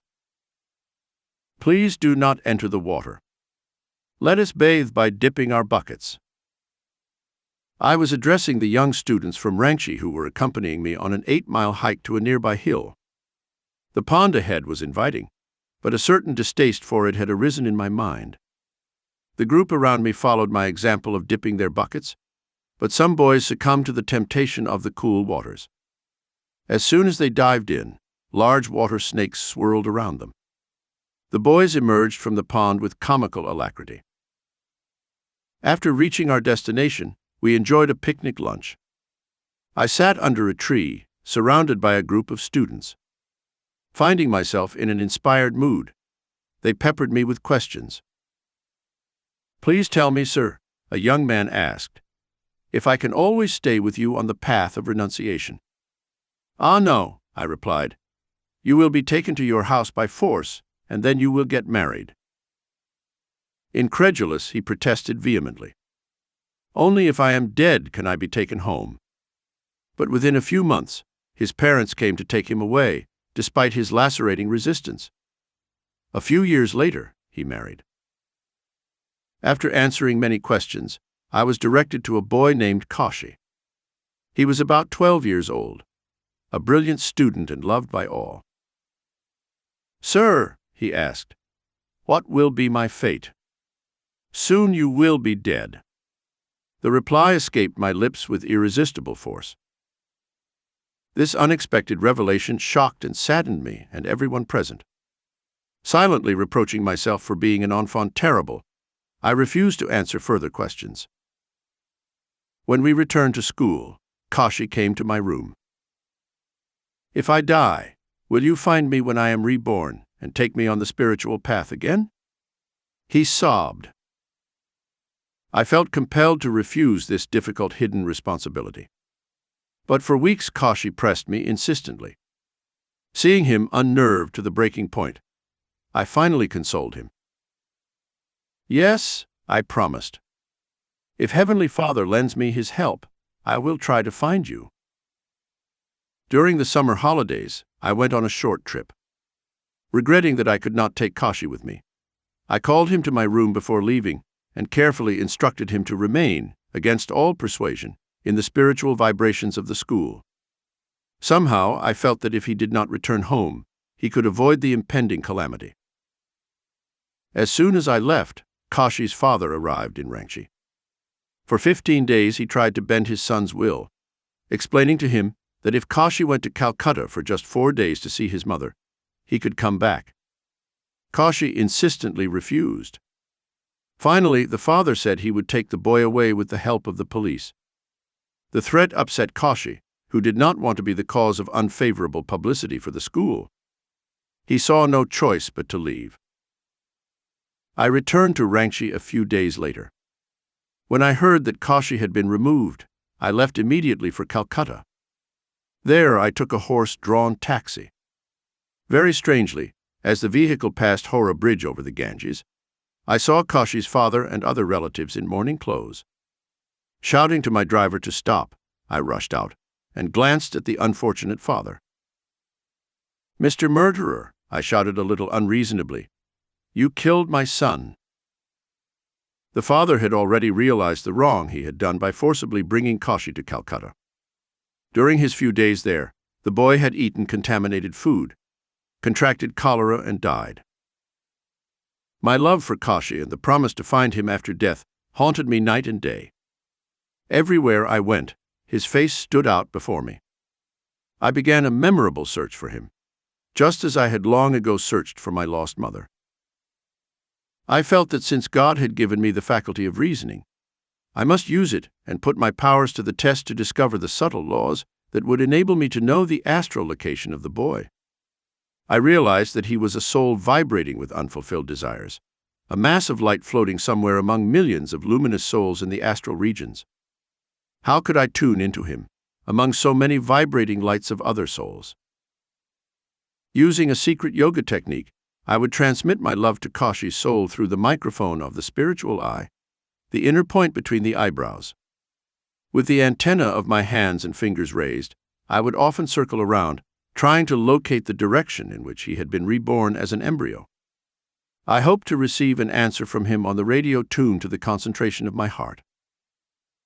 I intuitively felt that Kashi would soon return to earth, and that if I continued to ceaselessly transmit my call to him, his soul would respond.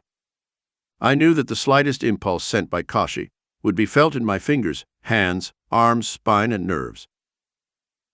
With undiminished zeal, I practiced the yoga method consistently for about 6 months after Kashi's death. One morning, walking with some friends in the crowded Bose district of Calcutta, I raised my hands in the usual way. For the first time, there was a response.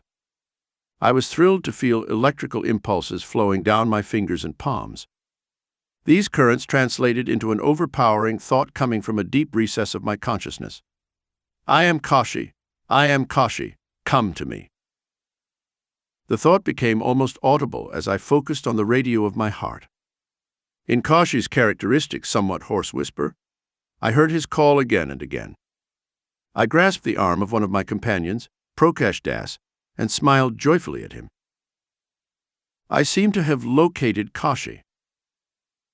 I began to twist and turn, to the unconcealed amusement of my friends and the passing crowd. Electric impulses tingled between my fingers only when I turned towards a nearby path, aptly named Serpentine Lane. The astral currents disappeared when I turned in other directions. "Ah!" I exclaimed. "Kashi's soul must be living in the lap of some mother whose house is in this alley."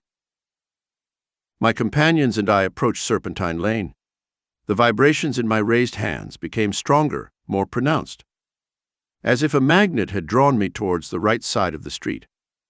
Arriving at the entrance of a certain house, I was stunned to find myself immobilized. I knocked on the door in a state of intense excitement, holding my breath. I felt that my long, tiring, and certainly unusual search had come to a successful conclusion. The door was opened by a servant girl, who told me that her master was at home. She descended the stairs from the second floor and smiled at me questioningly. I did not know how to formulate my question, at once pertinent and impertinent. "Tell me, sir, if you and your wife have been expecting a child for about 6 months." "Yes, it is so." Seeing that I was a Swami, a renunciate dressed in the traditional orange drape, he added kindly, "Please tell me how you know my business." When he heard about Kashi and the promise I had made to him, The astonished man believed my story. "You will be born with a fair-skinned male child," I told him. "He will have a broad face with a lick on his forehead. His disposition will be remarkably spiritual." I was certain that the incoming child would have these similarities with Kashi. Later I visited the child, whose parents had given him the old name of Kashi. Even as a child, he was strikingly similar to my dear student from Rangshi. The child showed me immediate affection. The attraction of the past awoke with redoubled intensity. Years later, the teenager wrote to me during my stay in America. He explained his deep desire to follow the path of a renunciate. I referred him to a Himalayan master who still leads the reborn Kashi. 29. Rabindranath Tagore and I compare schools. Rabindranath Tagore taught us to sing as a natural form of self-expression, like birds. Bila Nath, a brilliant 14-year-old from my school in Rangshi, gave me this explanation after I had complimented him on his melodious outbursts one morning. With or without provocation, the boy emitted a stream of melodies. He had previously attended Tagore's famous Santiniketan, Refuge of Peace school in Bolpur. "Rabindranath's songs have been on my lips since early youth," I told my companion. "All Bengal, even the unlettered peasants, delight in his elevated verses." Bila and I sang together some refrains by Tagore, who set thousands of Indian poems to music, some original and some old. I met Rabindranath shortly after he had received the Nobel Prize in Literature, I remarked after our vocal exchange. I was attracted to his visit because I admired his undiplomatic courage in dismissing his literary critics. I giggled. Bila inquired curiously about the story.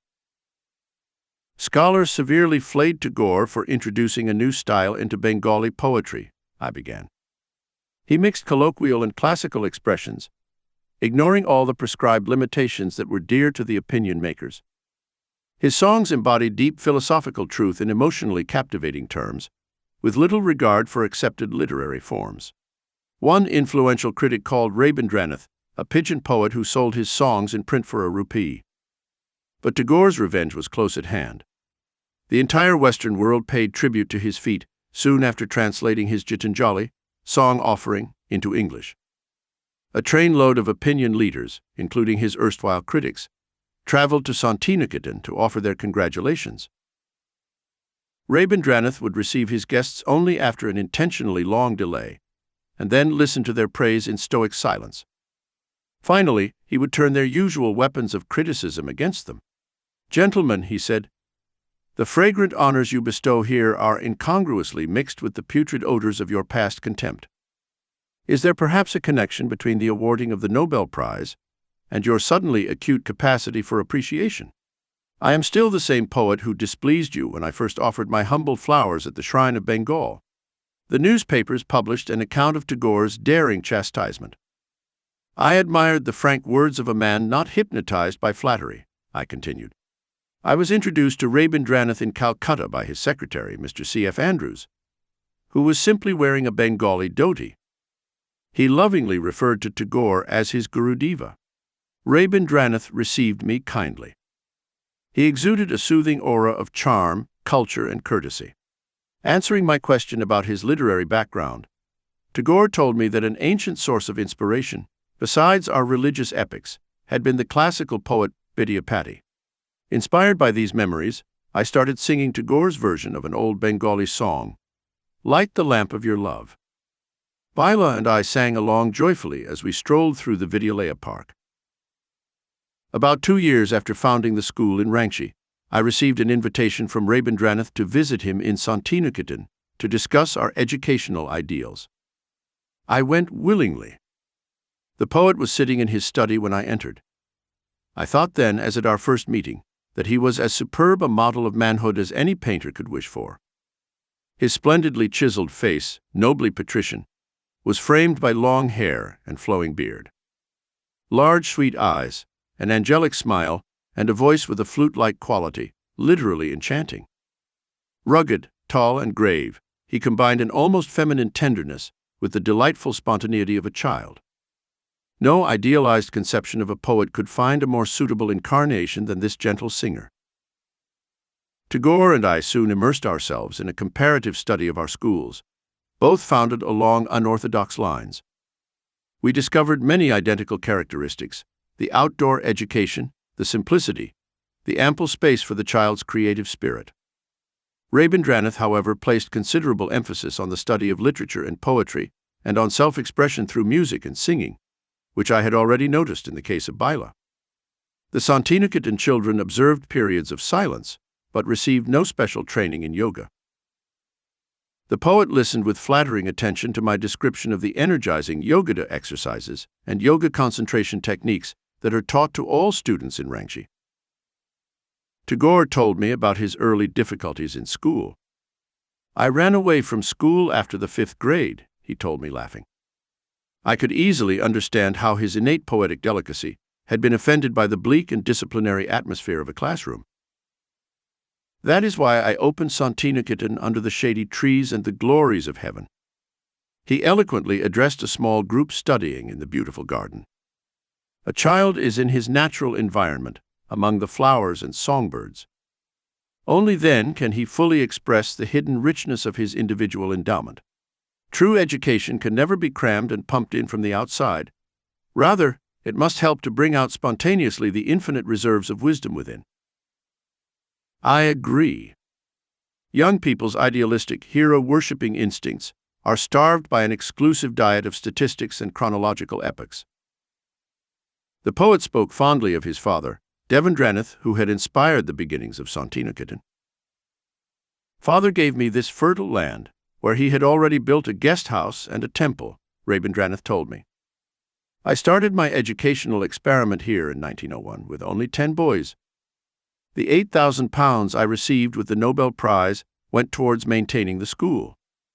The eldest Tagore, Devendranath, known throughout the world as Maharishi, was an extraordinary man, as one can discover from his autobiography. 2 years of his youth were spent in meditation in the Himalayas. In turn, his father, Dwarkanath Tagore, was celebrated all over Bengal for his munificent public charity. From this illustrious tree, a family of geniuses was born. Not only Rabindranath, all his relatives excelled in creative expression. His brothers Gaganendra and Abanindra are among India's foremost artists. Another brother, Dwijendra, is a profound philosopher, whose gentle call is answered by the birds and creatures of the forest. Rabindranath invited me to stay overnight in the guest house. It was indeed a fascinating sight in the evening to see the poet sitting with a group on the patio. Time was unfolding backwards. The scene before me was like that of an ancient hermitage. The joyful cantor surrounded by his devotees, all haloed in divine love. Tagore knotted every bond with the strings of harmony. Never assertive, he attracted and captured the heart with an irresistible magnetism. A rare flower of poetry blooming in the garden of the Lord, attracting others with a natural fragrance. In his melodious voice, Rabindranath read us some of his exquisite, recently created poems. Most of his songs and plays, written to the delight of his students, were composed in Santiniketan. The beauty of his verses, in my opinion, lies in his art of referring to God in almost every stanza, while rarely mentioning the holy name. "Drunk with the bliss of song," he wrote, "I forget myself and call the friend who is my Lord." The next day, after lunch, I bid the poet a reluctant farewell. I rejoiced that his small school had grown into an international university, the Viswa Bharati, where scholars from all countries found an ideal environment. Where the mind is unafraid and the head is high. Where knowledge is free. Where the world has not been broken into fragments by narrow domestic walls. Where words come out of the depths of truth. Where untiring commitment stretches its arms towards perfection. Where the clear current of reason has not lost its way in the bleak desert sand of a dead habit. Where the mind is led by you on an ever-widening path. Thought and action. In that heaven of freedom, my Father, let my country wake up. Rabindranath Tagore. 30. The Law of Miracles. The great novelist Leo Tolstoy wrote a delightful story, The Three Hermits, His friend Nicholas Roerich summarized the tale as follows. On an island lived 3 old hermits. They were so simple that the only prayer they used was, "We are 3, thou art 3, have mercy on us." During this ingenuous prayer, great miracles occurred. The local bishop heard about the 3 hermits and their inadmissible prayer, and decided to visit them to teach them the canonical invocations. Arriving on the island, he told the hermits that their heavenly petition was unworthy, and taught them many of the customary prayers. The bishop then left in a boat. He saw, following the boat, a radiant light. As he approached, he saw the 3 hermits holding hands and running over the waves in an attempt to pass the ship. "We forgot the prayers you taught us," they shouted when they reached the bishop, "and we hasten to ask you to repeat them." The bishop, astonished, shook his head. "Dear ones," he humbly replied, "continue living with your old prayer." How did the 3 saints walk on water? How did Christ resurrect his crucified body? How did Lahiri, Mahasaya, and Sri Yukteswar perform their miracles? Modern science still has no answer. Although with the advent of the atomic bomb and the wonders of radar, the scope of the world's mind has abruptly expanded. The word impossible is becoming less important in the scientific vocabulary. The ancient Vedic scriptures declare that the physical world operates according to a fundamental law of Maya, the principle of relativity and duality. God, the one life, is an absolute unity. It cannot appear as the diverse and separate manifestations of a creation, except under a false or unreal veil. This cosmic illusion is Maya. Every great scientific discovery of modern times has served to confirm this simple pronouncement of the rishis. Newton's law of motion is a law of Maya. To every action there is always an equal and opposite reaction. The reciprocal actions of any 2 bodies are always equal and directed in opposite directions. Action and reaction are therefore exactly equal. To have only one force is impossible. There must be, and there always is, a pair of equal and opposite forces. Fundamental natural activities all betray their Mayan origin. Electricity, for example, is a phenomenon of repulsion and attraction. Electrons and protons are electrical opposites. Another example, the atom or final particle of matter is, like the Earth itself, a magnet with positive and negative poles. The entire phenomenal world is under the inexorable influence of polarity. No law of physics, chemistry, or any other science is ever free of intrinsic opposite or conflicting principles. Physical science, therefore, cannot formulate laws outside Maya, the very fabric and structure of creation. Nature itself is Maya. Natural science must of necessity confront its inescapable quiddity. In its own domain, it is eternal and inexhaustible. Future scientists can only probe one aspect after another of its variegated infinity. Science, therefore, remains in a perpetual flux, unable to achieve purpose, fit to formulate the laws of an already existing and functioning cosmos, but powerless to identify the creator of laws and the unique operator. The majestic manifestations of gravitation and electricity have become known, but what gravitation and electricity are, no mortal knows. Overcoming Maya was the task assigned to the human race by the millennial prophets. To rise above the duality of creation and perceive the unity of the Creator was conceived as man's highest goal. Those who cling to the cosmic illusion must accept its essential law of polarity, ebb and flow, rise and fall, day and night, pleasure and pain, good and evil, birth and death. This cyclical pattern takes on a certain distressing monotony after man has gone through a few thousand human births. He begins to cast a hopeful glance beyond the compulsions of Maya. To tear the veil of Maya is to penetrate the secret of creation. The yogi who thus denudes the universe is the only true monotheist. All others worship pagan images. As long as man remains subject to the dualistic illusions of nature, the Maya with the face of Janus is his goddess. He cannot know the one true God. The illusion of the world Maya is individually called avidya, literally, non-knowledge, ignorance, delusion. Maya or avidya can never be destroyed through conviction or intellectual analysis, but only through attaining the inner state of nirvikalpa samadhi. Old Testament prophets and seers of all lands and ages have spoken from this state of consciousness.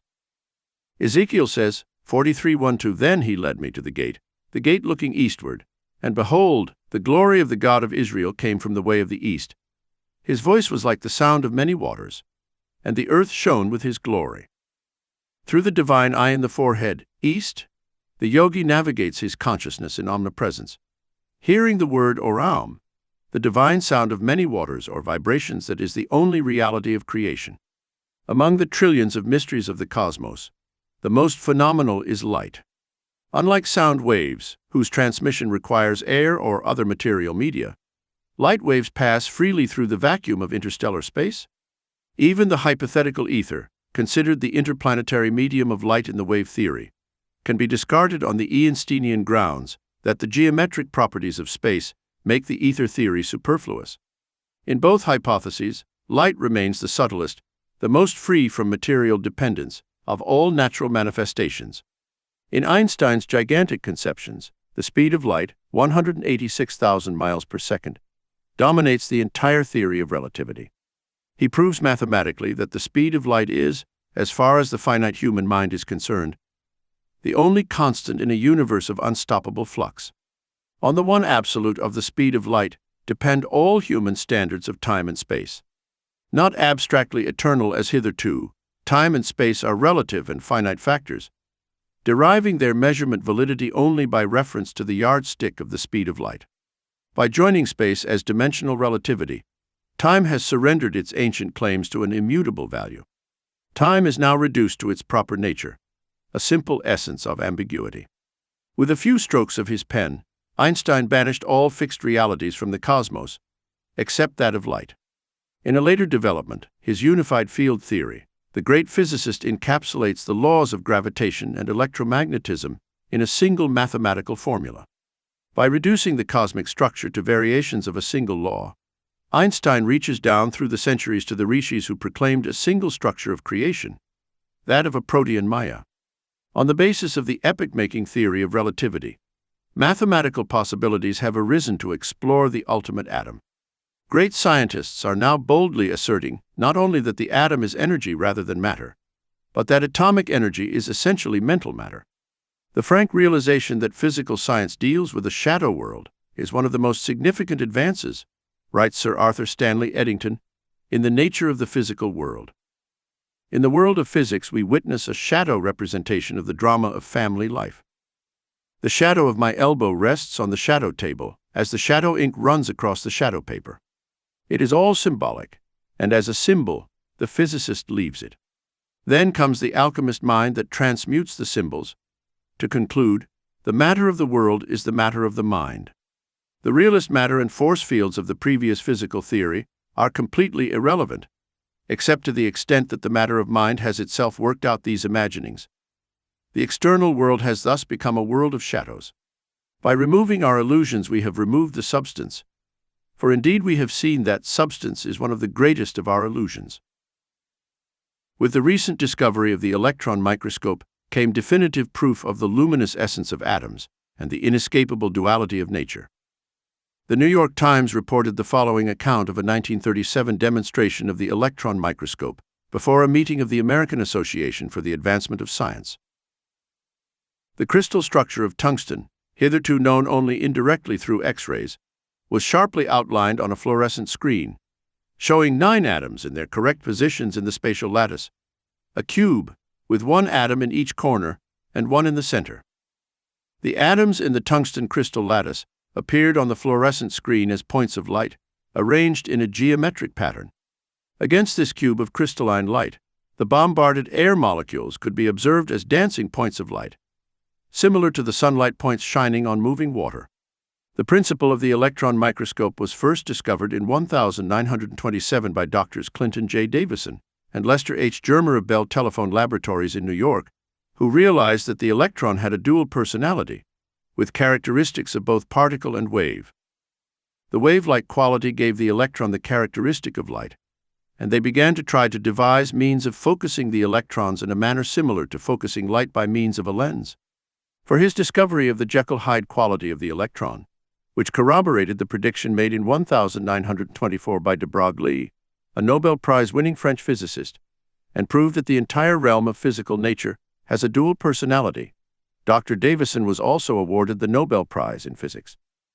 The flow of knowledge, writes Sir James Jeans in The Mysterious Universe, is heading towards a non-mechanical reality. The universe is beginning to look more like a great thought than a great machine. 20th century science is sounding like a page from the old Vedas. From science, then, if it must be, man learns the philosophical truth that there is no material universe. Its warp and woof are Maya, illusion. His mirages of reality all shatter under analysis. As one after another the reassuring props of a physical cosmos crash beneath him, man faintly perceives his idolatrous trust, his past transgression of the divine command, "Thou shalt have no other gods before me." In his famous equation on the equivalence of mass and energy, Einstein demonstrated that the energy of any particle of matter is equal to its mass or weight multiplied by the square of the speed of light. The release of atomic energies occurs through the annihilation of matter particles. The death of matter was the birth of the atomic age. The speed of light is a mathematical standard or constant, not because there is an absolute value of 186,000 miles per second, but because no material body, whose mass increases with its speed, could ever reach the speed of light. Put differently, only a material body whose mass is infinite could equal the speed of light. This conception brings us to the law of miracles. Those masters who are able to materialize and dematerialize their bodies or any other objects, move with the speed of light and use creative light rays to bring any physical manifestation into instantaneous visibility, have fulfilled the necessary Einsteinian condition. Their mass is infinite. The consciousness of a perfected yogi effortlessly identifies itself not with a restricted body, but with the universal structure. Gravitation, whether Newton's force or Einsteinian manifestation of inertia, is powerless to compel a master to exhibit the property of weight, which is the distinctive gravitational condition of all material objects. Those who know themselves as omnipresent spirits are no longer subject to the rigidities of a body in time and space. Their imprisoning rings not passing have yielded to the solvent. I am he. Fiat lux. And behold the light. God's first command to his ordained creation, Genesis 1:3, gave birth to the only atomic reality, light. On the rays of this immaterial medium, all divine manifestations take place. Devotees of all ages testify to the appearance of God as flame and light. The King of Kings and Lord of Lords, who alone has immortality, dwells in the light to which no man can approach.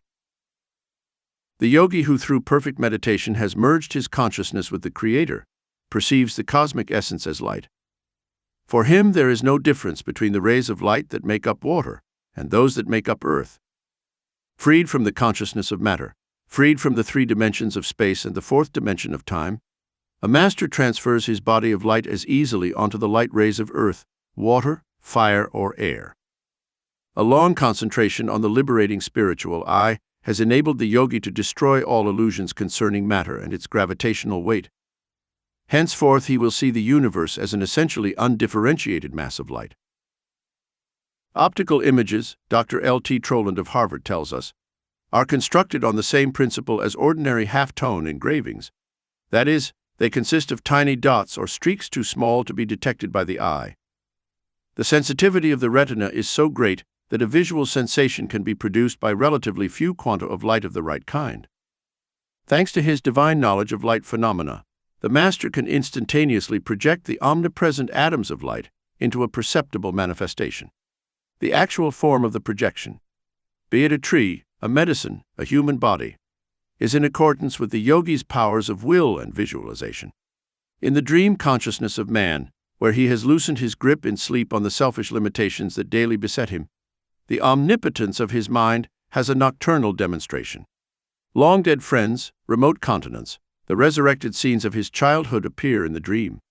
With that free and unconditioned consciousness, known to all men in the phenomena of dreams, the master attuned to God has created a bond that has never been broken. Devoid of any personal motivation and employing the creative will bestowed upon him by the Creator, the yogi rearranges the light atoms of the universe to fulfill any sincere prayer of a devotee.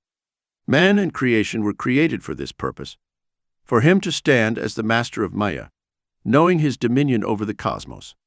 And God said, "Let us make man in our image, after our likeness, and let them have dominion over the fish of the sea, over the birds of the air, over the cattle, over all the earth, and over all the creeping things that creep upon the earth."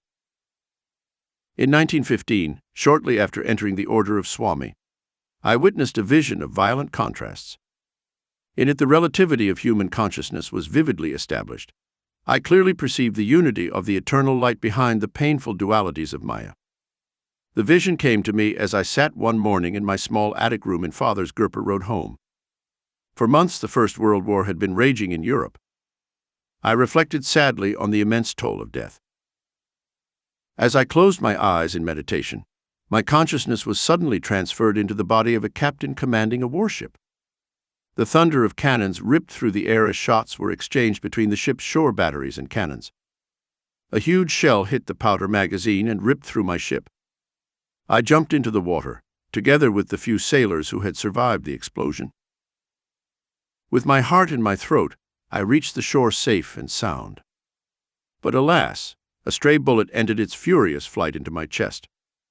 I fell to the ground groaning. My whole body was paralyzed, but I was aware of possessing it as one is aware of a sleeping leg. At last the mysterious pass of death has caught up with me, I thought. With a final sigh, I was about to sink into unconsciousness, when lo and behold, I found myself sitting in the lotus position in my room on Gurpa Road. Hysterical tears gushed out as I joyfully stroked and pinched my regained possession, a body with no bullet holes in its chest. I rocked, inhaling and exhaling to make sure I was alive. In the midst of these self-congratulations, I found myself again with my consciousness transferred to the captain's dead body on the bloody shore. An absolute mental confusion assailed me. "Lord," I prayed, "am I dead or alive?" A dazzling play of light filled the entire horizon. A soft, rumbling vibration turned into words. "What has life or death to do with the light? In the image of my light I have made you. The relativity of life and death belong to the cosmic dream. Look at your dreamless being. Wake up, my child, wake up." As stages in man's awakening, the Lord inspires scientists to discover, at the right time and place, the secrets of His creation. Many modern discoveries help man to understand the cosmos as a varied expression of a single light force, guided by divine intelligence. The wonders of cinema, radio, television, radar, the photoelectric cell, the all-seeing electric eye, atomic energies, are all based on the electromagnetic phenomenon of light. Cinematic art can perform any miracle. In terms of visual impact, no miracle is precluded by trick photography. One can see a man's transparent astral body rise from its gross physical form. He can walk on water, raise the dead, reverse the natural sequence of developments, and play with time and space. By assembling light images at will, the photographer achieves optical marvels that a true master would produce with real light rays. The film's realistic images illustrate many truths about creation. The cosmic director wrote his plays and put together the huge casts for the performance of the ages. From the dark cabin of eternity, he pours his creative ray through the films of successive epochs, and the images are projected onto the screen of space. Just as the images in the cinema look real, but are only combinations of light and shadow, so the universal variety is an illusory appearance. The planetary spheres, with their innumerable forms of life, are but figures in a cosmic film, temporarily faithful to the five sensory perceptions, as scenes are projected onto the screen of man's consciousness by the infinite creative ray. A cinema audience can look up and see that all the images on the screen appear through the instrument of a single beam of light without images. The colorful universal drama unfolds, likewise, through the single white light of a cosmic source. With inconceivable ingenuity, God is putting on a show for His human children, making them actors and spectators in His planetary theater. One day I went into a cinema to see a newsreel about the European battlefields. The First World War was still going on in the West. The newsreel recorded the carnage with such realism that I left the theater with a troubled heart. "Lord," I prayed, "why do you allow such suffering?" To my surprise, The response came immediately in the form of a view of real European battlefields. The horror of the fighting, full of dead and dying, far exceeded in ferocity any newsreel depiction. Look carefully. A gentle voice spoke to my inner consciousness. You will see that these scenes taking place in France are nothing but a play of chiaroscuro. They are a cosmic film, as real and unreal as the newsreel you have just seen, a work within a work. My heart was still not comforted. The divine voice continued, Creation is light and shadow together, otherwise no image is possible. The good and evil of Maya must always alternate in supremacy. If joy were unceasing here in this world, would man ever seek another? Without suffering, he does not bother to remember that he has left his eternal home. Pain is a sting to remembrance. Wisdom is the way of escape. The tragedy of death is unreal. Those who shudder before it are like an ignorant actor who dies of fright on the stage when only a blank cartridge is fired at him. My children are children of light. They will not sleep in illusion forever. Although I had read the scriptural accounts of Maya, they had not given me the profound insight that was provided by the personal visions and accompanying words of consolation. One's values change profoundly when one is finally convinced that creation is just a vast moving picture, and that not in it, but beyond it, lies one's reality. When I finished writing this chapter, I sat on the bed in the lotus position. My room was dimly lit by 2 lamps. Lifting my gaze, I noticed that the ceiling was dotted with tiny mustard-colored lights, twinkling and flickering with a radium-like sheen. A myriad of pen-like rays, like sheets of rain, were gathering in a transparent rod and silently pouring down on me. Immediately my physical body lost its coarseness and metamorphosed into an astral structure. I felt a floating sensation as, barely touching the bed, my weightless body shifted slightly and alternately to the left and right. I looked around. The furniture and walls were as usual, but the small mass of light had multiplied so much that the ceiling was invisible. I was astonished. This is the mechanism of cosmic cinema. A voice spoke as if from the light. Spreading its ray on the white screen of your sheets, it is producing the image of your body. Behold, your form is nothing but light. I looked at my arms and moved them back and forth, but I did not feel their weight. An ecstatic joy swept over me. This cosmic stem of light, blossoming in my body, seemed like a divine replica of the beams of light coming out of a cinema projection booth and manifesting as images on the screen.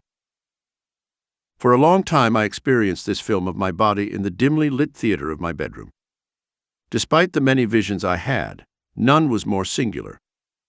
As my illusion of a solid body dissolved completely, and my realization that the essence of all objects is light deepened, I looked up at the pulsating stream of life-trance and spoke imploringly.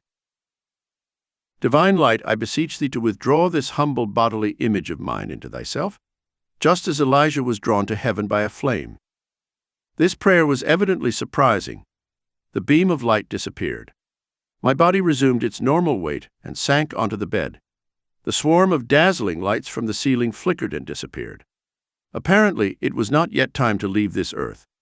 Besides, I thought philosophically, the prophet Elijah might be displeased with my presumption. 31. Interview with the Holy Mother. Reverend Mother, I was baptized as a child by your prophet husband. He was the guru of my parents and my own guru, Sri Yukteswarji.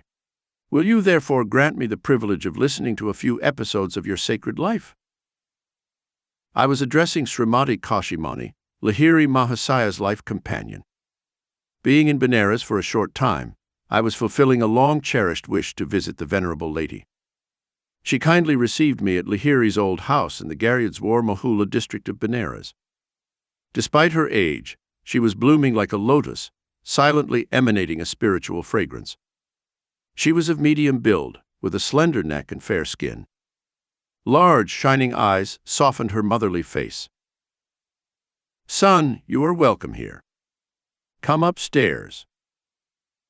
Kashimani led me to a very small room where, for a time, she had lived with her husband. I felt honored to witness the sanctuary, where the incomparable master had agreed to perform the human drama of marriage. The kind lady made me sit on a cushion by her side, It was years before I realized the divine stature of my husband, she began. One night, in this very room, I had a vivid dream. Glorious angels floated with unimaginable grace above me. The vision was so realistic that I woke up immediately. The room was strangely enveloped in a dazzling light. My husband, in the lotus position, was levitated in the center of the room, surrounded by angels worshiping him with the pleading dignity of folded hands. Amazed beyond measure, I was convinced I was still dreaming. "Woman," said Lahiri Mahasaya, "you are not dreaming. Abandon your sleep forever and ever." As he slowly descended to the ground, I prostrated myself at his feet. "Master," I cried, "again and again I bow before you. Will you forgive me for considering you as my husband? I am dying of shame to realize that I have fallen asleep in ignorance at the side of one who is divinely awakened. From this night, you are no longer my husband, but my guru. Will you accept my insignificant self as your disciple?" The master touched me gently. "Holy soul, stand up. You are accepted." He beckoned to the angels. "Please bow in turn to each of these saints." When I had finished my humble genuflections, the angelic voices resounded together, like a chorus of ancient scripture. "Consort of the divine, you are blessed. We salute you." They bowed at my feet, and their resplendent forms vanished. The room darkened. My guru asked me to receive initiation into Kriya Yoga. "Of course," I replied. "I regret that I did not have your blessing at the beginning of my life. The time was not ripe." Lahiri Mahasaya smiled consolingly. "Much of your karma I have silently helped you solve. Now you are willing and ready." He touched my forehead. Masses of swirling light appeared. Radiance gradually formed in the opal blue spiritual eye, circled with gold and centered by a white pentagonal star. "Penetrate your consciousness through the star into the realm of infinity." My guru's voice had a new note, soft as distant music. Vision after vision crashed like ocean waves over the shores of my soul. The vision spheres finally melted into a sea of bliss. I lost myself in ever-increasing bliss. When hours later I returned to the awareness of this world, the master gave me the technique of Kriya Yoga. From that night on, Lahiri Mahasaya never slept in my room again. Nor did he ever sleep thereafter. He stayed in the front room downstairs, in the company of his disciples both day and night. The illustrious lady fell into silence. Realizing the uniqueness of her relationship with the sublime yogi, I finally ventured to ask for more memories. "Son, you are greedy. However, you will have another story." She smiled shyly. "I will confess a sin I committed against my guru husband. A few months after my initiation, I began to feel abandoned and neglected. One morning, Lahiri Mahasaya entered the small room to pick up an article. I quickly followed him. Overcome by a violent hallucination, I addressed him contemptuously. "You spend all your time with the disciples. What about your responsibilities to your wife and children? I am sorry that you are not interested in providing more money for the family." The teacher looked at me for a moment, then he was gone. Frightened and startled, I heard a voice echoing from all parts of the room. "It's all nothing, don't you see? How can a nothingness like me produce riches for you?" "Guruji," I cried, "I beg forgiveness 1,000,000 times. My sinful eyes can no longer see you. Please appear in your sacred form." "I am here." This reply came from above me. I looked up and saw the master materialize in the air, his head touching the ceiling. His eyes were like blinding flames. Cracked with fear, I lay sobbing at his feet after he had quietly descended to the ground. "Woman," he said, "seek divine wealth, not the miserable trappings of earth.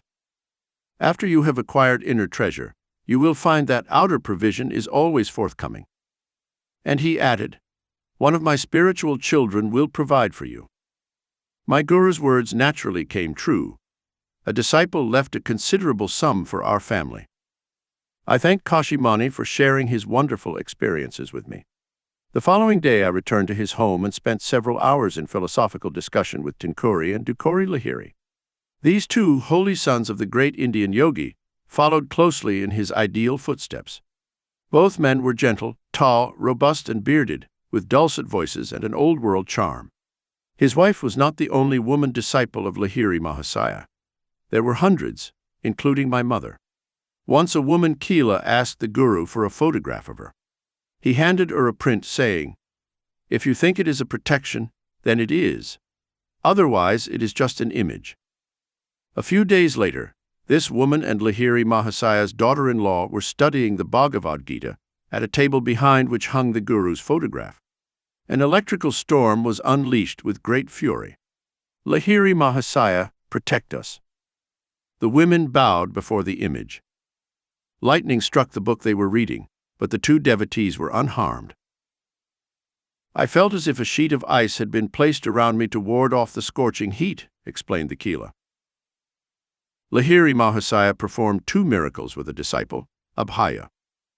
She and her husband, a lawyer from Calcutta, left one day for Benares to visit the Guru.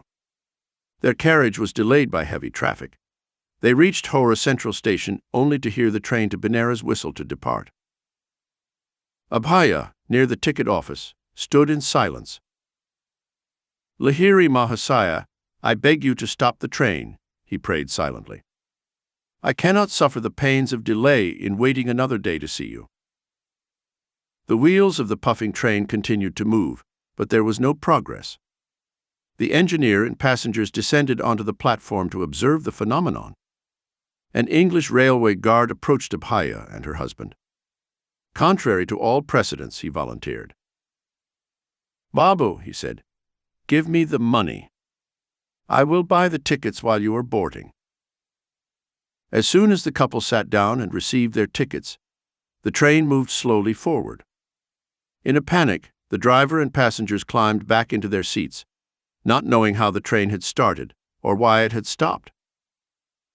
Arriving at Lahiri Mahasaya's home in Benares, Abhaya silently prostrated herself before the master and tried to touch his feet. "Pull yourself together, Abhaya," he observed. "How you like to disturb me. As if I couldn't come here on the next train." Abhaya visited Lahiri Mahasaya on another memorable occasion. This time he wanted his intercession, not by train, but by stork. "Please bless me so that my 9th child may live," he said. 8 children were born to me, all died shortly after birth. The teacher smiled sympathetically. "Your incoming child will live. Please follow my instructions carefully.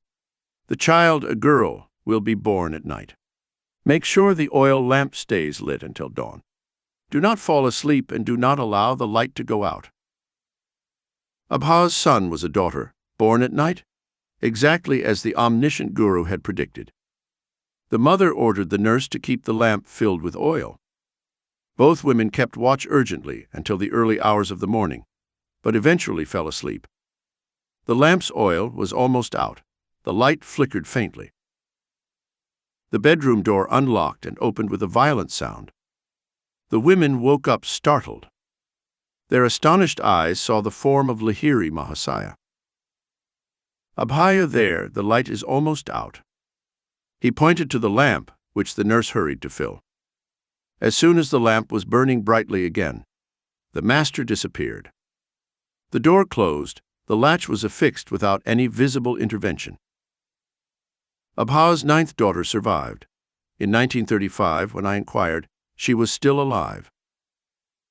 One of Lahiri Mahasaya's disciples, the Venerable Kali Kumar Roy, told me many fascinating details of his life with the master.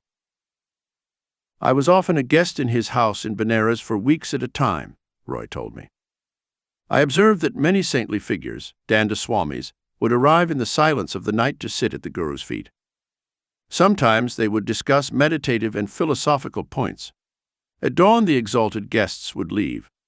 During my visits, I discovered that Lahiri Mahasaya never lay down to sleep. During an early period of my collaboration with the master, I faced opposition from my employer," Roy continued. He was immersed in materialism. "I don't want religious fanatics on my staff," he sneered. "If I ever meet your charlatan guru, I will give him some words to remember." This alarming threat did not interrupt my regular schedule. I spent almost every evening in the presence of my guru. One evening my employer followed me and rushed into the living room. No doubt, he was fully intent on delivering the pulverizing comments he had promised. As soon as the man was seated, Lahiri Mahasaya addressed the small group of about 12 disciples. "Would you like to see a picture?" When we nodded, he asked us to darken the room. "Sit in a circle one behind the other," he said, "and put your hands over the eyes of the man in front of you." I was not surprised to see that my employer also followed, albeit reluctantly, the master's instructions. After a few minutes, Lahiri Mahasaya asked us what we were seeing. "Sir," I replied, "a beautiful woman appears. She wears a red-rimmed sari and stands next to an elephant plant." All the other disciples gave the same description. The master turned to my employer. "Do you recognize that woman?" "Yes." The man was evidently struggling with emotions new to his nature. "I foolishly spent my money on her, even though I have a good wife. I am ashamed of the reasons that brought me here. Will you forgive me and receive me as a disciple? If you lead a good moral life for 6 months, I will accept you." The master added enigmatically, "Otherwise, I will not have to initiate you." For 3 months my employer refrained from temptation. Then he resumed his previous relationship with the woman. 2 months later he died. Thus I realized my guru's veiled prophecy about the improbability of that man's initiation. Lahiri Mahasaya had a very famous friend, Swami Tralanga, who was believed to be over 300 years old. The two yogis often sat together in meditation. Tralanga's fame is so widespread that few Hindus would deny the possibility of any truth in any story of his amazing miracles. If Christ returned to earth and walked the streets of New York, displaying his divine powers, he would cause the same excitement that was created by Tralanga decades ago, when he passed through the crowded alleys of Benares. On many occasions, the Swami has been seen drinking without any ill effects, the deadliest poisons. Thousands of people, some of them still alive, have seen Tralanga floating on the Ganges. For days he sat on top of the water, or remained hidden for very long periods under the waves. A common sight at the bathing ghats of Benares was the motionless body of the Swami on the hot stone slabs, completely exposed to the merciless Indian sun. With these feats, Tralanga tried to teach men that the life of a yogi does not depend on oxygen or ordinary conditions and precautions. Whether he was above or below water, and whether his body was exposed to the fierce rays of the sun or not, the master proved that he lived by divine consciousness. Death could not touch him. The yogi was large not only spiritually, but also physically. He weighed over 300 kilos, 1 kilo for every year of his life. Since he ate very rarely, the mystery deepens. A master, however, easily ignores all the usual rules of health when he wants to for some special reason, often subtle and known only to himself. The great saints who have awakened from the cosmic dream of Maya and realized this world as an idea of the divine mind can do what they want with the body, knowing that it is only a manipulable form of condensed or frozen energy. Although physical scientists now understand that matter is nothing but condensed energy, fully enlightened masters have long since moved from theory to practice in the field of matter control. Tralanga always remained completely naked. The harassing police in Benares went so far as to consider him a disconcerting problem child. The natural Swami, like the first Adam in the Garden of Eden, was completely unaware of his nakedness. The police, on the other hand, were well aware of it and unceremoniously took him to jail. A general embarrassment ensued. Tralanga's huge body was soon seen in its usual entirety on the roof of the prison. His cell, still tightly closed, offered no clue as to how he had escaped. The discouraged law officials once again performed their duty. This time a guard was posted in front of the Swami's cell. This time, too, might withdrew earlier than he should. Tralanga was soon observed strolling casually on the roof. Justice is blind. The police, who had been deceived, decided to follow his example. The great yogi maintained a habitual silence. Despite his round face and huge barrel-shaped stomach, Tralanga ate only occasionally. After weeks without food, he would break his fast with pots of sweetened milk offered to him by devotees. Once, a skeptic decided to expose Tralanga as a charlatan. A large bucket of a mixture of calcium and lime, used for whitewashing walls, was placed before the Swami. "Master," said the materialist with mock reverence, "I have brought you some clawed milk. Please drink it." Tralanga emptied the burning lime container without hesitation to the last drop. Within minutes, the evildoer fell agonizingly to the ground. "Help, Swami, help!" he shouted. "I am on fire. Forgive my wicked ordeal." The great yogi broke his customary silence. "Scrounger," he said, "you did not realize when you offered me poison that my life is one with yours. Were it not that I know that God is present in my stomach, as in every atom of creation, the lime would have killed me. Now that you know the divine meaning of boomerang, don't play tricks on anyone anymore." The well-purified sinner, healed by Tralanga's words, turned away weakly. The reversal of pain is not due to a master's will, but came about through the infallible application of the law of justice that sustains the farthest orbit of creation. Men of God realization like Tralanga allow the divine law to operate instantaneously. They have banished all ego crosscurrents forever. The automatic adjustments of justice, often paid for with unexpected coin, as in the case of Tralanga and his would-be killer, appease our hasty indignation at human injustice. "Vengeance is mine, I will repay, saith the Lord." What need is there of man's short resources? The universe duly conspires for retribution. Dull minds discredit the possibility of divine justice, of love, of omniscience, of immortality. Airy scriptural conjecture.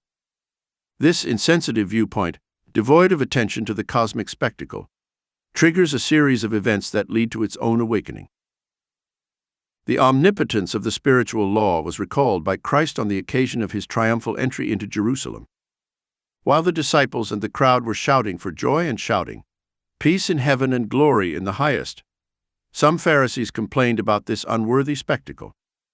"Master," they protested, "rebuke your disciples." "I say to you," Jesus replied, "that if these were silent, the stones would immediately cry out." With this rebuke to the Pharisees, Christ wanted to emphasize that divine justice is not a figurative abstraction, and that the man of peace, even if his tongue is torn out by the roots, will find his word and his defense in the foundation of creation, the universal order itself. Do you think to silence the men of peace? How can you hope to stifle the voice of God, whose very stones sing of his glory and omnipresence?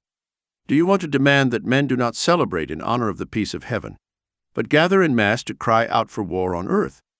Then prepare yourselves, O Pharisees, to overthrow the foundations of the world, for it will not only be Gentile men, but stones and earth, water and fire and air that will rise up against you, to bear witness to its orderly harmony. The grace of the Christic Yogi Tralanga was once granted to my Sajo Mama, maternal uncle. One morning my uncle saw the master surrounded by a crowd of devotees at a ghat in Benares. He managed to approach Tralanga, whose feet he humbly touched. The uncle was astonished to be immediately freed from a painful chronic illness. The only known living disciple of the great yogi is a woman, Shankari my Jew. The daughter of one of Tralanga's disciples, she received the Swami's training from early childhood. She lived for 40 years in a series of solitary Himalayan caves near Badrinath, Kedarnath, Amarnath, and Pasupatanath. The Brahmacharini, ascetic woman, born in 1826, is now over a century old. She has not aged in appearance, but has retained her black hair, sparkling teeth, and amazing energy. She occasionally comes out of her seclusion to participate in periodic melas or religious fairs. This holy woman often visited Lahiri Mahasaya. She related that one day, in the Brakpur section near Calcutta, while she was sitting beside Lahiri Mahasaya, her great guru Babaji silently entered the room and conversed with both of them. On one occasion, his master Tralanga, abandoning his customary silence, honored Lahiri Mahasaya very explicitly in public. A disciple from Benares objected. "Sir," he asked, "why do you, a Swami and a renunciate, show so much respect to a householder?" "My son," replied Tralanga, "Lahiri Mahasaya is like a divine kitten who remains wherever the cosmic mother has placed him. While dutifully playing the part of a worldly man, he has received that perfect self-realization for which I have given up even my loincloth." 32. Rama is raised from the dead. Now a certain man was sick named Lazarus. Jesus heard this and said, "This sickness is not for death, but for the glory of God, that the Son of God may be glorified." Sri Yukteswar was expounding the Christian scriptures one sunny morning on the balcony of his hermitage in Serampore. Besides a few other disciples of the Master, I was present with a small group of students from Ranchi. In this passage, Jesus calls himself the Son of God. Although he was truly united with God, his reference here has a profound impersonal meaning, my guru explained. The Son of God is the Christ or divine consciousness in man. No mortal can glorify God. The only honor man can render to his Creator is to seek him. Man cannot glorify an abstraction he does not know. The glory or nimbus that surrounds the head of the saints is a symbolic testimony to their ability to pay divine homage. Sri Yukteswar continued reading the wonderful story of the resurrection of Lazarus. At its conclusion, the Master fell into a long silence, with the holy book open on his lap. I too was privileged to witness such a miracle. My guru finally spoke with solemn anointing. Lahiri Mahasaya raised one of my friends from the dead. The young men beside me smiled with keen interest. There was enough of a boy in me too to appreciate not only the philosophy, but in particular, every story I could get Sri Yukteswar to tell about his wonderful experiences with his guru. My friend Rama and I were inseparable, the Master began. Because he was shy and reclusive, he chose to visit our guru Lahiri Mahasaya only in the midnight and dawn hours, when the crowds of daytime disciples were absent. As Rama's closest friend, I acted as a spiritual outlet through which he let out the richness of his spiritual perceptions. I found inspiration in his ideal company. My guru's face softened at the memories. Rama was suddenly put to the test, Sri Yukteswar continues. He contracted the Asiatic cholera disease. Since our Master never objected to the services of doctors in times of serious illness, 2 specialists were called in. Amidst the frantic rush to attend to the stricken man, I prayed deeply to Lahiri Mahasaya for help. I rushed to his house and told the story in sobs. "The doctors are examining Rama. He will be fine." My guru smiled jovially. I returned with a light heart to my friend's bedside, only to find him in a state of death. "He cannot last more than an hour or two," one of the doctors told me with a gesture of desperation. Once again, I hurried to Lahiri Mahasaya. "The doctors are conscientious men. I am sure Rama will be fine." The Master dismissed me cheerfully. At Rama's house, I found both doctors gone. One had left me a note. "We did our best, but your case is hopeless." My friend was indeed the image of a dying man. I did not understand how Lahiri Mahasaya's words could not come true, yet the sight of Rama's rapidly fading life kept suggesting to my mind, now it is all over. Stumbling like this on the sea of faith and apprehensive doubt, I assisted my friend as best I could. He woke up and cried out, "Yukteswar, run to the Master and tell him that I am dead. Ask him to bless my body before the last ritual." With these words, Rama sighed heavily and gave up the ghost. I wept for an hour beside his beloved form. Always a lover of stillness, he had now reached the absolute stillness of death. Another disciple arrived. I asked him to stay in the house until I returned.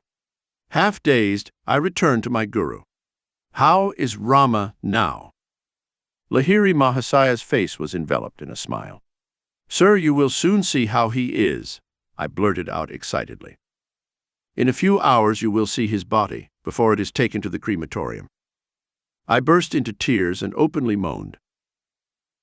"Yukteswar, control yourself. Sit calmly and meditate." My guru withdrew into samadhi. The afternoon and night passed in unbroken silence. I struggled unsuccessfully to regain inner composure. At dawn, Lahiri Mahasaya gave me a consoling look. I see that you are still upset. Why didn't you explain to me yesterday that you expected me to give Rama tangible help in the form of some medicine? The master pointed to a cup-shaped lamp containing raw castor oil. Fill a small bottle from the lamp. Put 7 drops in Rama's mouth. Sir, I retorted, he has been dead since noon yesterday. What is the oil for now? Never mind, do what I ask. Lahiri Mahasaya's cheerful mood was incomprehensible. I was still in the unreassured agony of grief. Pouring a small amount of oil, I left for Rama's house. I found the body of my friend stiff in the grip of death. Regardless of his ghostly condition, I opened his lips with my right finger and managed, with my left hand and the help of the stopper, to pour the oil drop by drop onto his clenched teeth. When the 7th drop touched his cold lips, Rama shivered violently. His muscles vibrated from head to toe as he sat up in amazement. I saw Lahiri Mahasaya in a blaze of light, he cried. He was shining like the sun. Get up, give up sleep, he ordered. Come with Yukteswar to see me. I could not believe my eyes when Rama got dressed and was strong enough after that fatal illness to walk to our guru's house. There he prostrated himself before Lahiri Mahasaya with tears of gratitude. The master was beside himself with joy.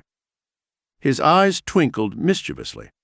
Yukteswar, he said, surely from now on you will not fail to carry a bottle of castor oil with you. Whenever you see a corpse, you will administer the oil.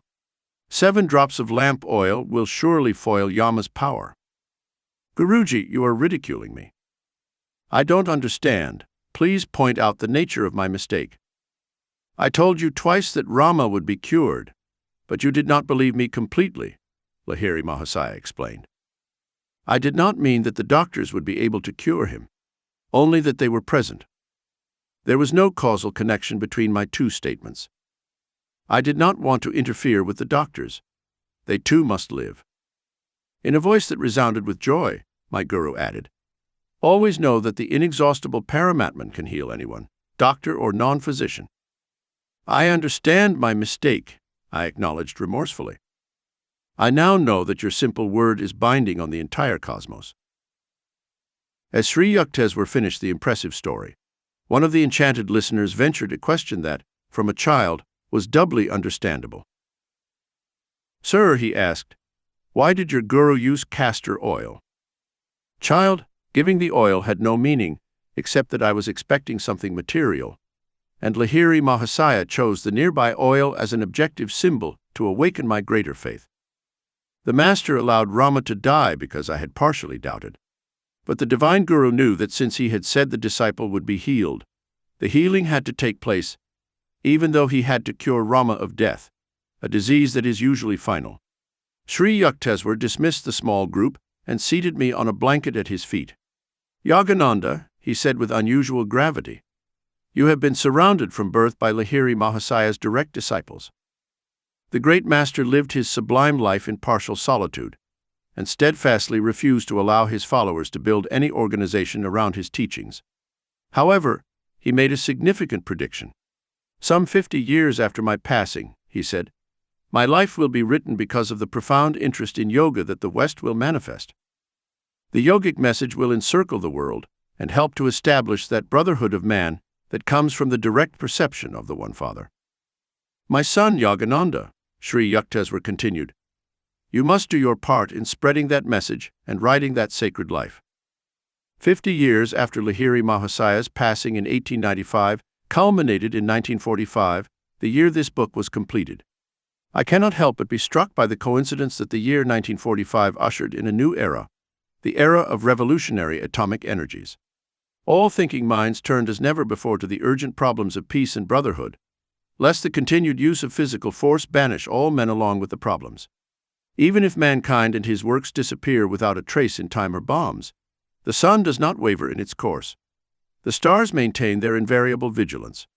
Cosmic law cannot be stopped or changed, and man would do well to bring himself into harmony with it.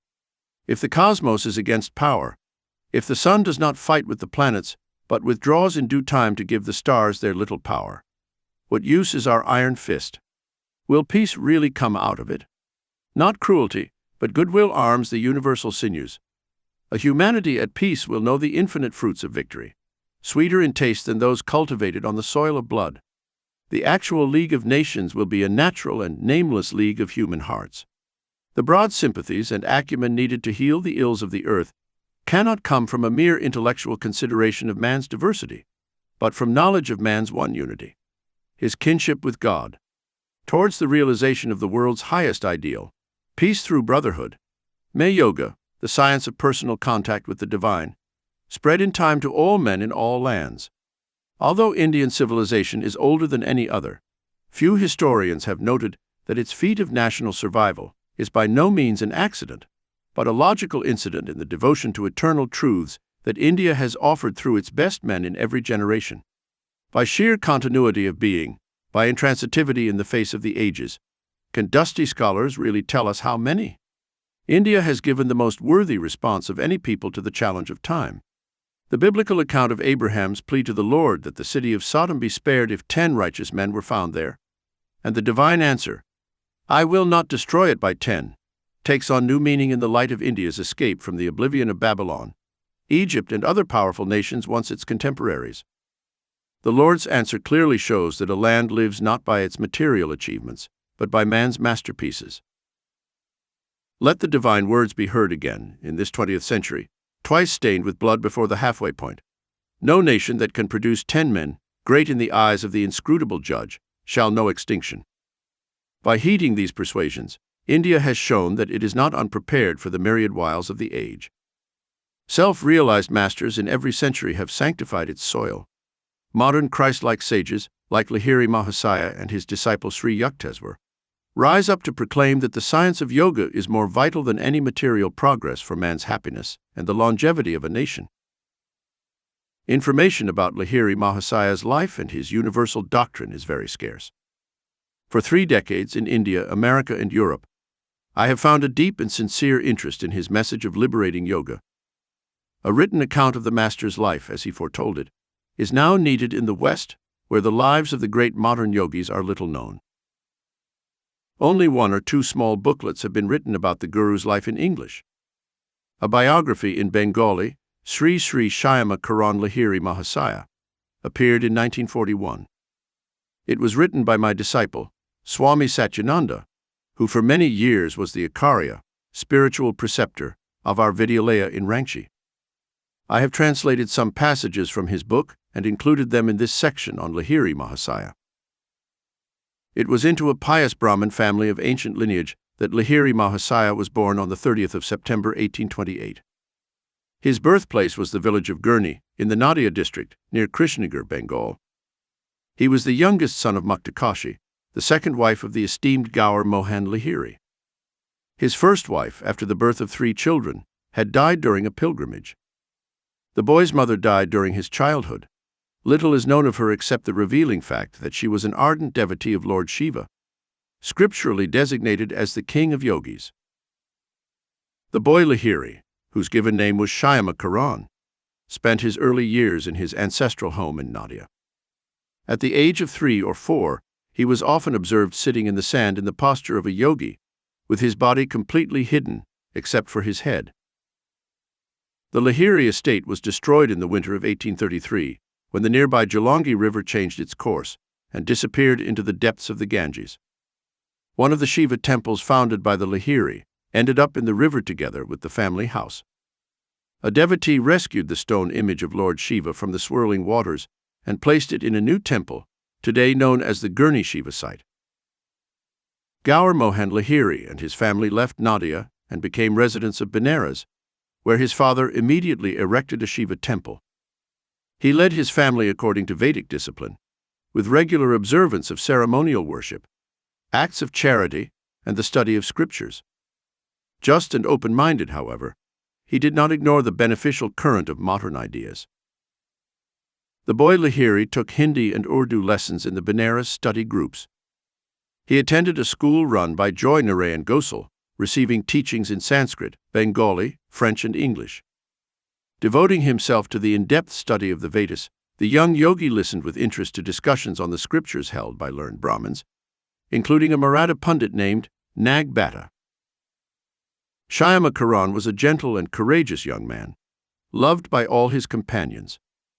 With a well-proportioned, brilliant, and powerful body, he excelled in swimming and many other activities.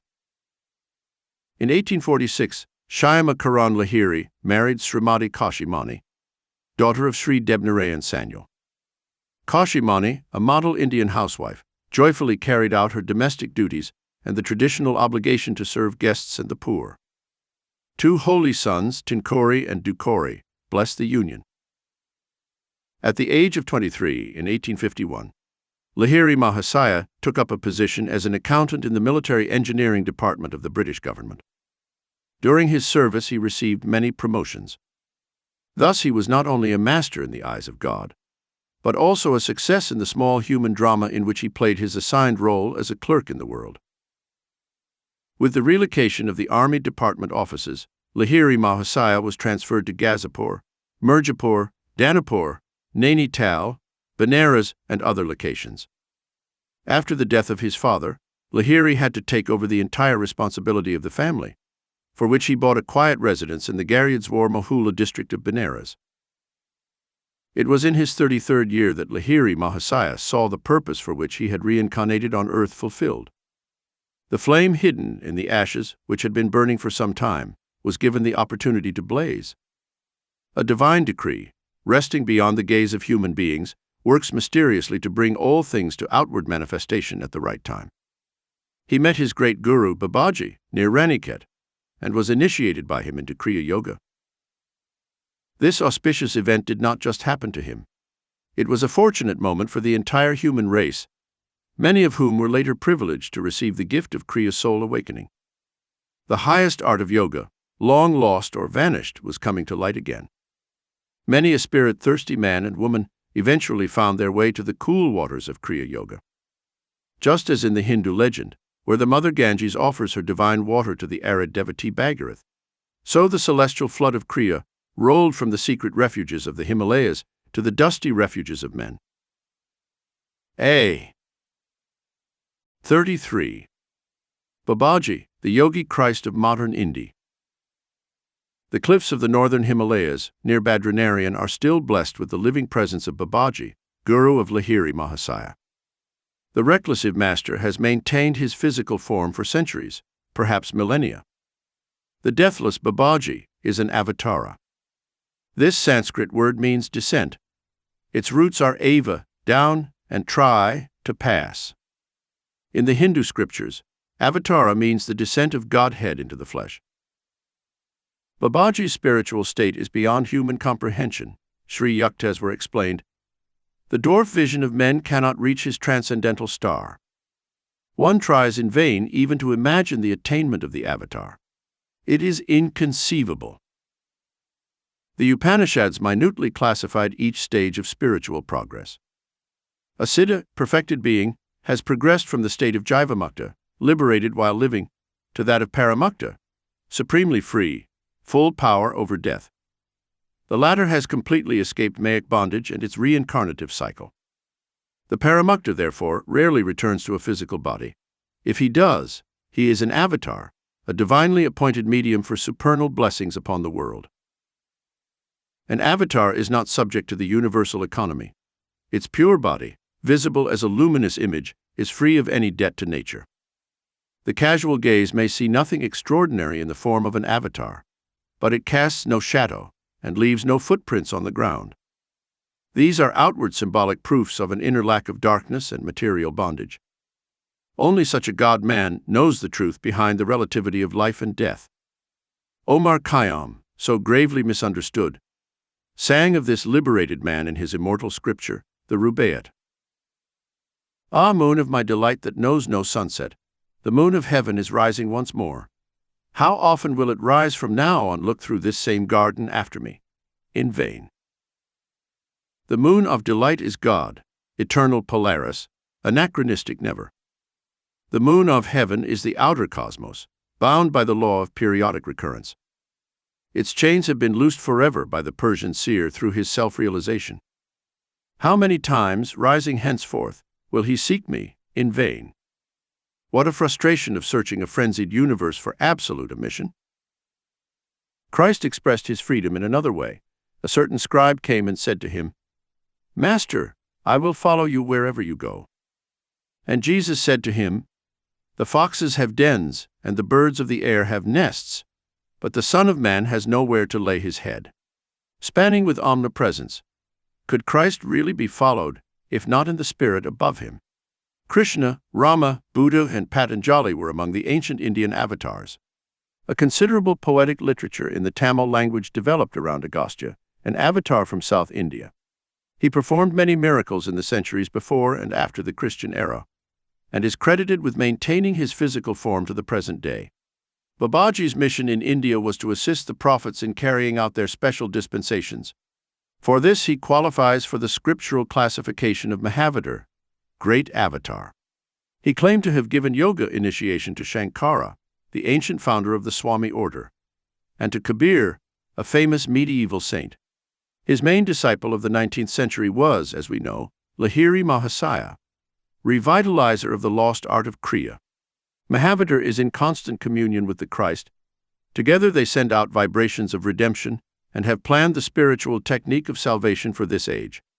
The work of these two fully enlightened masters, one with the body and the other without, is to inspire nations to renounce suicidal wars, racial hatreds, religious sectarianism, and the boomerang evils of materialism.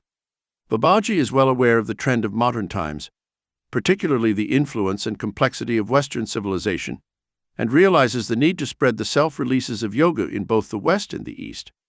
The fact that there are no historical references to Babaji should not surprise us. The great guru has never appeared openly in any century. The misrepresentative glare of publicity has no place in his millennial plans. Like the Creator, the one but silent power, Babaji works in humble obscurity. Great prophets like Christ and Krishna come to earth for a specific and spectacular purpose and leave as soon as this is accomplished. Other avatars, such as Babaji, undertake work that is more about the slow evolutionary progress of man over the centuries than any major historical event. These masters always hide from the public's coarse gaze and have the power to become invisible at will. For these reasons, and because they generally instruct their disciples to keep silent about them, some prominent spiritual figures remain unknown to the world. In these pages on Babaji, I provide only a hint of his life, just a few facts that he deemed it appropriate and useful to disclose publicly. No limiting facts about Babaji's family or birthplace, dear to the analyst's heart, have ever been discovered. His speech is generally in Hindi, but he converses easily in any language. He adopted the simple name of Babaji, revered father. Other titles of respect given to him by Lahiri Mahasaya's disciples are Mahamuni Babaji Maharaj, Supreme Ecstatic Saint, Mahayogi, the greatest of yogis, Trambak Baba, and Shiva Baba, titles of Shiva's avatars. Is it important that we do not know the patronymic of a master liberated from the earth? Whenever someone reverently utters Babaji's name, said Lahiri Mahasaya, that devotee attracts an instant spiritual blessing. The deathless guru bears no signs of age on his body. He appears to be no more than 25 years old. Fair-skinned, of average build and height, Babaji's beautiful, strong body radiates a perceptible glow. His eyes are dark, calm, and tender. His long, shiny hair is copper-colored. A very strange fact is that Babaji bears a strikingly exact resemblance to his disciple, Lahiri Mahasaya. The resemblance is so striking that, in old age, Lahiri Mahasaya could have passed for young Babaji's father. Swami Kebalananda, my Sanskrit holy preceptor, spent time with Babaji in the Himalayas. The incomparable master moves with his group from place to place in the mountains, Kebalananda told me. His small group includes 2 very advanced American disciples. After Babaji has stopped at a location for some time, he says, "Dara danda uthao, let us raise our camp and our staff," and carries a symbolic danda, bamboo staff. His words are the signal to instantly move with his group to another place. He does not always use this method of astral travel. Sometimes he walks from peak to peak. Babaji can only be seen or recognized by others when he wishes. He is known to have appeared in many slightly different forms to various devotees, sometimes without a beard and mustache, sometimes with a mustache. Since his undecomposed body requires no food, the master rarely eats.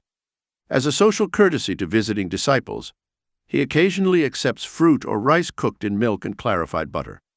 Two surprising episodes in Babaji's life are known to me, Kebalananda continued. One evening his disciples were sitting around a huge fire burning for a sacred Vedic ceremony. The master suddenly grabbed a burning log and lightly struck the bare shoulder of Akila who was standing near the fire. "Sir, how cruel!" Lahiri Mahasaya, who was present, made this complaint. "Would you have preferred to see him burn to ashes before your eyes, according to the decree of his past karma?" With these words, Babaji placed his healing hand on the Kila's disfigured shoulder. "Tonight I have delivered you from a painful death. The karmic law has been fulfilled through your light suffering by fire." On another occasion, Babaji's sacred circle was disturbed by the arrival of a stranger. He had climbed with surprising skill up an almost inaccessible ledge near the master's camp. "Sir, you must be the great Babaji." The man's face was lit up with inexpressible reverence. "For months I have searched for you incessantly among these forbidding cliffs. I beg you to accept me as a disciple." When the great guru did not respond, the man pointed to the rocky chasm at his feet. "If you reject me, I will throw myself off this mountain. Life has no more value if I cannot win your guidance to the divine." "Jump then," Babaji said emotionlessly. "I cannot accept you in your current state of development." The man immediately threw himself into the precipice. Babaji ordered the shocked disciples to fetch the stranger's body. When they returned with the mangled form, the master placed his divine hand on the dead man. He opened his eyes and humbly prostrated himself before the Almighty. "Now you are ready for discipleship." Babaji turned to his resurrected Kila with an affectionate smile. "You have bravely passed a difficult test. Death will no longer touch you. You are now one of our immortal flock." Then he uttered his usual parting words, "Dara Danda Uthau." The whole group disappeared down the mountain. An avatar lives in the omnipresent spirit. For him, there is no inverse distance squared.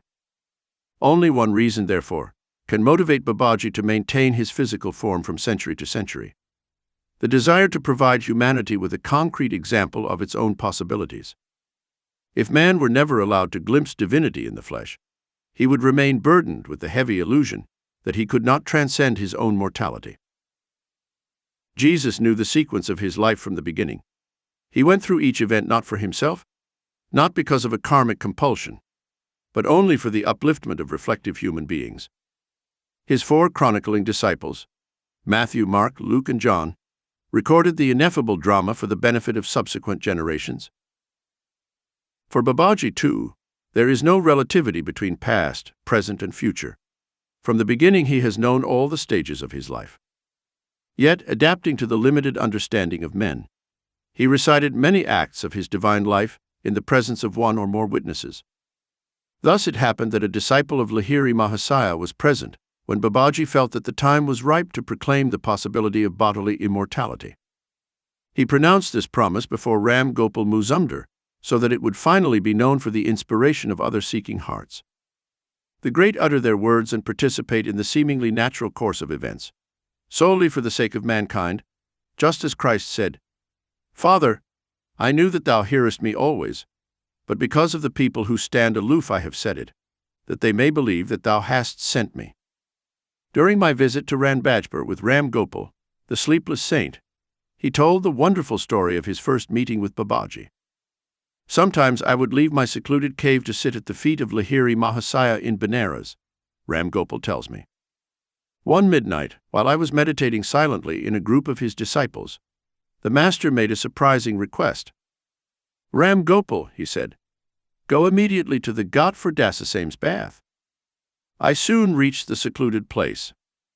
The night was illuminated by the light of the moon and the twinkling of the stars. After sitting in patient silence for a while, my attention was drawn to a huge stone slab near my feet. It gradually lifted, revealing an underground cave. As the stone remained poised in some unknown way, the draped form of an extraordinarily beautiful young woman was levitated from the cave high into the air. Surrounded by a soft halo, she slowly descended before me and remained motionless, immersed in an inner state of ecstasy. Eventually, she stirred and spoke softly.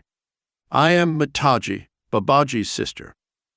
I have asked him and also Lahiri Mahasaya to come to my cave this evening to discuss a matter of great importance."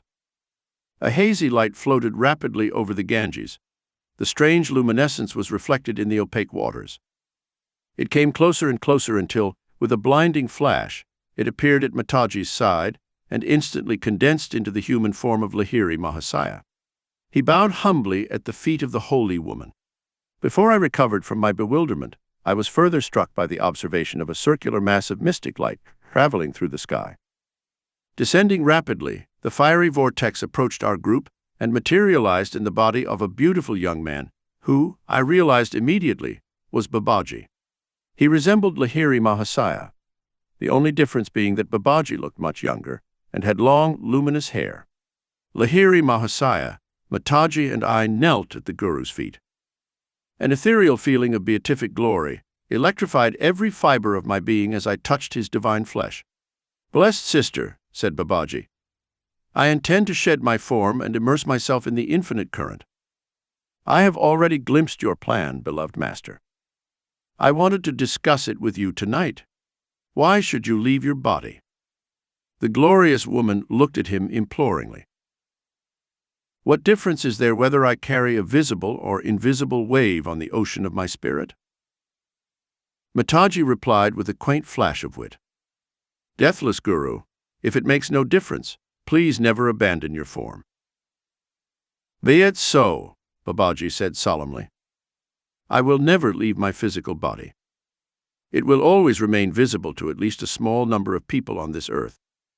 The Lord has expressed his wish through your lips."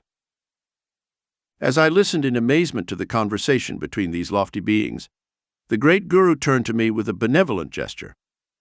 "Fear not, Ram Gopal," he said. "You are blessed to be a witness on the scene of this immortal promise."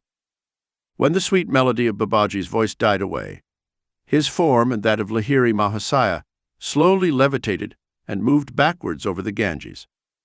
A halo of dazzling light tempered their bodies as they disappeared into the night sky. Mataji's form floated towards the cave and descended.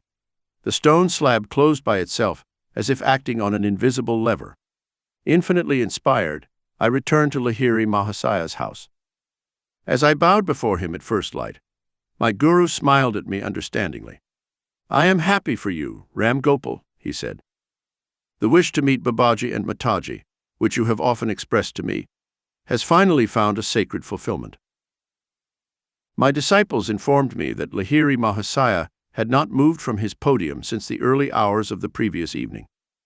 "He gave a wonderful talk on immortality after you left for the Dasasame Ghat," one of the Keelas told me. For the first time I fully realized the truth of the scriptural verses stating that a man of self-realization can appear in different places in two or more bodies at the same time. Lahiri Mahasaya later explained to me many metaphysical points regarding the hidden divine plan for this earth, Ram Gopal concludes. Babaji has been chosen by God to remain in his body for the duration of this particular world cycle. The ages will follow, and the deathless master who observes the drama of the ages will still be present on this earthly stage. 34. Materialization of a palace in the Himalayas. Babaji's first meeting with Lahiri Mahasaya is a compelling story, one of the few that gives us a detailed view of the deathless Guru. These words were Swami Kebalananda's preamble to a wonderful story. The first time he told it, I was literally spellbound. On many other occasions, I asked my kind Sanskrit teacher to repeat the story, which was later told to me in the same words by Sri Yukteswar. Both disciples of Lahiri Mahasaya had heard the impressive tale straight from the lips of their Guru. "My first encounter with Babaji occurred in my 33rd year," Lahiri Mahasaya had said. "In the autumn of 1861, I was stationed in Danapur as a government accountant in the Department of Military Engineering. One morning, the office manager summoned me. "Lahiri," he said, "a telegram has just arrived from our main office. You are to be transferred to Raniket, where a military post has been set up." With one servant, I undertook the 500-mile journey. Traveling by horse and buggy, we arrived at the Himalayan site of Raniket in 30 days. My office duties were not burdensome. I could spend many hours walking around the magnificent hills. Word reached me that great saints were blessing the region with their presence. I felt a strong desire to see them. During an early afternoon hike, I was amazed to hear a distant voice calling my name.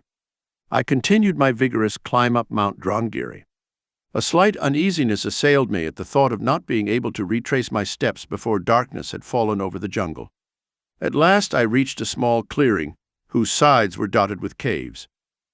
On one of the rocky ledges stood a smiling young man who held out his hand to me in welcome. I noticed with astonishment that, apart from his copper-colored hair, he bore a remarkable resemblance to me. "Lahiri, you have arrived." The saint addressed me affectionately in Hindi. "Rest here in this cave. It was I who called you." I entered a neat little cave that contained several woolen blankets and some commandulus, alms bowls.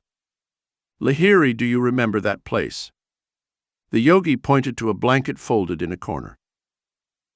"No, sir." Somewhat stunned by the strangeness of my adventure, I added, "I must leave now before evening. I have commitments at the office in the morning." The mysterious saint replied in English, "The office was brought for you, and not you for the office." I was amazed that this ascetic from the forest not only spoke English, but also paraphrased the words of Christ. I see that my telegram has taken effect. The yogi's remark was incomprehensible to me. I asked for its meaning. "I refer to the telegram that summoned you to these remote areas. It was I who silently suggested to your superior officer's mind to transfer you to Raniket. When one feels his unity with humanity, all minds become transmitting stations through which he can work at will." And he added softly, "Lahiri, does this cave look familiar?" While I maintained a bewildered silence, the saint approached and gently tapped me on the forehead. At his magnetic touch, a wonderful current flowed through my brain, releasing the sweet memories of my former life. I remember. My voice was half-crowned with joyful sobs. "You are my guru Babaji, who has always belonged to me." The scenes of the past present themselves vividly in my mind. Here in this cave, I spent many years of my last incarnation.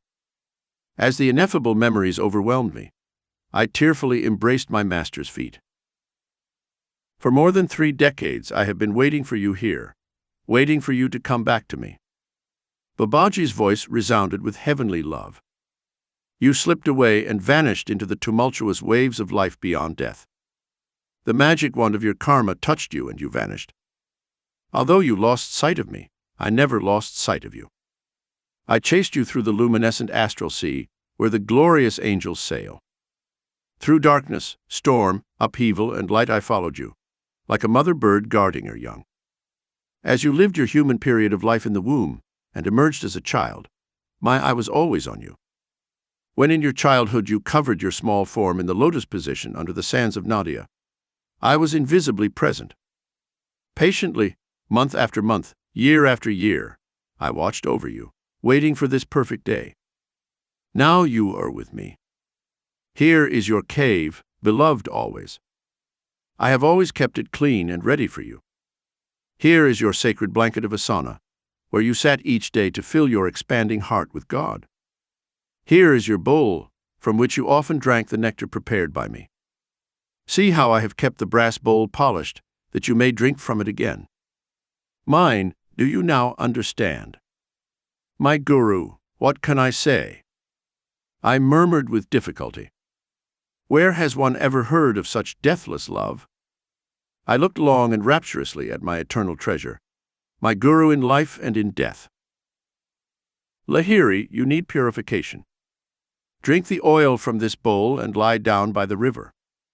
Babaji's practical wisdom, I reflected with a quick smile of remembrance, was always at the forefront.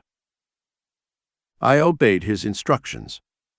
Although the cold Himalayan night was falling, a comforting warmth and inner radiation began to pulsate in every cell of my body. I marveled. Was the unknown oil imbued with a cosmic warmth? The bitter wind whipped around me in the darkness, shouting a fierce challenge. The icy waves of the Gogash River lapped at my body from time to time, lying on the rocky shore. Tigers howled nearby, but my heart was free of fear. The newly generated radiant force within me conveyed the certainty of unassailable protection. A few hours passed quickly. The faded memories of another life intertwined with the present brilliant pattern of reunion with my divine guru. My solitary musings were interrupted by the sound of approaching footsteps. In the darkness, a man's hand gently helped me to my feet and gave me some dry clothes. "Come, brother," said my companion. "The master is waiting for you." He led the way through the forest. The gloomy night was suddenly illuminated by a constant brightness in the distance. "Can it be dawn?" I asked. "Surely the whole night has passed." "The time is midnight." My guide laughed softly. "This light is the glow of a golden palace, materialized here tonight by the incomparable Babaji. In the distant past you have expressed a desire to enjoy the beauty of a palace. Our master is now fulfilling your wish, thus freeing you from the bonds of karma." He added, "The magnificent palace will be the scene of your initiation into Kriya Yoga this evening. All your brothers here present join in a hymn of welcome, rejoicing at the end of your long exile. Behold!" Before us stood an immense palace of dazzling gold. Rich in countless jewels and surrounded by landscaped gardens, it presented a spectacle of unparalleled grandeur. Angelic-faced saints stood beside gleaming gates, semi-reddened by the glitter of rubies. Diamonds, pearls, sapphires, and emeralds of great size and luster were set in the decorative arches. I followed my companion into a large reception hall. The smell of incense and roses hovered in the air. Dim lamps diffused a multicolored light. Small groups of devotees, some light, some dark, sang musical songs or sat in meditative postures, immersed in inner peace. A vibrant joy pervaded the atmosphere. Feast your eyes, enjoy the artistic splendors of this palace, for it was made only in your honor. My guide smiled sympathetically, while I emitted a few expressions of astonishment. "Brother," I said, "the beauty of this structure surpasses the limits of human imagination. Please unveil to me the mystery of its origin. I will be happy to enlighten you." My companion's dark eyes sparkled with wisdom. "There is actually nothing inexplicable about this materialization. The entire cosmos is a materialized thought of the Creator. This heavy clod of earth, floating in space, is a dream of God. He created all things from his consciousness, just as man in his dream consciousness reproduces and vivifies a creation with his creatures. God created the earth as an idea. Then he made it faster. Atoms of energy were born. He coordinated the atoms in this solid sphere. All its molecules are held together by God's will. When he withdraws his will, the earth will disintegrate back into energy. The energy will dissolve into consciousness. The earth idea will disappear from objectivity. The substance of a dream is maintained in materialization by the subconscious thought of the dreamer. When this cohesive thought is withdrawn into wakefulness, the dream and its elements dissolve. A man closes his eyes and erects a dreamlike creation, which, upon waking, he effortlessly dematerializes. He follows the divine archetypal model. Likewise, when he awakens in cosmic consciousness, he effortlessly dematerializes the illusions of the cosmic dream. Being one with the infinite all-embracing will, Babaji can call the elemental atoms to combine and manifest in any form. This instantly created golden palace is real, just as this earth is real. Babaji created this palace from his mind and holds its atoms together with the power of his will, just as God created this earth and keeps it intact. He adds, when this structure has achieved its purpose, Babaji will dematerialize it. While I remained silent in astonishment, my guide made a wide gesture. This glittering palace, superbly embellished with jewels, was not built by human effort or with painstakingly mined gold and gems. It stands solidly, a monumental challenge to man. Anyone who realizes himself as a child of God, as Babaji did, can achieve any goal because of the infinite powers hidden within him. An ordinary stone holds within it the secret of stupendous atomic energy. Even so, a mortal is still a concentrate of divine power. The sage took from a nearby table a pretty vase whose handle glittered with diamonds. Our great Guru created this palace by solidifying myriads of free cosmic rays, he continued. Touch this vase and its diamonds. They will satisfy all the tests of sensory experience. I examined the vase and ran my hand over the smooth walls of the room, thick with glittering gold. Each of the jewels scattered in abundance was worthy of a king's collection. A deep satisfaction spread through my mind. A submerged desire, hidden in my subconscious from past lives, seemed simultaneously fulfilled and extinguished. My majestic companion led me through ornate arches and corridors into a series of rooms richly furnished in the style of an emperor's palace. We entered an immense hall. In the center stood a golden throne, encrusted with jewels that radiated a dazzling array of colors. There, in the lotus position, sat the supreme Babaji. I knelt on the gleaming floor at his feet. Lahiri, are you still feeding on your desires for a golden palace? My Guru's eyes sparkled like his sapphires. Wake up! All your earthly thirsts are about to be quenched forever. He murmured a few mystical words of blessing. My son, arise. Receive your initiation into the kingdom of God through Kriya Yoga. Babaji stretched out his hand. A homa, sacrificial fire appeared, surrounded by fruits and flowers. In front of this flaming altar, I received the liberating yogic technique. The rites were completed at first light. In my ecstatic state, I felt no need to sleep and wandered around the palace, filled on all sides with priceless treasures and objets d'art. Descending towards the beautiful gardens, I noticed the same caves and barren mountain overhangs nearby that yesterday boasted no proximity to the palace or the flower terrace. Returning to the palace, fabulously glittering in the cold Himalayan sunlight, I sought the presence of my master. He was still enthroned, surrounded by many silent disciples. Lahiri, you are hungry. Babaji added, close your eyes. When I opened them again, the enchanting palace and its picturesque gardens had disappeared. My body and the forms of Babaji and the Kila group were now sitting on the bare ground at the exact site of the vanished palace, not far from the sunlit entrances to the rocky caves. I remembered that my guide had remarked that the palace would dematerialize. Its captive atoms would be released into the essence of the thought from which they had sprung. Although stunned, I looked confidently at my Guru. I did not know what to expect on that day of miracles.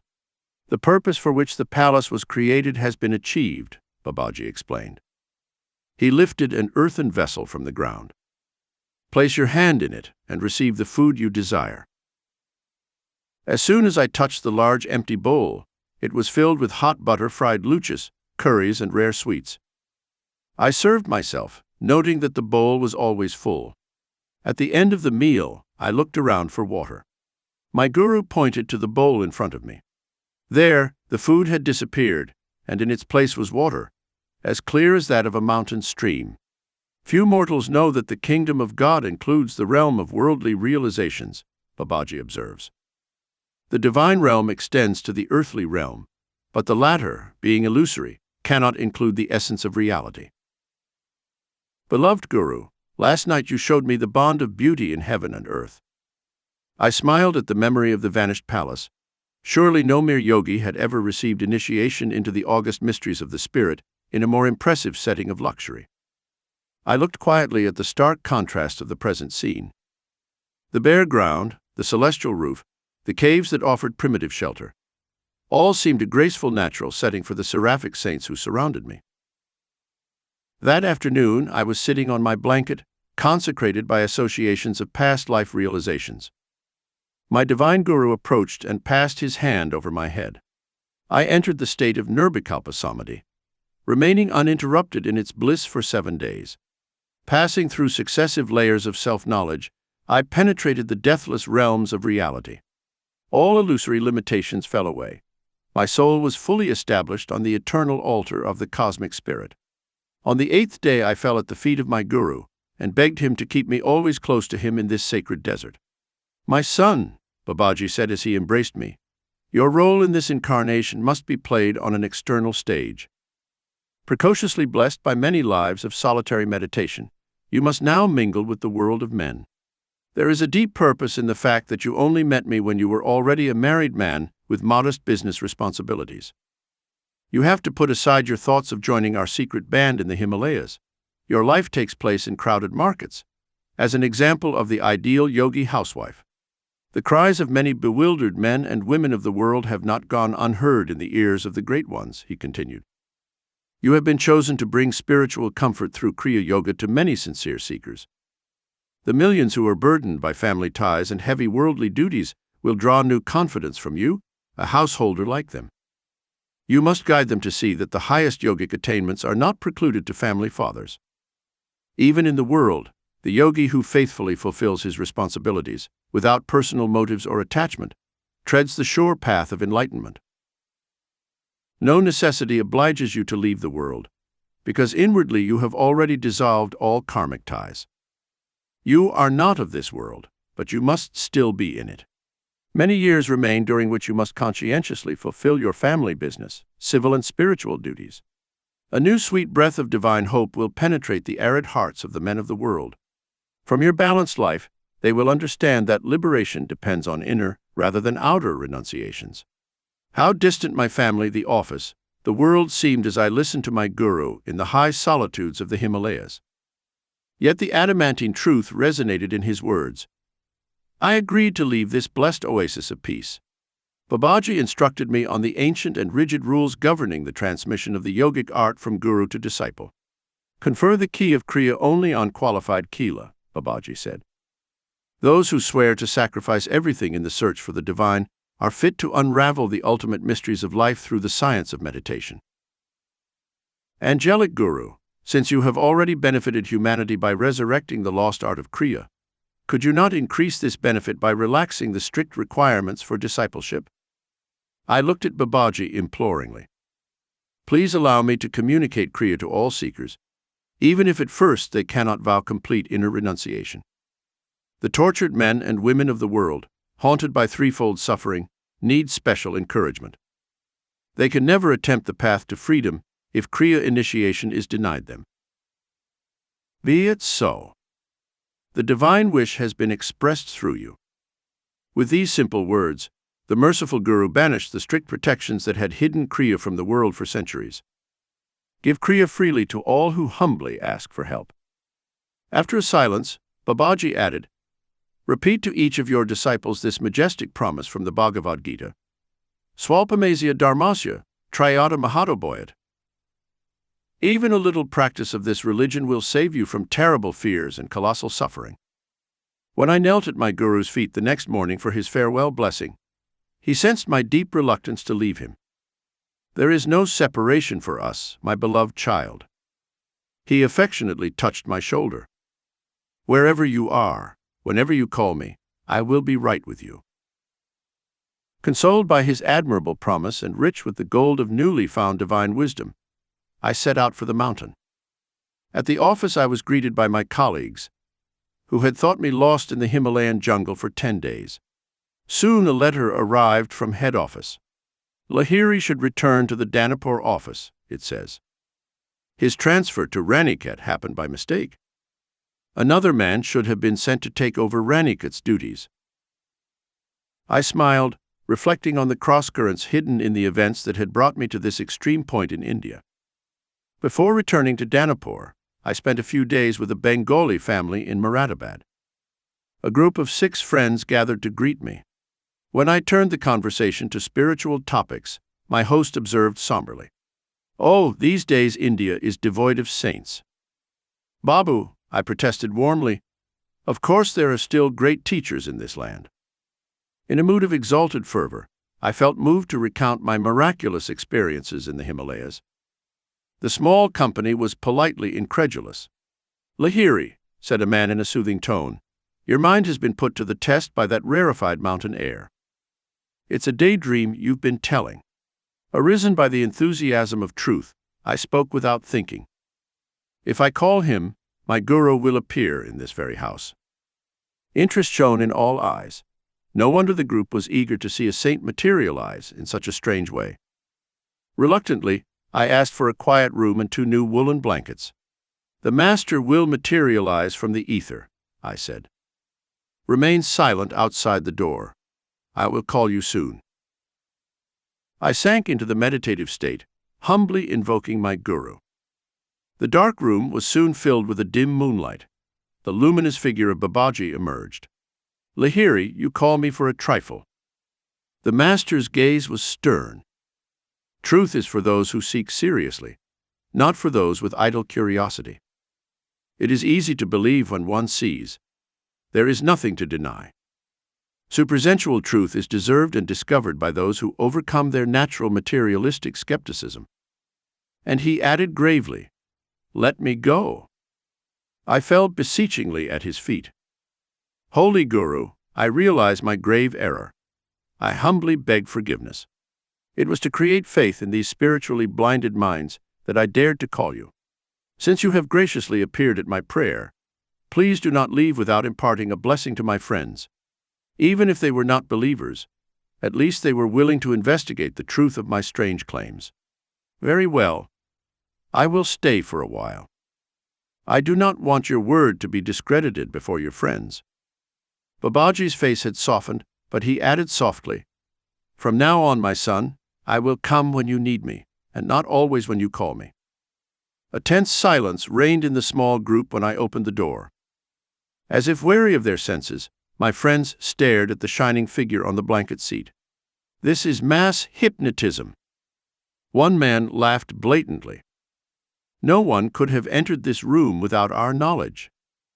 Babaji moved forward smiling and motioned to each one to touch the warm, firm flesh of his body. Doubts dispelled, my friends prostrated themselves on the ground in repentance. Let him be prepared halwa. Babaji made this request, I knew, to further assure the group of his physical reality. As the porridge boiled, the divine guru chatted affably. Great was the metamorphosis of these doubting Thomas into devoted St. Paul's. After eating, Babaji blessed each of us in turn. There was a sudden flash of lightning. We witnessed the instantaneous dechemisization of the electronic elements of Babaji's body into a vaporous light that spread. The Master's God-tuned willpower had loosened its grip on the ether atoms that made up his body. Immediately the trillions of tiny lifetronic sparks vanished into the infinite reservoir. With my own eyes, I have seen the victor of death. Matra, one of the group, spoke reverently. His face was transfigured by the joy of his recent awakening. The Supreme Guru played with time and space as a child plays with soap bubbles. I saw one who has the keys to heaven and earth. I soon returned to Danapur. Firmly anchored in the spirit, I again took on the many business and family obligations of a householder. Lahiri Mahasaya also told Swami Kebalananda and Sri Yukteswar the story of another meeting with Babaji, in circumstances reminiscent of the Guru's promise. I will come whenever you need me. The scene was a Kumbh Mela in Allahabad, Lahiri Mahasaya tells his disciples. I had traveled there on a short holiday from my office commitments. As I wandered through the crowd of monks and sadhus who had come from afar to attend the sacred festival, I noticed an ash-stained ascetic holding an alms bowl. It occurred to me that the man was a hypocrite, wearing the outward symbols of renunciation without a corresponding inner grace. As soon as I passed the ascetic, my astonished gaze fell on Babaji. He was kneeling in front of an anchorite with matted hair. Guruji. I hurried to him. Sir, what are you doing here? I am washing this renunciate's feet, and then I will clean his kitchen utensils. Babaji smiled at me like a child. I knew that he was enjoining me not to criticize anyone, but to see the Lord as residing equally in all time bodies, both of superior and inferior men. The great Guru added, by serving wise and ignorant sadhus, I am learning the greatest of virtues, pleasing to God above all others, humility. 35. The Christic Life of Lahiri Mahasaya. Thus it is fitting for us to fulfill all righteousness." With these words addressed to John the Baptist, and asking John to baptize him, Jesus was acknowledging the divine rights of his guru. From a reverent study of the Bible from an Eastern point of view, and from intuitive perception, I am convinced that John the Baptist was, in past lives, the guru of Christ. There are numerous passages in the Bible that infer that John and Jesus in their last incarnations were, respectively, Elijah and his disciple, Elisha. These are the Old Testament spellings. Greek translators wrote the names as Elias and Eliseus. They reappear in the New Testament in these modified forms. The end of the Old Testament is a prediction of the reincarnation of Elijah and Elisha. "Behold, I will send you Elijah the prophet before the coming of the great and terrible day of the Lord." Thus John Elijah, sent before the coming of the Lord, was born a little earlier to serve as a herald of Christ. An angel appeared to Zechariah the father to testify that his son John coming would be none other than Elijah. But the angel said to him, "Fear not, Zacharias, for your prayer has been answered, and your wife Elizabeth will bear you a son whom you shall call John. And many of the children of Israel will be converted to the Lord their God. And he shall go before him with the spirit and power of Elijah, to convert the hearts of the fathers to the children, and the disobedient to the wisdom of the righteous, to prepare a people ready for the Lord." Twice Jesus unequivocally identified Elias with John. Elijah has already come, and they did not know him. Then the disciples understood that he was speaking to them of John the Baptist. Again, Christ says, "For all the prophets and the law have prophesied until John. And if you will accept him, this is Elijah, who was to come." When John denied that he was Elijah, he meant that in the humble guise of John, he no longer came in the outward elevation of Elijah, the great guru. In his previous incarnation, he had given the mantle of his glory and spiritual riches to his disciple, Elisha. Elisha said, "I pray thee, let a double portion of thy spirit be upon me." And he answered, "You have asked a hard thing. However, if you see me when I am taken from you, it will be so also for you." And he took the mantle of Elijah that had fallen from him. The roles were reversed because Elijah John no longer needed to be the apparent guru of Elisha Jesus, now perfected in divine realization. When Christ was transfigured on Mount, it was his guru Elijah, with Moses, who saw. Again, in the extreme hour of the cross, Jesus cried out the divine name, "Eli, Eli, lama sabachthani?" That is, my God, why hast thou forsaken me?" Some of those who stood there, on hearing this, said, "This man calls out for Elijah. Let us see if Elijah will come and save him." The eternal bond between guru and disciple that existed between John and Jesus was also present for Babaji and Lahiri Mahasaya. With tender solicitude, the deathless guru swam the waters of the Lethean, swirling between the last two lives of his Kila, and guided the next steps of the child, and then the man, Lahiri Mahasaya. It was only when the disciple reached the age of 33 that Babaji felt the time was ripe to openly re-establish the bond that had never been broken. So, after their brief encounter near Raniket, the selfless master banished his beloved disciple from the small mountain group, releasing him for a mission in the outside world. "My son, I will come when you need me." What mortal lover can make such an infinite promise? Unbeknown to society at large, a great spiritual renaissance began to flow from a remote corner of Benares. Just as the fragrance of flowers cannot be suppressed, so Lahiri Mahasaya, who lived quietly as an ideal householder, could not hide his innate glory. Slowly, from all parts of India, devotees sought the divine nectar of the liberated master. The superintendent of the English office was one of the first to notice a strange transcendental change in his employee, whom he affectionately called Ecstatic Babu. "Sir, you look sad. What is the problem?" Lahiri Mahasaya asked his employer this sympathetic question one morning. "My wife in England is seriously ill. I am tormented by anxiety. I will let you know about her." Lahiri Mahasaya left the room and sat for a short time in a secluded place. On his return, he smiled consolingly. "Your wife is getting better. Now she is writing you a letter." The omniscient Yogi quoted parts of the missive. Ecstatic Babu, I already know that you are not an ordinary man. Yet I cannot believe that, at will, you can banish time and space. Finally, the promised letter arrived. The astonished superintendent discovered that it contained not only the good news of his wife's recovery, but also the same phrases that Lahiri Mahasaya had repeated weeks before. His wife arrived in India a few months later. He visited the office, where Lahiri Mahasaya was quietly sitting at his desk. The woman approached him reverently. "Lord," he said, "it was your form, haloed with glorious light, that I saw months ago beside my sickbed in London. At that moment I was completely healed. Shortly afterwards I was able to embark on the long ocean voyage to India. Day after day, one or two devotees would ask the sublime Guru for Kriya initiation. In addition to these spiritual duties and those of his business and family life, the great master took an enthusiastic interest in education. He organized many study groups and actively participated in the growth of a large high school in the Bengaluru district of Benares. His regular discourses on the scriptures came to be known as the Gita Assembly, enthusiastically attended by many seekers of truth. With these multiple activities, Lahiri Mahasaya tried to answer the common challenge. After one's business and social duties, where is the time for devotional meditation? The harmoniously balanced life of the great householder Guru became the silent inspiration of thousands of questioning hearts. Earning only a modest salary, thrifty, unostentatious, accessible to all, the master naturally and happily continued on the path of worldly life. While seated on the seat of the Supreme, Lahiri Mahasaya showed reverence to all men, regardless of their different merits. When his devotees greeted him, he bowed in turn.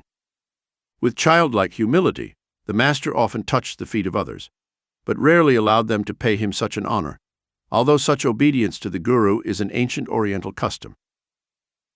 A significant feature of Lahiri Mahasaya's life was the gift of Kriya initiation to people of all faiths. Not only Hindus, but also Muslims and Christians were among his main disciples. Monists and dualists, people of all faiths or of no established faith at all, were welcomed and impartially instructed by the universal Guru.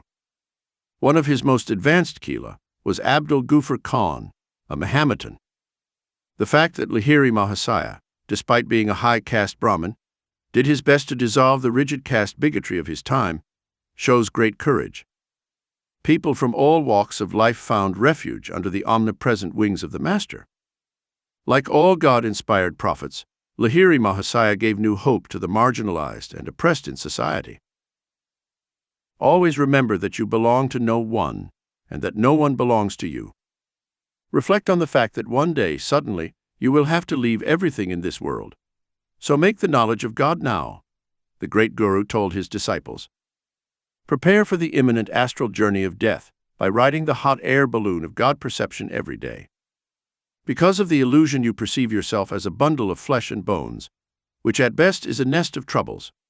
Meditate incessantly so that you may quickly see yourselves as the infinite essence, free from all forms of misery.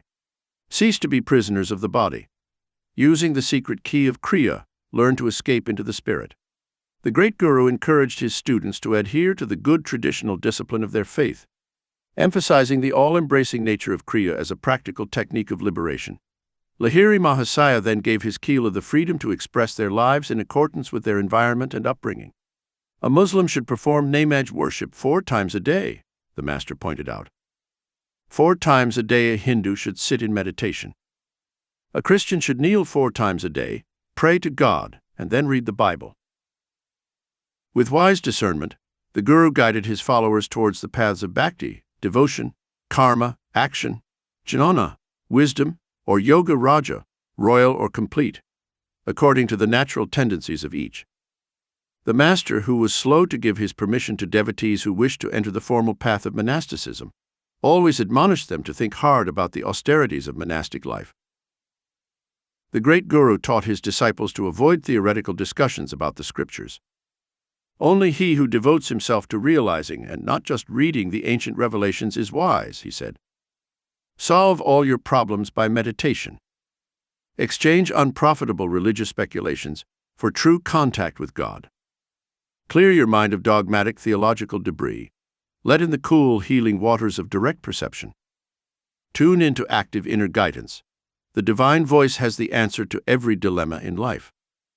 Though man's ingenuity for getting into trouble seems to be infinite, the infinite rescue is no less resourceful. The Master's omnipresence was demonstrated one day before a group of disciples who were listening to his exposition of the Bhagavad Gita. As he was explaining the significance of Kutastha Chaitanya, or Christ consciousness in all vibratory creation, Lahiri Mahasaya suddenly gasped and cried out, "I am drowning in the bodies of many souls off the coast of Japan." The next morning, the keyless read a newspaper that reported the deaths of many people whose ship had been wrecked the previous day near Japan. Lahiri Mahasaya's distant disciples were often aware of his enveloping presence. "I am always with those who practice Kriya," he would say consolingly to the keyless who could not be near him. "I will guide you to the cosmic home through your expanding perceptions." A devotee told Swami Satyananda that, unable to travel to Benares, the man had nevertheless received a specific Kriya initiation in a dream. Lahiri Mahasaya had appeared to instruct the Kila in answer to his prayers. If a disciple neglected any of his worldly obligations, the Master would correct and discipline him gently. Lahiri Mahasaya's words were mild and healing. Even when he was forced to speak openly about the faults of a Kila, Sri Yukteswar once told me. He regretfully added, "No disciple has ever escaped from our Master's shenanigans." I could not help laughing, but I sincerely assured Sri Yukteswar that, sharp or not, his every word was music to my ears. Lahiri Mahasaya accurately classified Kriya into 4 progressive initiations. He conferred the 3 superior techniques only after the devotee had manifested definite spiritual progress. One day a certain Kila, convinced that his value had not been duly assessed, voiced his discontent. "Master," he said, "surely I am now ready for the 2nd initiation." At that moment the door opened to welcome a humble disciple, Brinda Bhagat. He was a postman from Benares. "Toast, sit here beside me." The great Guru smiled affectionately at him. "Tell me, are you ready for the 2nd Kriya technique?" The little postman folded his hands in supplication. "Gurudeva," he said alarmed, "no more initiations, please. How can I assimilate higher teachings? I have come today to ask your blessing, for the first divine Kriya has filled me with such intoxication that I cannot deliver my letters." He is already swimming in the sea of the Spirit. At these words of Lahiri Mahasaya, his other disciple lowered his head. "Master," he said, "I see that I have been a poor workman, finding fault with my instruments." The postman, who was an uneducated man, later developed his insight through Kriya to such an extent that scholars occasionally asked for his interpretation on important scriptural points. Innocent of both sin and syntax, little Brinda won fame among the learned. Besides the many Benares disciples of Lahiri Mahasaya, hundreds of people came to him from distant parts of India. He himself traveled to Bengal on several occasions, visiting the homes of his 2 sons-in-laws. Thus blessed by his presence, Bengal was filled with small Kriya groups. Especially in the districts of Krishnagar and Bishnupur, many silent devotees kept the invisible stream of spiritual meditation flowing. Among the many saints who received Kriya from Lahiri Mahasaya are the illustrious Swami Vaskarananda Saraswati of Benares and the Degar ascetic of high stature Balananda Brahmachari.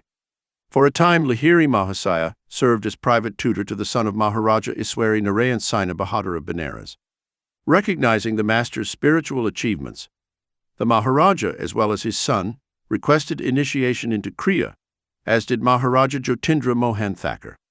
Some disciples of Lahiri Mahasaya, with an influential position in the world, wished to expand the Kriya circle through publicity. The Guru refused permission. One Kila, the royal physician of the Lord of Benares, started an organized effort to spread the Master's name as Kashi Baba, the exalted one of Benares. Again the Guru forbade it. "Let the fragrance of the Kriya flower spread naturally, without any show," he said. its seeds will take root in the soil of spiritually fertile hearts. Although the great master did not adopt the system of preaching through the modern medium of an organization or the press, he knew that the power of his message would rise like an unstoppable flood, inundating the banks of human minds with its own power. The changed and purified lives of the devotees were the simple guarantee of the deathless vitality of Kriya. In 1886, 25 years after his initiation at Raniket, Lahiri Mahasaya retired with a pension. With his daytime availability, disciples sought him out in ever-increasing numbers. The great guru now sat in silence most of the time, locked in the tranquil lotus position. He rarely left his parlor, even to take a walk or visit other parts of the house. A quiet stream of keelas would arrive almost incessantly for a darshan, sacred vision of the guru. To the amazement of all observers, Lahiri Mahasaya's habitual physiological state displayed the superhuman characteristics of breathlessness, insomnia, cessation of pulse and heartbeat, calm eyes that did not blink for hours, and a profound aura of peace. No visitor left without being uplifted in spirit. Everyone knew they had received the silent blessing of a true man of God. The master allowed his disciple, Panchanan Bhattacharya, to open an Arya mission institution in Calcutta. Here the holy disciple spread the message of Kriya Yoga and prepared some medicinal yogic herbs for public benefit. According to an ancient custom, the master used to give people in general neem oil for the treatment of various diseases. When the guru would ask a disciple to distill the oil, he would easily accomplish the task. If anyone else had tried, he would have encountered strange difficulties, finding that the medicinal oil had almost evaporated after undergoing the required distillation processes. Evidently, the master's blessing was a necessary ingredient. The Arya Mission Institution undertook the publication of many of the Guru's scriptural commentaries. Like Jesus and other great prophets, Lahiri Mahasaya himself did not write books, but his insightful interpretations were recorded and organized by various disciples. Some of these volunteer amanuenses were more perceptive than others in correctly conveying the Guru's profound insight. However, on the whole, their efforts were successful. Thanks to their zeal, the world possesses unparalleled commentaries by Lahiri Mahasaya on 26 ancient scriptures. Sri Ananda Mohan Lahiri, a grandson of the Master, has written an interesting booklet on Kriya. The text of the Bhagavad Gita is part of the great epic of the Mahabharata, which has several notable points, Vyas Kutas, writes Sri Ananda. If one does not question these not points, one finds nothing but mythical stories of a peculiar and easily misunderstood kind. If those notable points are not explained, we lose a science that the East has preserved with superhuman patience after thousands of years of experiments. It was Lahiri Mahasaya's comments that brought to light, without allegory, the science of religion that had been cleverly hidden in the enigma of letters and scriptural images. No longer a mere play on incomprehensible words, the otherwise meaningless formulas of Vedic worship were shown by the Master to be full of scientific significance. We know that man is usually powerless before the rise of evil passions, but these are rendered powerless, and man finds no reason to indulge when, through Kriya, the awareness of a higher and lasting bliss dawns upon him. Here the renunciation, the negation of the lower passions, is synchronized with the assumption, the affirmation of bliss. Without such a path, hundreds of moral maxims that resolve themselves into mere negations are useless to us. Our eagerness for worldly activities kills the sense of spiritual awe in us. We cannot understand the great life behind all the names and forms, just because science makes us understand how we can use the powers of nature. This familiarity has generated a contempt for its ultimate secrets. Our relationship with nature is a practical one. We tease her, as it were, to know how she can be used for our purposes. We harness her energies, the source of which remains unknown. In science, our relationship with nature is that which exists between a man and his servant, or, in a philosophical sense, it is like a prisoner on the witness stand. We interrogate it, challenge it, and minutely weigh its evidence on human scales that cannot measure its hidden values. On the other hand, when the self is in communion with a higher power, nature automatically obeys, without stress or strain, the will of man. This effortless command over nature is called miraculous by the incomprehensible materialist. Lahiri Mahasaya's life was an example that changed the misconception that yoga is a mysterious practice. Through Kriya, every man can find a way to understand his right relationship with nature and to feel spiritual reverence for all phenomena, whether mystical or everyday, despite the concreteness of physical science. We must bear in mind that what was mystical 1,000 years ago is no longer so, and what is mysterious now may become legitimately intelligible 100 years later. It is the infinite, the ocean of power, which underlies all manifestations. The law of Kriya Yoga is eternal. It is as true as mathematics. Like the simple rules of addition and subtraction, the law of Kriya can never be destroyed. Reduce all books of mathematics to ashes. Logicians will always rediscover these truths. Destroy all sacred books on yoga. Its fundamental laws will come out whenever a true yogi appears who understands in himself pure devotion and consequently pure knowledge. As Babaji is one of the greatest avatars, a Mahavatar, and Sri Yukteswar, a Jnanavatar, or incarnation of wisdom, so Lahiri Mahasaya can rightly be called a Yogavatar, or incarnation of yoga. By the standards of both qualitative and quantitative good, he elevated the spiritual level of society. By his power to elevate his closest disciples to the stature of Christ, and by his wide dissemination of truth among the masses, Lahiri Mahasaya ranks among the saviors of humanity. His uniqueness as a prophet lies in his emphasis on a defined method, Kriya, opening the doors of yoga freedom to all men for the first time. Apart from the miracles of his life, surely the Yogavatar has achieved the zenith of all wonders by reducing the ancient complexities of yoga to an effective simplicity beyond ordinary comprehension. In reference to miracles, Lahiri Mahasaya often said, "The workings of subtle laws that are unknown to the general public should not be publicly discussed or published without due discrimination." If I have seemed to disregard his words of caution in these pages, it is because it has given me inner reassurance. Moreover, in reporting the lives of Babaji, Lahiri Mahasaya, and Sri Yukteswar, I have seen fit to omit many true miracle stories, which could hardly have been included without also writing an explanatory volume of abstruse philosophy. New hope for new men. Divine union, proclaimed the Yogavatar, is possible through self-effort and does not depend on theological beliefs or the arbitrary will of a cosmic dictator. Through the use of the Kriya key, people who cannot believe in the divinity of any man will finally be able to see the full divinity of their own selves. 36. Babaji's interest in the West. Master, have you ever met Babaji? It was a quiet summer night in Serampore. The great stars of the tropics shone above our heads as I sat beside Sri Yukteswar on the balcony on the second floor of the hermitage. Yes. The master smiled at my direct question. His eyes lit up with reverence. 3 times I have been blessed by the sight of the deathless Guru. Our first meeting was in Allahabad during a Kumbh Mela. The religious fairs that have been held in India since time immemorial are known as Kumbh Melas. They have kept the spiritual goals in constant view of the multitude. Hindu devotees gather in their millions every 6 years to meet thousands of sadhus, yogis, swamis, and ascetics of all kinds. Many are hermits who never leave their secluded retreats except to attend melas and impart their blessings to men and women of the world. I was not a Swami when I met Babaji, Sri Yukteswar continued, but I had already received Kriya initiation from Lahiri Mahasaya. He encouraged me to attend the Mela to be held in January 1894 in Allahabad. It was my first experience of a Kumbh. I felt slightly stunned by the clamor and the surge of crowds. In my inquiring glances, I did not see the illuminated face of a master. Passing over a bridge on the bank of the Ganges, I noticed an acquaintance standing next to me, alms bowl extended.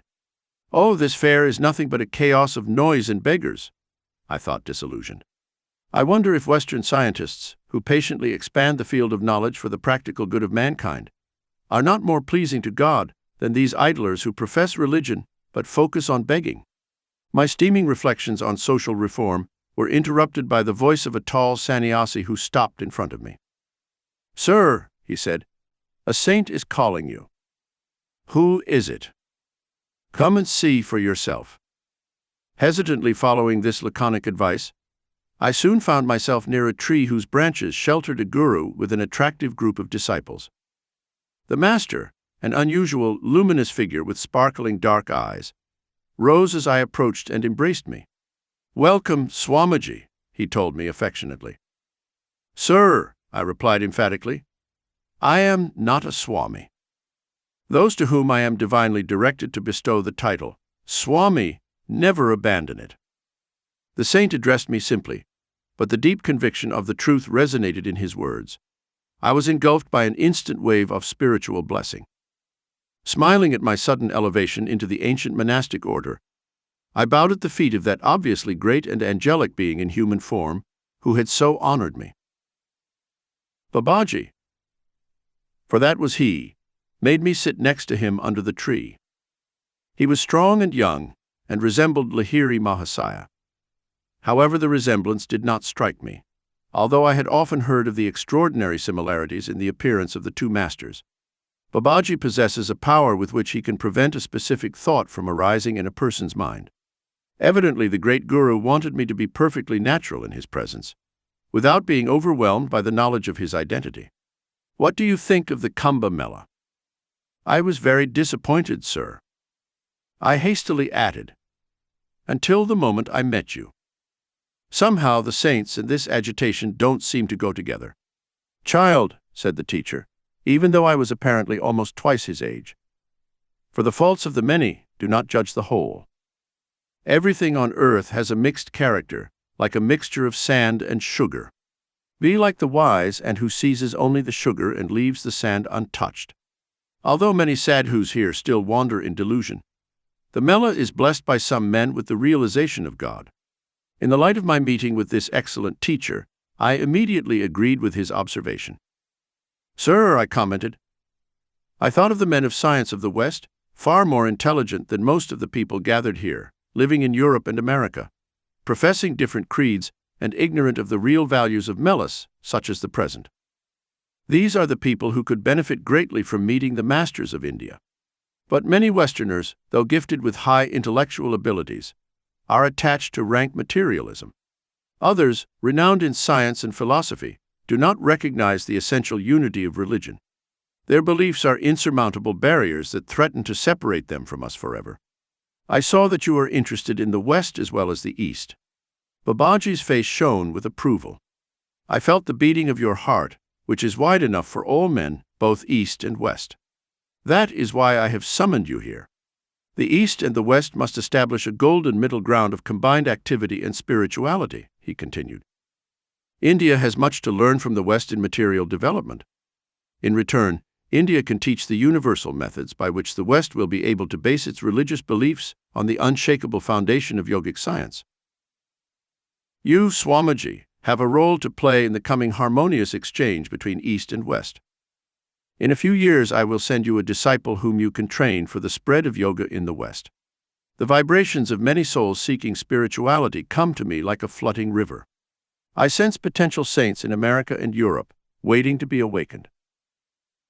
At this point in his story, Sri Yukteswar turned his gaze completely on mine. "My son," he said, smiling in the moonlight, "you are the disciple Babaji promised to send me years ago." I was happy to know that Babaji had directed my steps towards Sri Yukteswar, but it was difficult for me to visualize myself in the remote West, away from my beloved Guru and the simple peace of the hermitage. Babaji then spoke about the Bhagavad Gita, Sri Yukteswar continued. To my amazement, he indicated with some words of praise that he was aware that I had written interpretations on various chapters of the Gita. "At my request, Swamiji, please undertake another task," said the great teacher. "Would you not write a short book on the basic unity between the Christian and Hindu scriptures? Prove by parallel references that the inspired sons of God have spoken the same truths, now obscured by the sectarian differences of men." "Maharaj," I replied diffidently, "what a command! Will I be able to execute it?" Babaji laughed softly. "My son, why do you doubt?" he said reassuringly. "Whose work is it, and who is the author of all actions? Whatever the Lord has made me say is destined to materialize as truth." I felt empowered by the saint's blessings and agreed to write the book. Reluctantly feeling that the time for farewell had come, I got up from my leafy chair. "Do you know Lahiri?" asked the master.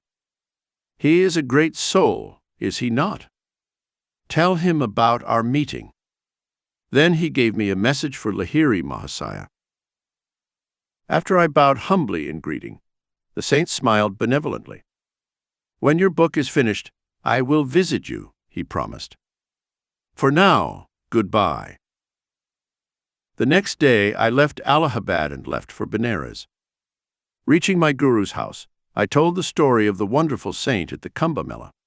"Oh, you didn't recognize him?" Lahiri Mahasaya's eyes danced with laughter. "I see you couldn't, because he prevented you. He is my incomparable guru, the celestial Babaji." "Babaji," I repeated, stupefied. "The Yogi Christ Babaji. The invisible, visible Savior Babaji. Oh, if only I could remember the past and once again be in his presence, to show my devotion to his lotus feet." "It doesn't matter," said Lahiri Mahasaya in a consoling tone. "He promised to see you again." "Gurudeva, the Divine Master asked me to give you a message. Tell Lahiri," he said, "that the energy accumulated for this life is running out. It is almost finished." At my uttering these enigmatic words, Lahiri Mahasaya's figure trembled as if touched by a current of light. In an instant, everything around him fell silent. His smiling face became incredibly stern. Like a wooden statue, gloomy and motionless in its seat, his body became colorless. I was alarmed and bewildered.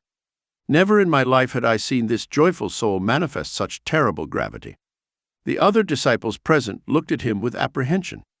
3 hours passed in absolute silence. Then Lahiri Mahasaya resumed his natural, cheerful demeanor and spoke affectionately to each of the Keelas. Everyone breathed a sigh of relief. From my master's reaction, I realized that Babaji's message had been an unmistakable signal that Lahiri Mahasaya had realized that his body would soon be deserted. His impressive silence showed that my guru had immediately checked his being, cut the last cord of attachment to the material world, and taken refuge in his ever-living identity and spirit. Babaji's comment had been his way of saying, "I will always be with you." Although Babaji and Lahiri Mahasaya were omniscient and did not need to communicate with each other through me or any other intermediary, the great ones often play a part in the human drama.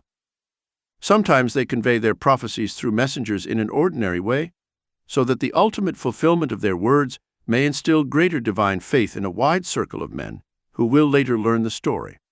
I soon left Benares and set to work in Serampore on the scriptural writings requested by Babaji. Sri Yukteswar continues. As soon as I started my work, I was able to compose a poem dedicated to the deathless Guru. The melodious verses flowed effortlessly from my pen, even though I had never before ventured into Sanskrit poetry. In the stillness of the night, I devoted myself to a comparison between the Bible and the scriptures of the Sanatana Dharma.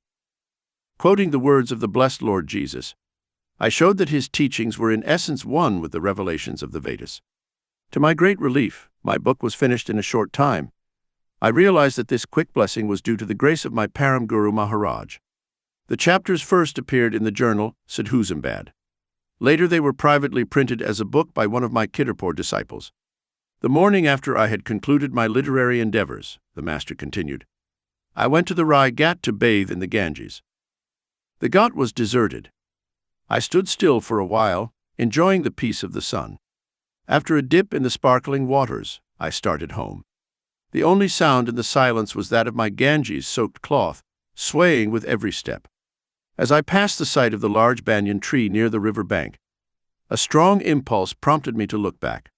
There, in the shade of the banyan tree and surrounded by a few disciples, sat the great Babaji. "Greetings, Swamiji." The master's beautiful voice rang out to assure me that I was not dreaming. "I see that you have successfully completed your book. As I had promised, I am here to thank you." With my heart pounding, I prostrated myself completely at his feet. "Param Guruji," I said imploringly, Will you and your keyless not honor my neighboring house with your presence?" The Supreme Guru refused, smiling. "No, child," he said. "We are people who like the shelter of trees. This place is quite comfortable. Please stop for a while, Master." I looked at him imploringly. "I will be right back with some special sweets." When I returned after a few minutes with a plate of delicacies, behold, the stately banyan no longer protected the heavenly company. I searched the whole ghat, but in my heart I knew that the small group had already fled on etheric wings. I was deeply hurt. Even if we met again, I would not be interested in talking to him, I assured myself. It was rude of him to leave me so suddenly. It was a wrath of love, of course, and nothing more. A few months later, I visited Lahiri Mahasaya in Benares. When I entered his parlor, my guru smiled at me in greeting. "Welcome, Yukteswar," he said. "Did you just meet Babaji on the threshold of my room?"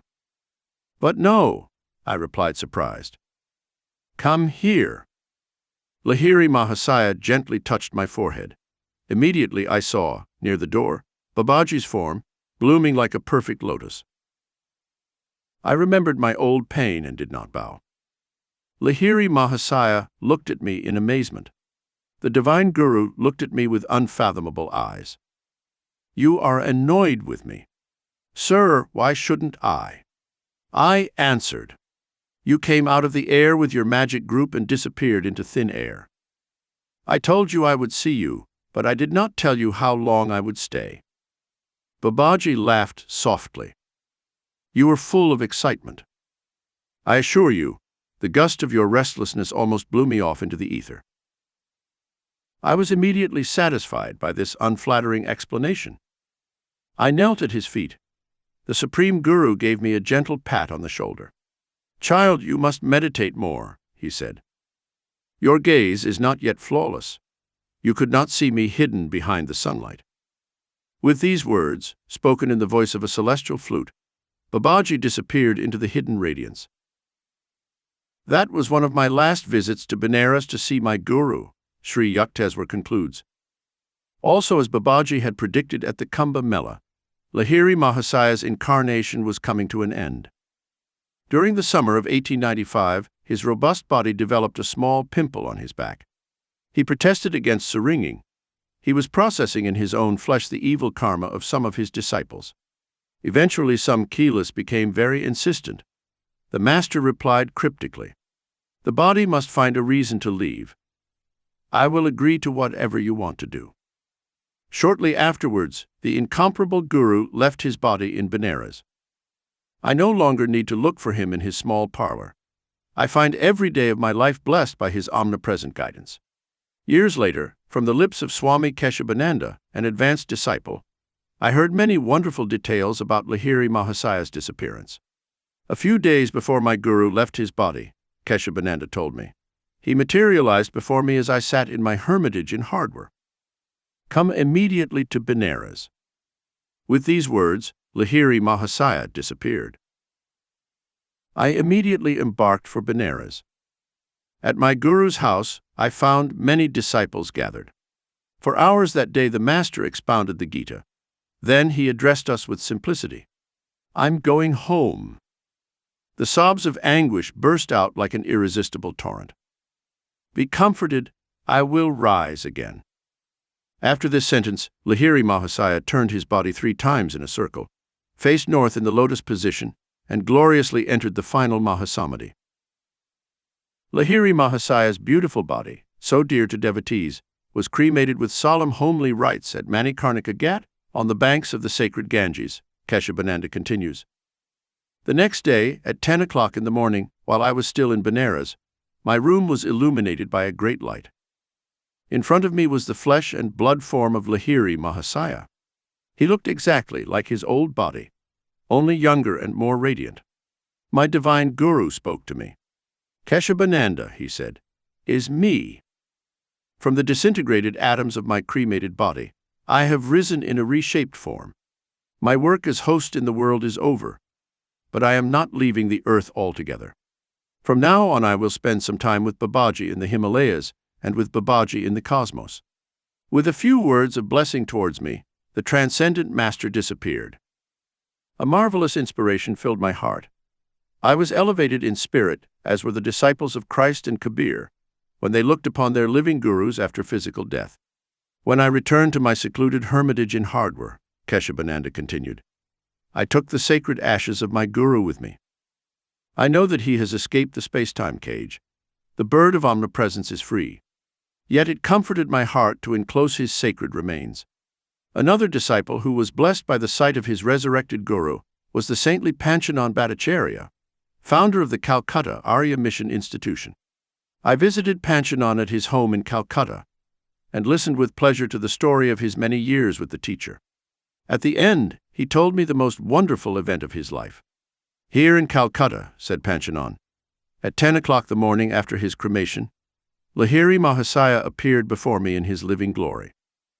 Swami Pranabananda, the two-bodied saint, also confided in me the details of his supernal experience. A few days before Lahiri Mahasaya left his body, Pranabananda told me when he visited my school in Ranchi, I received a letter from him asking me to come to Benares immediately. However, I was late and could not leave immediately. While I was in the midst of preparing for the journey, around 10 o'clock in the morning, I was suddenly overwhelmed with joy at seeing the shining figure of my guru. Why rush to Benares? Said Lahiri Mahasaya, smiling. You won't find me there any more.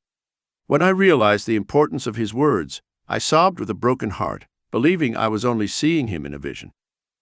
The master approached me in a comforting manner. Here, touch my flesh, he said. I am alive, as always. Do not complain. Am I not with you forever? From the lips of these three great disciples emerged a story of marvelous truth. At 10 o'clock in the morning, the day after Lahiri Mahasaya's body had been consigned to the flames, the risen master, in a real but transfigured body, appeared to three disciples, each in a different city. When therefore this corruptible shall have put on incorruption, and this mortal shall have put on immortality, then shall be fulfilled the saying that is written, Death is swallowed up in victory. O death, where is thy sting? O grave, where is thy victory? 37. Going to America. America. Surely these people are Americans. This was my thought as a panoramic view of Western faces passed before my inner vision. Immersed in meditation, I was sitting behind some dusty boxes in the warehouse of the Ranchi school. It was difficult to find a reserved seat in those years of intense work with the boys. The vision continued. A vast multitude, watching me intensely, crossed the stage of consciousness like an actor. The warehouse door opened. As usual, one of the boys had discovered my hiding place. Come here, Bimal, I shouted cheerfully. I have news for you. The Lord is calling me to America. In America. The boy echoed my words in a tone that suggested I had said, on the moon. Yes. I am going to discover America, like Columbus. He thought he had found India.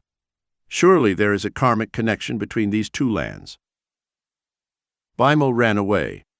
Soon the whole school was informed by the two-legged newspaper. I summoned the bewildered teaching staff and entrusted the school to them. I know she will always keep Lahiri Mahasaya's educational yoga ideals at the forefront, I said. I will write to her often. God willing, I will return one day. Tears came to my eyes as I cast one last glance at the children and the sunny meadows of Ranchi. I knew that a specific era of my life had ended. From now on I would live in faraway lands. A few hours after the vision, I embarked for Calcutta. The following day I received an invitation to attend as India's delegate to the International Congress of Religious Liberals in America. That year it was to meet in Boston under the auspices of the American Unitarian Association. With my head in turmoil, I sought out Sri Yukteswar in Serampore. Guruji, I have just been invited to speak at a religious convention in America. Should I go? All doors are open for you, the master simply replied. It's now or never. But, sir, I said in dismay, What do I know about public speaking? I have rarely given a lecture, and never in English. English or no English, your words on yoga will be heard in the West. I laughed. Well, dear Guruji, I don't think Americans will learn Bengali. Please bless me with a push to overcome the obstacles of the English language. When I told Dad the news of my plans, he was completely surprised. For him, America seemed incredibly far away. He feared he would never see me again. How can you go? He asked sternly. Who will finance you? Since he had affectionately borne the expenses of my education and my entire life, he no doubt hoped that his question would scupper my project. The Lord will surely finance me. As I gave this answer, I thought of the similar one I had given some time before to my brother Ananta in Agra. Without too much malice, I added, Father, perhaps God will give you the idea to help me. No, never. He gave me a pitying look. I was then stunned when the Father handed me a large check the following day. I give you this money, he said, not as a father, but as a faithful disciple of Lahiri Mahasaya. Go, therefore, to that distant western land. Spread there the creedless teachings of Kriya Yoga. I was immensely impressed by the selfless spirit with which Father was able to quickly put aside his personal desires. During the previous night, he had realized that my trip was not motivated by a common desire to travel abroad. Perhaps we will never meet again in this life. The Father, who was 67 years old at the time, spoke with sadness. An intuitive conviction prompted me to answer, Surely the Lord will bring us together again. As I prepared to leave the Master and my homeland for the unknown shores of America, I felt no small amount of trepidation. I had heard many stories about the materialistic atmosphere of the West, very different from the spiritual background of India, pervaded by the centuries-old aura of the saints. An Eastern teacher who dares Western airs, I thought, must be enduring beyond the trials of any Himalayan cold. Early one morning, I began to pray, with a firm determination to continue, even to die praying, until I heard God's voice. I wanted His blessing and the assurance that I would not be lost in the mists of modern utilitarianism. My heart was determined to go to America, but even more strongly was it determined to feel the comfort of divine permission. I prayed and prayed, choking back my sobs. I received no answer. My silent petition increased in an excruciating crescendo, until at midday I reached the zenith. My brain could no longer bear the pressure of my agonies. If I cried again with a greater depth of my inner passion, it seemed to me that my brain would split. At that moment there was a knock outside the vestibule adjacent to the room on Gurpur Road where I was sitting. Opening the door, I saw a young man wearing the skimpy clothes of a renunciate. He came in, closed the door behind him, and refusing my request to sit down, indicated with a gesture that he wanted to speak to me standing up. It must be Babaji. I thought, dazed, because the man in front of me had the features of a younger Lahiri Mahasaya. He replied to my thought. Yes, I am Babaji. He spoke melodiously in Hindi. Our Heavenly Father has heard your prayer. He commands me to tell you, follow your Guru's orders and go to America. Do not fear, you will be protected. After a vibrant pause, Babaji turned to me again. You are the person I have chosen to spread the message of Crea Yoga in the West. A long time ago I met your Guru Yukteswar at a Kumbh Mela. I told him then that I would send you to him for training. I was speechless, choked with devotional awe at his presence, and deeply touched to hear from his own lips that he had guided me to Sri Yukteswar. I prostrated myself before the deathless Guru. He gently lifted me from the ground. He told me many things about my life, then gave me some personal instructions and uttered some secret prophecies. Crea Yoga, the scientific technique of God realization, he finally said solemnly, will eventually spread to all lands and help harmonize nations through man's personal and transcendental perception of the Infinite Father. With a look of majestic power, the Master electrified me with a glance at his cosmic consciousness. In a short time, he walked towards the door. Do not try to follow me, he said. You will not be able to do it. Please, Babaji, don't go. I shouted repeatedly. Take me with you. Looking back, he replied, Not now. Some other time. Overcome with emotion, I ignored his warning. As I tried to follow him, I discovered that my feet were firmly anchored to the floor. From the doorway, Babaji cast one last affectionate glance at me. He raised his hand in blessing and walked away, my eyes fixed on him longingly. After a few minutes, my feet were free. I sat down and meditated deeply, unceasingly thanking God not only for answering my prayer, but also for blessing me with the encounter with Babaji. My whole body seemed sanctified by the touch of the ancient and ever-youthful Master. I had long had a burning desire to see him. Until now, I have never told anyone the story of my encounter with Babaji. Considering it the most sacred of my human experiences, I have hidden it in my heart. But it occurred to me that the readers of this autobiography might be more inclined to believe in the reality of the secluded Babaji and his worldly interests if I told them I had seen him with my own eyes. I helped an artist draw a real picture of the great Yogi Christ of modern India, which appears in this book. The eve of my departure for the United States found me in the holy presence of Sri Yukteswar. Forget about being born a Hindu and not being an American. Take the best of both, said the Master with his calm wisdom. Be your true self, a child of God. Seek and incorporate into your being the best qualities of all your brothers, scattered over the earth in various races. Then he blessed me. All those who come to you in faith, seeking God, will be helped. As you look at them, the spiritual current emanating from your eyes will enter their brains and change their material habits, making them more aware of God. He continued, Your lot in attracting sincere souls is very good. Wherever you go, even in a wild place, you will find friends. Both its blessings have been amply demonstrated.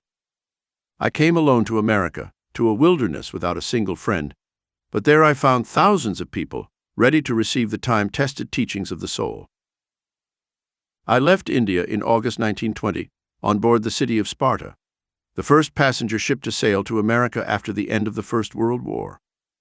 I only managed to book passage after many bureaucratic difficulties related to the granting of a passport were removed, miraculously enough. During the 2-month journey, a fellow traveler discovered that I was the Indian delegate to the Boston Congress. Swami Yogananda, he told me, with the first of the many quaint pronunciations with which I would later hear my name pronounced by Americans. Please favor the passengers with a lecture next Thursday evening. I believe we would all benefit from a lecture on the battle of life and how to fight it. Alas! On Wednesday I discovered that I had to fight the battle of my own life. Desperately trying to organize my ideas into a lecture in English, I eventually abandoned all preparations. My thoughts, like a wild foal watching the saddle, refused any collaboration with the laws of English grammar. Nevertheless, trusting fully to the past assurances of the Master, I presented myself to my Thursday audience in the steamer saloon. No eloquence rose to my lips. I stood speechless before the assembly. After an endurance contest lasting 10 minutes, the audience realized my predicament and began to laugh. The situation did not amuse me at the time. With indignation, I sent a silent prayer to the Master. You can. Speak. His voice resounded instantly in my consciousness. My thoughts immediately entered into a friendly relationship with the English language. 45 minutes later, the audience was still attentive. The speech earned me a series of invitations to give lectures afterwards to various groups in America. I could never remember afterwards a single word I had spoken. With discreet investigation, I learnt from some passengers, you gave a stimulating lecture in correct and inspiring English. At this pleasant news, I humbly thanked my Guru for his timely help, realizing again that he was always with me, erasing all barriers of time and space. From time to time during the rest of the ocean voyage, I felt a twinge of apprehension about the upcoming rehearsal of the English class at the Boston Convention. Lord, I prayed. Please let my inspiration be yourself and not the laughter of the audience again. The city of Sparta docked near Boston at the end of September. On the 6th of October, I addressed Congress with my first speech in America. It was well received. I breathed a sigh of relief. The magnanimous secretary of the American Unitarian Association wrote the following commentary in an account published in 260 of the congressional proceedings. Swami Yogananda, delegate of the Brahmacharya ashram in Ranchi, India, brought greetings from his association to the Congress. With fluent English and incisive pronunciation, he delivered a philosophical address on the science of religion, which was printed in pamphlet form for wider distribution. Religion, he argued, is universal and is one. It is not possible to universalize particular customs and beliefs, but the common element of religion can be universalized, and we can ask everyone to follow and obey it. Thanks to my father's generous check, I was able to stay in America even after the Congress ended. I spent 4 happy years in humble circumstances in Boston. I gave public lectures, taught, and wrote a book of poems, Songs of the Soul, with a preface by Dr. Frederick B. Robinson, president of the College of the City of New York. Beginning a transcontinental tour in the summer of 1924, I spoke before thousands of people in major cities, concluding my western journey with a holiday in beautiful northern Alaska.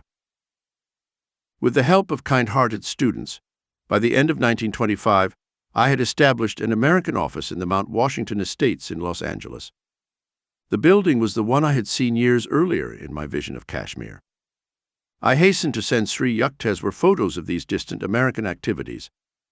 He replied with a postcard in Bengali, which I translate here. The 11th of August, 1926. Son of my heart, O Yogananda. Seeing the photos of your school and your students, I cannot put into words the joy that comes into my life. I melt with joy seeing your yoga students from different cities. Seeing your methods of chanting affirmations, healing vibrations, and divine healing prayers, I cannot help but thank you from the bottom of my heart. Seeing the gate, the winding hill road going up, and the beautiful scenery stretching out below the Mount Washington Estates, I long to see it all with my own eyes. All is well here. By God's grace, may you always be in bliss. Sri Yukteswar Giri. The years went by quickly. I lectured in every part of my new land and spoke to hundreds of clubs, colleges, churches, and groups of every denomination. Tens of thousands of Americans received initiation into yoga. To all of them I dedicated a new book of prayer thoughts in 1929, Whispers from Eternity, with a preface by Amelita Galli Kersey. I quote here from the book a poem entitled, God. God. God, composed one evening while I was on a platform for a conference. From the depths of sleep, as I climbed the spiral staircase to the wake, whisper, God, God, God. You are the food, and when I break my fast of nightly separation from thee, I savor you and say mentally, God, God, God. No matter where I go, the spotlight of my mind, it keeps turning against you. And in the din of battle, my silent war cry is always, God, God, God. When storms of evidence scream, and when worries howl at me, I drown out their clamor, singing loudly, God, God, God. When my mind weaves dreams with threads of memories, then on that magic cloth I find imprinted, God, God, God. Every night, at the moment of deepest sleep, my peace dreams and calls joy, joy, joy. And my joy comes singing more and more, God, God, God. in waking, eating, working, dreaming, and sleeping. Serve, meditate, sing, love divinely. My soul hums constantly, unheard by all. God, God, God. Sometimes, usually on the 1st of the month, when the maintenance bills for Mount Washington and the other self-realization fellowship centers arrived, I would think longingly of the simple peace of India. But every day I saw a growing understanding between West and East. My soul rejoiced. I found the great heart of America expressed in the wonderful verses of Emma Lazarus, carved at the base of the Statue of Liberty, the mother of exiles. From his beacon hand, his mild gaze is a welcome to all the world, his mild eyes command. The air bridge harbor that frames the twin cities. Preserve, ancient lands, your historical splendor, she cries. With silent lips, give me your tired, your poor, your huddled masses yearning to breathe free, the wretched refuse of your teeming shores. Send these, the homeless, to me. I raise my lamp beside the golden door. 38. Luther Burbank, a saint among roses. The secret to better plant breeding, besides scientific knowledge, is love. Luther Burbank uttered this wisdom as I walked beside him in his Santa Rosa garden. We stopped by a bed of edible cacti. While conducting experiments to create spineless cacti, he continued, I would often talk to the plants to create a vibration of love. You have nothing to fear, I would tell them. You do not need your defensive thorns. I will protect you. Gradually, the useful desert plant emerged into a thornless variety. I was enchanted by this miracle. Please, dear Luther, give me some cactus leaves to plant in my garden at Mount Washington. A worker standing nearby started to remove some leaves. Burbank prevented him from doing so. I will pick them myself for the Swami. He handed me 3 leaves, which I then planted, rejoicing when they grew to enormous size. The great horticulturist told me that his first notable triumph was the large potato, now known by its name. With the indefatigability of genius, he went on to present the world with hundreds of improvements crossed with nature. His new Burbank varieties of tomatoes, maize, pumpkins, cherries, plums, nectarines, berries, poppies, lilies, and roses. I focused my camera as Luther led me past the famous walnut tree, with which he had demonstrated that natural evolution can be accelerated telescopically. In just 16 years, he said, this walnut has reached a state of abundant nut production to which unassisted nature would have brought the tree in twice as long. Burbank's little adopted daughter came into the garden romping with her dog. She is my human plant. Luther greeted her with affection. I now see mankind as one great plant, which needs for its highest achievement only love, the natural blessings of the great outdoors, and intelligent cross-breeding and selection. In my lifetime, I have observed such marvelous progress in plant evolution that I look forward to a healthy and happy world as soon as its children are taught the principles of a simple and rational life. We must return to nature and the God of nature. Luther, you would be excited about my school in Ranchi, with its outdoor lessons and atmosphere of joy and simplicity. My words touched the chord closest to Burbank's heart, the education of children. He peppered me with questions, with interest shining through his deep, calm eyes. Swamiji, he finally said, schools like yours are the only hope of the future millennium. I am in revolt against the educational systems of our time, which are cut off from nature and stifle all individuality.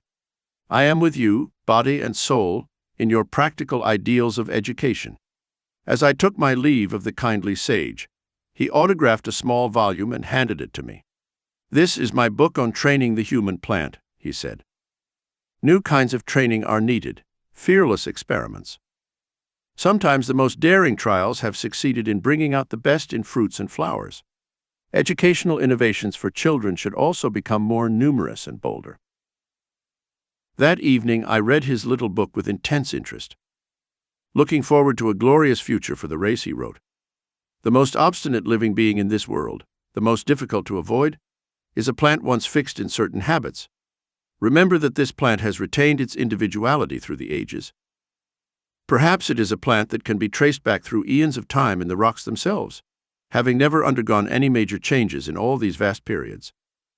Do you think that, after all these eons of repetition, the plant does not possess a will, if you want to call it that, of unparalleled tenacity? Indeed, there are plants, like some palms, that are so persistent that no human power has yet been able to change them. The human will is a weak thing compared to the will of a plant. But look at how the stubbornness of the whole plant is broken simply by merging a new life with it, bringing about through interbreeding a complete and powerful change in its life. Then, when the break comes, fixed by these generations of patient supervision and selection, and the new plant takes its new path never to return to the old, its stubborn will broken and changed in the end. When it comes to something as sensitive and malleable as a child's nature, the problem becomes much simpler. Magnetically attracted by this great American, I went to see him several times. One morning I arrived at the same time as the postman, who deposited 1,000 letters in his Burbank studio. Horticulturists were writing to him from all over the world. "Swamiji, your presence is just the excuse I need to get out in the garden," Luther said cheerfully. He opened a large desk drawer containing hundreds of travel folders. "You see," he said, "this is how I do my traveling. Tied to my plants and my correspondence, I satisfy my longing for foreign lands by glancing at these paintings from time to time." My car was parked in front of its gate.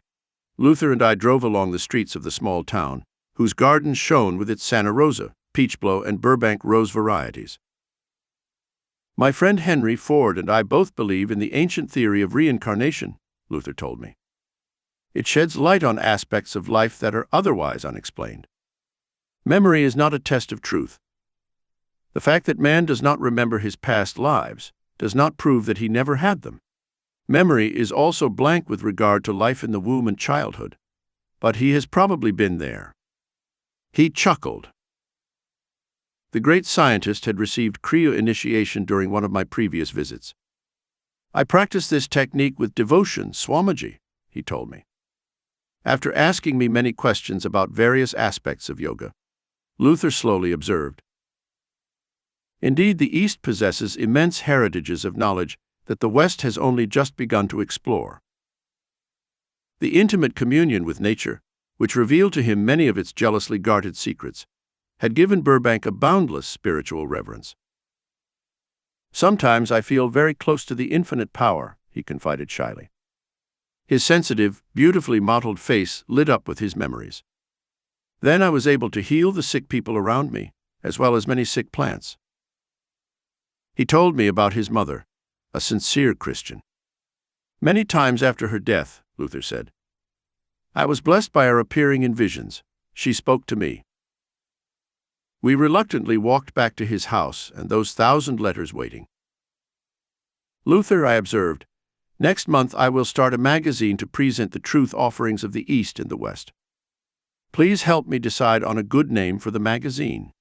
We discussed titles at length and finally agreed on East-West. After we returned to his studio, Burbank gave me an article he had written in Science and Civilization. "This will be published in the first issue of East-West," he said gratefully. As our friendship deepened, I called Burbank my American saint. "Here is a man," I would quote, "in whom there is no malice." His heart was unfathomably deep. He had long known humility, patience, sacrifice. Her little home among the roses was austerely simple. She knew the futility of luxury, the joy of a few possessions. The modesty with which he carried his scientific reputation reminded me many times of the trees that stoop with the weight of ripening fruit. It is the barren tree that raises its head in empty boasting. I was in New York when, in 1926, my dear friend died. In tears I thought, oh, I would gladly walk to Santa Rosa to see him one more time. Shutting myself off from secretaries and visitors, I spent the next 24 hours in seclusion. The following day I celebrated a Vedic memorial rite around a large image of Luther. A group of my American students, dressed in Hindu ceremonial robes, chanted the ancient hymns while an offering was made of flowers, water, and fire, symbols of the bodily elements and their liberation in the infinite source. Although Burbank's form lies in Santa Rosa under a cedar of Lebanon that he planted years ago in his garden, his soul is enclosed for me in every wide-eyed flower that blooms along the road. Retired for a while in the spacious spirit of nature, is not Luther whispering in his winds, walking in his sunrises? Its name has now entered the vernacular. Webster's New International Dictionary defines Burbank as a transitive verb, to cross or graft a plant. Hence, figuratively, to improve something, such as a process or institution, by selecting good features and discarding bad ones, or by adding good ones. Beloved Burbank, I shouted after reading the definition, your very name is now synonymous with goodness. Luther Burbank. Santa Rosa, California, USA. The 22nd of December, 1924. I have examined Swami Yogananda's yoga system and find it to be ideal for training and harmonizing man's physical, mental, and spiritual nature. Swami's goal is to establish how to live schools throughout the world, where education will not be limited to intellectual development, but also to training the body, will, and feelings. Through the yoga system of physical, mental, and spiritual development with simple, scientific methods of concentration and meditation, most of life's complex problems can be solved, and peace and goodwill can come to earth. Swami's idea of right education is simple common sense, free from all mysticism and impracticality. Otherwise, he would not have my approval. I am delighted to have the opportunity to wholeheartedly join Swami in his call for the establishment of international schools on the art of living, which, if established, will approach the millennium like nothing else I know of. 39. Teza Newman, the Catholic Stigmatizer. Go back to India. I have waited patiently for you for 15 years. Soon I will leave the body and swim to the shining abode. Yogananda, come. Sri Yukteswar's voice resounded in a surprising way in my inner ear as I sat in meditation at my seat in Mount Washington. Crossing 10,000 miles in the blink of an eye, his message penetrated my being like a flash. 15 years. Yes, I realized it was 1935. I spent 15 years spreading the teachings of my guru in America. Now he remembers me. That afternoon, I recounted my experience to a visiting disciple. His spiritual development with Kriya Yoga was so remarkable that I often called him a saint, recalling Babaji's prophecy that America too would produce men and women of divine realization through the ancient yogic path. This disciple and a few others generously insisted on making a donation for my journey. With the financial problem solved, I made arrangements to sail via Europe to India. Intense weeks of preparations at Mount Washington. In March 1935, I had the Self-Realization Fellowship incorporated under the laws of the state of California as a non-profit corporation. To this educational institution go all public donations and the proceeds from the sale of my books, magazine, written courses, tuition, and all other sources of income. I will come back, I told my students. I will never forget America. During a farewell banquet offered to me in Los Angeles by loving friends, I took a long look at their faces and thought with gratitude, Lord, those who remember you as the only giver will never lack the sweetness of friendship among mortals. I sailed from New York on the 9th of June 1935 to Europe. 2 students accompanied me, my secretary, C. Richard Wright, and an elderly lady from Cincinnati, Miss Etty Bletch. We enjoyed the days of oceanic peace, a welcome contrast to the weeks spent in a hurry. Our leisure time was short-lived. The speed of modern boats has some deplorable characteristics. Like any other group of curious tourists, we strolled around the huge and ancient city of London. The following day I was invited to speak at a large gathering in Caxton Hall, at which I was introduced to the London audience by Sir Francis Younghusband. Our group spent a pleasant day as guests of Sir Harry Lauder at his estate in Scotland. We soon crossed the Channel to the continent, because I wanted to make a special pilgrimage to Bavaria. It was my only chance to visit the great Catholic mystic, Teza Newman of Connersrith. Years earlier, I had read an incredible testimony about Teresa. As always in both East and West, I was eager to meet a saint. I was delighted when our small group entered the picturesque village of Konnersreuth on the 16th of July. The Bavarian peasants showed a keen interest in our Ford car, brought with us from America, and its assorted group, a young American, an elderly lady, and an olive-skinned Oriental with long hair tucked under his coat collar. Teresa's small house, clean and tidy, with flowering geraniums next to a primitive well, was alas quietly closed. The neighbors, and even the village postman who passed by, could not give us any information. It began to rain. My companions suggested we leave. "No," I said stubbornly. "I will stay here until I find some clue that leads me to Teresa." 2 hours later, we were still sitting in the car in the disconsolate rain. "Sir," I sighed complainingly, "why did you bring me here if she has disappeared?" An English-speaking man stopped beside us, kindly offering his help. "I am not sure where Teresa is," he said, "but she often visits the home of Professor Wurz, a seminary master from Eichstätt, 80 miles from here." The next morning our group motored to the quiet village of Eichstätt, squeezed into cobbled streets. Dr. Wurz welcomed us cordially into his home. "Yes, Teresa is here."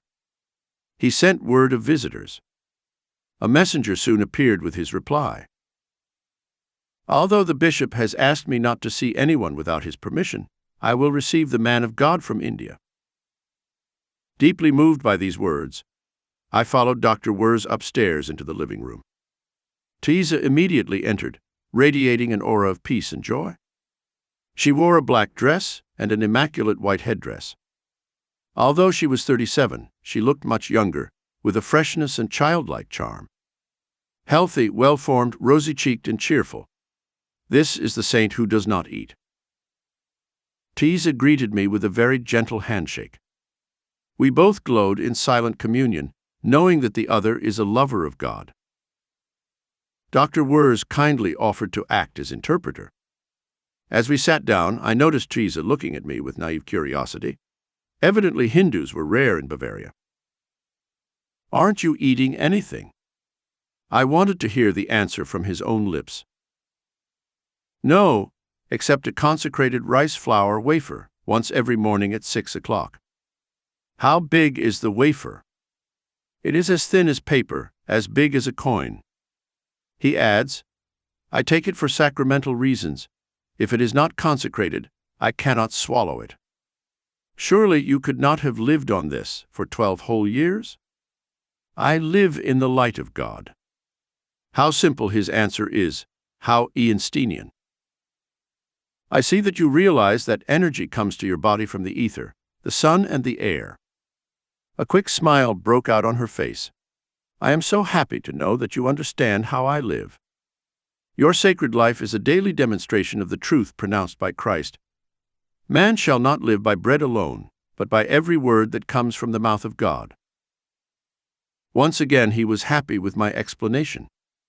It is indeed so. One of the reasons why I am here on earth today is to show that man can live by the invisible light of God, and not only by food.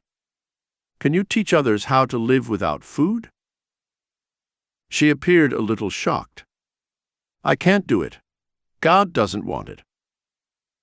When my gaze fell on her strong, graceful hands, Teresa showed me a small square wound, newly healed, on each of her palms. On the back of each hand, she pointed to a smaller, crescent-shaped, newly healed wound. Each wound ran across the hand. The sight reminded me distinctly of the large square iron nails with crescent-shaped tips, still used in the East, but which I do not recall ever seeing in the West. The saint told me something of her weekly trances. As a helpless spectator, I watched the entire Passion of Christ. Every week, from midnight on Thursday to 1 o'clock on Friday afternoon, her wounds open up and bleed. She loses 10 kilos of her normal 121 kilos. Suffering intensely in her sympathetic love, Teresa joyfully awaits these weekly visions of her Lord. I immediately realized that his strange life was intended by God to reassure all Christians about the historical authenticity of Jesus' life and crucifixion, as recorded in the New Testament, and to show in a dramatic way the ever-living bond between the Galilean master and his devotees. Professor Wurz recounted some of his experiences with the saint. Many of us, including Teresa, often travel for days to visit Germany, she told me. It is a striking contrast. While we have 3 meals a day, Teresa eats nothing. She stays as fresh as a rose, untouched by the tiredness that traveling brings us. While we go hungry and hunt for inns, she laughs merrily. The professor added some interesting physiological details. Since Teresa does not take food, her stomach has shrunk. She has no excretions, but her sweat glands work. Her skin is always soft and firm. At the time of the separation, I expressed to Teresa my wish to be present at her trance. "Yes, please come to Connersreuth next Friday," he said kindly. "The bishop will give you a permit. I am very happy that you sought me out in Eichstätt." Teresa gently shook hands several times and accompanied our group to the gate. Mr. Wright turned on the car radio. The saint examined it with enthusiastic little giggles. Such a crowd of young people gathered that Teresa retreated indoors. We saw her at a window, where she peered at us, childlike, waving her hand. From a conversation the next day with 2 of Teresa's brothers, who were very kind and affable, we learnt that the saint only sleeps 1 or 2 hours at night. Despite the many wounds in her body, she is active and full of energy. She loves birds, looks after an aquarium of fish, and often works in her garden. Her correspondence is numerous. Devout Catholics write to her asking for prayers and healing blessings. Many seekers have been healed from serious illnesses thanks to her. Her brother Ferdinand, aged about 23, explained that Teresa had the power, through prayer, to resolve the illnesses of others in her own body. The saint's abstinence from food dates back to a time when she prayed that the throat disease of a young man in her parish, who was preparing to enter holy orders, be transferred to her own throat. On Thursday afternoon, our group went to the bishop's house, who looked at my flowing hair with some surprise. He promptly drew up the necessary permit. There was no fee. The rule established by the church simply served to protect Teresa from the flood of casual tourists, who in previous years had flocked in their thousands on Fridays. We arrived on Friday morning around 9:30 a.m. in Connersreuth.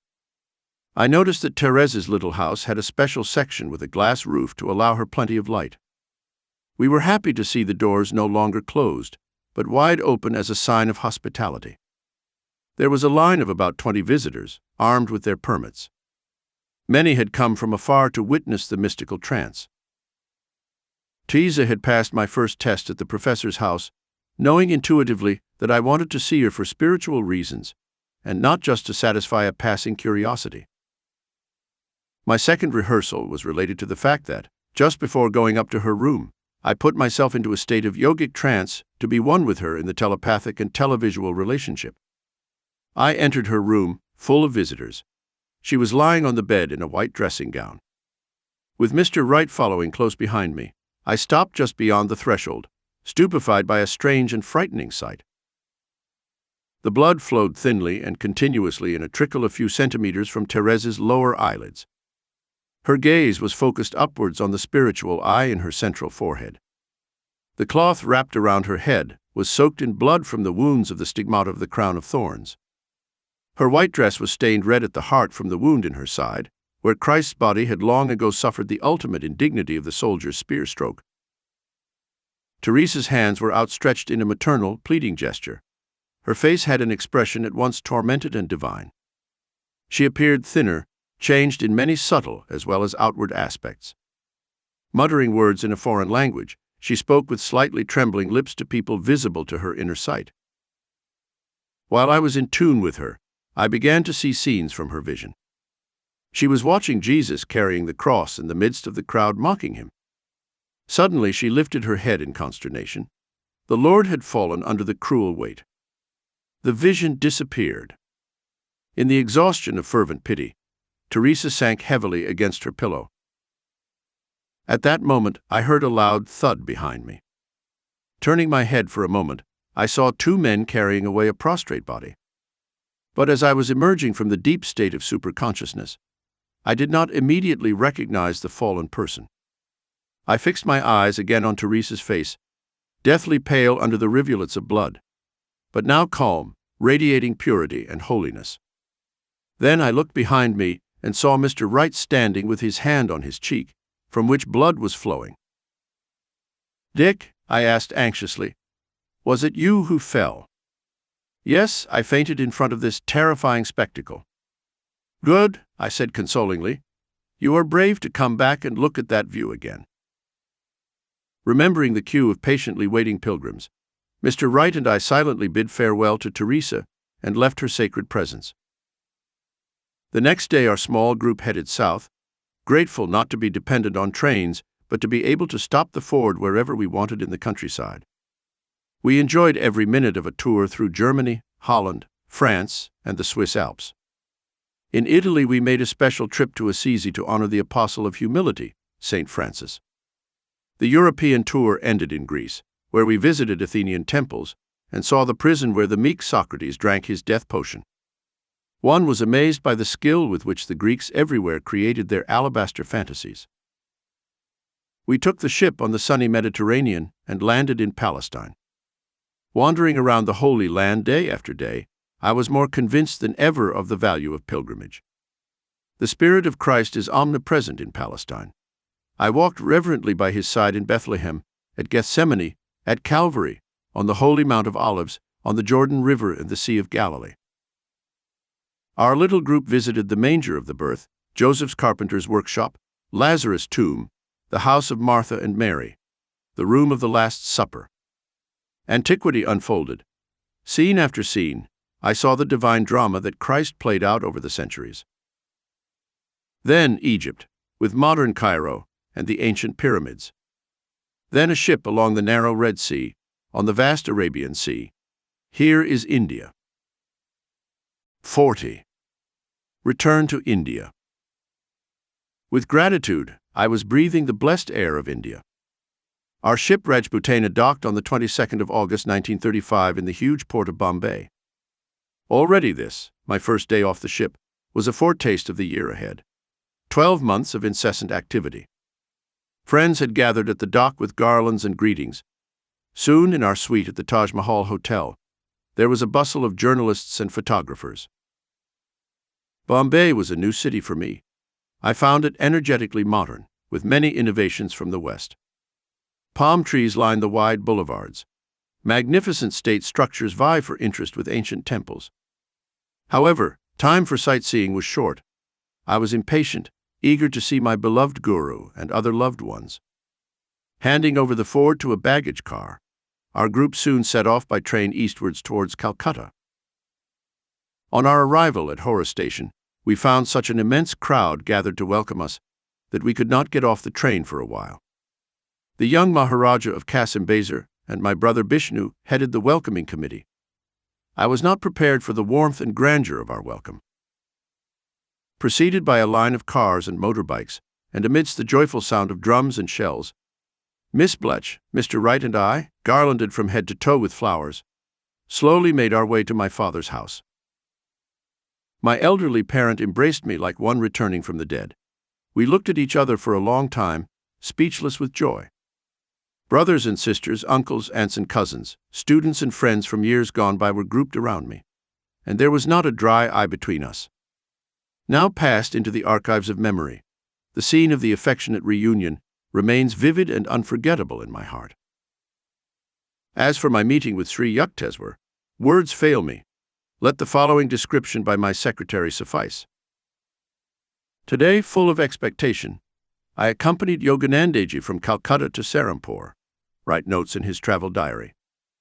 We passed picturesque shops, one of which was Yoganandaji's favorite place of refreshment in his university days, and eventually entered a narrow, walled alley.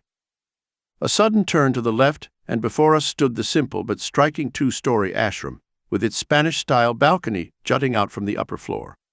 The widespread impression was one of peaceful solitude. With grave humility, I walked behind Yoganandaji into the courtyard within the walls of the hermitage. With our hearts pounding, we climbed some old concrete steps, trodden, no doubt, by myriads of truth-seekers. The tension grew stronger and stronger as we proceeded. Before us, near the head of the stairs, silently appeared the Great One, Swami Sri Yukteswar, standing in the noble pose of a sage. My heart swelled and swelled as I felt blessed by the privilege of being in his sublime presence. Tears blurred my anxious vision as Yoganandaji knelt and, with bowed head, offered his soul's gratitude and greeting, touching his guru's feet with his hand, and then, in humble obedience, his own head. He then stood up and was embraced on both sides of his chest by Sri Yukteswar. At first there were no words, but the most intense feeling was expressed in the silent phrases of the soul. How their eyes shone and glowed with the warmth of a renewed union of souls. A tender vibration crossed the quiet patio, and even the sun escaped the clouds to add a sudden blaze of glory. Kneeling before the Master, I gave my unexpressed love and thanks, touching his feet, made calloused by time and service, and receiving his blessing. I then stood in front of two beautiful deep-set eyes, blazing with introspection, but radiant with joy. We entered his living room, the entire side of which opened onto the outside balcony that could be seen for the first time from the street. The Master was leaning against a worn davenport, sitting on a mattress covered on the concrete floor. Yoganandaji and I sat near the Guru's feet, with orange-colored cushions to lean on and facilitate our position on the straw mat. I tried to penetrate the conversation in Bengali between the two Swamijis. English, I discovered, is nil when they are together. Although Swamiji Maharaj, as the great Guru is called by others, can speak it, and often does. But I perceived the Great One's holiness through his heart-warming smile and shining eyes. One quality easily perceived in his cheerful and serious conversation is a definite positivity in his statements, the sign of a wise man who knows that he knows because he knows God. His great wisdom, fortitude, and determination are evident in every way. Studying him reverently from time to time, I have noticed that he is large in stature and athletic, tempered by the trials and sacrifices of renunciation. His bearing is majestic. A distinctly sloping forehead, as if seeking the heavens, dominates his divine countenance. He has a rather large and homely nose, with which he amuses himself in idle moments, wiggling and wiggling it with his fingers, like a child. His powerful dark eyes are surrounded by an ethereal blue ring. His hair, parted in the middle, begins in silver and changes to streaks of silver gold and silver black, ending in ringlets on his shoulders. His beard and mustache are sparse or thin, but seem to enhance his features and, like his character, are deep and light at the same time.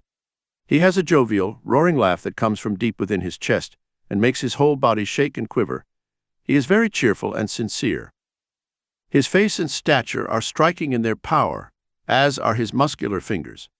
He moves with dignified stride and erect posture. He was dressed simply in the common dhoti and shirt, both once dyed a strong ochre color, but now a faded orange. Glancing around, I observed that this rather dilapidated room suggested the owner's non-attachment to material comforts. The white walls of the long, weather-stained room were streaked with faded blue plaster.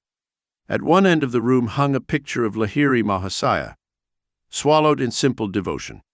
There was also an old photo of Yoganandaji on his arrival in Boston, standing with the other delegates to the Congress of Religions. I noticed a picturesque combination of modernity and antiquity. A huge cut-glass candlelight chandelier was covered in cobwebs due to disuse, while on the wall was a bright, up-to-date calendar. The whole room exuded a scent of peace and tranquility. Beyond the balcony, I could see coconut palms towering over the hermitage in silent protection. It is interesting to note that the Master only has to clap his hands and, before finishing, is served or assisted by a few small disciples. Incidentally, I am very attracted to one of them, a skinny boy named Prafula, 272, with long black hair down to his shoulders, a pair of sparkling black eyes, and a heavenly smile. His eyes twinkle as the corners of his mouth turn up, like the stars and the crescent moon appearing at dusk. Swami Sri Yukteswar's joy is obviously intense at the return of his product, and he seems to be somewhat curious about the product of the product. However, the predominance of the wisdom aspect in the Great One's nature prevents his outward expression of feelings. Yoganandaji presented him with some gifts, as is customary when the disciple returns to his guru. Later we sat down to a simple but well-cooked meal. All the dishes were combinations of vegetables and rice. Sri Yukteswarji was pleased with my use of some Indian customs, such as eating with the fingers, for example.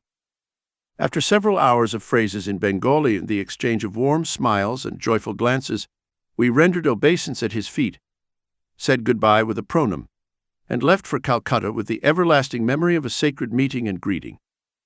Although I write mostly about my outward impressions of him, I was always aware of the true basis of the saint, his spiritual glory. I felt his power and will carry this feeling with me as a divine blessing. From America, Europe, and Palestine, I had brought many gifts for Sri Yukteswar. He received them smiling, but without comment. For personal use, I had bought a combination umbrella stick in Germany. In India, I decided to give the stick to the master. I really appreciate this gift. My guru's eyes were on me with affectionate understanding as he made this unexpected comment. Of all the gifts, it was the stick he chose to show visitors. Master, allow me to get a new carpet for the living room. I had noticed that Sri Yukteswar's tiger skin was placed on top of a torn carpet. Do it, if it pleases you. My guru's voice was not enthusiastic. There, my tiger mat is nice and clean. I am the monarch of my little kingdom. Beyond it is the vast world, interested only in externality. As he spoke these words, I felt the years roll back. Once again I am a young disciple, purified in the daily fire of chastisement. As soon as I could tear myself away from Serampore and Calcutta, I left with Mr. Wright for Ranchi. What a welcome, a veritable ovation. Tears came to my eyes when I hugged the selfless teachers who had held the school flag high during my 15-year absence. The bright faces and happy smiles of the residential and day school students were ample testimony to the value of their schooling and yoga training. However, alas, the Ranchi school was in serious financial difficulties. Sir Manindra Chandra Nandi, the elderly Maharaja whose palace in Kasim-Bazar had been converted into the central building of the school, and who had made many princely donations, was now dead. Many free and benevolent features of the school were now seriously endangered for lack of sufficient public support. I had not spent years in America without learning some of his practical wisdom, his undaunted spirit in the face of obstacles. For a week I stayed in Ranchi, grappling with critical issues. Then came talks in Calcutta with prominent leaders and educators, a long chat with the young Maharaja of Kasim-Bazar, a financial appeal to my father, and the shaky foundations of Ranchi began to be straightened. Many donations, including a huge check, arrived in no time from my American students. A few months after my arrival in India, I had the joy of seeing the Ranchi school legally incorporated. My lifelong dream of a permanently funded yoga education center was realized. That vision had guided me to humble beginnings in 1917 with a group of 7 boys. In the decade after 1935, Ranchi expanded its reach far beyond the boys' school. Humanitarian activities are now carried out in the Shyama Karan Lahiri Mahasaya mission. The school, or Yogada Sat Sangha Brahmacharya Vidyalaya, conducts outdoor classes in grammar and high school subjects. Residential and day students also receive vocational training of some kind. The children themselves regulate most of their activities through autonomous committees. Early in my career as an educator, I found that the boys who delight in outperforming their teachers willingly accept the disciplinary rules set by their peers. Never having been a model pupil, I had a ready understanding for all the boys' jokes and problems. Sports and games are encouraged. The fields resound with hockey and football practice. Ranchi students often win the cup at competitive events. The outdoor gymnasium is known the world over. Muscle recharging through willpower is the hallmark of Yogada, the mental direction of life energy to any part of the body. Children are also taught asanas, postures, sword and lothi, stick play, and jujitsu. The Yogada health exhibitions at the Ranchi Vidyalaya were attended by thousands of people. Primary subjects are taught in Hindi to the Kals, Santals, and Mundas, aboriginal tribes of the province. In neighboring villages, classes for girls only have been organized. The unique feature of Ranchi is the initiation into Kriya Yoga. The children practice daily spiritual exercises, engage in chanting the Gita, and are instructed with precepts and examples on the virtues of simplicity, self-denial, honor, and truth. Evil is referred to as that which produces unhappiness, good as those actions that lead to true happiness. Evil can be compared to poisoned honey, tempting but laden with death. Overcoming the restlessness of body and mind with concentration techniques has achieved astonishing results. It is nothing new in Rangchi to see a small, attractive figure, 9 or 10 years old, sitting for an hour or more in unbroken equilibrium, gazing into the spiritual eye. Often the image of these Rangchi students came back to my mind as I observed collegians around the world who can hardly sit for a class period. Rangchi is 2,000 feet above sea level. The climate is mild and fair. The 25-acre plot, next to a large pond, includes one of the most beautiful orchards in India. 500 fruit trees, mango, guava, lychee, jackfruit dates. The boys grow their own vegetables and spin in their sharka. A guest house is open to Western visitors. The library in Rangchi contains numerous journals and about 1,000 volumes in English and Bengali, donated by the West and the East. There is a collection of world scriptures. A well-classified museum displays archaeological, geological, and anthropological artifacts, trophies for the most part, of my wanderings over the Lord's varied land. The Lahiri Mahasaya Mission's charitable hospital and dispensary, with many field offices in remote villages, have already assisted 150,000 poor people in India. Students from Rangchi are trained in first aid and have rendered commendable service to their province in the tragic times of flood and famine. In the orchard is a Shiva temple, with a statue of the blessed master, Lahiri Mahasaya. In the garden, under the mango arbors, daily prayers and writing lessons are held. Secondary schools, with the residential and yoga characteristics of Rangchi, have been opened and are now thriving. These are the Yogananda Sat Sangha Vidyapith School for Boys in Lakshmangpur in Bihar, and the Yogananda Sat Sangha High School and Ijmalichik Hermitage in Midnapur. In 1939, an imposing Yogananda math was inaugurated in Dakshineswar, directly on the Ganges. A few kilometers north of Calcutta, the new hermitage offers an oasis of peace to the city's inhabitants. Adequate accommodation is available for Western guests, especially for seekers who intensively dedicate their lives to spiritual realization. Yogananda Math's activities include the fortnightly dispatch of the Self-Realization Fellowship teachings to students in various parts of India. Needless to say, all these educational and humanitarian activities require the service and devotion of many teachers and workers. I will not list their names here, because they are so numerous, but in my heart, each of them has a shining niche. Inspired by the ideals of Lahiri Mahasaya, these teachers abandoned promising worldly goals to humbly serve and give much. Mr. Wright formed many friendships with the boys of Rangchi. Dressed in a simple dhoti, he lived among them for a while.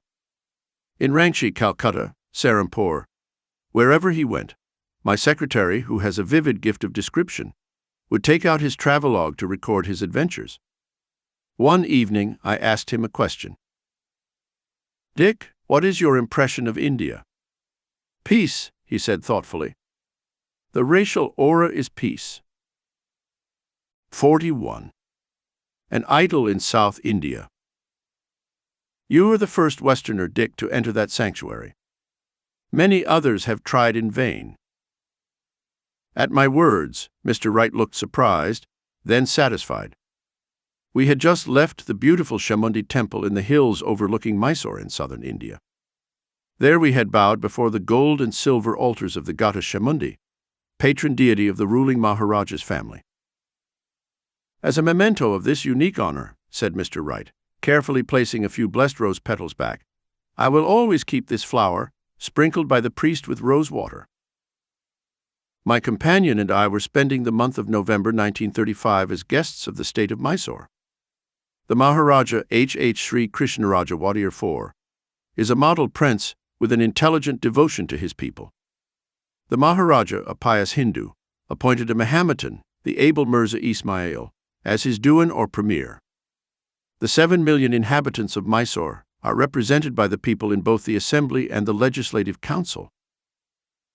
The Maharaja's heir, H.H. the Yuvaraja, Sir Sri Krishna Narasimharaj Wadir, had invited my secretary and me to visit his enlightened and progressive kingdom. In the past fortnight I have spoken to thousands of citizens and students in Mysore, at the Town Hall, Maharaja College, the University Medical School, and in 3 mass meetings in Bangalore, at the National High School, Intermediate College, and Chetty Town Hall, where over 3,000 people gathered.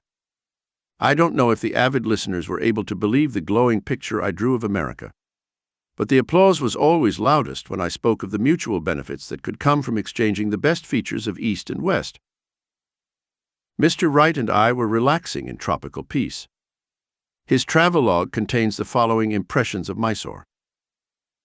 Bright green rice fields, variegated by patches of tasseled sugar cane, nest at the protective foot of rocky hills, hills that dot the emerald landscape like black stone outcroppings, and the play of colors is enhanced by the sudden and dramatic disappearance of the sun, which seeks rest behind the solemn hills.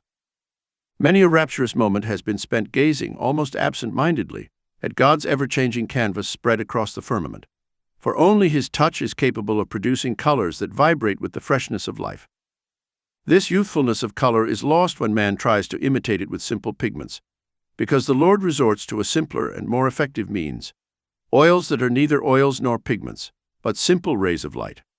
He throws a splash of light here, and it reflects red. He shakes the brush again, and it gradually blends with orange and gold. Then, with a piercing momentum, he pierces the clouds with a stripe of purple that leaves a streak or fringe of red oozing from the wound in the clouds.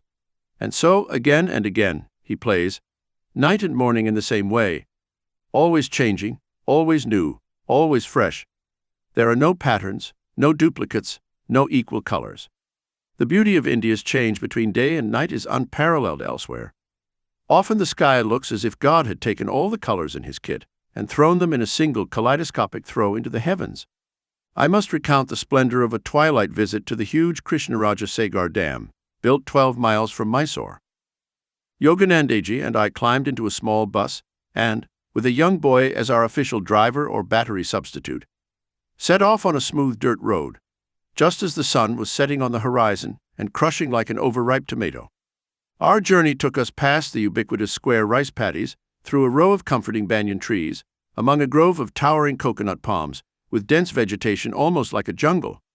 And finally, as we approached the crest of a hill, we found ourselves in front of an immense artificial lake, reflecting the stars and the fringes of palms and other trees, surrounded by pretty terraced gardens and a row of electric lights on the edge of the dam, and below it our eyes encountered a dazzling spectacle of colored rays playing on geyser-like fountains, like so many rivulets of bright ink gushing forth, blue waterfalls, red cataracts, green and yellow splashes, elephants spraying water, a miniature of the Chicago World's Fair, yet modernly exceptional in this ancient land of rice paddies and simple people, who gave us such a loving welcome that I fear it will take more than my strength to bring Yoganandaji back to America. Another rare privilege, my first elephant ride. Yesterday the Yuvaraja invited us to his summer palace to take a ride on one of his elephants, a huge beast. I climbed up a ladder to get on the howdah or saddle, which is stuffed with silk and box-like, and then I rolled, jolted, swayed, and slammed down into a ravine, too excited to care or exclaim, but hanging on for dear life. South India, rich in historical and archaeological evidence, is a land of definite yet indefinable charm. North of Mysore lies India's largest state, Hyderabad, a picturesque plateau cut by the mighty Godavari River. Wide fertile plains, the beautiful Nilgiris or Blue Mountains, other regions with barren limestone or granite hills. Hyderabad's history is a long and colorful one, beginning 3,000 years ago under the Andhra kings and continuing under Hindu dynasties until 1294 AD when it passed to a line of Muslim rulers who still reign today. The most beautiful architecture, sculpture and painting in all of India can be found in Hyderabad, in the ancient rock-carved caves of Ellora and Ajanta. The Kalasa of Ellora, a huge monolithic temple, has carved figures of gods, men and beasts, in the stupendous proportions of a Michelangelo. Ajanta is the site of 5 cathedrals and 25 monasteries, all rock carvings maintained by huge frescoed pillars on which artists and sculptors have immortalized their genius. The city of Hyderabad is graced by the Osmania University and the imposing Mecca Masjid Mosque, where 10,000 Mohammedans can gather to pray. The state of Mysore is also a beautiful country, 3,000 meters above sea level, rich in dense tropical forests, home to wild elephants, bison, bears, panthers, and tigers. Its two main cities, Bangalore and Mysore, are clean and attractive, with many parks and public gardens. Hindu architecture and sculpture reached the highest perfection in Mysore, under the patronage of Hindu kings from the 11th to the 15th century. The Temple of Belur, an 11th century masterpiece completed during the reign of King Vishnuvardhana, is unsurpassed in the world for its delicacy of detail and exuberance of imagery. The rock pillars found in northern Mysore date back to the 3rd century BC and testify to the memory of King Ashoka. His empire included almost all of modern India, Afghanistan, and Baluchistan.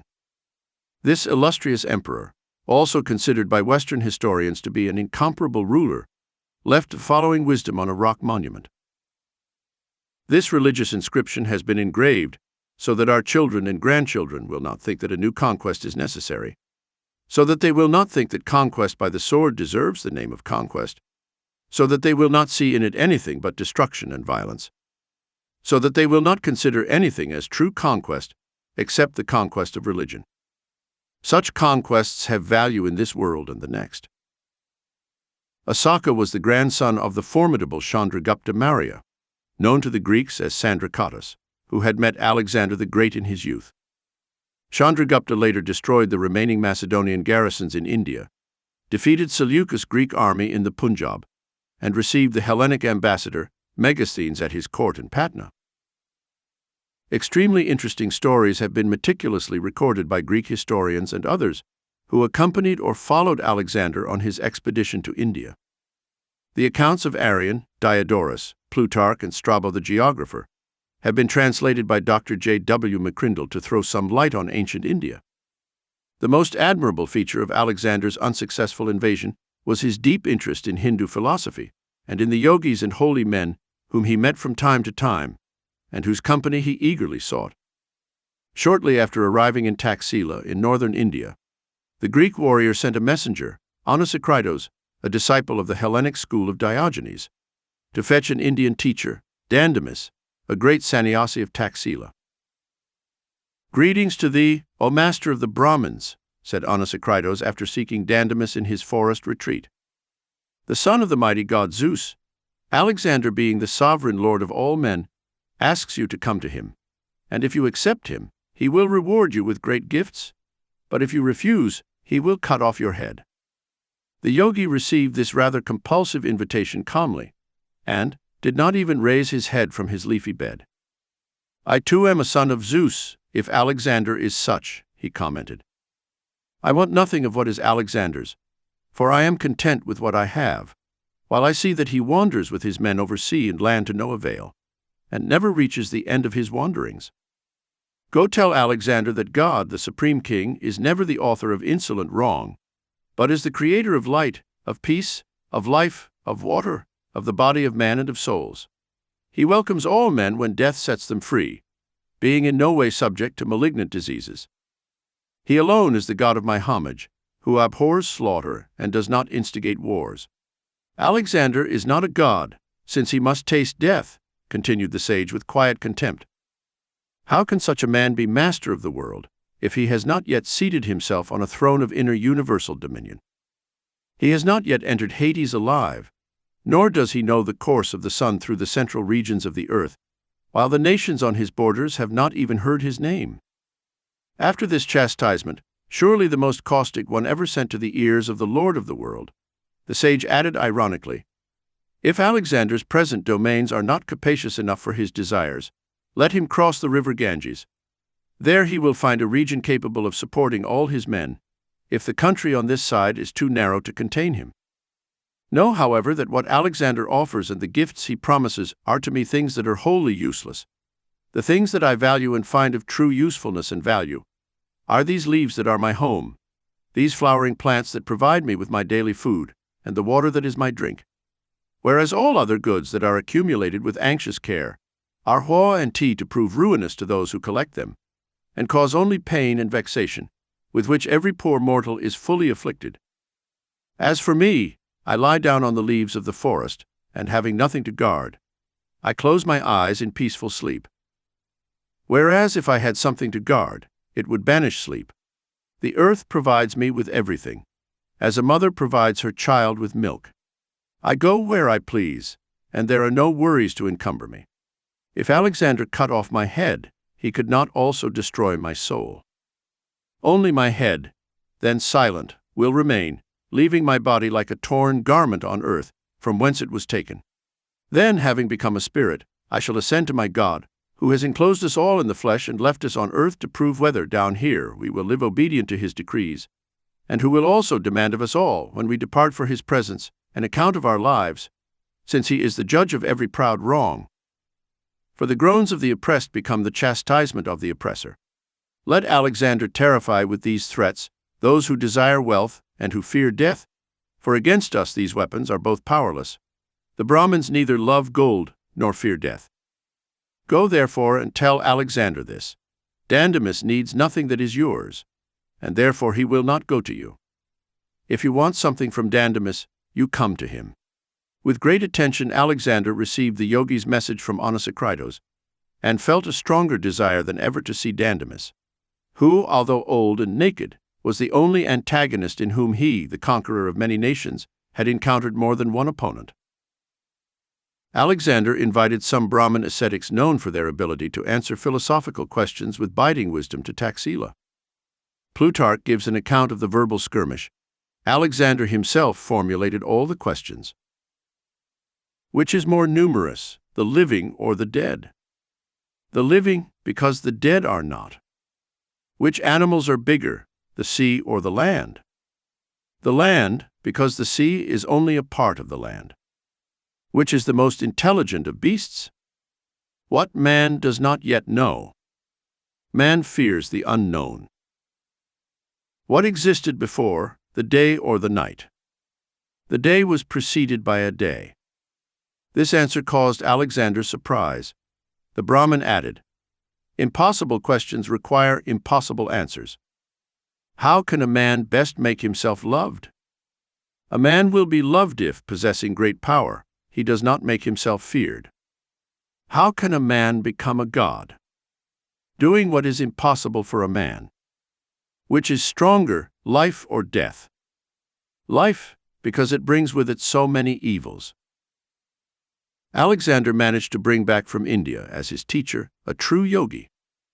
This man was Swami Sphinx, called Kalanos by the Greeks, because the saint, a devotee of God in the form of Kali, greeted everyone by uttering his auspicious name. Kalanos accompanied Alexander to Persia. On an appointed day in Susa, Persia, Kalanos abandoned his aged body by entering a funeral pyre before the eyes of the entire Macedonian army. Historians report the astonishment of the soldiers who observed that the yogi had no fear of pain or death and never moved from his position as he was consumed by flames. Before leaving for cremation, Kalanos had embraced all his closest comrades, but refrained from bidding farewell to Alexander, to whom the Hindu sage merely said, I will see you shortly in Babylon. Alexander left Persia and died a year later in Babylon. The words of his Indian guru had been his way of saying that he would be present with Alexander in life and in death. Greek historians have left us many vivid and inspiring images of Indian society. Hindu law, Aryan tells us, protects the people and ordains that none among them shall be slaves under any circumstances, but that, enjoying freedom themselves, they shall respect the equal right to it that all possess. For, according to them, those who have learnt neither to dominate nor to submit to others will obtain the life best suited to all the vicissitudes of fate. Indians, reads another text, do not give money at usury, nor do they know how to borrow. It is contrary to established custom for an Indian to do or suffer wrong, and therefore they do not make contracts or require collateral. Healing, we are told, was by simple and natural means. Cures are achieved more through dietary adjustments than through the use of medicines. The most popular remedies are ointments and patches. All others are considered largely pernicious. Engagement in war was limited to the Kshatriya or warrior caste. Nor could an enemy who came upon a cultivator at work on his land harm him, for men of this class, being considered public benefactors, are protected from harm. The land, which is not ravaged and produces abundant harvests, provides the inhabitants with the requisites for a pleasant life. Emperor Chandragupta, who had defeated Alexander's general Seleucus in 305 BC, decided 7 years later to hand over the reins of government in India to his son. Having traveled to southern India, Chandragupta spent the last 12 years of his life as a penniless ascetic, seeking self-realization in a rocky cave at Sravanabelagola, today honored as the Shrine of Mysore. Nearby is the world's largest statue, carved from a huge boulder by Jains in 983 AD to honor the saint Kamotswara. The ubiquitous religious shrines of Mysore constantly remind us of the many great saints of South India. One of these masters, Theomanavar, left us the following challenging poem. You can control a mad elephant. You can shut the mouth of the bear and the tiger. You can ride a lion. You can play with the cobra. With alchemy, one can obtain one's livelihood. You can roam the universe incognito. One can create vassals of the gods. You can be younger and younger. One can walk on water and live in fire. But mind control is better and more difficult. In the beautiful and fertile state of Travancore, in the far south of India, where traffic is conducted through rivers and canals, the Maharaja undertakes a hereditary obligation every year to atone for the sin committed due to the wars and the annexation of several small states to Travancore in the distant past. For 56 days a year, the Maharaja visits the temple 3 times a day to listen to the Vedic hymns and recitations. The atonement ceremony ends with the Lakshadipam, or lighting of the temple with 100,000 lights. The great Hindu lawgiver Manu outlined the duties of a king. He should make it rain amenities like Indra, lord of the gods, collect taxes as delicately and imperceptibly as the sun gets steam from water, enter the lives of his subjects like the wind goes everywhere, render justice to all like Yama, god of death, bind offenders in a noose like Varuna, Vedic deity of sky and wind, please all like the moon, burn fierce enemies like the god of fire, and support all like the goddess of earth.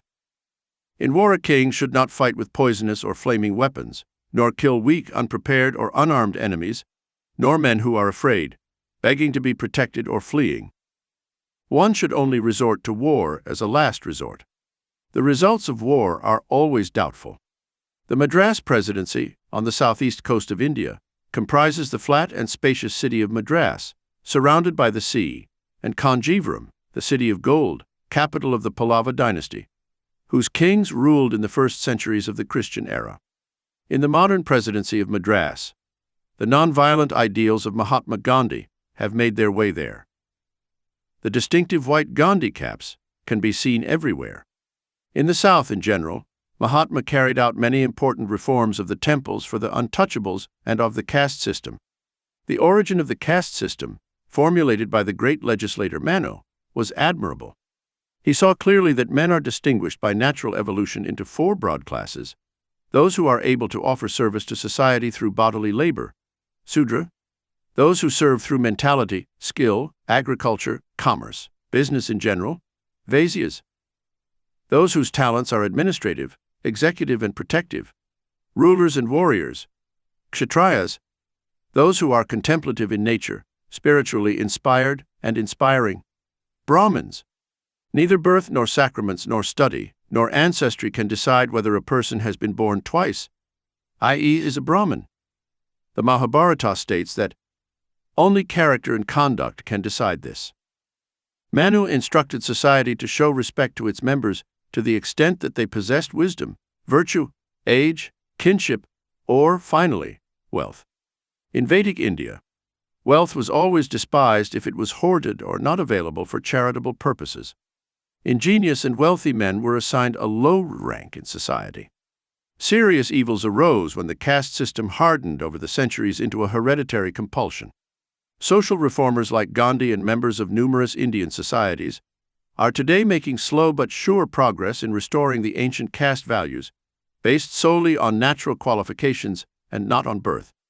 Every nation on earth has its own karma producing misery to face and remove. India, too, with its versatile and invulnerable spirit, will prove equal to the task of caste reform. South India is so fascinating that Mr. Wright and I wished to prolong our idyll. But time and its immemorial rudeness did not grant us a gracious extension.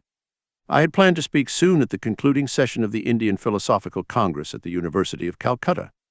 At the end of the visit to Mysore, I spoke with Sir C.V. Raman, president of the Indian Academy of Sciences.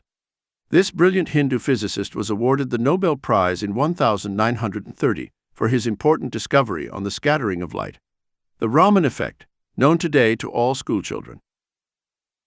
Reluctantly greeting a crowd of students and friends from Madras, Mr. Wright and I set off for the north. On the way we stopped in front of a small shrine sacred to the memory of Sadashiva Brahman, whose 18th century life is studded with miracles. A larger shrine to Sadashiva at Neerar, erected by the Raja of Pudukkottai, is a pilgrimage site that has seen numerous divine healings. Many picturesque stories of Sadashiva, an amiable and fully enlightened master, are still current among the villagers of southern India. One day, immersed in samadhi on the bank of the Kaveri River, Sadashiva was seen being swept away by a sudden flood. Weeks later, he was found buried deep beneath a mound of earth. As the villagers' shovels struck his body, the saint got up and ran away. Sadashiva never said a word and never wore a cloth. One morning, the naked yogi unceremoniously entered the tent of a Mahometan chieftain. His ladies gave a cry of alarm. The warrior struck a vicious blow with his sword at Sadashiva, whose arm was severed. The master walked away heedless. Overcome with remorse, the Mahometan picked up his arm from the ground and followed Sadashiva. The yogi quietly inserted his arm into the bleeding stump. When the warrior humbly asked for some spiritual instruction, Sadashiva wrote his finger in the sand. "Don't do what you want, and then you can do what you want." The Mahometan was elevated to an exalted state of mind and realized that the saint's paradoxical advice was a guide to the freedom of the soul through the mastery of the ego. Once the village children expressed in Sadashiva's presence their wish to attend the religious festival at Madura, 150 miles away. The yogi instructed the little ones to touch his body. Immediately the entire group was transported to Madura. The children wandered happily among the thousands of pilgrims. Within hours, the yogi brought his little ones home in his simple means of transport. The astonished parents listened to the vivid accounts of the procession of images and noticed that many children were carrying bags of sweets from Madura. An incredulous young man mocked the saint in the story. The next morning, he approached Sadashiva. "Teacher," he said scornfully, "why don't you take me to the party like you did for the other children yesterday?" Sadashiva agreed. The boy immediately found himself among the crowd in the distant city. But alas, where was the saint when the young man wanted to leave?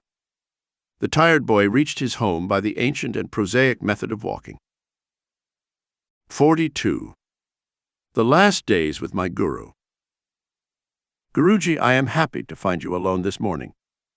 I had just arrived at the Serampore hermitage, carrying a fragrant bundle of fruit and roses. Sri Yukteswar looked at me meekly. "What is your question?" The master looked around the room as if searching for an escape route. "Guruji, I came to you when I was a young high school boy. Now I am a grown man, with even a gray hair or two. Although you have showered me with silent affection from the first hour to now, do you realize that only once on the day of the meeting did you say, 'I love you'?" I looked at him imploringly. The master lowered his gaze. "Yogananda, shall I bring forth into the cold realms of speech the warm feelings best kept by the wordless heart?" "Guruji, I know you love me, but my mortal ears ache to hear you say that." "Be as you wish. During my married life I have often desired a son to be educated in the yogic way. But when you entered my life, I was content. In you, I found my son." Into Sri Yukteswar's eyes sprang 2 drops of clear tears. "Yogananda, I love you always. Your answer is my passport to paradise." I felt a weight lift from my heart, dissolved forever at his words. I had often wondered about his silence. Realizing he was unemotional and withdrawn, I sometimes feared I had failed to fully satisfy him. His was a strange nature, never fully known, a deep and still nature, unfathomable to the outside world, whose values he had long transcended. A few days later, when I spoke before a large audience at the Albert Hall in Calcutta, Sri Yukteswar agreed to sit beside me on the platform, with the Maharaja of Santosh and the Mayor of Calcutta. Although the master made no remarks to me, I glanced at him from time to time during my speech, and I seemed to catch a smug glint in his eyes.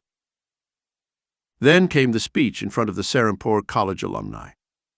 As I looked at my old classmates and they looked at their mad monk, tears of joy unashamedly showed. My silver-tongued philosophy professor, Dr. Ghoshal, stepped forward to greet me, and all our past misunderstandings were dissolved by the alchemist time.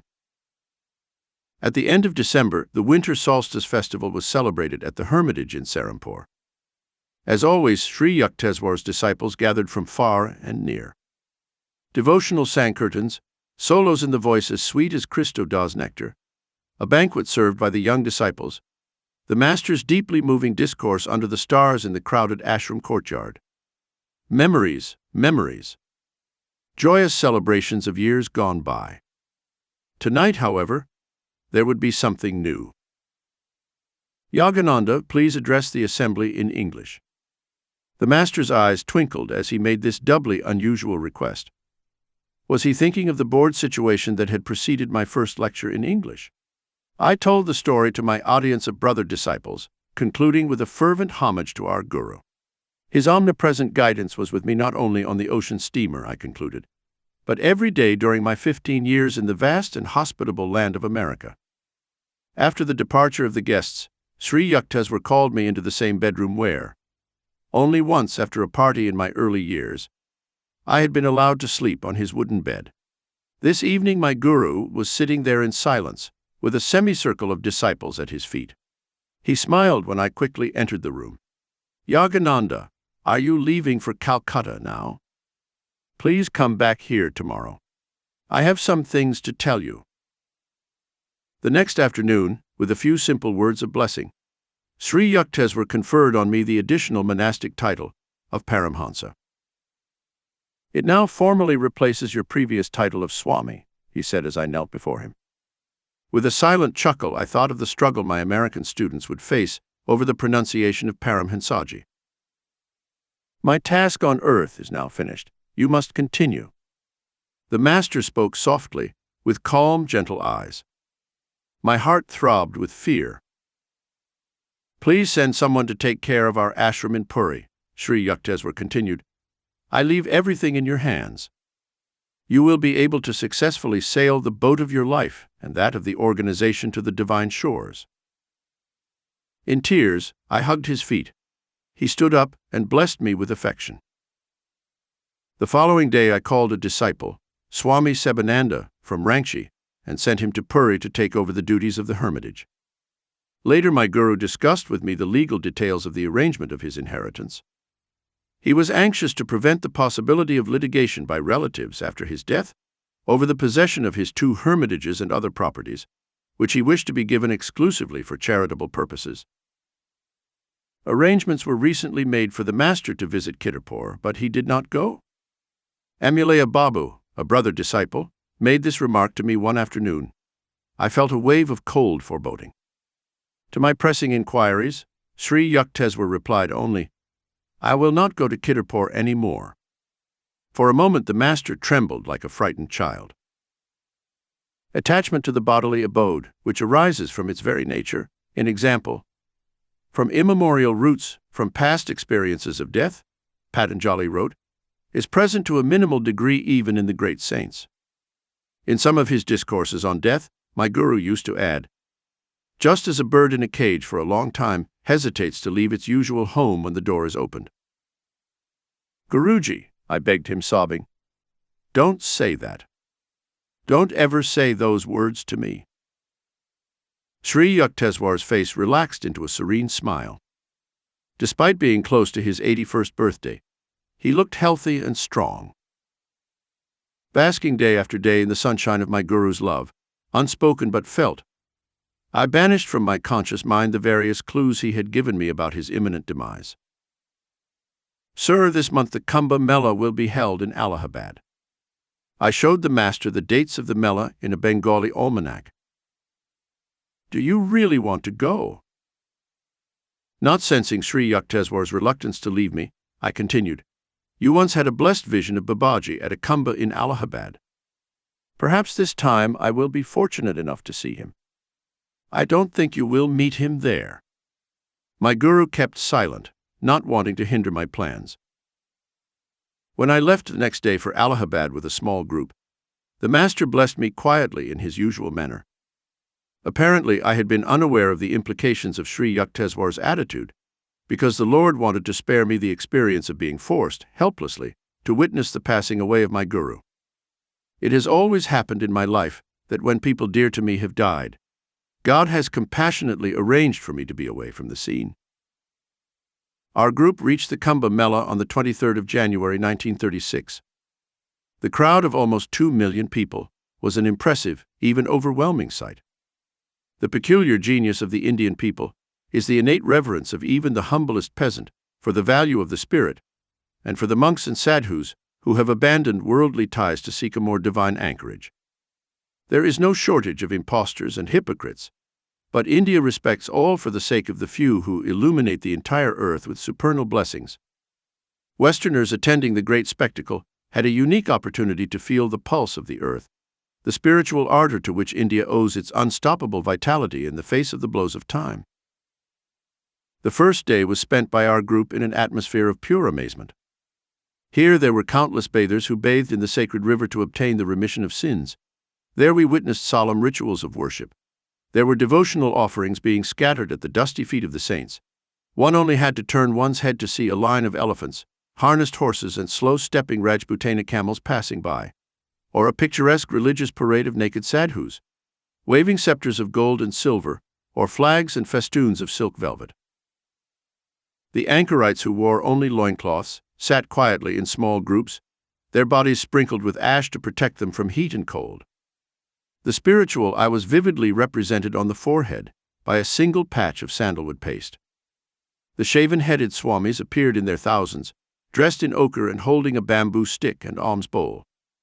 Their faces shone with the peace of renunciation as they walked or held philosophical discussions with disciples.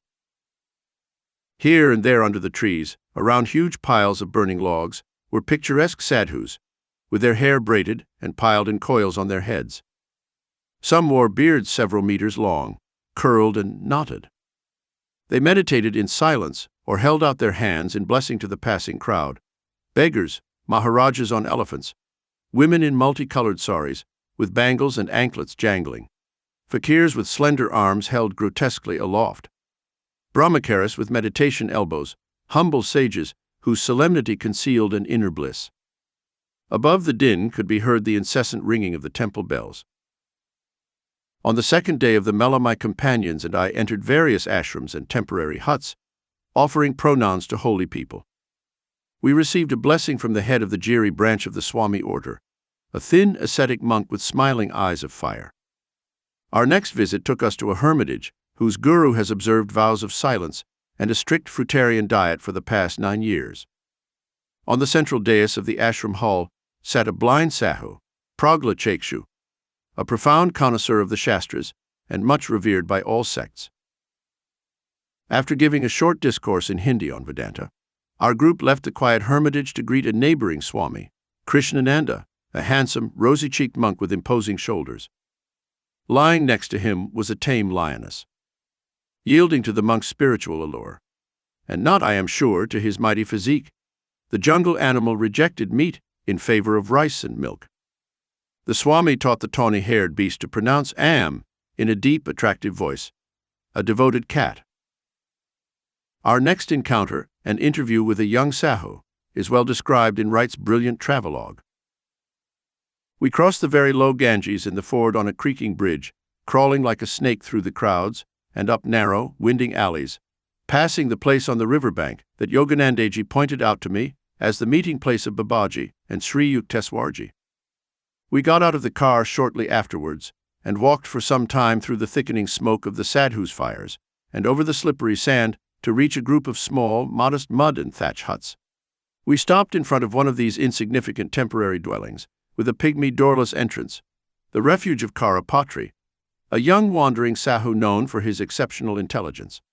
He was sitting cross-legged on a pile of straw, with the only covering, and incidentally the only thing he possessed, of an ochre cloth draped over his shoulders.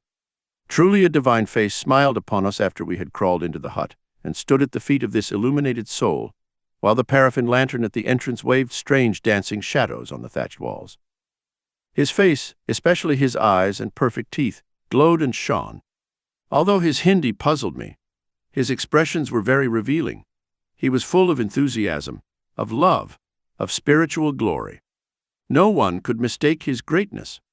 Imagine the happy life of a person unattached to the material world, free from the problem of clothing, free from the desire for food, never begging for alms, never touching cooked food except every other day, never carrying an alms bowl, free from all ties to money, never handling money, never storing things, always trusting in God, free from worries about transport, never traveling in vehicles, but always walking on the banks of holy rivers, never staying in one place for more than a week to avoid the growth of attachment.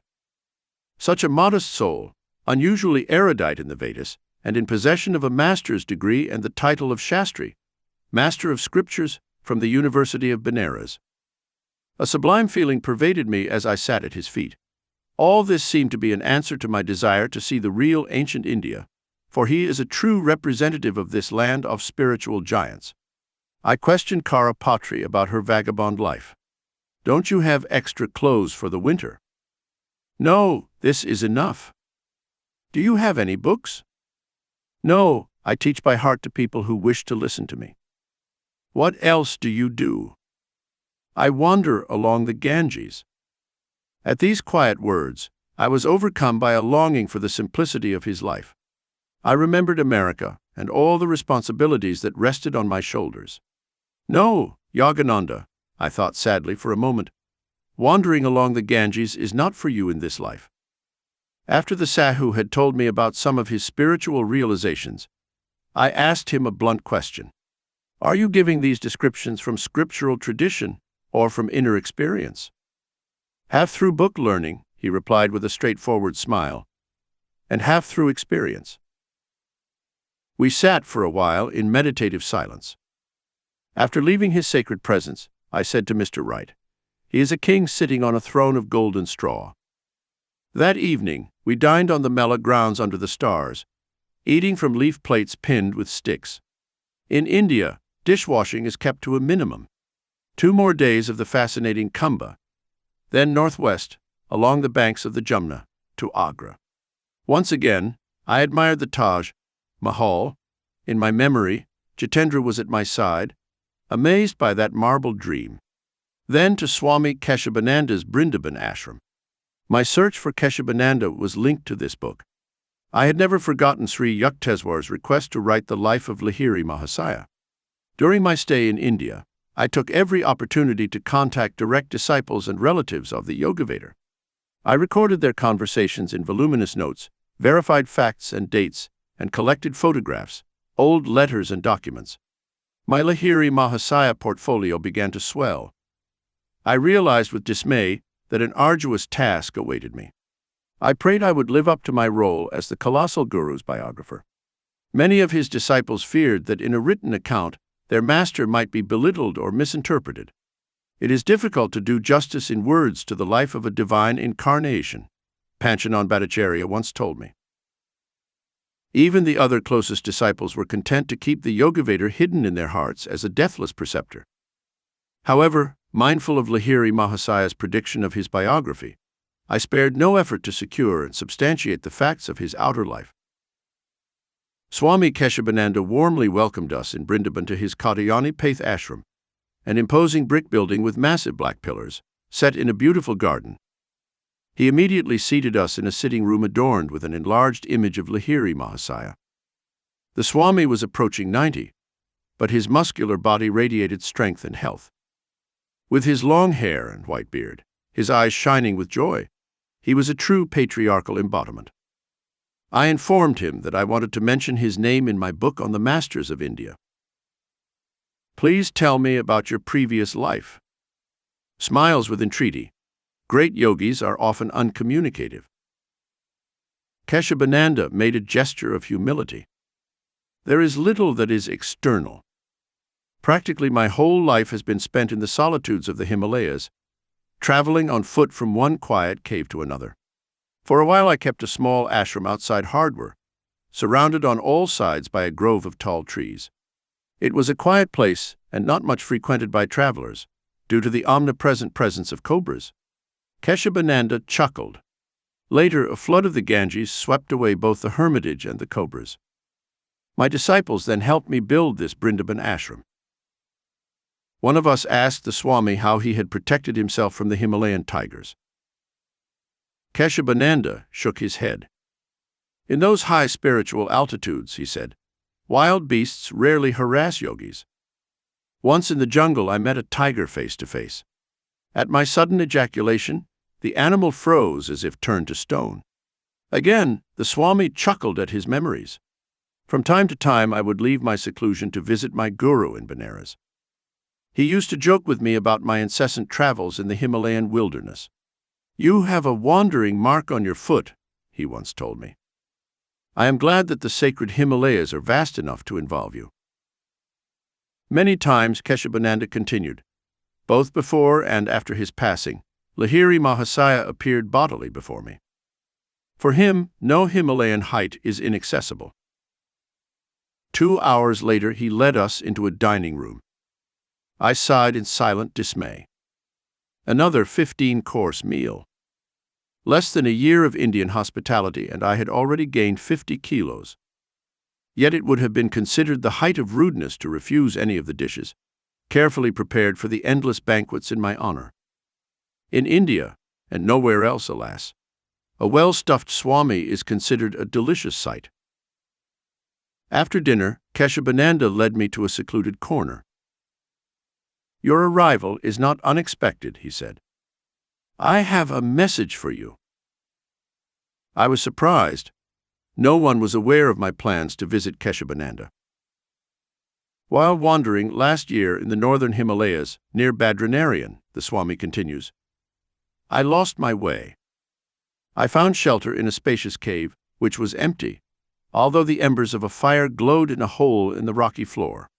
Wondering who was the occupant of this lonely shelter, I sat down by the fire, my eyes fixed on the sunlit entrance to the cave. Kebalananda, I'm glad you are here. These words came from behind me. I turned around stunned and was dazzled to see Babaji. The great guru had materialized in a niche in the cave. Overjoyed to see him again after many years, I prostrated myself at his holy feet. I called you here, Babaji continued. That is why you lost your way and were led to my temporary abode in this cave. It has been a long time since our last meeting. I am happy to greet you once again. The deathless master blessed me with some words of spiritual help, then added, I give you a message for Yogananda. He will visit you on his return to India. Many matters related to his guru and Lahiri's surviving disciples will keep Yogananda completely occupied. Tell him, therefore, that I will not see him this time, as he fervently hopes, but that I will see him on another occasion. I was deeply touched to receive from Kebalananda's lips this consoling promise from Babaji. A certain sorrow in my heart vanished. I no longer grieved that, although Sri Yukteswar had mentioned it to me, Babaji had not appeared at the Kumbh Mela. Spending a night as ashram guests, we left for Calcutta the following afternoon. Riding on a bridge over the Jumna River, we enjoyed a magnificent view of the Vrindavan skyline, just as the sun set the sky ablaze, a veritable furnace of Vulcan color, reflected below us in the calm waters. Jumna Beach is hallowed by memories of Sri Krishna as a child. Here he engaged with innocent sweetness in his Leela, games with the gopis, maidens, exemplifying the supernal love that always exists between a divine incarnation and its devotees. The life of Lord Krishna has been misunderstood by many Western commentators. The allegory of the scriptures is baffling to literal minds. A hilarious error by a translator will illustrate this point. The story concerns an inspired medieval saint, the cobbler Revidas, who sang in the simple terms of his trade of the spiritual glory hidden in all mankind. Under the immense blue vault, he lives the divinity dressed in leather. One turns away to hide a smile upon hearing the pedestrian interpretation given to Revidas' poem by a Western writer. Afterwards he built a hut, placed an idol made from a skin in it, and devoted himself to its worship. Revidas was a brother disciple of the great Kabir. One of Revidas' exalted Keelas was the Rani of Chitar. She invited a large number of Brahmins to a banquet in honor of her master, but they refused to eat with a humble cobbler. When they sat down with dignified detachment to eat their pristine meal, behold, each Brahmin found the form of Revidas at his side. This mass vision caused a vast spiritual rebirth in Chitar. In a few days our small group reached Calcutta. Eager to see Sri Yukteswar, I was disappointed to learn that he had left Serampore and was in Puri, some 300 miles to the south. Come immediately to the ashram in Puri. This telegram was sent on the 8th of March by a brother disciple to Atul Chandra Roy Chowdhury, one of the master's Keelas in Calcutta. News of the message reached my ears. Distressed by its implications, I fell to my knees and begged God that my guru's life be spared. As I was about to leave Father's house to take the train, a divine voice spoke within me. Don't go to Puri tonight. Your prayer cannot be answered. Lord, I said, grieved, thou wilt not engage with me in a tug-of-war in Puri, where thou wilt have to deny my unceasing prayers for the Master's life. Must he therefore leave for higher tasks at thy behest? To obey the inner command, I did not leave for Puri that evening. The following evening, I set out to catch the train. On the way at 7 o'clock, a black astral cloud suddenly covered the sky. Later, as the train was speeding towards Puri, a vision of Sri Yukteswar appeared to me. He was seated, looking very grave, with a light on each side. Is it all over? I raised my arms imploringly. He nodded, then slowly disappeared. The next morning, as I stood on the platform of the Puri train, still hoping against hope, an unknown man approached me. Have you heard that your master has left? He left me without another word. I never found out who he was or how he knew where to find me. Stunned, I swayed against the platform wall, realizing that in various ways my guru was trying to communicate devastating news to me. My soul seethed with rebellion, like a volcano. By the time I reached Puri's hermitage, I was close to collapse. The inner voice tenderly repeated, "Gather yourself. Be calm." I entered the ashram room where the master's body, unimaginably alive, was seated in the lotus position, an image of health and beauty. Shortly before his passing, my guru had been slightly ill with fever, but before the day of his ascension into the infinite, his body had healed completely. No matter how often I looked at his dear form, I could not realize that his life was gone. Her skin was smooth and soft. Her face had a beatific expression of tranquility. She had consciously abandoned her body in the hour of mystical evocation. The Bengal lion has disappeared. I shouted in a daze. I conducted the solemn rites on the 10th of March. Sri Yukteswar was buried with the ancient Swami rituals in the garden of his ashram in Puri. His disciples came from far and near to honor their guru in a service commemorating the spring equinox. The Amrita Bazar Patrika, Calcutta's leading daily newspaper, carried his photo and the following account. On the 21st of March, the Bandara ceremony was held in Puri for the death of Srimat Swami Sri Yukteswar Giri Maharaj at the age of 81. Many disciples descended on Puri for the rites. Swami Maharaj, one of the greatest exegetes of the Bhagavad Gita, was a great disciple of the Yogaraj Sri Shyama Karan Lahiri Mahasaya of Benares. Swami Maharaj was the founder of numerous Yogada Sat Sangha, self-realization fellowship centers in India, and was the great inspirer of the yoga movement that was brought to the West by Swami Yogananda, his main disciple. It was Sri Yukteswarji's prophetic powers and profound realization that inspired Swami Yogananda to cross oceans and spread the message of the masters of India to America. His interpretations of the Bhagavad Gita and other scriptures testify to the depth of Sri Yukteswarji's mastery of both Eastern and Western philosophy, and remain an opening for unity between East and West. Because he believed in the unity of all religious faiths, Sri Yukteswar Maharaj established the Sadhu Sabha, Society of Saints, with the collaboration of leaders of various sects and faiths, to inculcate a scientific spirit in religion. At the time of his demise, he appointed Swami Yogananda as his successor as president of the Sadhu Sabha. India is indeed poorer today because of the passing away of such a great man. May all those who were fortunate enough to get close to him inculcate in themselves the true spirit of Indian culture and sadhana that was personified in him. I returned to Calcutta. Still not trusting myself to go to the hermitage at Serampore with its sacred memories, I called Prafula, Sri Yukteswar's little disciple at Serampore, and made arrangements for him to join the school at Ranchi. "The morning you left for the Allahabad Mela," Prafula told me, "the master fell heavily on the Davenport. 'Yogananda is gone,' he shouted. 'Yogananda is gone.' He added cryptically, 'I'll have to tell him some other way.' He sat for hours in silence.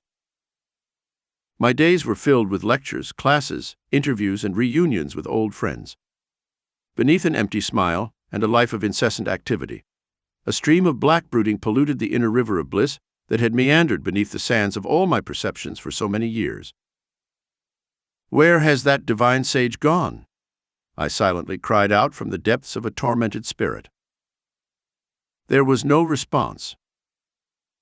The master had better have completed his union with the cosmic beloved, my mind assured me. He is eternally radiant in the domain of deathlessness. You will no longer be able to see him in the old mansion of Serampore, my heart lamented. No longer will you be able to bring your friends to meet him, or proudly say, "There sits the Jnanavatar of India." Mr. Wright made arrangements for our group to sail from Bombay for the West at the beginning of June. After 15 days of banquets and farewell speeches in Calcutta, Miss Bletch, Mr. Wright, and I left in the Ford for Bombay. On our arrival, the naval authorities asked us to cancel our passage, as no room could be found for the Ford, which would serve us again in Europe. "It doesn't matter," I said wistfully to Mr. Wright. "I want to return once more to Puri." I added quietly, "May my tears once again bathe my Guru's grave." 43. The Resurrection of Sri Yukteswar. Lord Krishna. The glorious form of the Avatar appeared in a shimmering glow as I sat in my room at the Regent Hotel in Bombay. Shining on the roof of a tall building across the street, the ineffable vision had suddenly burst into my view as I looked out of my open third-floor window. The divine figure greeted me, smiling and waving.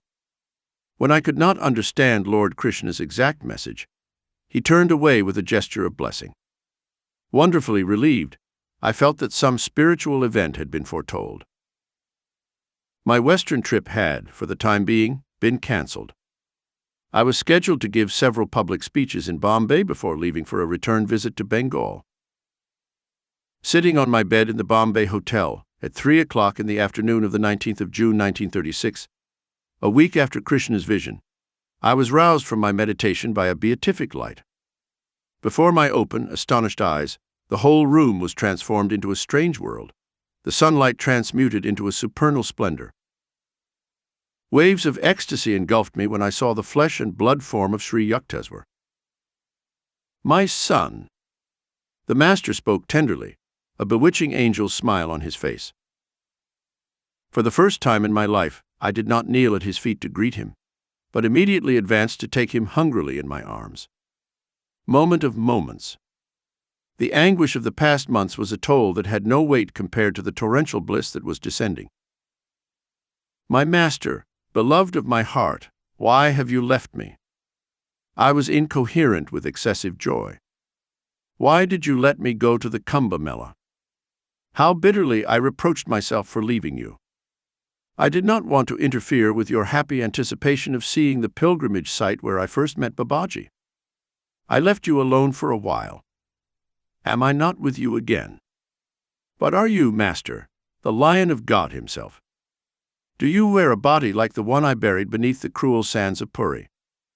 Yes, my child, I am the same. This is a body of flesh and blood. Although I see it as ethereal, to your sight it is physical. From cosmic atoms, I have created an entirely new body, exactly like the physical body of the cosmic dream you laid beneath the sands of the dream at Puri in your dream world. In truth, I have risen, not on earth, but on an astral planet. Its inhabitants are better able than earthly humanity to meet my high standards. There you and your exalted loved ones will one day come to be with me. Deathless Guru, tell me more.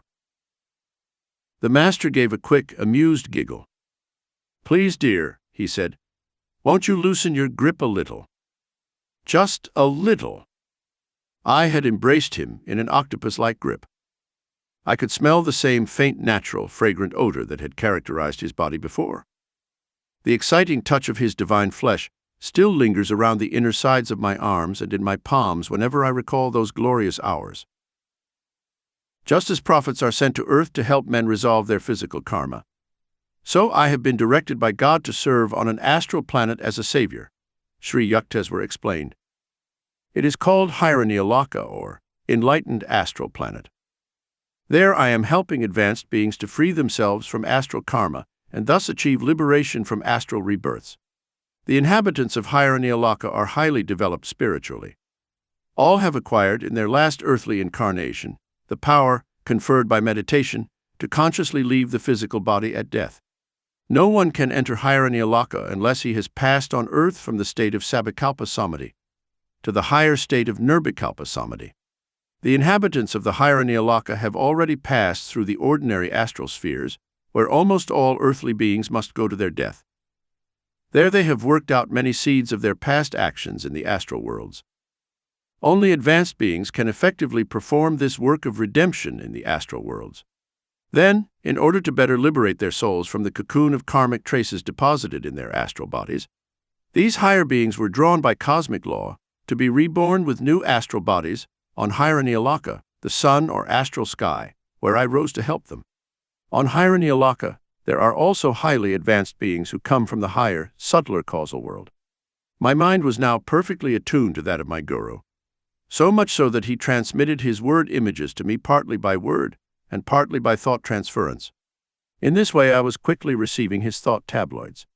You have read in Scripture, the Master continued, that God has enclosed the human soul successively in three bodies: the idea or causal body, the subtle astral body, the seat of man's mental and emotional natures, and the gross physical body. On earth, man is endowed with physical senses. An astral being works with his consciousness and feelings, and with a body made of lifetron. A being with a causal body remains in the blissful realm of ideas. My work is with those astral beings who are preparing to enter the causal world. Lovely Master, please tell me more about the astral cosmos. Although I had slightly loosened my embrace at Sri Yukteswar's request, my arms were still around him. The greatest of all treasures, my Guru who had laughed at death to reach me. There are many astral planets teeming with astral beings, the Master began. The inhabitants use astral planes or masses of light to travel from one planet to another, faster than electricity and radioactive energies.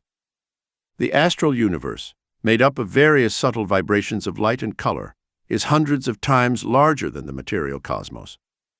The entire physical creation is suspended like a small solid basket beneath the enormous luminous balloon of the astral sphere. Just as many physical suns and stars roam through space, so too are there countless astral solar and star systems. Their planets have astral suns and moons that are more beautiful than the physical ones. The astral luminaries resemble the aurora borealis. The sunny astral aurora is more dazzling than the lunar aurora of mild rays. Astral day and night are longer than terrestrial ones. The astral world is infinitely beautiful, clean, pure, and ordered. There are no dead planets or barren lands. Earthly blemishes, weeds, bacteria, insects, snakes, are absent. Unlike Earth's variable climates and seasons, the astral planets maintain the uniform temperature of an eternal spring, with occasional bright white snowfalls and showers of multicolored lights. The astral planets abound with opal lakes, luminous seas, and rainbow rivers. The ordinary astral universe, not the subtler astral sky of Himalayas, is populated by millions of astral beings who have come, more or less recently, from Earth, and also by myriads of fairies, mermaids, fishes, animals, goblins, gnomes, demigods, and spirits, all residing on different astral planets according to karmic qualifications. Different spherical abodes or vibratory regions are provided for good and bad spirits. Good ones can travel freely, while evil spirits are confined to limited areas. Just as human beings live on the surface of the earth, worms in the soil, fish in the water, and birds in the air, so astral beings of different degrees are assigned to appropriate vibratory quarters. Friction and wars with lifetronic bombs or mantric mental vibratory rays occur among the fallen dark angels expelled from other worlds. These beings dwell in the dark regions of the lower astral cosmos, working out their evil karma. In the vast realms above the dark astral prison, all is resplendent and beautiful. The astral cosmos is more naturally attuned than the earth to the divine will and plan of perfection. Every astral object is manifested mainly by the will of God, and partly by the will of astral beings. They have the power to change or improve the grace and form of anything already created by the Lord. He has given his astral children the freedom and privilege to change or improve the astral cosmos at will. On earth, a solid must be changed into a liquid or other form by natural or chemical processes, but astral solids are transformed into liquids, gases, or astral energy solely and instantaneously by the will of the inhabitants. The earth is dark, with wars and murders in the sea, land, and air, my guru continued.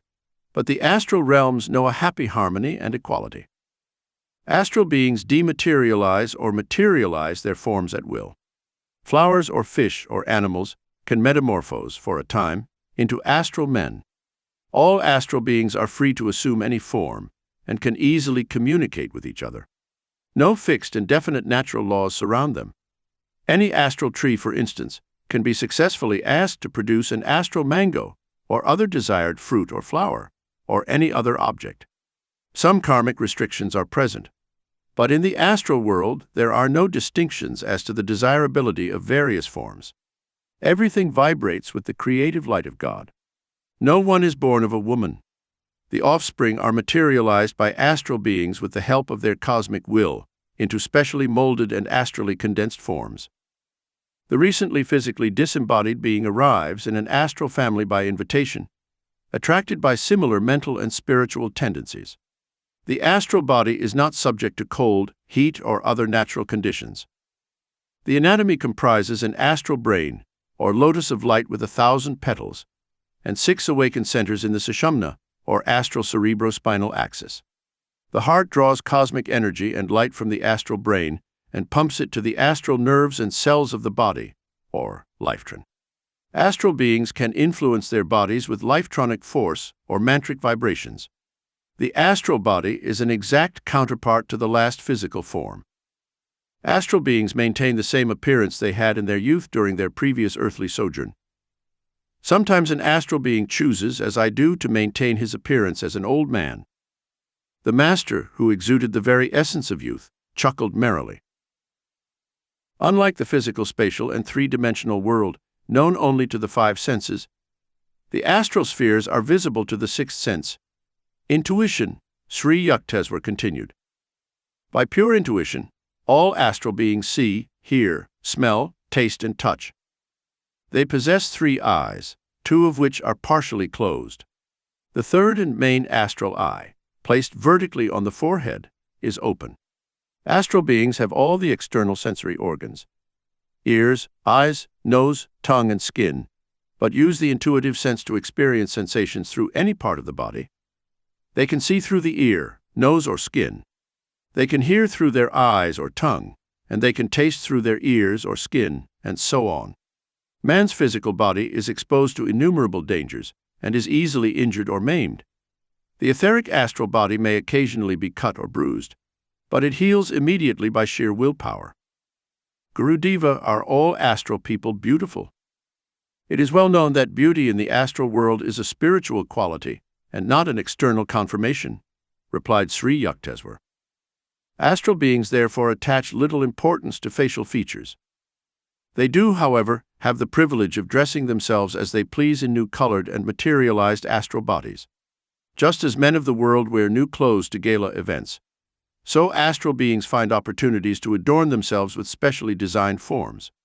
The joyous astral celebrations on the higher astral planets, such as Hiraniyalaka, take place when a being has freed himself from the astral world through spiritual progress and is thus ready to enter the paradise of the causal world. On these occasions, the invisible Heavenly Father and the saints who are merged in Him materialize in bodies of their choice and join in the astral celebration.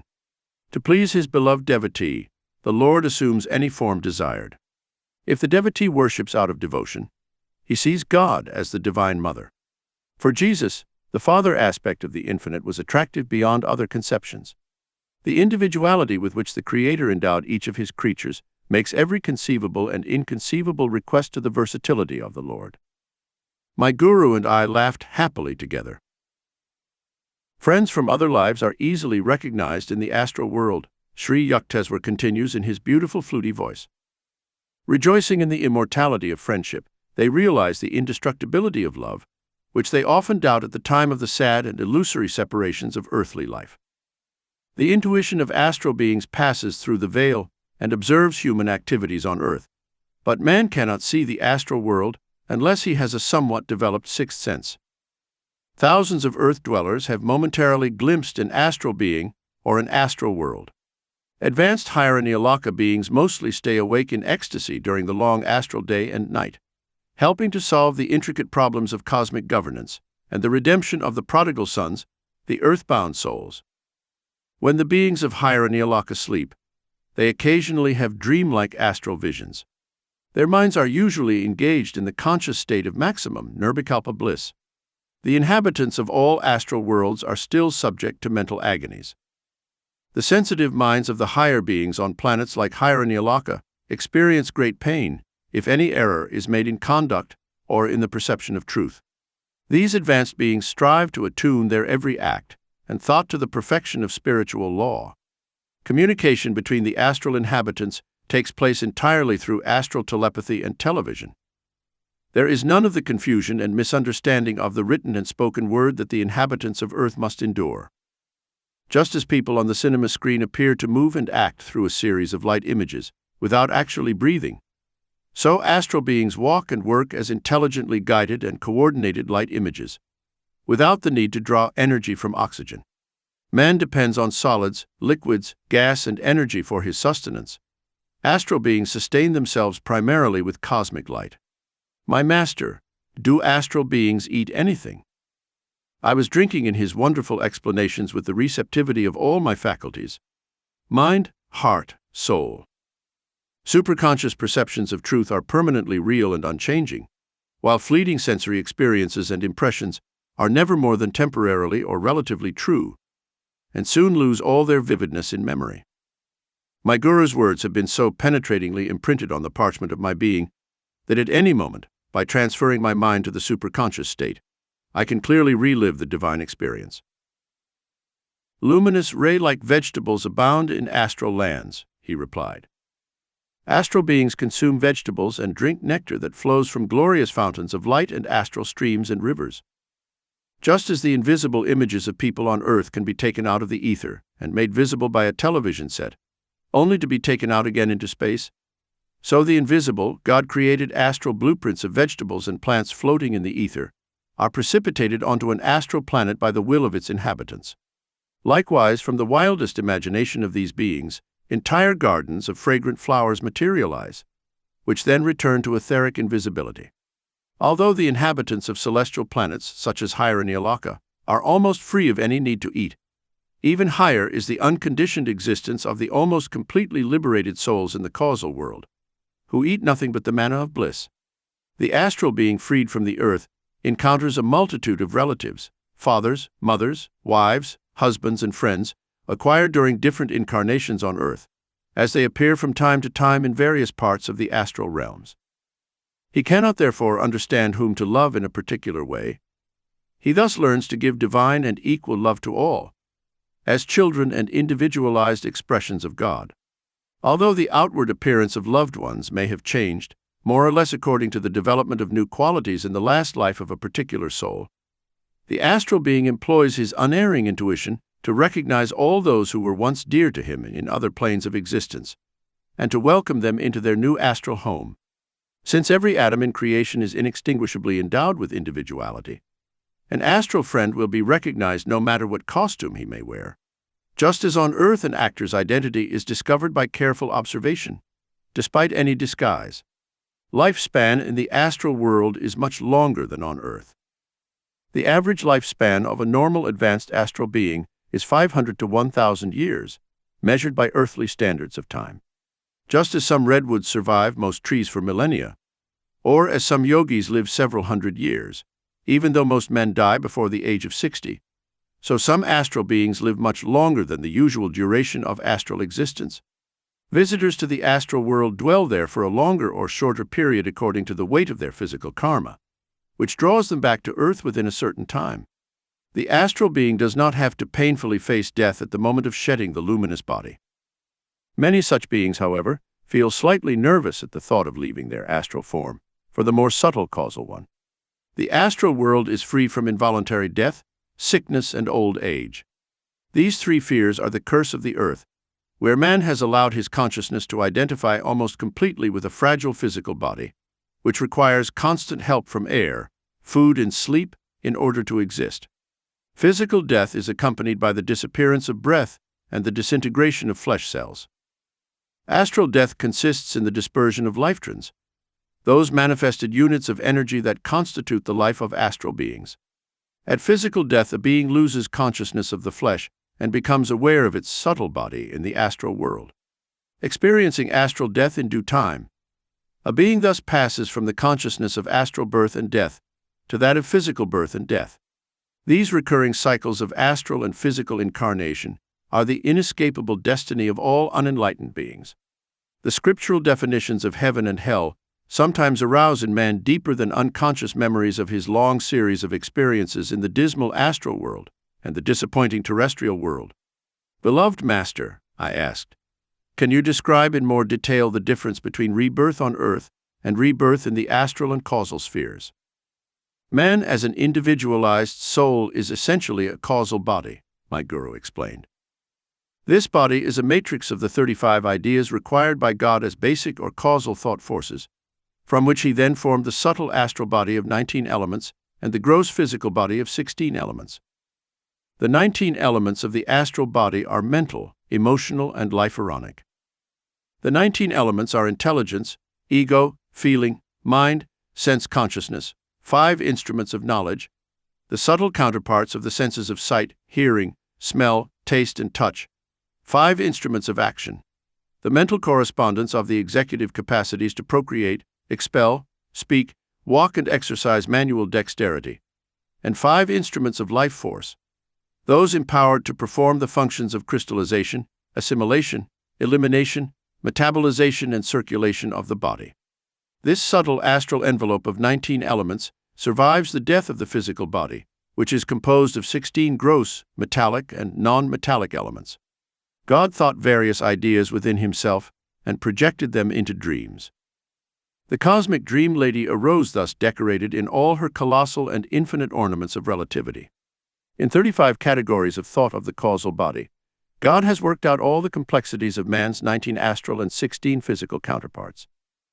By condensation of vibratory forces, first subtle and then gross, he produced man's astral body and finally his physical form.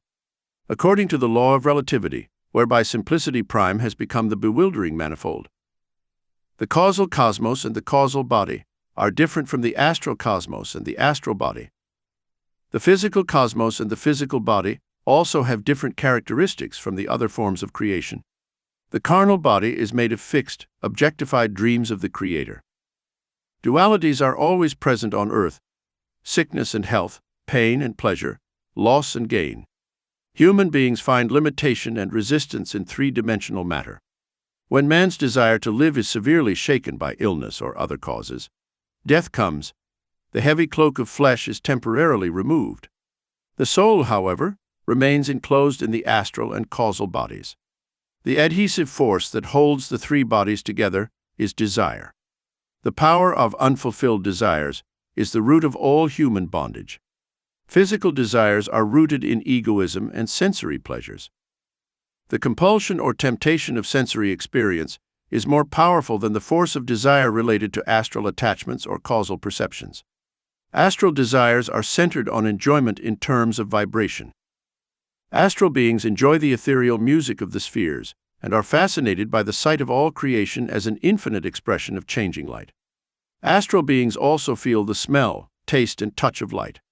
Astral desires are therefore related to the power of the astral being to precipitate all objects and experiences as forms of light or as condensed thoughts or dreams.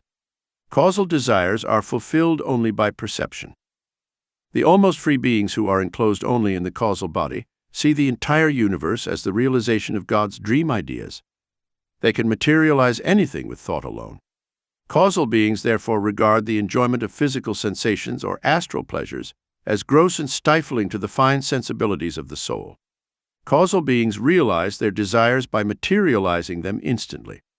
Those who are covered only by the delicate veil of the causal body can bring the universes into manifestation, even as the Creator. Since all creation is made of the weave of the cosmic dream, the subtly clothed causal soul has vast realizations of power. The soul, being invisible by nature, is distinguished only by the presence of the body or bodies. The mere presence of a body means that its existence is made possible by unfulfilled desires. As long as the soul of man is enclosed in one, two, or three bodily containers, hermetically sealed with the caps of ignorance and desires, it cannot merge with the sea of spirit. When the gross physical container is destroyed by the hammer of death, the other two coverings, the astral and causal, still remain to prevent the soul from consciously merging with the omnipresent life. When the absence of desire is achieved through wisdom, its power disintegrates the two remaining vessels. The small human soul emerges, free at last.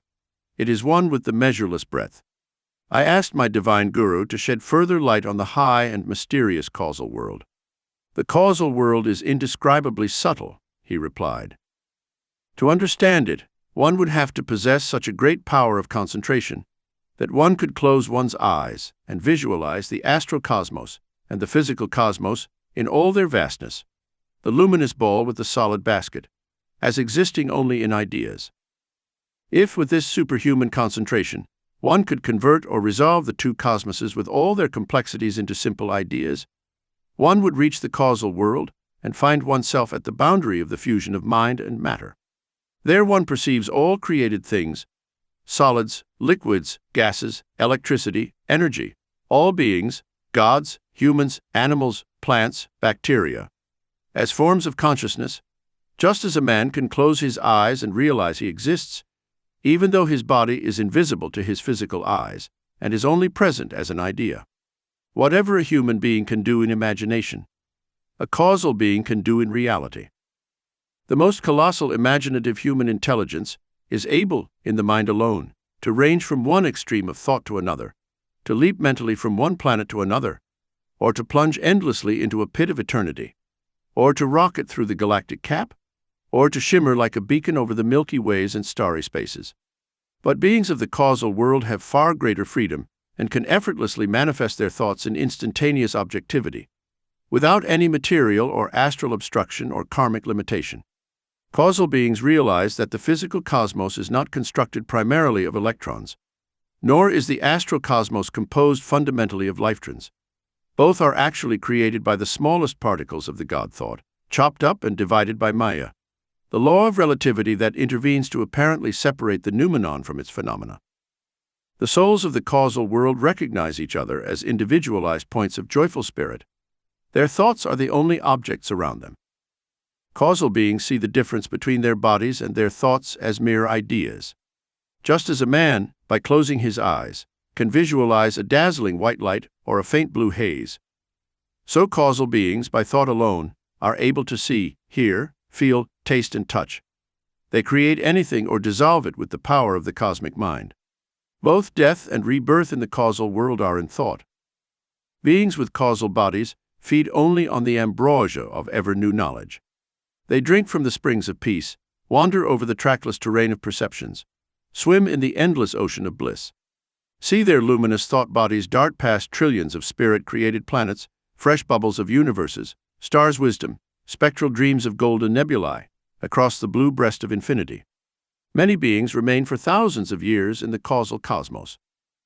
With deeper ecstasies, the liberated soul withdraws from the small causal body and is clothed in the vastness of the causal cosmos. All the separate vortexes of ideas, the particular waves of power, love, will, joy, peace, intuition, calm, self-control, and concentration, merge into the ever-joyful sea of bliss. The soul no longer has to experience its joy as an individualized wave of consciousness, but merges into the one cosmic ocean, with all its waves. Eternal laughter shudders, throbs. When a soul emerges from the cocoon of the three bodies, it forever escapes the law of relativity and becomes the ineffable ever-existent. Behold the butterfly of omnipresence, with wings engraved with stars, moons, and suns. The soul expanded in spirit stands alone in the region of light without light, of darkness without darkness, of thought without thought, intoxicated with the ecstasy of joy in God's dream of cosmic creation. A free soul! I ejaculated in astonishment. When a soul finally emerges from the three jars of bodily illusions, the Master continued, it becomes one with the infinite without any loss of individuality. Christ had conquered this ultimate freedom even before he was born as Jesus.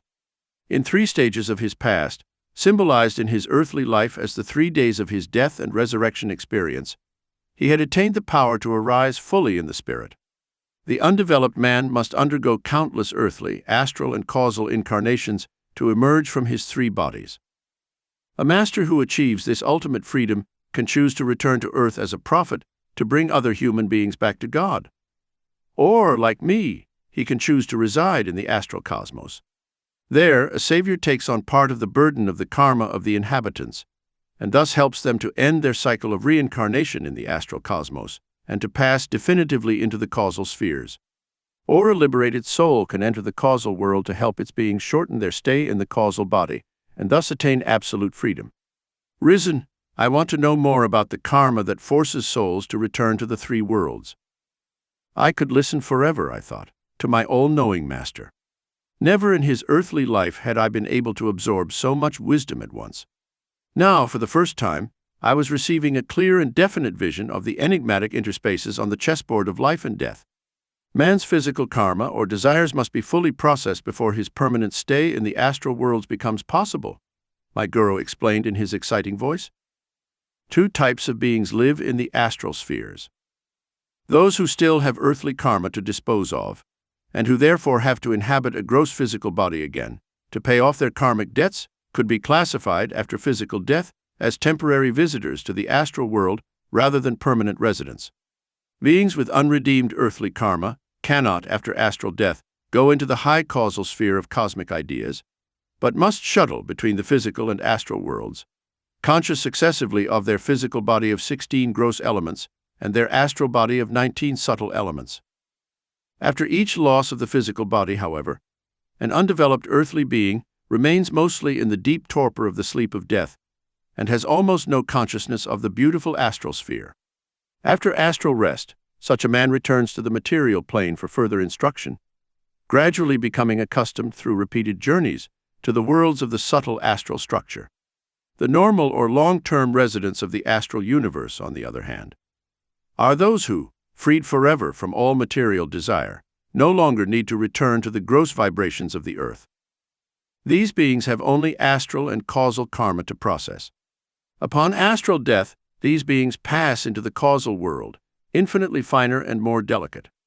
Leaving the thought form of the causal body at the end of a certain period, determined by cosmic law, these advanced beings return to Himalayas or another similar higher astral planet, being reborn in a new astral body to process their unredeemed astral karma.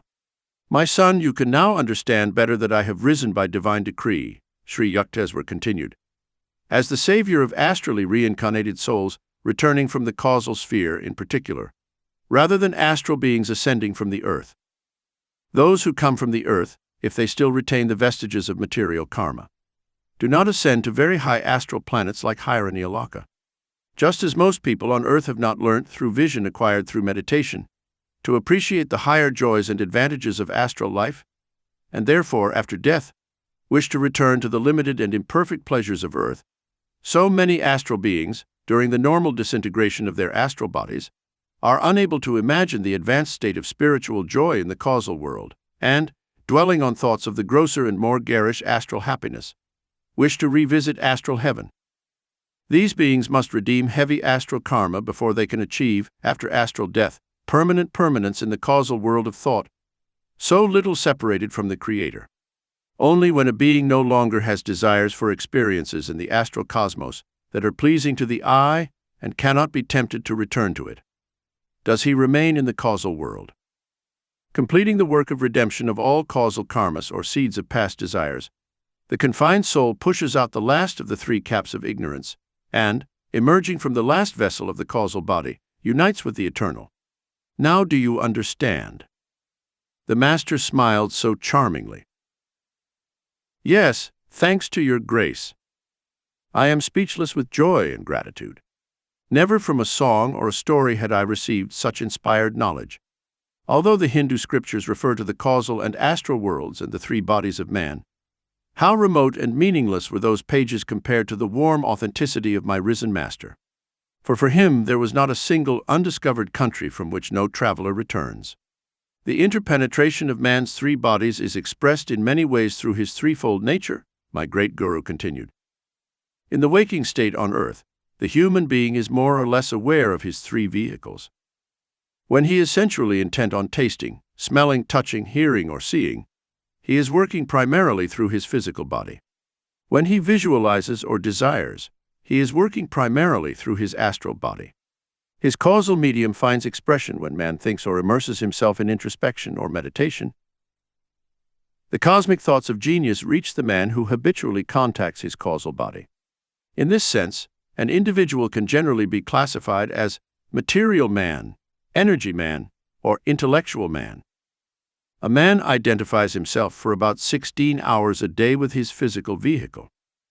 Then he sleeps. If he dreams, he remains in his astral body, effortlessly creating any object, just as astral beings do. If man's sleep is deep and dreamless, for several hours he is able to transfer his consciousness or sense of self to the causal body. This sleep is revitalizing. A dreamer contacts his astral body and not the causal body. His sleep is not fully restorative. I watched with love as Sri Yukteswar gave his wonderful exposition. Angelic Guru, I said, your body is exactly like the last time I cried it in the ashram in Puri. Yes, my new body is a perfect copy of my old one. I materialize or dematerialize this form at any time and at will, much more frequently than I did when I was on earth. With rapid dematerialization, I now travel instantaneously with expressed light from planet to planet, or even from the astral cosmos to the causal or physical cosmos. My divine Guru smiled. Even though you move so fast these days, I had no difficulty finding you in Bombay. O Master, I was so deeply grieved by your death. Ah, where did I die? Is there not a contradiction? Sri Yukteswar's eyes sparkled with love and amusement. You were only dreaming on earth. On that earth you saw my dream body, he continued. Later you buried that dream image. Now my finer dream body, which you see and which you are now embracing rather closely, has risen on another finer dream planet of God. One day that finer dream body and that finer dream planet will pass away. They too are not forever. All dream bubbles must eventually burst at the final touch of wakefulness. Distinguish, my son Yogananda, between dream and reality. This idea of Vedic resurrection struck me with wonder. I was ashamed that I had pitied the Master when I had seen his lifeless body in Puri. I finally realized that my Guru had always been fully awake in God, perceiving his life and passage on earth, and his present resurrection, as nothing more than relativity of divine ideas in the cosmic dream. Now I have told you, Yogananda, the truths of my life, death, and resurrection. Grieve not for me, Rather convey everywhere the story of my resurrection from the God-dreamed earth of men to another God-dreamed planet of astrally clothed souls. A new hope shall be infused into the hearts of the world's dreamers afflicted with misery and fearful of death. Yes, Master. How gladly I would like to share with others my joy at his resurrection. On earth my standards were uncomfortably high, unsuitable for the nature of most men. I often reproached you more than I should have. You have stood my test. Your love has shone through the clouds of all reproaches. And he added tenderly, Today I have also come to tell you, I will never again wear the stern look of censure. I will no longer reproach you. How I had missed the chastisements of my great Guru. Each one had been a guardian angel of protection. Dearest Master, scold me 1,000,000 times. Scold me now. I will not scold you any more. His divine voice was grave, but with an undertone of laughter. You and I will smile together until our two forms appear different in God's Maya dream. Eventually we will merge as one in the cosmic beloved. Our smiles will be his smile. Our unified song of joy will vibrate for all eternity to be transmitted to souls attuned to God. Sri Yukteswar enlightened me on some matters that I cannot reveal here. In the 2 hours he spent with me in the Bombay hotel room, he answered my every question. Some of the world prophecies he uttered on that June day in 1936 have already come true. Now I leave you, beloved. At these words, I felt the Master melt in my arms. My child, his voice resounded, vibrating in my very soul. Whenever you enter the door of Nirvikalpa Samadhi and invoke me, I will come to you in the flesh, just like today. With this celestial promise, Sri Yukteswar disappeared from my sight. A cloud voice repeated in musical thunder, Tell all. Whoever knows, thanks to the realization of Nirvikalpa, that your earth is a dream of God, can come to the thinnest planet created by Hiranyaloka's dream, and there find me resurrected in a body exactly like the earthly one. Yogananda, tell all. Gone was the pain of separation. The pity and sorrow for his death, long a robber of my peace, now fled with raw shame. Bliss gushed like a fountain through the infinite, newly opened pores of the soul. Formerly clogged by disuse, they now expanded in purity from the flood of ecstasy. The subconscious thoughts and feelings of my past incarnations were freed of their karmic stains, brilliantly renewed by Sri Yukteswar's divine visitation. In this chapter of my autobiography, I have obeyed the will of my Guru and spread the glad tidings, even if it again confuses an intrigued generation. Man knows how to grovel. Despair is rarely a stranger. Yet these are perversions, not part of man's true lot. The day he wants it, he sets out for freedom. Too long has he listened to the gloomy pessimism of his dust art advisors, heedless of the impregnable soul. I was not the only one privileged to see the resurrected Guru. One of Sri Yukteswar's shamans was an elderly woman, affectionately called Ma, Mother, whose house was near the hermitage at Puri. The Master had often stopped to chat with her during his morning walk. On the evening of the 16th of March 1936, Ma arrived at the ashram and asked to see her Guru. But the Master died a week ago. Swami Kebalananda, now in charge of the Puri hermitage, looked at her sadly. That's impossible. She smiled a little. Maybe you're just trying to protect the Guru from persistent visitors? No. Kebalananda recounted the details of the burial. Come, he said, I will take you to the garden in front of Sri Yukteswarji's grave. But he shook his head. There is no grave for him. This morning at 10 o'clock he passed with his usual walk in front of my door. I talked to him for several minutes in the open air. Come this evening to the ashram, he told me. I am here. Blessings descend upon this old gray head. The deathless Guru wanted to make me realize in which transcendent body he visited me this morning. The astonished Kebalananda knelt before her. Mother, he said, what a weight of sorrow you lift from my heart. He has risen. 44. With Mahatma Gandhi in Wardha. Welcome to Warda. Mahadev Desai, Mahatma Gandhi's secretary, greeted Miss Blech, Mr. Wright and me with these cordial words, and with the gift of catter, homemade cotton wreaths.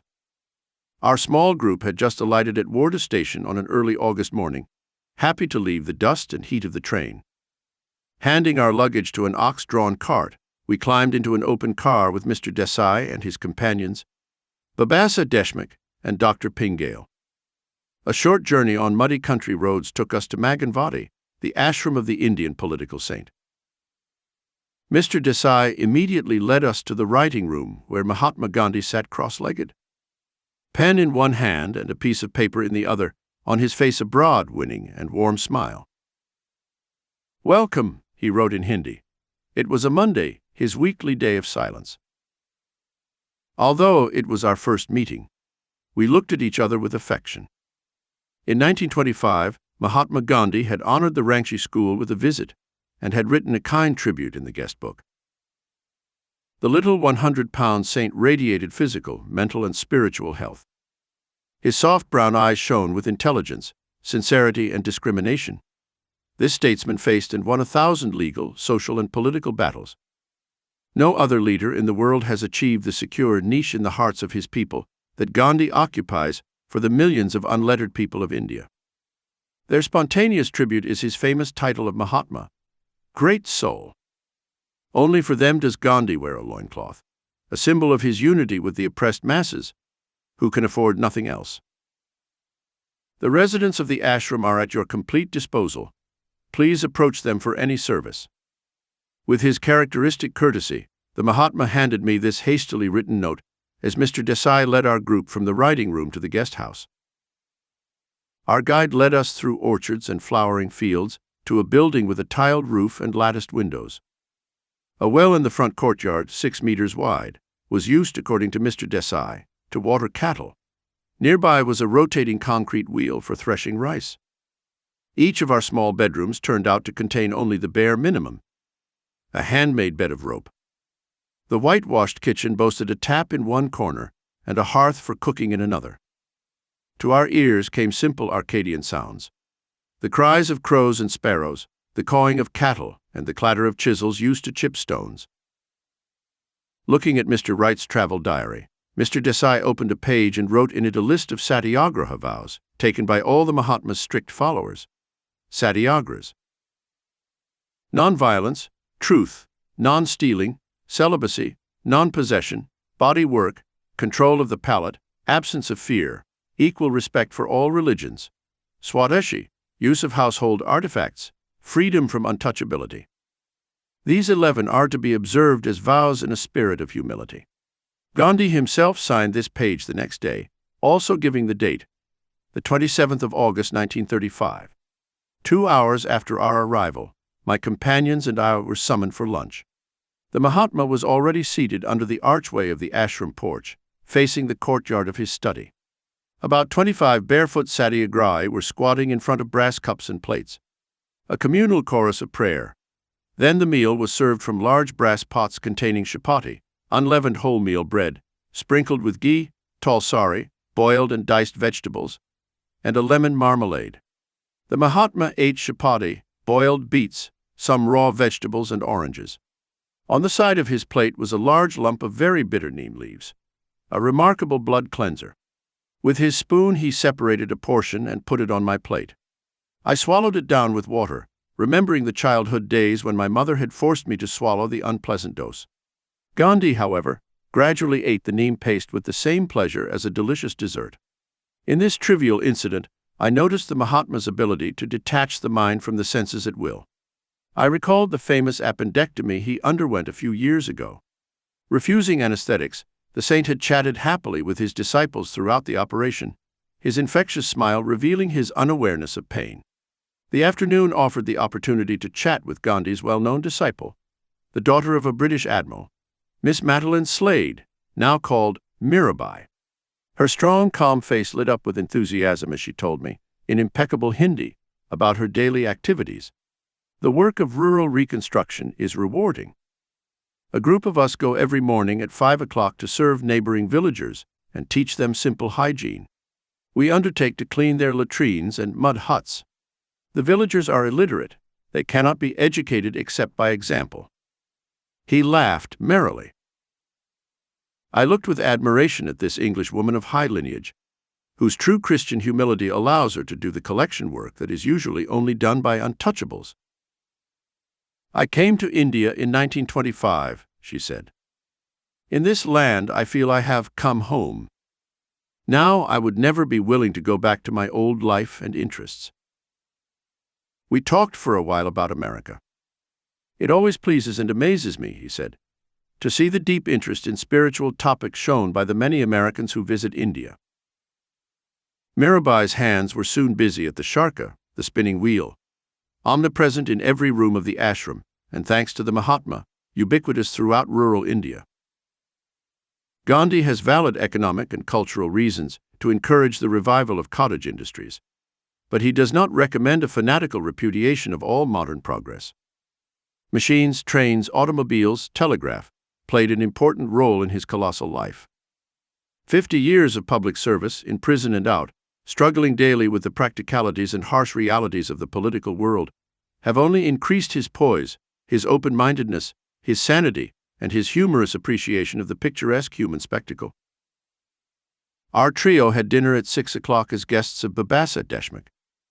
At the 7 p.m. prayer time, we returned to the Maganvadi ashram, climbing to the rooftop where 30 satyagras were grouped in a semicircle around Gandhi.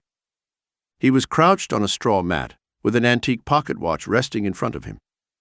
The fading sun cast a last glow over the palms and banyan trees. The hum of night and crickets had begun. The atmosphere was one of serenity. I was ecstatic. A solemn chant led by Desai, with responses from the group, then a reading from the Gita. The Mahatma asked me to say the concluding prayer. Such a divine unison of thoughts and aspirations. A memory forever. The meditation on the roof of Warda under the first stars. Punctually at 8 o'clock Gandhi ended his silence. The Herculean labors of his life required him to allocate his time meticulously. "Welcome, Swamiji." This time the Mahatma's greeting was not on paper. We had just come down from the roof into his writing room, simply furnished with square mats, no chairs. A low desk with books, papers, and a few ordinary pens, not fountain pens. In one corner ticked a nondescript clock. An aura of peace and devotion pervaded the whole. Gandhi flashed one of his endearingly cavernous, almost toothless smiles. "Years ago," he explained, "I started observing a weekly day of silence as a means to gain time to take care of my correspondence. But now those 24 hours have become a vital spiritual need. A periodic decree of silence is not torture, but a blessing." I accepted wholeheartedly. The Mahatma questioned me about America and Europe. We discussed India and the state of the world. "Mahadev," Gandhi said when Mr. Desai entered the room, "please make arrangements with the town hall for Swamiji to speak there about yoga tomorrow night." As I said good night to the Mahatma, he thoughtfully handed me a bottle of citronella oil. "Warda mosquitoes know nothing about ahimsa, Swamiji," he said, laughing. The next morning our small group had an early breakfast of tasty wheat porridge with molasses and milk. At 10:30 we were called to the ashram porch to have lunch with Gandhi and the satyrs. Today's menu included brown rice, a new selection of vegetables, and cardamom seeds. At midday I found myself walking around the ashram grounds, grazing some unperturbed cows. Cow protection is a passion for Gandhi. The cow to me signifies the entire subhuman world, extending man's sympathies beyond his species, the Mahatma explained. Man, through the cow, is invited to realize his identity with all that he lives. The reason why the ancient rishis chose the cow for apotheosis seems obvious to me. The cow in India was the best paragon. It was the giver of abundance. It not only gave milk, but made agriculture possible. The cow is a poem of pity. One reads pity in this gentle animal. She is the second mother of millions. To protect the cow is to protect the whole of God's silent creation. The appeal of the lower order of creation is all the stronger because it is without words. Orthodox Hindus are required to perform 3 daily rituals. One is the Buddha Yajna, an offering of food to the animal kingdom. This ceremony symbolizes man's realization of his obligations to the less evolved forms of creation, instinctively bound to bodily identifications that also corrode human life, but lacking that quality of liberating reason that is proper to humanity. The Buddha Yajna thus reinforces man's readiness to come to the aid of the weak, while he, in turn, is comforted by innumerable promptings from invisible higher beings. Man is also bound to the regenerative gifts of nature, prodigal of land, sea, and sky. The evolutionary barrier of incommunicability between nature, animals, man, and astral angels is thus overcome by offices of silent love. The other 2 daily yajnas are Pitri and Rai. The Pitri Yajna is an offering of oblations to the ancestors, as a symbol of the recognition of man's debt to the past, whose essence of wisdom enlightens humanity today. The Rai Yajna is an offering of food to strangers or the poor, symbolizing man's present responsibilities, his duties towards his contemporaries. In the early afternoon, I did a neighborhood Rai Yajna, visiting Gandhi's ashram for girls. Mr. Wright accompanied me on the 10-minute drive. Little flowery faces atop colorful long-stemmed saris. At the end of a short speech in Hindi that I was giving outdoors, the sky unleashed a sudden downpour. Laughing, Mr. Wright and I got into the car and drove back to Maganvadi amidst sheets of silver. What intensity and what tropical spray! Returning to the guest house, I was again struck by the raw simplicity and evidence of self-denial present everywhere. Gandhi's vow of non-possession came early in his married life. Renouncing an extensive legal practice that earned him an annual income of over $20,000, the Mahatma dispersed all his wealth for the poor. Sri Yukteswar used to gently tease out commonly inappropriate conceptions of renunciation. "A beggar cannot renounce wealth," said the master. "If a man complains, 'My business has failed, my wife has left me, I will give up everything and enter a monastery,' what worldly sacrifice is he referring to? He has not renounced wealth and love. It is they who have renounced him." Saints like Gandhi, on the other hand, made not only tangible material sacrifices, but also the most difficult renunciation of selfish motives and private goals, merging their deepest being into the flow of all humanity. The Mahatma's extraordinary wife, Kasturabai, did not object when he set aside a part of his estate for her and her children. Married at a young age, Gandhi and his wife took a vow of celibacy after the birth of several children. A quiet heroine in the intense drama that was their life together, Kasturabai followed her husband to prison, shared his 3-week fasts, and fully bore her share of endless responsibilities. She paid Gandhi the following tribute: "I thank you for the privilege of being your life partner and companion. I thank you for the most perfect marriage in the world, based on brahmacharya, self-control, and not on sex.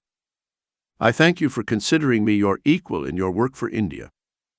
I thank you for not being one of those husbands who spend their time gambling, racing women, wine and songs, getting tired of their wives and children like a child quickly tires of his childhood toys. I am thankful that you were not one of those husbands who spend their time enriching themselves by exploiting the labor of others. I am thankful that you put God and country before bribes, that you had the courage of your convictions and a total and implicit faith in God. How thankful I am for a husband who put God and country before me. How grateful I am for your tolerance of me and my shortcomings in my youth, when I grumbled and rebelled against the change you made in our way of life, from so much to so little. As a child, I lived in your parents' house.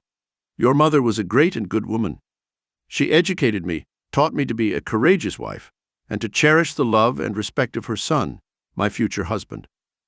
As the years went by and you became India's most beloved leader, I had none of the fears that assail wives that can be put aside when their husbands have climbed the ladder of success, as is often the case in other countries.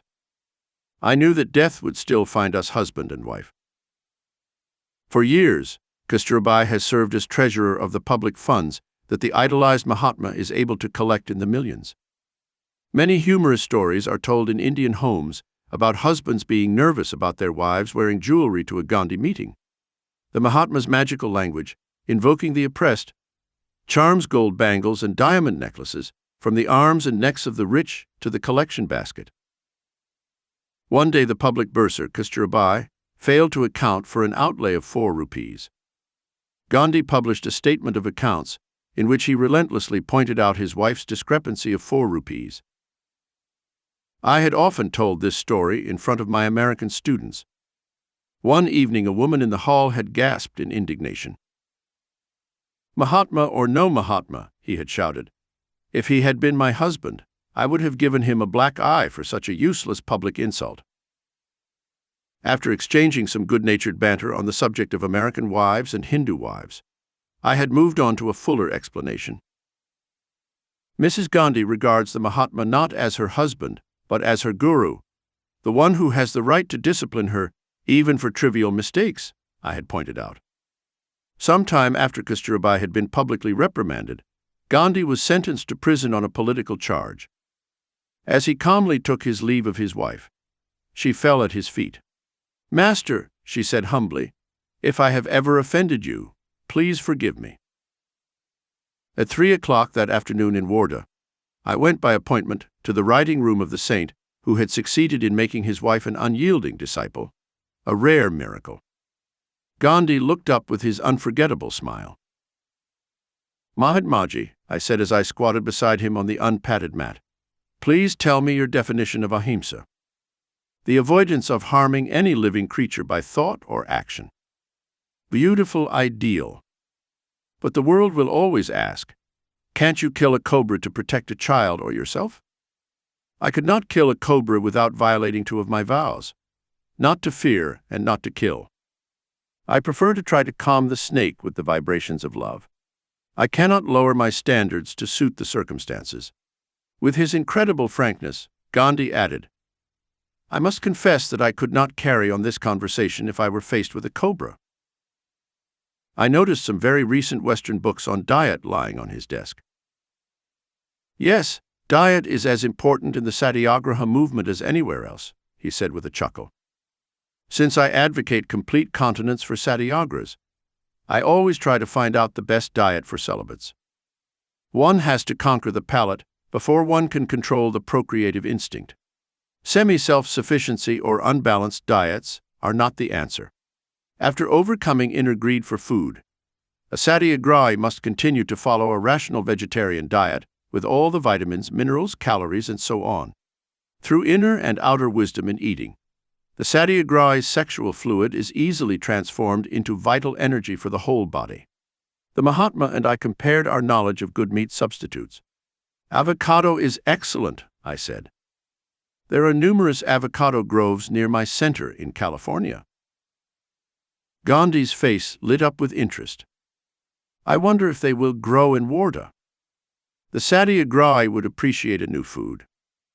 I will make sure to send Wardha some avocado plants from Los Angeles." I added, "Eggs are a high-protein food. Are they forbidden to satyagrahi?" "Not unfertilized eggs." The Mahatma laughed with gusto. "For years I did not tolerate their use. Even now I personally do not eat them. Once one of my daughters-in-law was dying of malnutrition. Her doctor insisted on eggs. I disagreed and advised him to give her an egg substitute. 'Gandhiji,' said the doctor, 'unfertilized eggs do not contain viable sperm. There is no killing.' Then I gladly gave my daughter-in-law permission to eat the eggs. She soon became healthy again." The previous evening, Gandhi had expressed a desire to receive Lahiri Mahasaya's Kriya Yoga. I was impressed by the Mahatma's open-mindedness and searching spirit. He is childlike in his divine quest, revealing that pure receptivity that Jesus praised in children. Of these is the kingdom of heaven. The promised hour for the teaching had arrived. Several satyagrahi entered the room. Mr. Desai, Dr. Pingale, and a few others who desired the Kriya technique. First, I taught the small class the physical exercises of Yoga. The body is visualized as being divided into 20 parts. The will directs the energy to each section in turn. Soon everyone was vibrating in front of me like a human motor.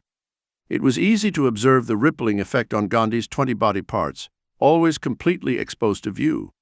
Although he is very thin, he is not unattractive. The skin on his body is smooth and wrinkle-free. I then initiated the group into the liberating technique of Kriya Yoga. The Mahatma reverently studied all the world's religions. The Jain scriptures, the biblical New Testament, and the sociological writings of Tolstoy are the three main sources of Gandhi's nonviolent beliefs. He stated his beliefs in these terms. I believe that the Bible, the Quran, and Zendavesta are as divinely inspired as the Vedas. I believe in the institution of gurus, but in this age, millions must remain without gurus, because it is rare to find a combination of perfect purity and perfect learning. But one should not despair of knowing the truth of one's religion, for the fundamentals of Hinduism, as of every great religion, are immutable and easily understood. I believe, like every Hindu, in God and His oneness, rebirth, and salvation. I cannot describe my feeling for Hinduism more than for my wife. She moves me like no other woman in the world. Not that she has no faults. I dare say she has many more than I see myself. But the feeling of an unbreakable bond is there. I also have feelings for Hinduism, with all its flaws and limitations. There is nothing that delights me as much as the music of the Gita or Tulsidas Ramayana. When I thought I was taking my last breath, the Gita was my solace. Hinduism is not an exclusive religion. There is room in it for the worship of all the prophets of the world. It is not a missionary religion in the ordinary sense of the term. No doubt it has absorbed many tribes into its fold, but this absorption has been of an evolutionary, imperceptible nature. Hinduism tells every man to worship God according to his own faith or dharma, and thus lives in peace with all religions. Of Christ, Gandhi wrote, "I am sure that if he were living here now among men, he would bless the lives of many who may never have heard his name, just as it is written, 'Not everyone who says to me, Lord, Lord, but he who does the will of my Father.'" In the lesson of his life, Jesus gave humanity the magnificent purpose and the one goal to which we should all aspire. I believe that he belongs not only to Christendom, but to the whole world, to all lands and races. The last evening I was in Wardha. I attended the meeting called by Mr. Desai in the town hall. The hall was crowded to the windowsills with about 400 people gathered to listen to the yoga talk. I spoke first in Hindi and then in English. Our small group returned to the ashram in time to say goodnight to Gandhi, wrapped in peace and correspondence. When I woke up at 5 a.m., the night was still late. Village life was already in turmoil. First an ox cart in front of the ashram gates, then a farmer with his huge burden balanced precariously on his head. After breakfast, our trio sought out Gandhi for farewell pronouns. The saint gets up at 4 for morning prayer. Mahatmaji, goodbye. I knelt down to touch his feet. India is safe in your keeping. Years have passed since the idol of Wardha. The land, oceans, and skies have darkened with a world at war. Alone among great leaders, Gandhi offered a practical, non-violent alternative to armed force. To solve problems and remove injustices, the Mahatma used non-violent means that have proven their effectiveness time and again. He stated his doctrine in these words: "I have discovered that life persists in the midst of destruction. Therefore, there must exist a higher law than that of destruction. Only according to this law would a well-ordered society be intelligible and life worth living. If this is the law of life, we must implement it in our daily existence. Wherever there is war, wherever we face an adversary, we conquer with love. I have found that the certain law of love has responded in my life as the law of destruction never did. In India, we have had an eye-opening demonstration of the functioning of this law on the widest possible scale. I do not claim that nonviolence has penetrated the 360 million people in India, but I do claim that it has penetrated deeper than any other doctrine in an incredibly short time. Achieving a state of mind of nonviolence requires a rather strenuous training course. It is a disciplined life, like that of a soldier. The perfect state is only achieved when the mind, body, and speech are properly coordinated. Every problem could be solved if we decided to make the law of truth and nonviolence the law of life. Just as a scientist can do wonders with the various applications of the laws of nature, a man who applies the laws of love with scientific precision can do greater wonders. Nonviolence is infinitely more marvelous and subtle than such forces of nature as, for example, electricity. The law of love is a far greater science than any modern science.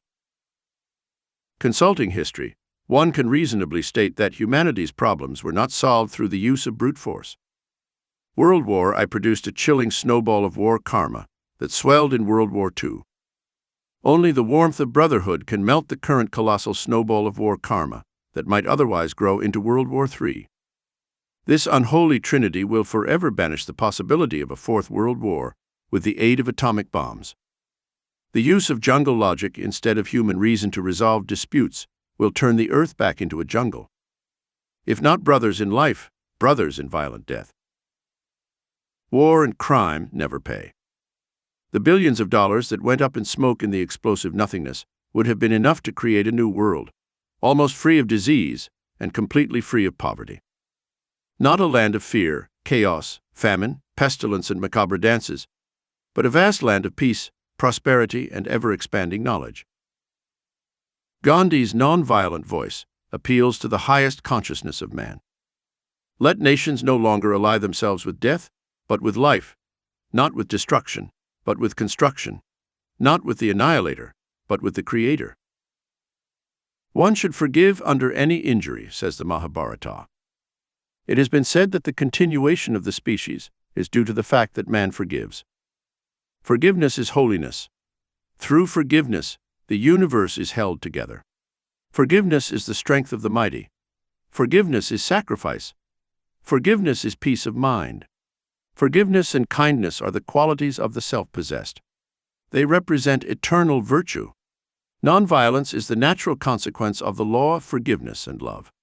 If the loss of life becomes necessary in a just battle, Gandhi proclaims, one should be prepared, like Jesus, to shed one's own blood, not that of others. Eventually, there will be less blood shed in the world. Someday epics will be written about Indian satirists who resisted hatred with love, resisted violence with nonviolence, who allowed themselves to be mercilessly slaughtered rather than take revenge. The result on some historical occasions was that armed opponents threw down their weapons and fled, shamed, shaken to their core by the sight of men who valued the life of another above their own. I would wait, if necessary, for centuries, says Gandhi, rather than seek the freedom of my country by bloody means. The Mahatma never forgets the majestic admonition, all who take up the sword shall perish by the sword. Gandhi wrote, I call myself a nationalist, but my nationalism is as broad as the universe. It encompasses all the nations of the earth. My nationalism encompasses the welfare of the whole world. I do not want my India to rise on the ashes of other nations. I do not want India to exploit a single human being. I want India to be strong so that it can infect other nations with its strength. It is not like that for one nation in Europe today. It does not give strength to the others.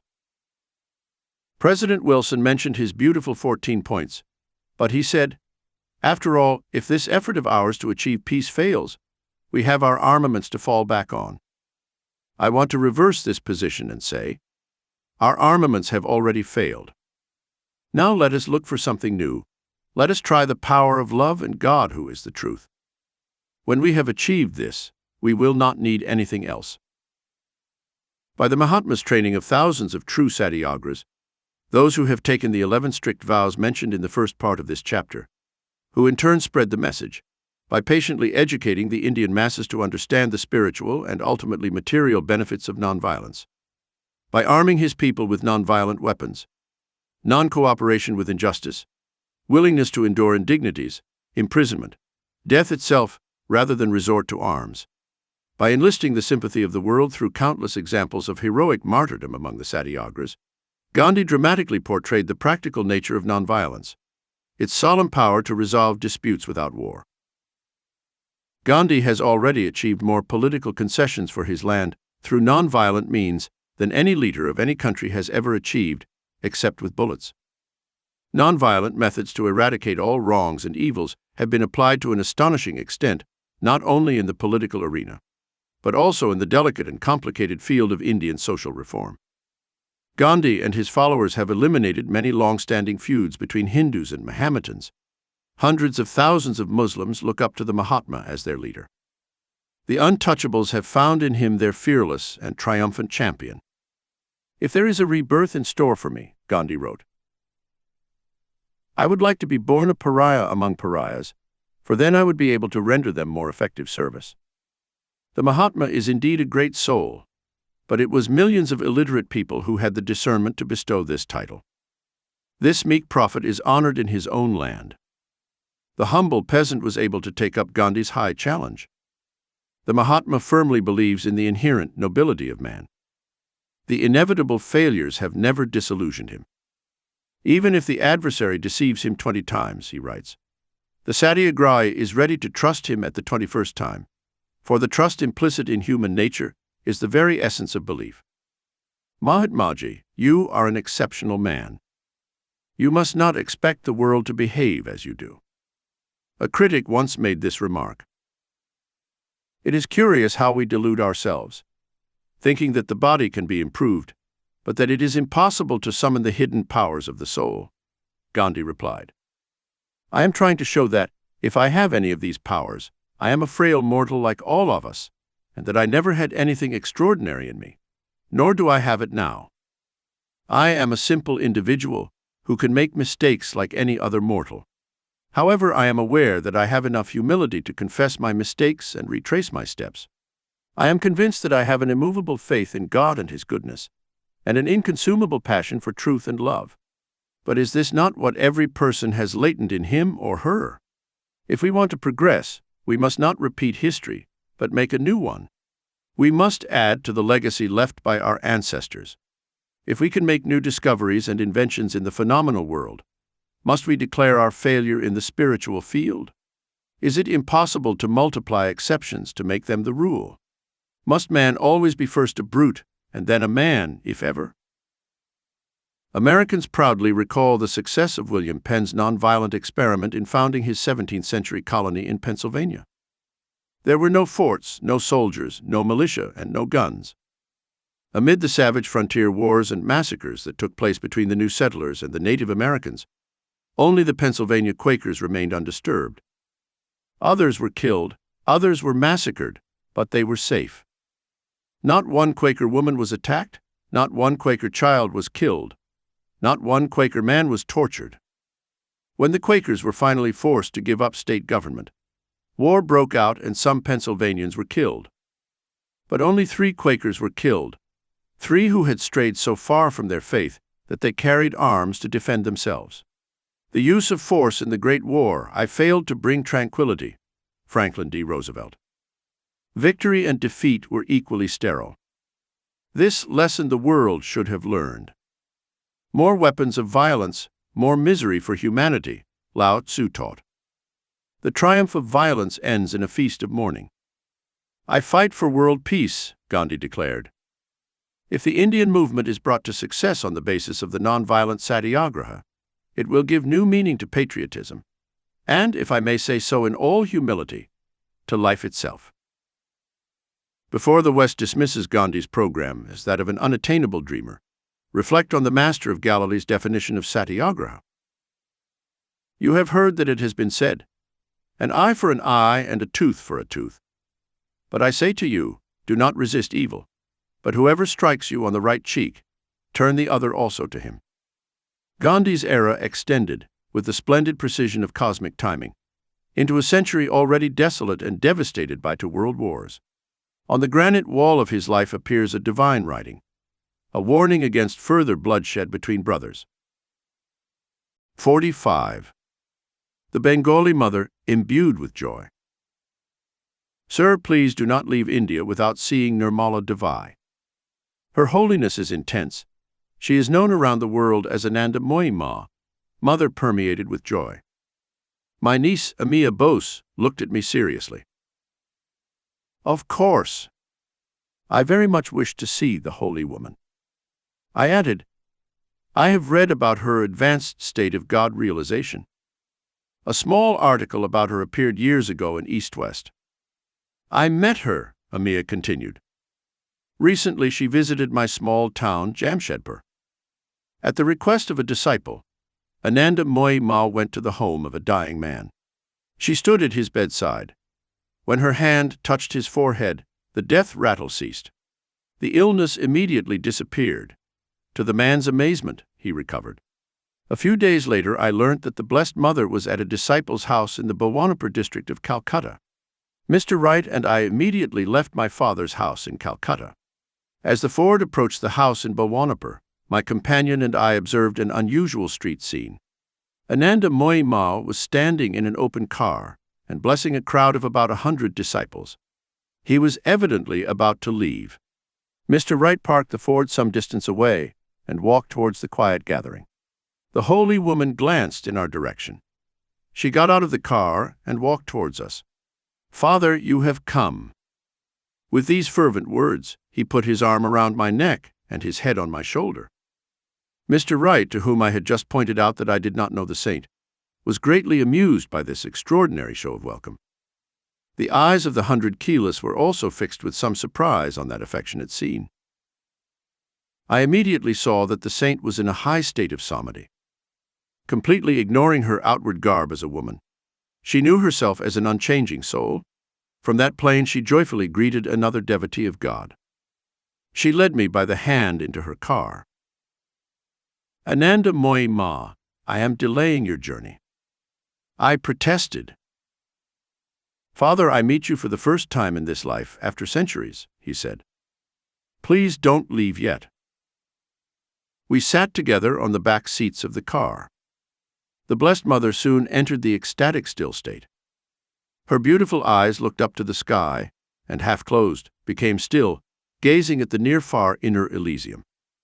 The disciples sang softly, "Victory to the Divine Mother." In India I had found many men of divine fulfillment, but never before had I met such an exalted holy woman. Her gentle face was burnished with the ineffable joy that had given her the name Blessed Mother. Her long black hair lay loose behind her unveiled head. A red dot of sandalwood pasted on her forehead symbolized the spiritual I always open within her. Small face, small hands, small feet, a contrast to her spiritual greatness. I put some questions to a neighboring Keela, while Ananda Moyi Ma remained spellbound. The Blessed Mother travels a lot in India. She has hundreds of disciples in many parts, the Keela told me. Her courageous efforts have led to many desirable social reforms. Although she is a Brahmin, the saint does not recognize any caste distinction. A group of us always travel with her, looking after her comforts. We have to mother her. She does not care for her body. If no one were to feed her, she would not eat and ask no questions. Even when meals are placed before her, she does not touch them. To prevent her from disappearing from this world, we disciples feed her with our hands. She often remains for days at a time in a divine trance, barely breathing and with her eyes dulled.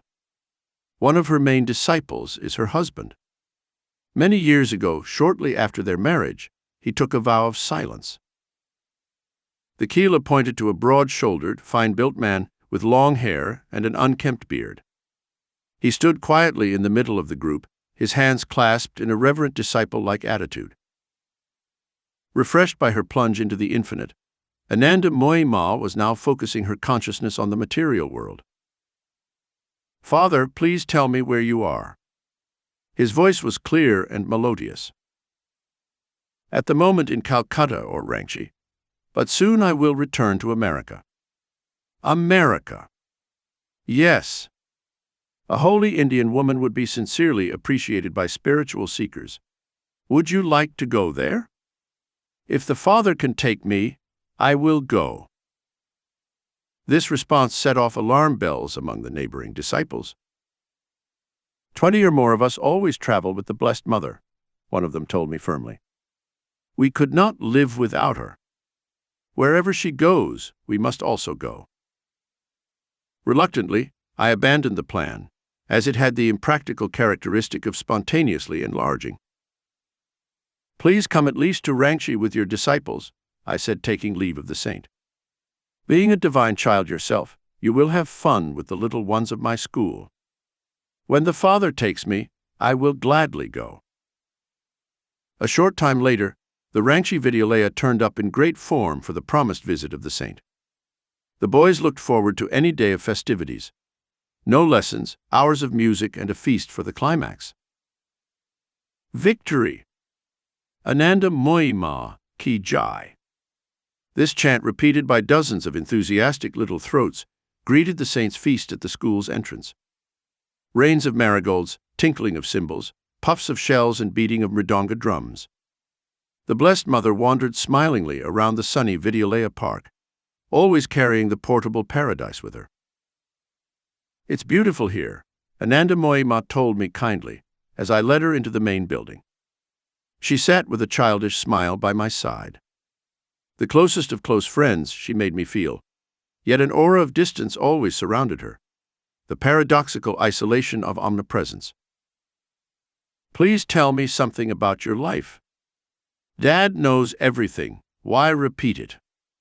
Evidently, he felt that the factual history of a brief incarnation was not worth repeating. I laughed, softly repeating my question. "Father, there is little to say." He spread out his graceful hands in a gesture of deprecation. "My consciousness has never associated itself with this temporary body.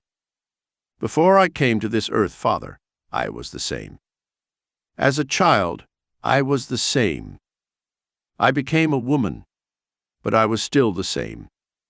When the family into which I was born made arrangements to marry this body, I was the same. And when, drunk with passion, my husband came to me and murmured affectionate words, lightly touching my body, he received a violent shock, as if struck by lightning, because even then, I was the same.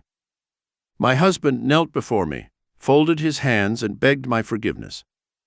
'Mother,' he said, 'since I have profaned your bodily temple by touching it with the thought of lust, not knowing that within it dwelt not my wife, but the Divine Mother, I make this solemn vow. I will be your disciple, a celibate follower, who will care for you in silence like a servant, never speaking to anyone else as long as I live. May I thus atone for the sin I have committed against you today, my Guru.' Even when I silently accepted my husband's proposal, I was the same. And Father, before you now, I am the same. And afterwards, even if the dance of creation changes around me in the hall of eternity, I will be the same." Ananda Moyi Ma sank into a deep meditative state. Her form was as still as a statue. She had fled to her ever-called realm. The dark pools of his eyes appeared lifeless and glassy. This expression is often present when saints remove their consciousness from the physical body, which is then nothing more than a soulless piece of clay. We remained together for an hour in an ecstatic trance. He returned to this world with a small, cheerful laugh. "Please, Ananda Moyi Ma," I said, "come with me to the garden. Mr. Wright will take pictures." "Of course, Father. Your will is my will." His glorious eyes maintained their unchanged divine luster as he posed for many photographs. "It is banquet time." Ananda Moyi Ma squatted on her blanket, with a disciple feeding her. Like an infant, the saint obediently swallowed the food after the Kila had brought it to her lips. It was evident that the Blessed Mother did not recognize any difference between curries and sweets. At dusk, the saint left with her party amidst a shower of rose petals, her hands raised in blessing over the little boys. Their faces shone with the affection she had effortlessly awakened. "You shall love the Lord your God with all your heart, with all your soul, with all your mind, and with all your strength." Christ proclaimed, "This is the first commandment." Casting aside all inferior attachments, Ananda Moyi Ma offers her sole allegiance to the Lord. Not through the distinctions of scholars, but through the sure logic of faith, the Holy Child has solved the only problem of human life: unity with God. Man has forgotten this stark simplicity, now clouded by a million issues. Rejecting a monotheistic love for God, nations mask their unfaithfulness with a punctilious respect for the outward shrines of charity. These humanitarian gestures are virtuous, because for a moment they divert man's attention from himself, but they do not free him from his sole responsibility in life, indicated by Jesus as the first commandment. The edifying obligation to love God is assumed with man's first breath, an air freely given by his only benefactor. On another occasion, after his visit to Ranchi, I had the opportunity to see Ananda Moyi Ma. A few months later, he was among his disciples on the platform at Serampore station, waiting for the train. "Father, I am going to the Himalayas," he said. "Some generous disciples have built me a hermitage in Dehradun." As he boarded the train, I marveled to see that in the midst of the crowd, on the train, in celebration or in silence, his eyes never took their eyes off God. Inside me I can still hear his voice, an echo of immeasurable sweetness. "Behold, now and always one with the Eternal. I am always the same." 46. The Yogi Woman Who Never Eats.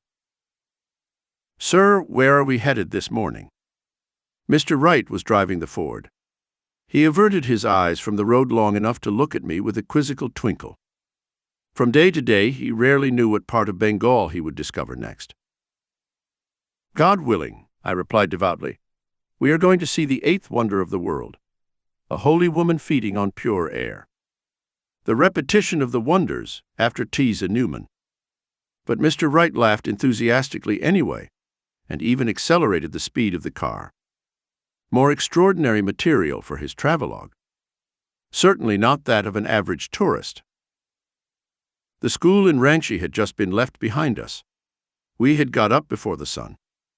Besides myself and my secretary, there were 3 Bengali friends. We drank the exhilarating air, the natural morning wine. Our driver drove the car cautiously between the early risers and the 2-wheeled carts, pulled slowly by hunched and humpbacked bulls, prone to dispute the road with a honking intruder. "Sir, we would like to know more about the holy fasting man." "Her name is Jiri Bala," I informed my companions. "I first heard about her years ago from a learned gentleman, Sthiti Lal Nandi. She used to come often to the Gurpur Road house to tutor my brother Bishnu." "I know Jiri Bala well," Sthiti Babu told me. "She employs a certain yoga technique that allows her to live without eating. I was her neighbor in Wabganj, near Ishapur. I forced myself to observe her closely, but I never found any evidence that she consumed food or drink. Eventually, my interest was so great that I approached the Maharaja of Burdwan and asked him to conduct an investigation. Amazed by the story, he invited her to his palace. The woman agreed to undergo a test and lived for 2 months locked up in a small section of his house. She later returned for a 20-day palace visit and then for a third 15-day test. The Maharaja himself told me that these 3 rigorous examinations had convinced him beyond doubt of her non-food status.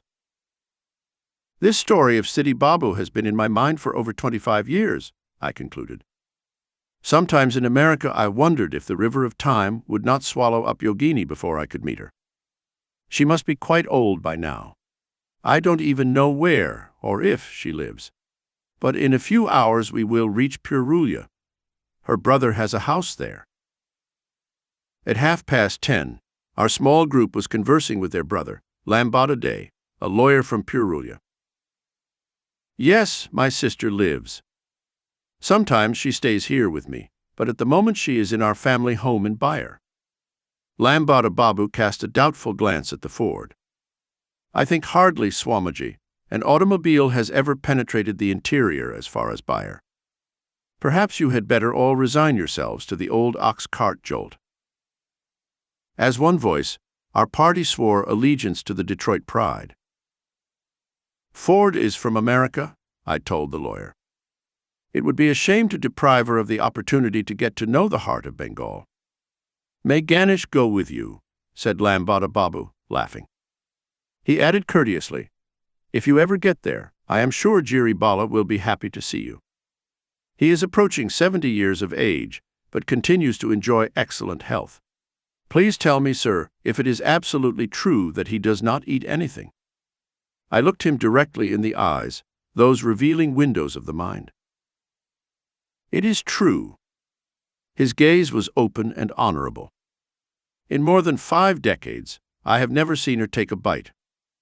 If the world suddenly ended, I could not be more amazed than by the sight of my sister taking food. We laughed together about the improbability of these 2 cosmic events. Jiri Bala never sought inaccessible solitude for her yoga practices, Lambada Babu continued. She has lived her whole life surrounded by family and friends. By now they are all used to her strange state. There is not one of them who would not be astonished if Jiri Bala suddenly decided to eat something. She is naturally withdrawn, as befits a Hindu widow, but our little circle in Purulia and Bayer knows that she is literally an exceptional woman. The brother's sincerity was evident. Our little group thanked him warmly and set off towards Bayer. We stopped at a street shop for curries and luchas, attracting a swarm of brats who gathered to watch Mr. Wright eating with his fingers in the simple Hindu manner. Appetite drove us on to fortify ourselves for an afternoon that, unknown at the time, would prove to be quite tiring. Our road now led eastwards, through sun-baked rice fields, into the Burdwan section of Bengal. We traveled along roads lined with dense vegetation. The songs of the maina and the striped-throated bulbul came out of trees with huge umbrella branches. From time to time an ox-drawn cart would drive by, with the squeak of the axle and ironed wooden wheels, contrasting sharply with the rustle of car tires on the aristocratic asphalt of the cities. "Dick, stop!" My sudden request elicited a shaken protest from Ford. "That overloaded mango tree is shouting an invitation." The five of us rushed like children to the mango-covered ground. The tree had graciously scattered its fruit as it ripened. "Many mangoes are born not to be seen," I paraphrased, "and waste their sweetness on the stony ground." "Nothing like that in America, Swamiji, ha?" laughed Salesh Mazumdar, one of my Bengali students. "No," I admitted, covered in mango juice and satisfaction. "How I have missed this fruit in the West. A Hindu's paradise without mangoes is inconceivable." I picked up a rock and shot down a proud beauty hidden on the highest limb. "Dick," I asked between bites of ambrosia, warmed by the tropical sun, "are all the cameras in the car?" "Yes, sir, in the luggage compartment. If Jiri Bala proves to be a true saint, I want to write about her in the West. A Hindu yogini with such inspirational powers should not live and die unknown like most of these mangoes." Half an hour later I was still walking in sylvan peace. "Sir," observed Mr. Wright, "we should reach Jiri Bala before sunset to get enough light for photographs." He added with a smile, "Westerners are very skeptical. We cannot expect them to believe the lady without any photos." This wisdom was indisputable. I turned my back on temptation and got back into the car. "You're right, Dick," I sighed as we sped along. "I sacrifice mango paradise on the altar of Western realism. We must have photographs." The road was getting sicker and sicker. Wrinkles of ruts, bubbles of hardened clay, the sad infirmities of old age. Our group dismounted from time to time so that Mr. Wright could more easily maneuver the Ford, which the four of us pushed from behind. "Lambada Babu has indeed spoken," acknowledges Salesh. "It is not the machine that carries us. We are the ones carrying the machine." Our uphill and downhill boredom was increasingly seduced by the appearance of a village, each one a scene of picturesque simplicity. Our road twisted and turned through groves of palm trees, between pristine ancient villages, nestled in the shadows of the forest, Mr. Wright noted in his travelogue, dated the 5th of May 1936. Very charming are these clusters of mud huts with thatched roofs, decorated with one of God's names on the door, many small, naked children playing innocently. Stop to watch or run wildly from this great black, bull-less chariot that passes through their village. The women just peek out from the shadows, while the men relax lazily under the trees that line the road, intrigued by their carelessness. In one place, all the villagers were happily bathing in the large tub, in their clothes, changing by draping the dry cloths around their bodies and dropping the wet ones. The women carried the water to their homes in huge brass jars.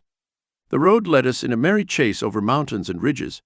We bounced and jolted, dipped into small streams, swerved around an unfinished causeway, crossed dry, sandy riverbeds, and finally around 5 p.m. we were close to our destination, Bayer.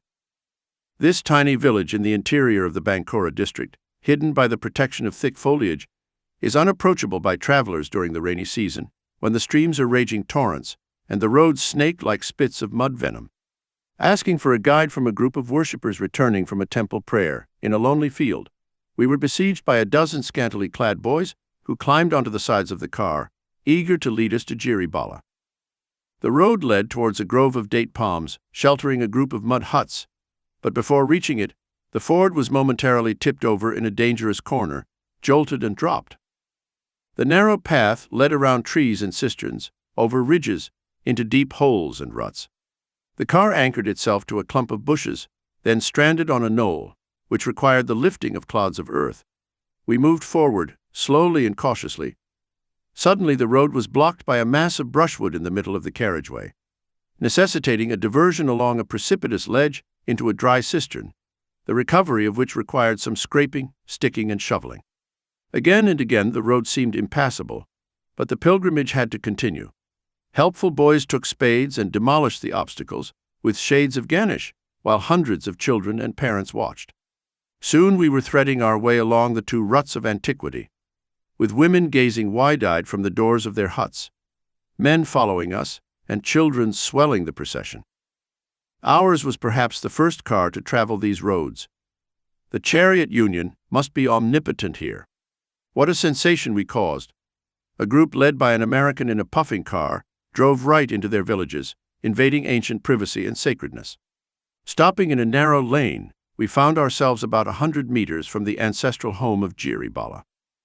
We felt the thrill of fulfillment after the long toil of the road, crowned by a rough finish.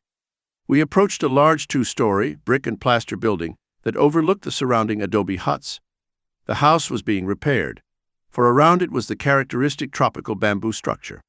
With feverish anticipation and suppressed exultation, we stood before the open gates of the one who was blessed by the Lord's without hunger touch.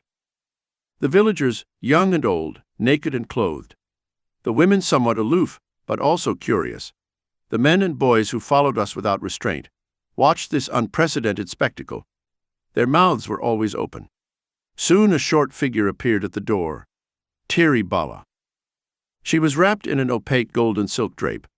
In typical Indian fashion, she stepped forward modestly and hesitantly, peering slightly from beneath the upper fold of her Swadeshi drape.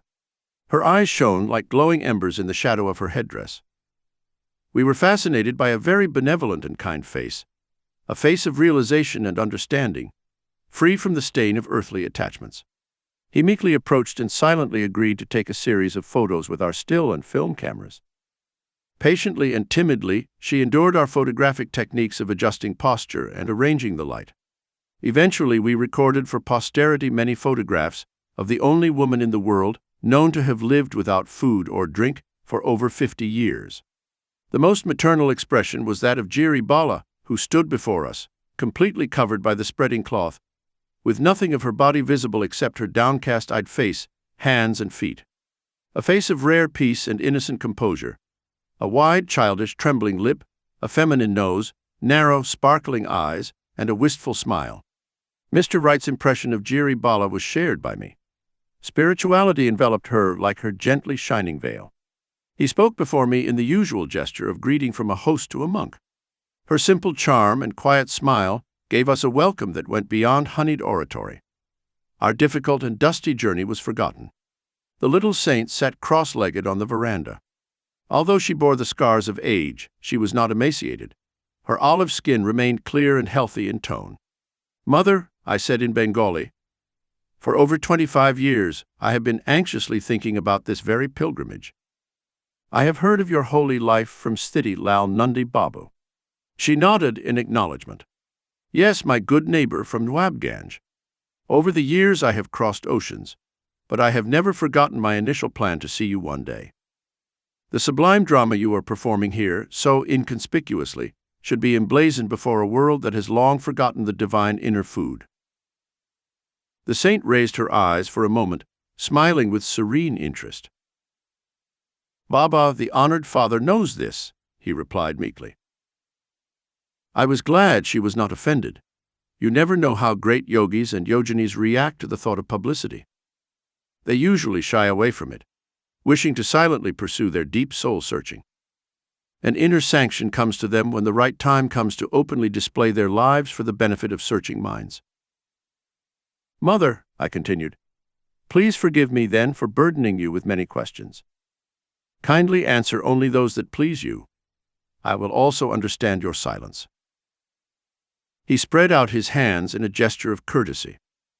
"I am happy to answer, insofar as an insignificant person like me can give satisfactory answers." "Oh no, it's not insignificant," I protested sincerely. "You are a great soul. I am everyone's humble servant." And he added quaintly, "I love to cook and feed people." A strange pastime, I thought, for a saint who does not eat. "Tell me, Mother, from your lips, do you live without food?" "It is true." He was silent for a few moments. His next remark showed that he was struggling with mental arithmetic. From the age of 12 years and 4 months to my present age of 68, a period of over 56 years, I have not eaten food or taken in liquids. Don't you ever feel tempted to eat? If I felt the desire to eat, I had to eat. With simplicity and regularity he stated this axiomatic truth, known all too well by a world that revolves around 3 meals a day.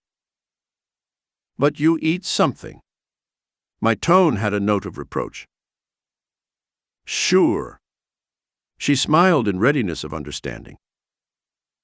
"Your nourishment comes from the subtler energies of air and sunlight, and the cosmic power that recharges your body through the medulla oblongata.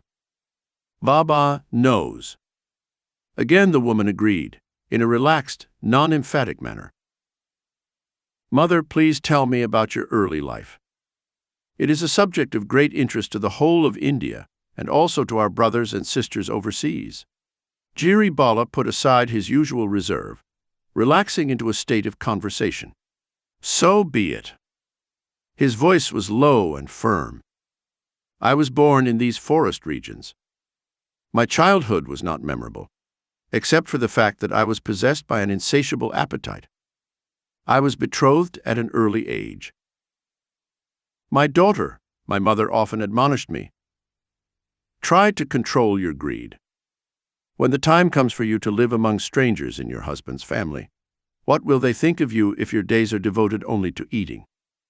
The calamity he predicted came to pass.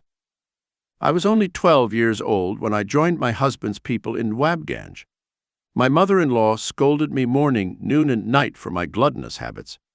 Her scolding, however, was a blessing in disguise. It awakened my dormant spiritual tendencies. One morning her mockery was merciless. "I will soon prove to you," I said stingingly, "that I will never touch food again as long as I live." My mother-in-law laughed in derision. "So," she said, "how can you live without eating if you can't live without eating too much?" This remark was unanswerable. However, an iron resolution sustained my spirit. In a secluded place I sought my heavenly Father. "Lord," I prayed incessantly, "please send me a guru, one who will teach me to live by your light and not by food." A divine ecstasy came over me. Guided by a beatific incantation, I set out towards the god of Wabganj on the Ganges. On the way I met the priest of my husband's family. "Venerable sir," I said confidently, "kindly tell me how to live without eating." He stared at me without answering. Finally, he spoke consolingly. "Child," he said, "come to the temple this evening. I will conduct a special Vedic ceremony for you." This vague answer was not what I was looking for. I continued towards the ghat. The morning sun pierced the waters. I purified myself in the Ganges, as if for a sacred initiation. As I left the river bank, with my wet cloth around me, in the broad glow of day, my master materialized before me. "Dear little one," he said in a voice of loving compassion, "I am the guru sent here by God to fulfill your urgent prayer." He was deeply touched by his unusual nature. "From today you will live by astral light. Your bodily atoms will be powered by the infinite current." Jiri Bala fell into silence. I took Mr. Wright's pencil and pad and translated some articles into English for his information. The saint resumed the story, her gentle voice barely audible. "The ghat was deserted, but my guru cast an aura of protective light around us, so that no wandering bathers would disturb us afterwards. He initiated me into a Kriya technique that frees the body from dependence on the coarse food of mortals. The technique involves the use of a certain mantra and a more difficult breathing exercise than the average person can do. No medicine or magic is involved. Nothing beyond Kriya. In the manner of the American journalist, who had unwittingly taught me her procedure, I questioned Jiri Bala on many issues that I thought were of interest to the world. She gave me, bit by bit, the following information. I have never had children. Many years ago I was widowed. I sleep very little, because sleep and wakefulness are the same thing for me. I meditate at night, while during the day I take care of household chores. I slightly feel the change of climate from one season to the next. I have never fallen ill and have never experienced any illness. I only feel slight pain from accidental injuries. I have no bodily excretions. I can control my heart and breathing. I often see my guru and other great souls in vision. Mother, I asked, why don't you teach others the method of living without food? My ambitious hopes for the world's hungry millions were nipped in the bud. No. He shook his head. My guru has strictly ordered me not to divulge the secret. It is not his wish to tamper with the drama of God's creation. The farmers would not thank me if I taught many people to live without eating. The finest fruits would remain unused on the ground. It seems that misery, hunger, and sickness are lashes of our karma that ultimately drive us to seek the true meaning of life. Mother, I said slowly, what is the point of you being chosen to live without eating? To prove that man is spirit. His face lit up with wisdom. To show that, through divine progress, he can gradually learn to live by the eternal light and not by food. The saint sank into a deep meditative state. Her gaze was turned inwards. The sweet depth of her eyes became expressionless. She emitted a certain sigh, a prelude to the breathless ecstatic trance. For a time she had taken refuge in the realm without question, the paradise of inner joy. Tropical darkness had fallen. The light of a small paraffin lamp flickered irregularly on the faces of some 20 villagers, crouched silently in the shadows. Fireflies and distant oil lanterns in the huts wove luminous and eerie patterns in the velvety night. It was the painful hour of departure. A slow and tedious journey awaited our small group. Jiri Bala, I said as the saint opened her eyes, please give me a souvenir, a flap of one of your saris. Immediately he returned with a piece of Benares silk, stretching it out in his hand as he suddenly prostrated himself on the ground. Mother, I said reverently, rather let me touch your blessed feet. 47. Return to the West. I have given many yoga classes in India and America, but I must confess that, as a Hindu, I am unusually happy to lead a class for English students. Members of my London class laughed appreciatively. No political turmoil ever disturbed our yoga peace. India was now a sanctified memory. It is September 1936. I am in England to fulfill a promise made 16 months earlier, to hold a new conference in London. England is also receptive to the timeless message of yoga. Journalists and cameramen flocked to my accommodation at Grosvenor House. The British National Council of the World Fellowship of Faiths organized a meeting on the 29th of September at the Whitefield Congregational Church, where I addressed the audience on the weighty topic of how faith in brotherhood can save civilization. The 8 o'clock lectures at Caxton Hall drew such a crowd that for 2 evenings the auditorium of Windsor House awaited my second talk at 9:30. Over the next few weeks the yoga classes became so numerous that Mr. Wright was forced to arrange to move to another hall. British tenacity finds admirable expression in a spiritual relationship. The yoga students of London loyally organized themselves after my departure into a self-realization fellowship center, holding their weekly meditation meetings during the war years. Unforgettable weeks in England, days visiting London, then the beautiful countryside. Mr. Wright and I called the trusty Ford to visit the birthplaces and graves of the great poets and heroes of British history. Our little party set sail from Southampton for America in late October on the Bremen. The majestic Statue of Liberty in New York Harbor brought a joyous gulp of excitement not only to Miss Bletch and Mr. Wright's throats, but also to mine. The Ford, a little battered by the struggles with the old terrain, was still powerful. It now tackled the transcontinental journey to California with a determined stride. At the end of 1936, there was Mount Washington. The end-of-year festivities are celebrated each year in downtown Los Angeles with an 8-hour group meditation on the 24th of December, Spiritual Christmas, followed the next day by a banquet, Social Christmas. This year, the festivities were enriched by the presence of dear friends and students from distant cities who came to welcome home the 3 world travelers. The Christmas Day feast included delicacies brought 15,000 kilometers away for this joyous occasion: gourd mushrooms from Kashmir, tinned rasgulla and mango pulp, papar biscuits, and an oil from the Indian Kiora flower that flavored our ice cream. In the evening, we gathered around a huge, twinkling Christmas tree, with the nearby fireplace crackling with stumps of aromatic cypress. Time for gifts.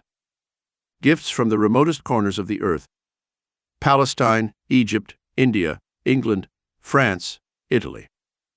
How hard Mr. Wright had counted the trunks at every foreign crossroads, so that no thieving hand would receive the treasures destined for loved ones in America. Plaques of the sacred olive tree from the Holy Land, delicate lace and embroidery from Belgium and Holland, Persian carpets, finely woven Kashmiri shawls, eternally scented sandalwood trays from Mysore, Shiva's bullseye stones from the central provinces, old Indian coins from vanished dynasties, bejeweled vases and bowls miniatures, tapestries, incense and temple fragrances, Swadeshi cotton prints, lacquer work, ivory carvings from Mysore, Persian slippers with their long curious toe, old and picturesque illuminated manuscripts, velvets, brocades, Gandhi caps, ceramics, tiles, brass work, prayer rugs, a haul from 3 continents. One by one, I distributed the conspicuously wrapped parcels from the huge pile under the tree. Sister Gayana Mata. I handed a long box to the sweet-faced American lady of deep realization, who had been in charge of Mount Washington during my absence. From the paper handkerchiefs, she lifted a sari of golden Benares silk. Thank you, sir. You bring the procession of India before my eyes. Mr. Dickinson. The next parcel contained a gift I had bought in a bazaar in Calcutta. Mr. Dickinson will like it, I had thought at the time. A beloved disciple, Mr. Dickinson had been present at every Christmas celebration since the founding of Mount Washington in 1925. At this 11th annual celebration, he was standing in front of me and untying the ribbons of his little square packet. The silver cup. Struggling with emotion, he stared at the present tall drinking cup. He sat down at some distance, seemingly stunned. I smiled fondly at him before resuming my role as Santa. The ejaculatory evening ended with a prayer to the giver of all gifts, followed by a group singing of Christmas songs. Mr. Dickinson and I chatted together some time later. "Sir," he said, "allow me to thank you now for the silver cup. I could not find the words on Christmas night. I brought the gift especially for you. For 43 years I waited for that silver cup. It is a long story, which I have kept hidden inside me." Mr. Dickinson looked at me shyly. The beginning was dramatic. I was drowning. My older brother had playfully pushed me into a 50-foot pool in a small Nebraska town. I was then only 5 years old. As I was about to sink under the water for the second time, a dazzling, multicolored light appeared, filling the whole space. In the middle was the figure of a man with calm eyes and a reassuring smile. My body was sinking for the 3rd time, when one of my brother's companions bent a tall, thin willow tree so low that I could grasp it with my desperate fingers. The boys lifted me onto the bank and successfully gave me first aid treatment. 12 years later, as a young man of 17, I visited Chicago with my mother. It was 1893. The great world parliament of religions was in progress. My mother and I were walking along a main street when I saw the powerful flash of light again. A few steps away from us, strolling quietly, was the same man I had seen years before in a vision. He approached a large auditorium and disappeared inside the door. "Mother," I cried, That was the man who appeared at the moment I was drowning. She and I hurried into the building. The man was sitting on a platform. We soon learned that it was Swami Vivekananda of India. After he had delivered a soul-stirring discourse, I went forward to meet him. He smiled at me kindly, as if we were old friends. I was so young that I did not know how to express my feelings, but in my heart I hoped he would offer himself as my teacher. He read my thoughts. "No, my son, I am not your guru." Vivekananda fixed his beautiful piercing eyes in mine. "Your master will come later. He will give you a silver cup." After a short pause he added, smiling, "He will pour out more blessings on you than you can hold now." I left Chicago in a few days, Dickinson continued, and never saw the great Vivekananda again. But every word he had spoken was indelibly written in my deepest consciousness. Years passed and no master appeared. One night in 1925, I prayed deeply that the Lord would send me my guru. A few hours later, I was awakened from sleep by soft melodies. A group of celestial beings, with flutes and other instruments, came into my sight. After filling the air with glorious music, the angels slowly disappeared. The next evening I attended for the first time one of his lectures here in Los Angeles and realized that my prayer had been answered. We smiled at each other in silence. For 11 years I have been a disciple of his in Kriya Yoga, Dickinson continued. Sometimes I wondered about the silver cup. I had almost convinced myself that Vivekananda's words were only metaphorical. But on Christmas night, as you handed me the square box by the tree, I saw for the third time in my life the same dazzling flash of light. In another minute, I was looking at my guru's gift that Vivekananda had foreseen for me 43 years before. A silver cup. 48. In Encinitas, California. A surprise, sir. During your absence abroad, we had this hermitage of Encinitas built. It is a welcome-back gift. Sister Gayanamata smilingly led me through a gate and up a tree-shaded walk. I saw a building that stretched out like a great white ocean liner towards the blue brine. At first speechless, then with oh and ah, finally with man's insufficient vocabulary of joy and gratitude, I examined the ashram, 16 unusually large rooms, each charmingly furnished. The majestic central hall, with huge ceiling-high windows, overlooks a united altar of grass, ocean sky, a symphony of emerald, opal, and sapphire. The great fireplace in the hall is covered by a mantle with a framed image of Lahiri Mahasaya, who smiles with his blessing on this Pacific paradise. Directly below the hall, built into the cliff itself, 2 solitary meditation caves confront the infinity of sky and sea.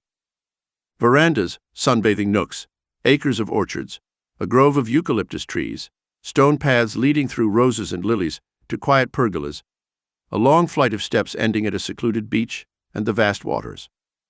Has the dream ever been more concrete?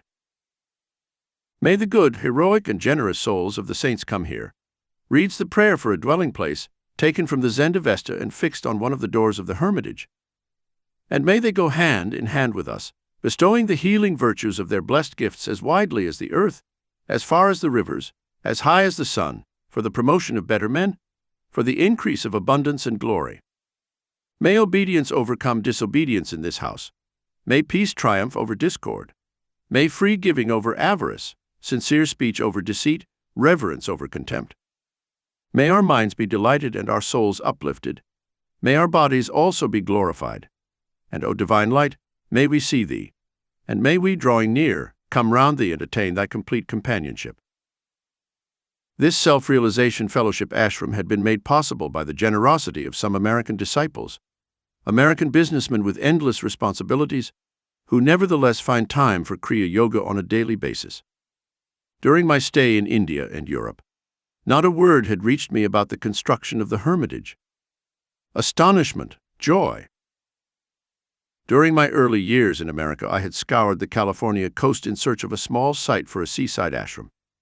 Whenever I had found a suitable spot, some obstacle had invariably arisen to prevent me from doing so.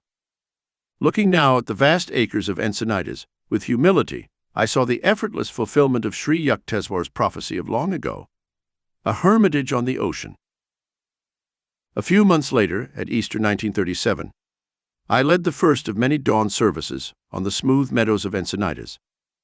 Like the Magi of yore, several hundred students watched in devotional awe as the daily miracle, the ritual of the solar fire in the eastern sky, unfolded. To the west stretched the inexhaustible Pacific, launching its solemn praise. In the distance, a small white sailboat and the lonely flight of a seagull. Christ, you have risen. Not only with the spring sun, but in the eternal dawn of the Spirit. Many happy months passed. In the peace of perfect beauty, I was able to complete a long-planned work at the Hermitage, the Cosmic Songs. I set to music with English words and Western musical notation, some 40 chants, some original, others adapted by me from ancient melodies. Included are Shankara's hymn, No Birth, No Death, and 2 favorite songs of Sri Yukteswar. Awake, awake, O my Holy One, and desire my great enemy.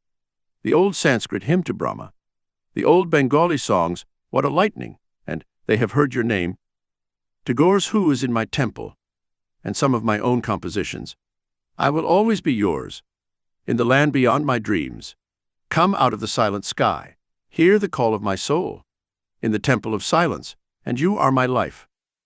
For the preface of the songbook, I recounted my first extraordinary experience of the receptivity of Westerners to the picturesquely devotional tunes of the Orient. The occasion had been a public lecture. The time, the 18th of April, 1926. The place, New York's Carnegie Hall.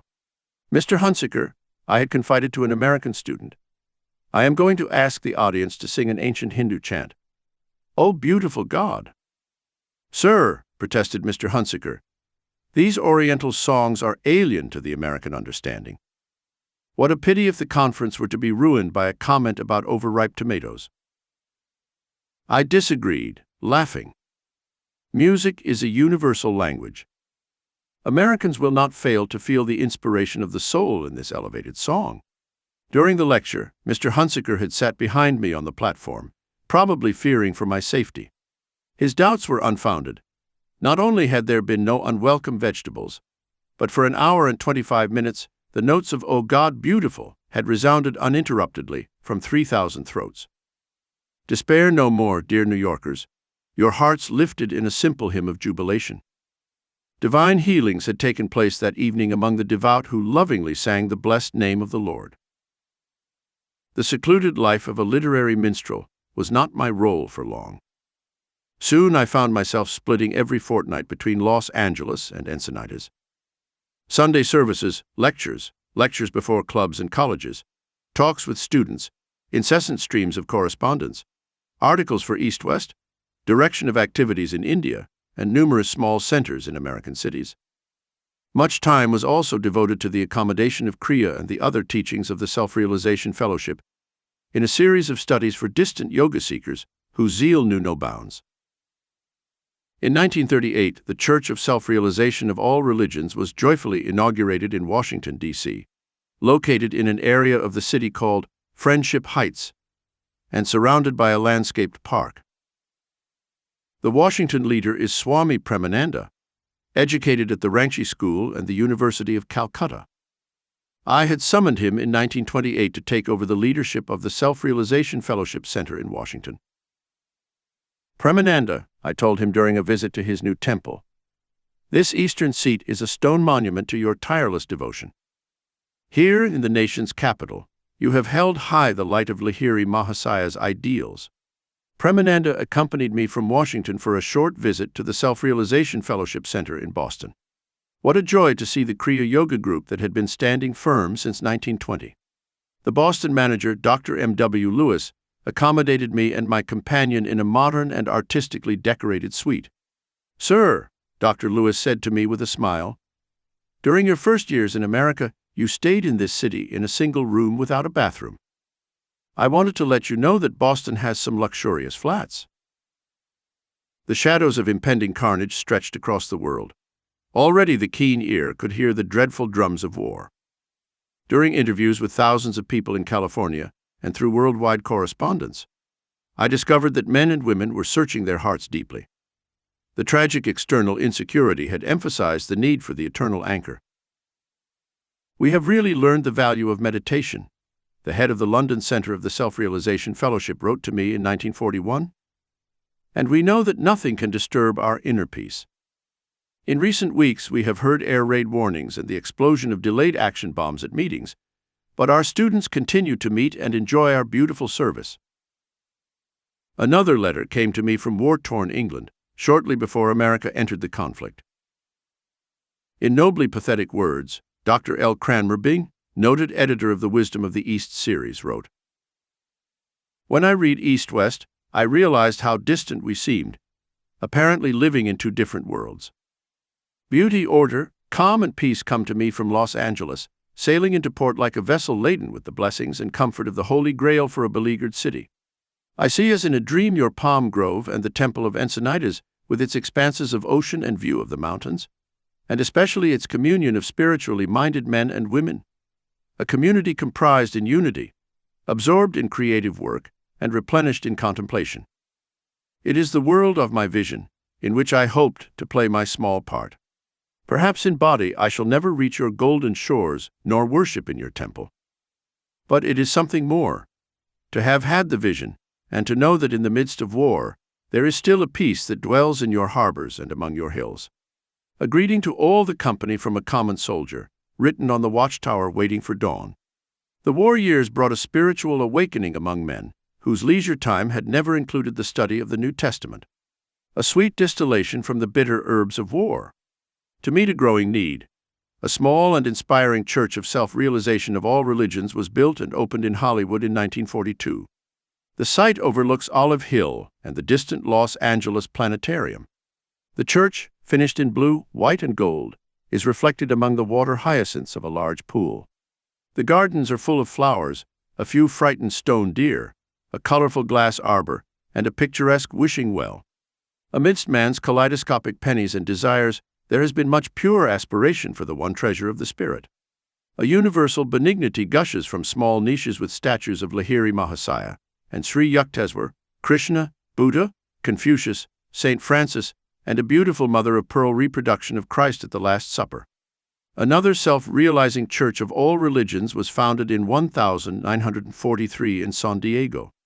A quiet hilltop temple, situated in a valley of sloping eucalyptus trees, overlooking the sparkling San Diego Bay. One evening, sitting in this quiet oasis, I was pouring out my heart in song. Under my fingers was the sweet sound of the church organ.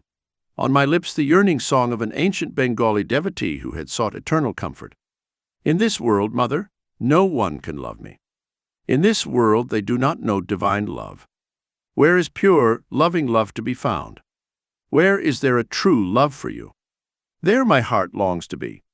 My chapel partner, Dr. Lloyd Kennel, head of the San Diego Center, smiled a little at the words of the song. Tell me honestly, Paramhansaji, was it worth it? He looked at me sincerely. I understood his laconic question. Have you been happy in America? What about the disillusions, the sorrows, the center leaders who couldn't lead, the students who couldn't be taught? Blessed is the man whom the Lord puts to the test, Doctor. He has remembered from time to put a burden on me. I thought then of all the faithful, the love, devotion, and understanding that was in the heart of America. With slow emphasis I continued, but my answer is, yes, 1,000 times yes. It has been worth it. It has been a constant inspiration, more than I ever dreamed, to see the West and the East brought together in the one lasting bond, the spiritual one. In silence I added a prayer.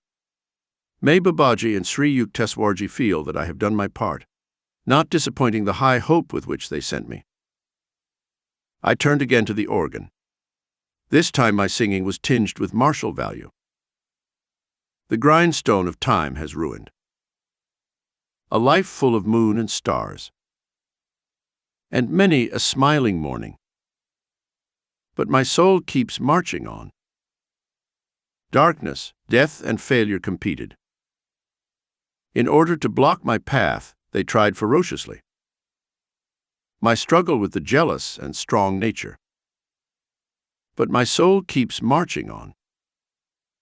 On New Year's week 1945, I was at work in my studio in Encinitas, reviewing the manuscript of this book.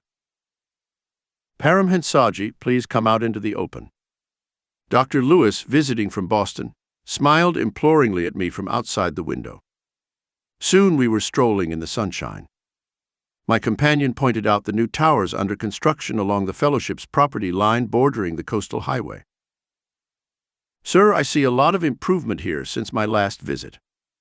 Dr. Lewis comes twice a year from Boston to Encinitas. Yes, Doctor, a project I have long considered is beginning to take final shape. In these beautiful surroundings, I have started a miniature world colony. Brotherhood is an ideal that is better understood by example than by precept. A small, harmonious group here can inspire other ideal communities all over the earth. A splendid idea, sir. The colony will surely be a success if everyone sincerely does their part. World is a broad term, but man must broaden his allegiance, seeing himself as a citizen of the world, I continued. A person who truly feels, the world is my homeland. It is my America, my India, my Philippines, my England, my Africa, will never lack room for a useful and happy life. His natural local pride will know limitless expansion. He will be in touch with the universal creative currents. Dr. Lewis and I stood over the lotus pool near the Hermitage. Below us stretched the limitless Pacific. These same waters break equally on the coasts of the West and East, in California and China. My companion threw a pebble into the first of the 70 million square kilometers of ocean. Encinitas is a symbolic place for a world colony. That is true, Doctor. We will organize many conferences and religious congresses here, inviting delegates from all countries. The flags of nations will be hung in our halls. Small temples dedicated to the world's major religions will be built on the grounds. As soon as possible, I continued, I plan to open a yoga institute here. The blessed role of Kriya Yoga in the West has just begun. May all men learn of the existence of a scientific technique of self-realization for overcoming all human miseries. Late into the night, my dear friend, America's first Kriya Yogi, discussed with me the need for spiritually based world colonies. The evils attributed to an anthropomorphic abstraction called society can more realistically be attributed to the door of every man. Utopia must be born in the private breast before it can flourish in civic virtue. Man is a soul, not an institution. Only his inner reforms can give permanence to the outer ones. By emphasizing spiritual values and self-fulfillment, a colony that exemplifies world brotherhood is able to send inspiring vibrations far beyond its place. The 15th of August 1945, end of the Second World War. End of a world, dawn of an enigmatic atomic age. The residents of the Hermitage gathered in the main hall for a prayer of thanksgiving. Heavenly Father, may it never be like this again. Thy children go henceforth as brothers. The tension of the war years was gone. Our spirits basked in the sunshine of peace. I looked with joy at each of my fellow Americans. Lord, I thought gratefully, you have given this monk a large family. This recording of Autobiography of a Yogi by Paramhansa Yogananda was presented by Stargate Book. Sound recording copyright 2024 and produced by Deep Send Limited 2024.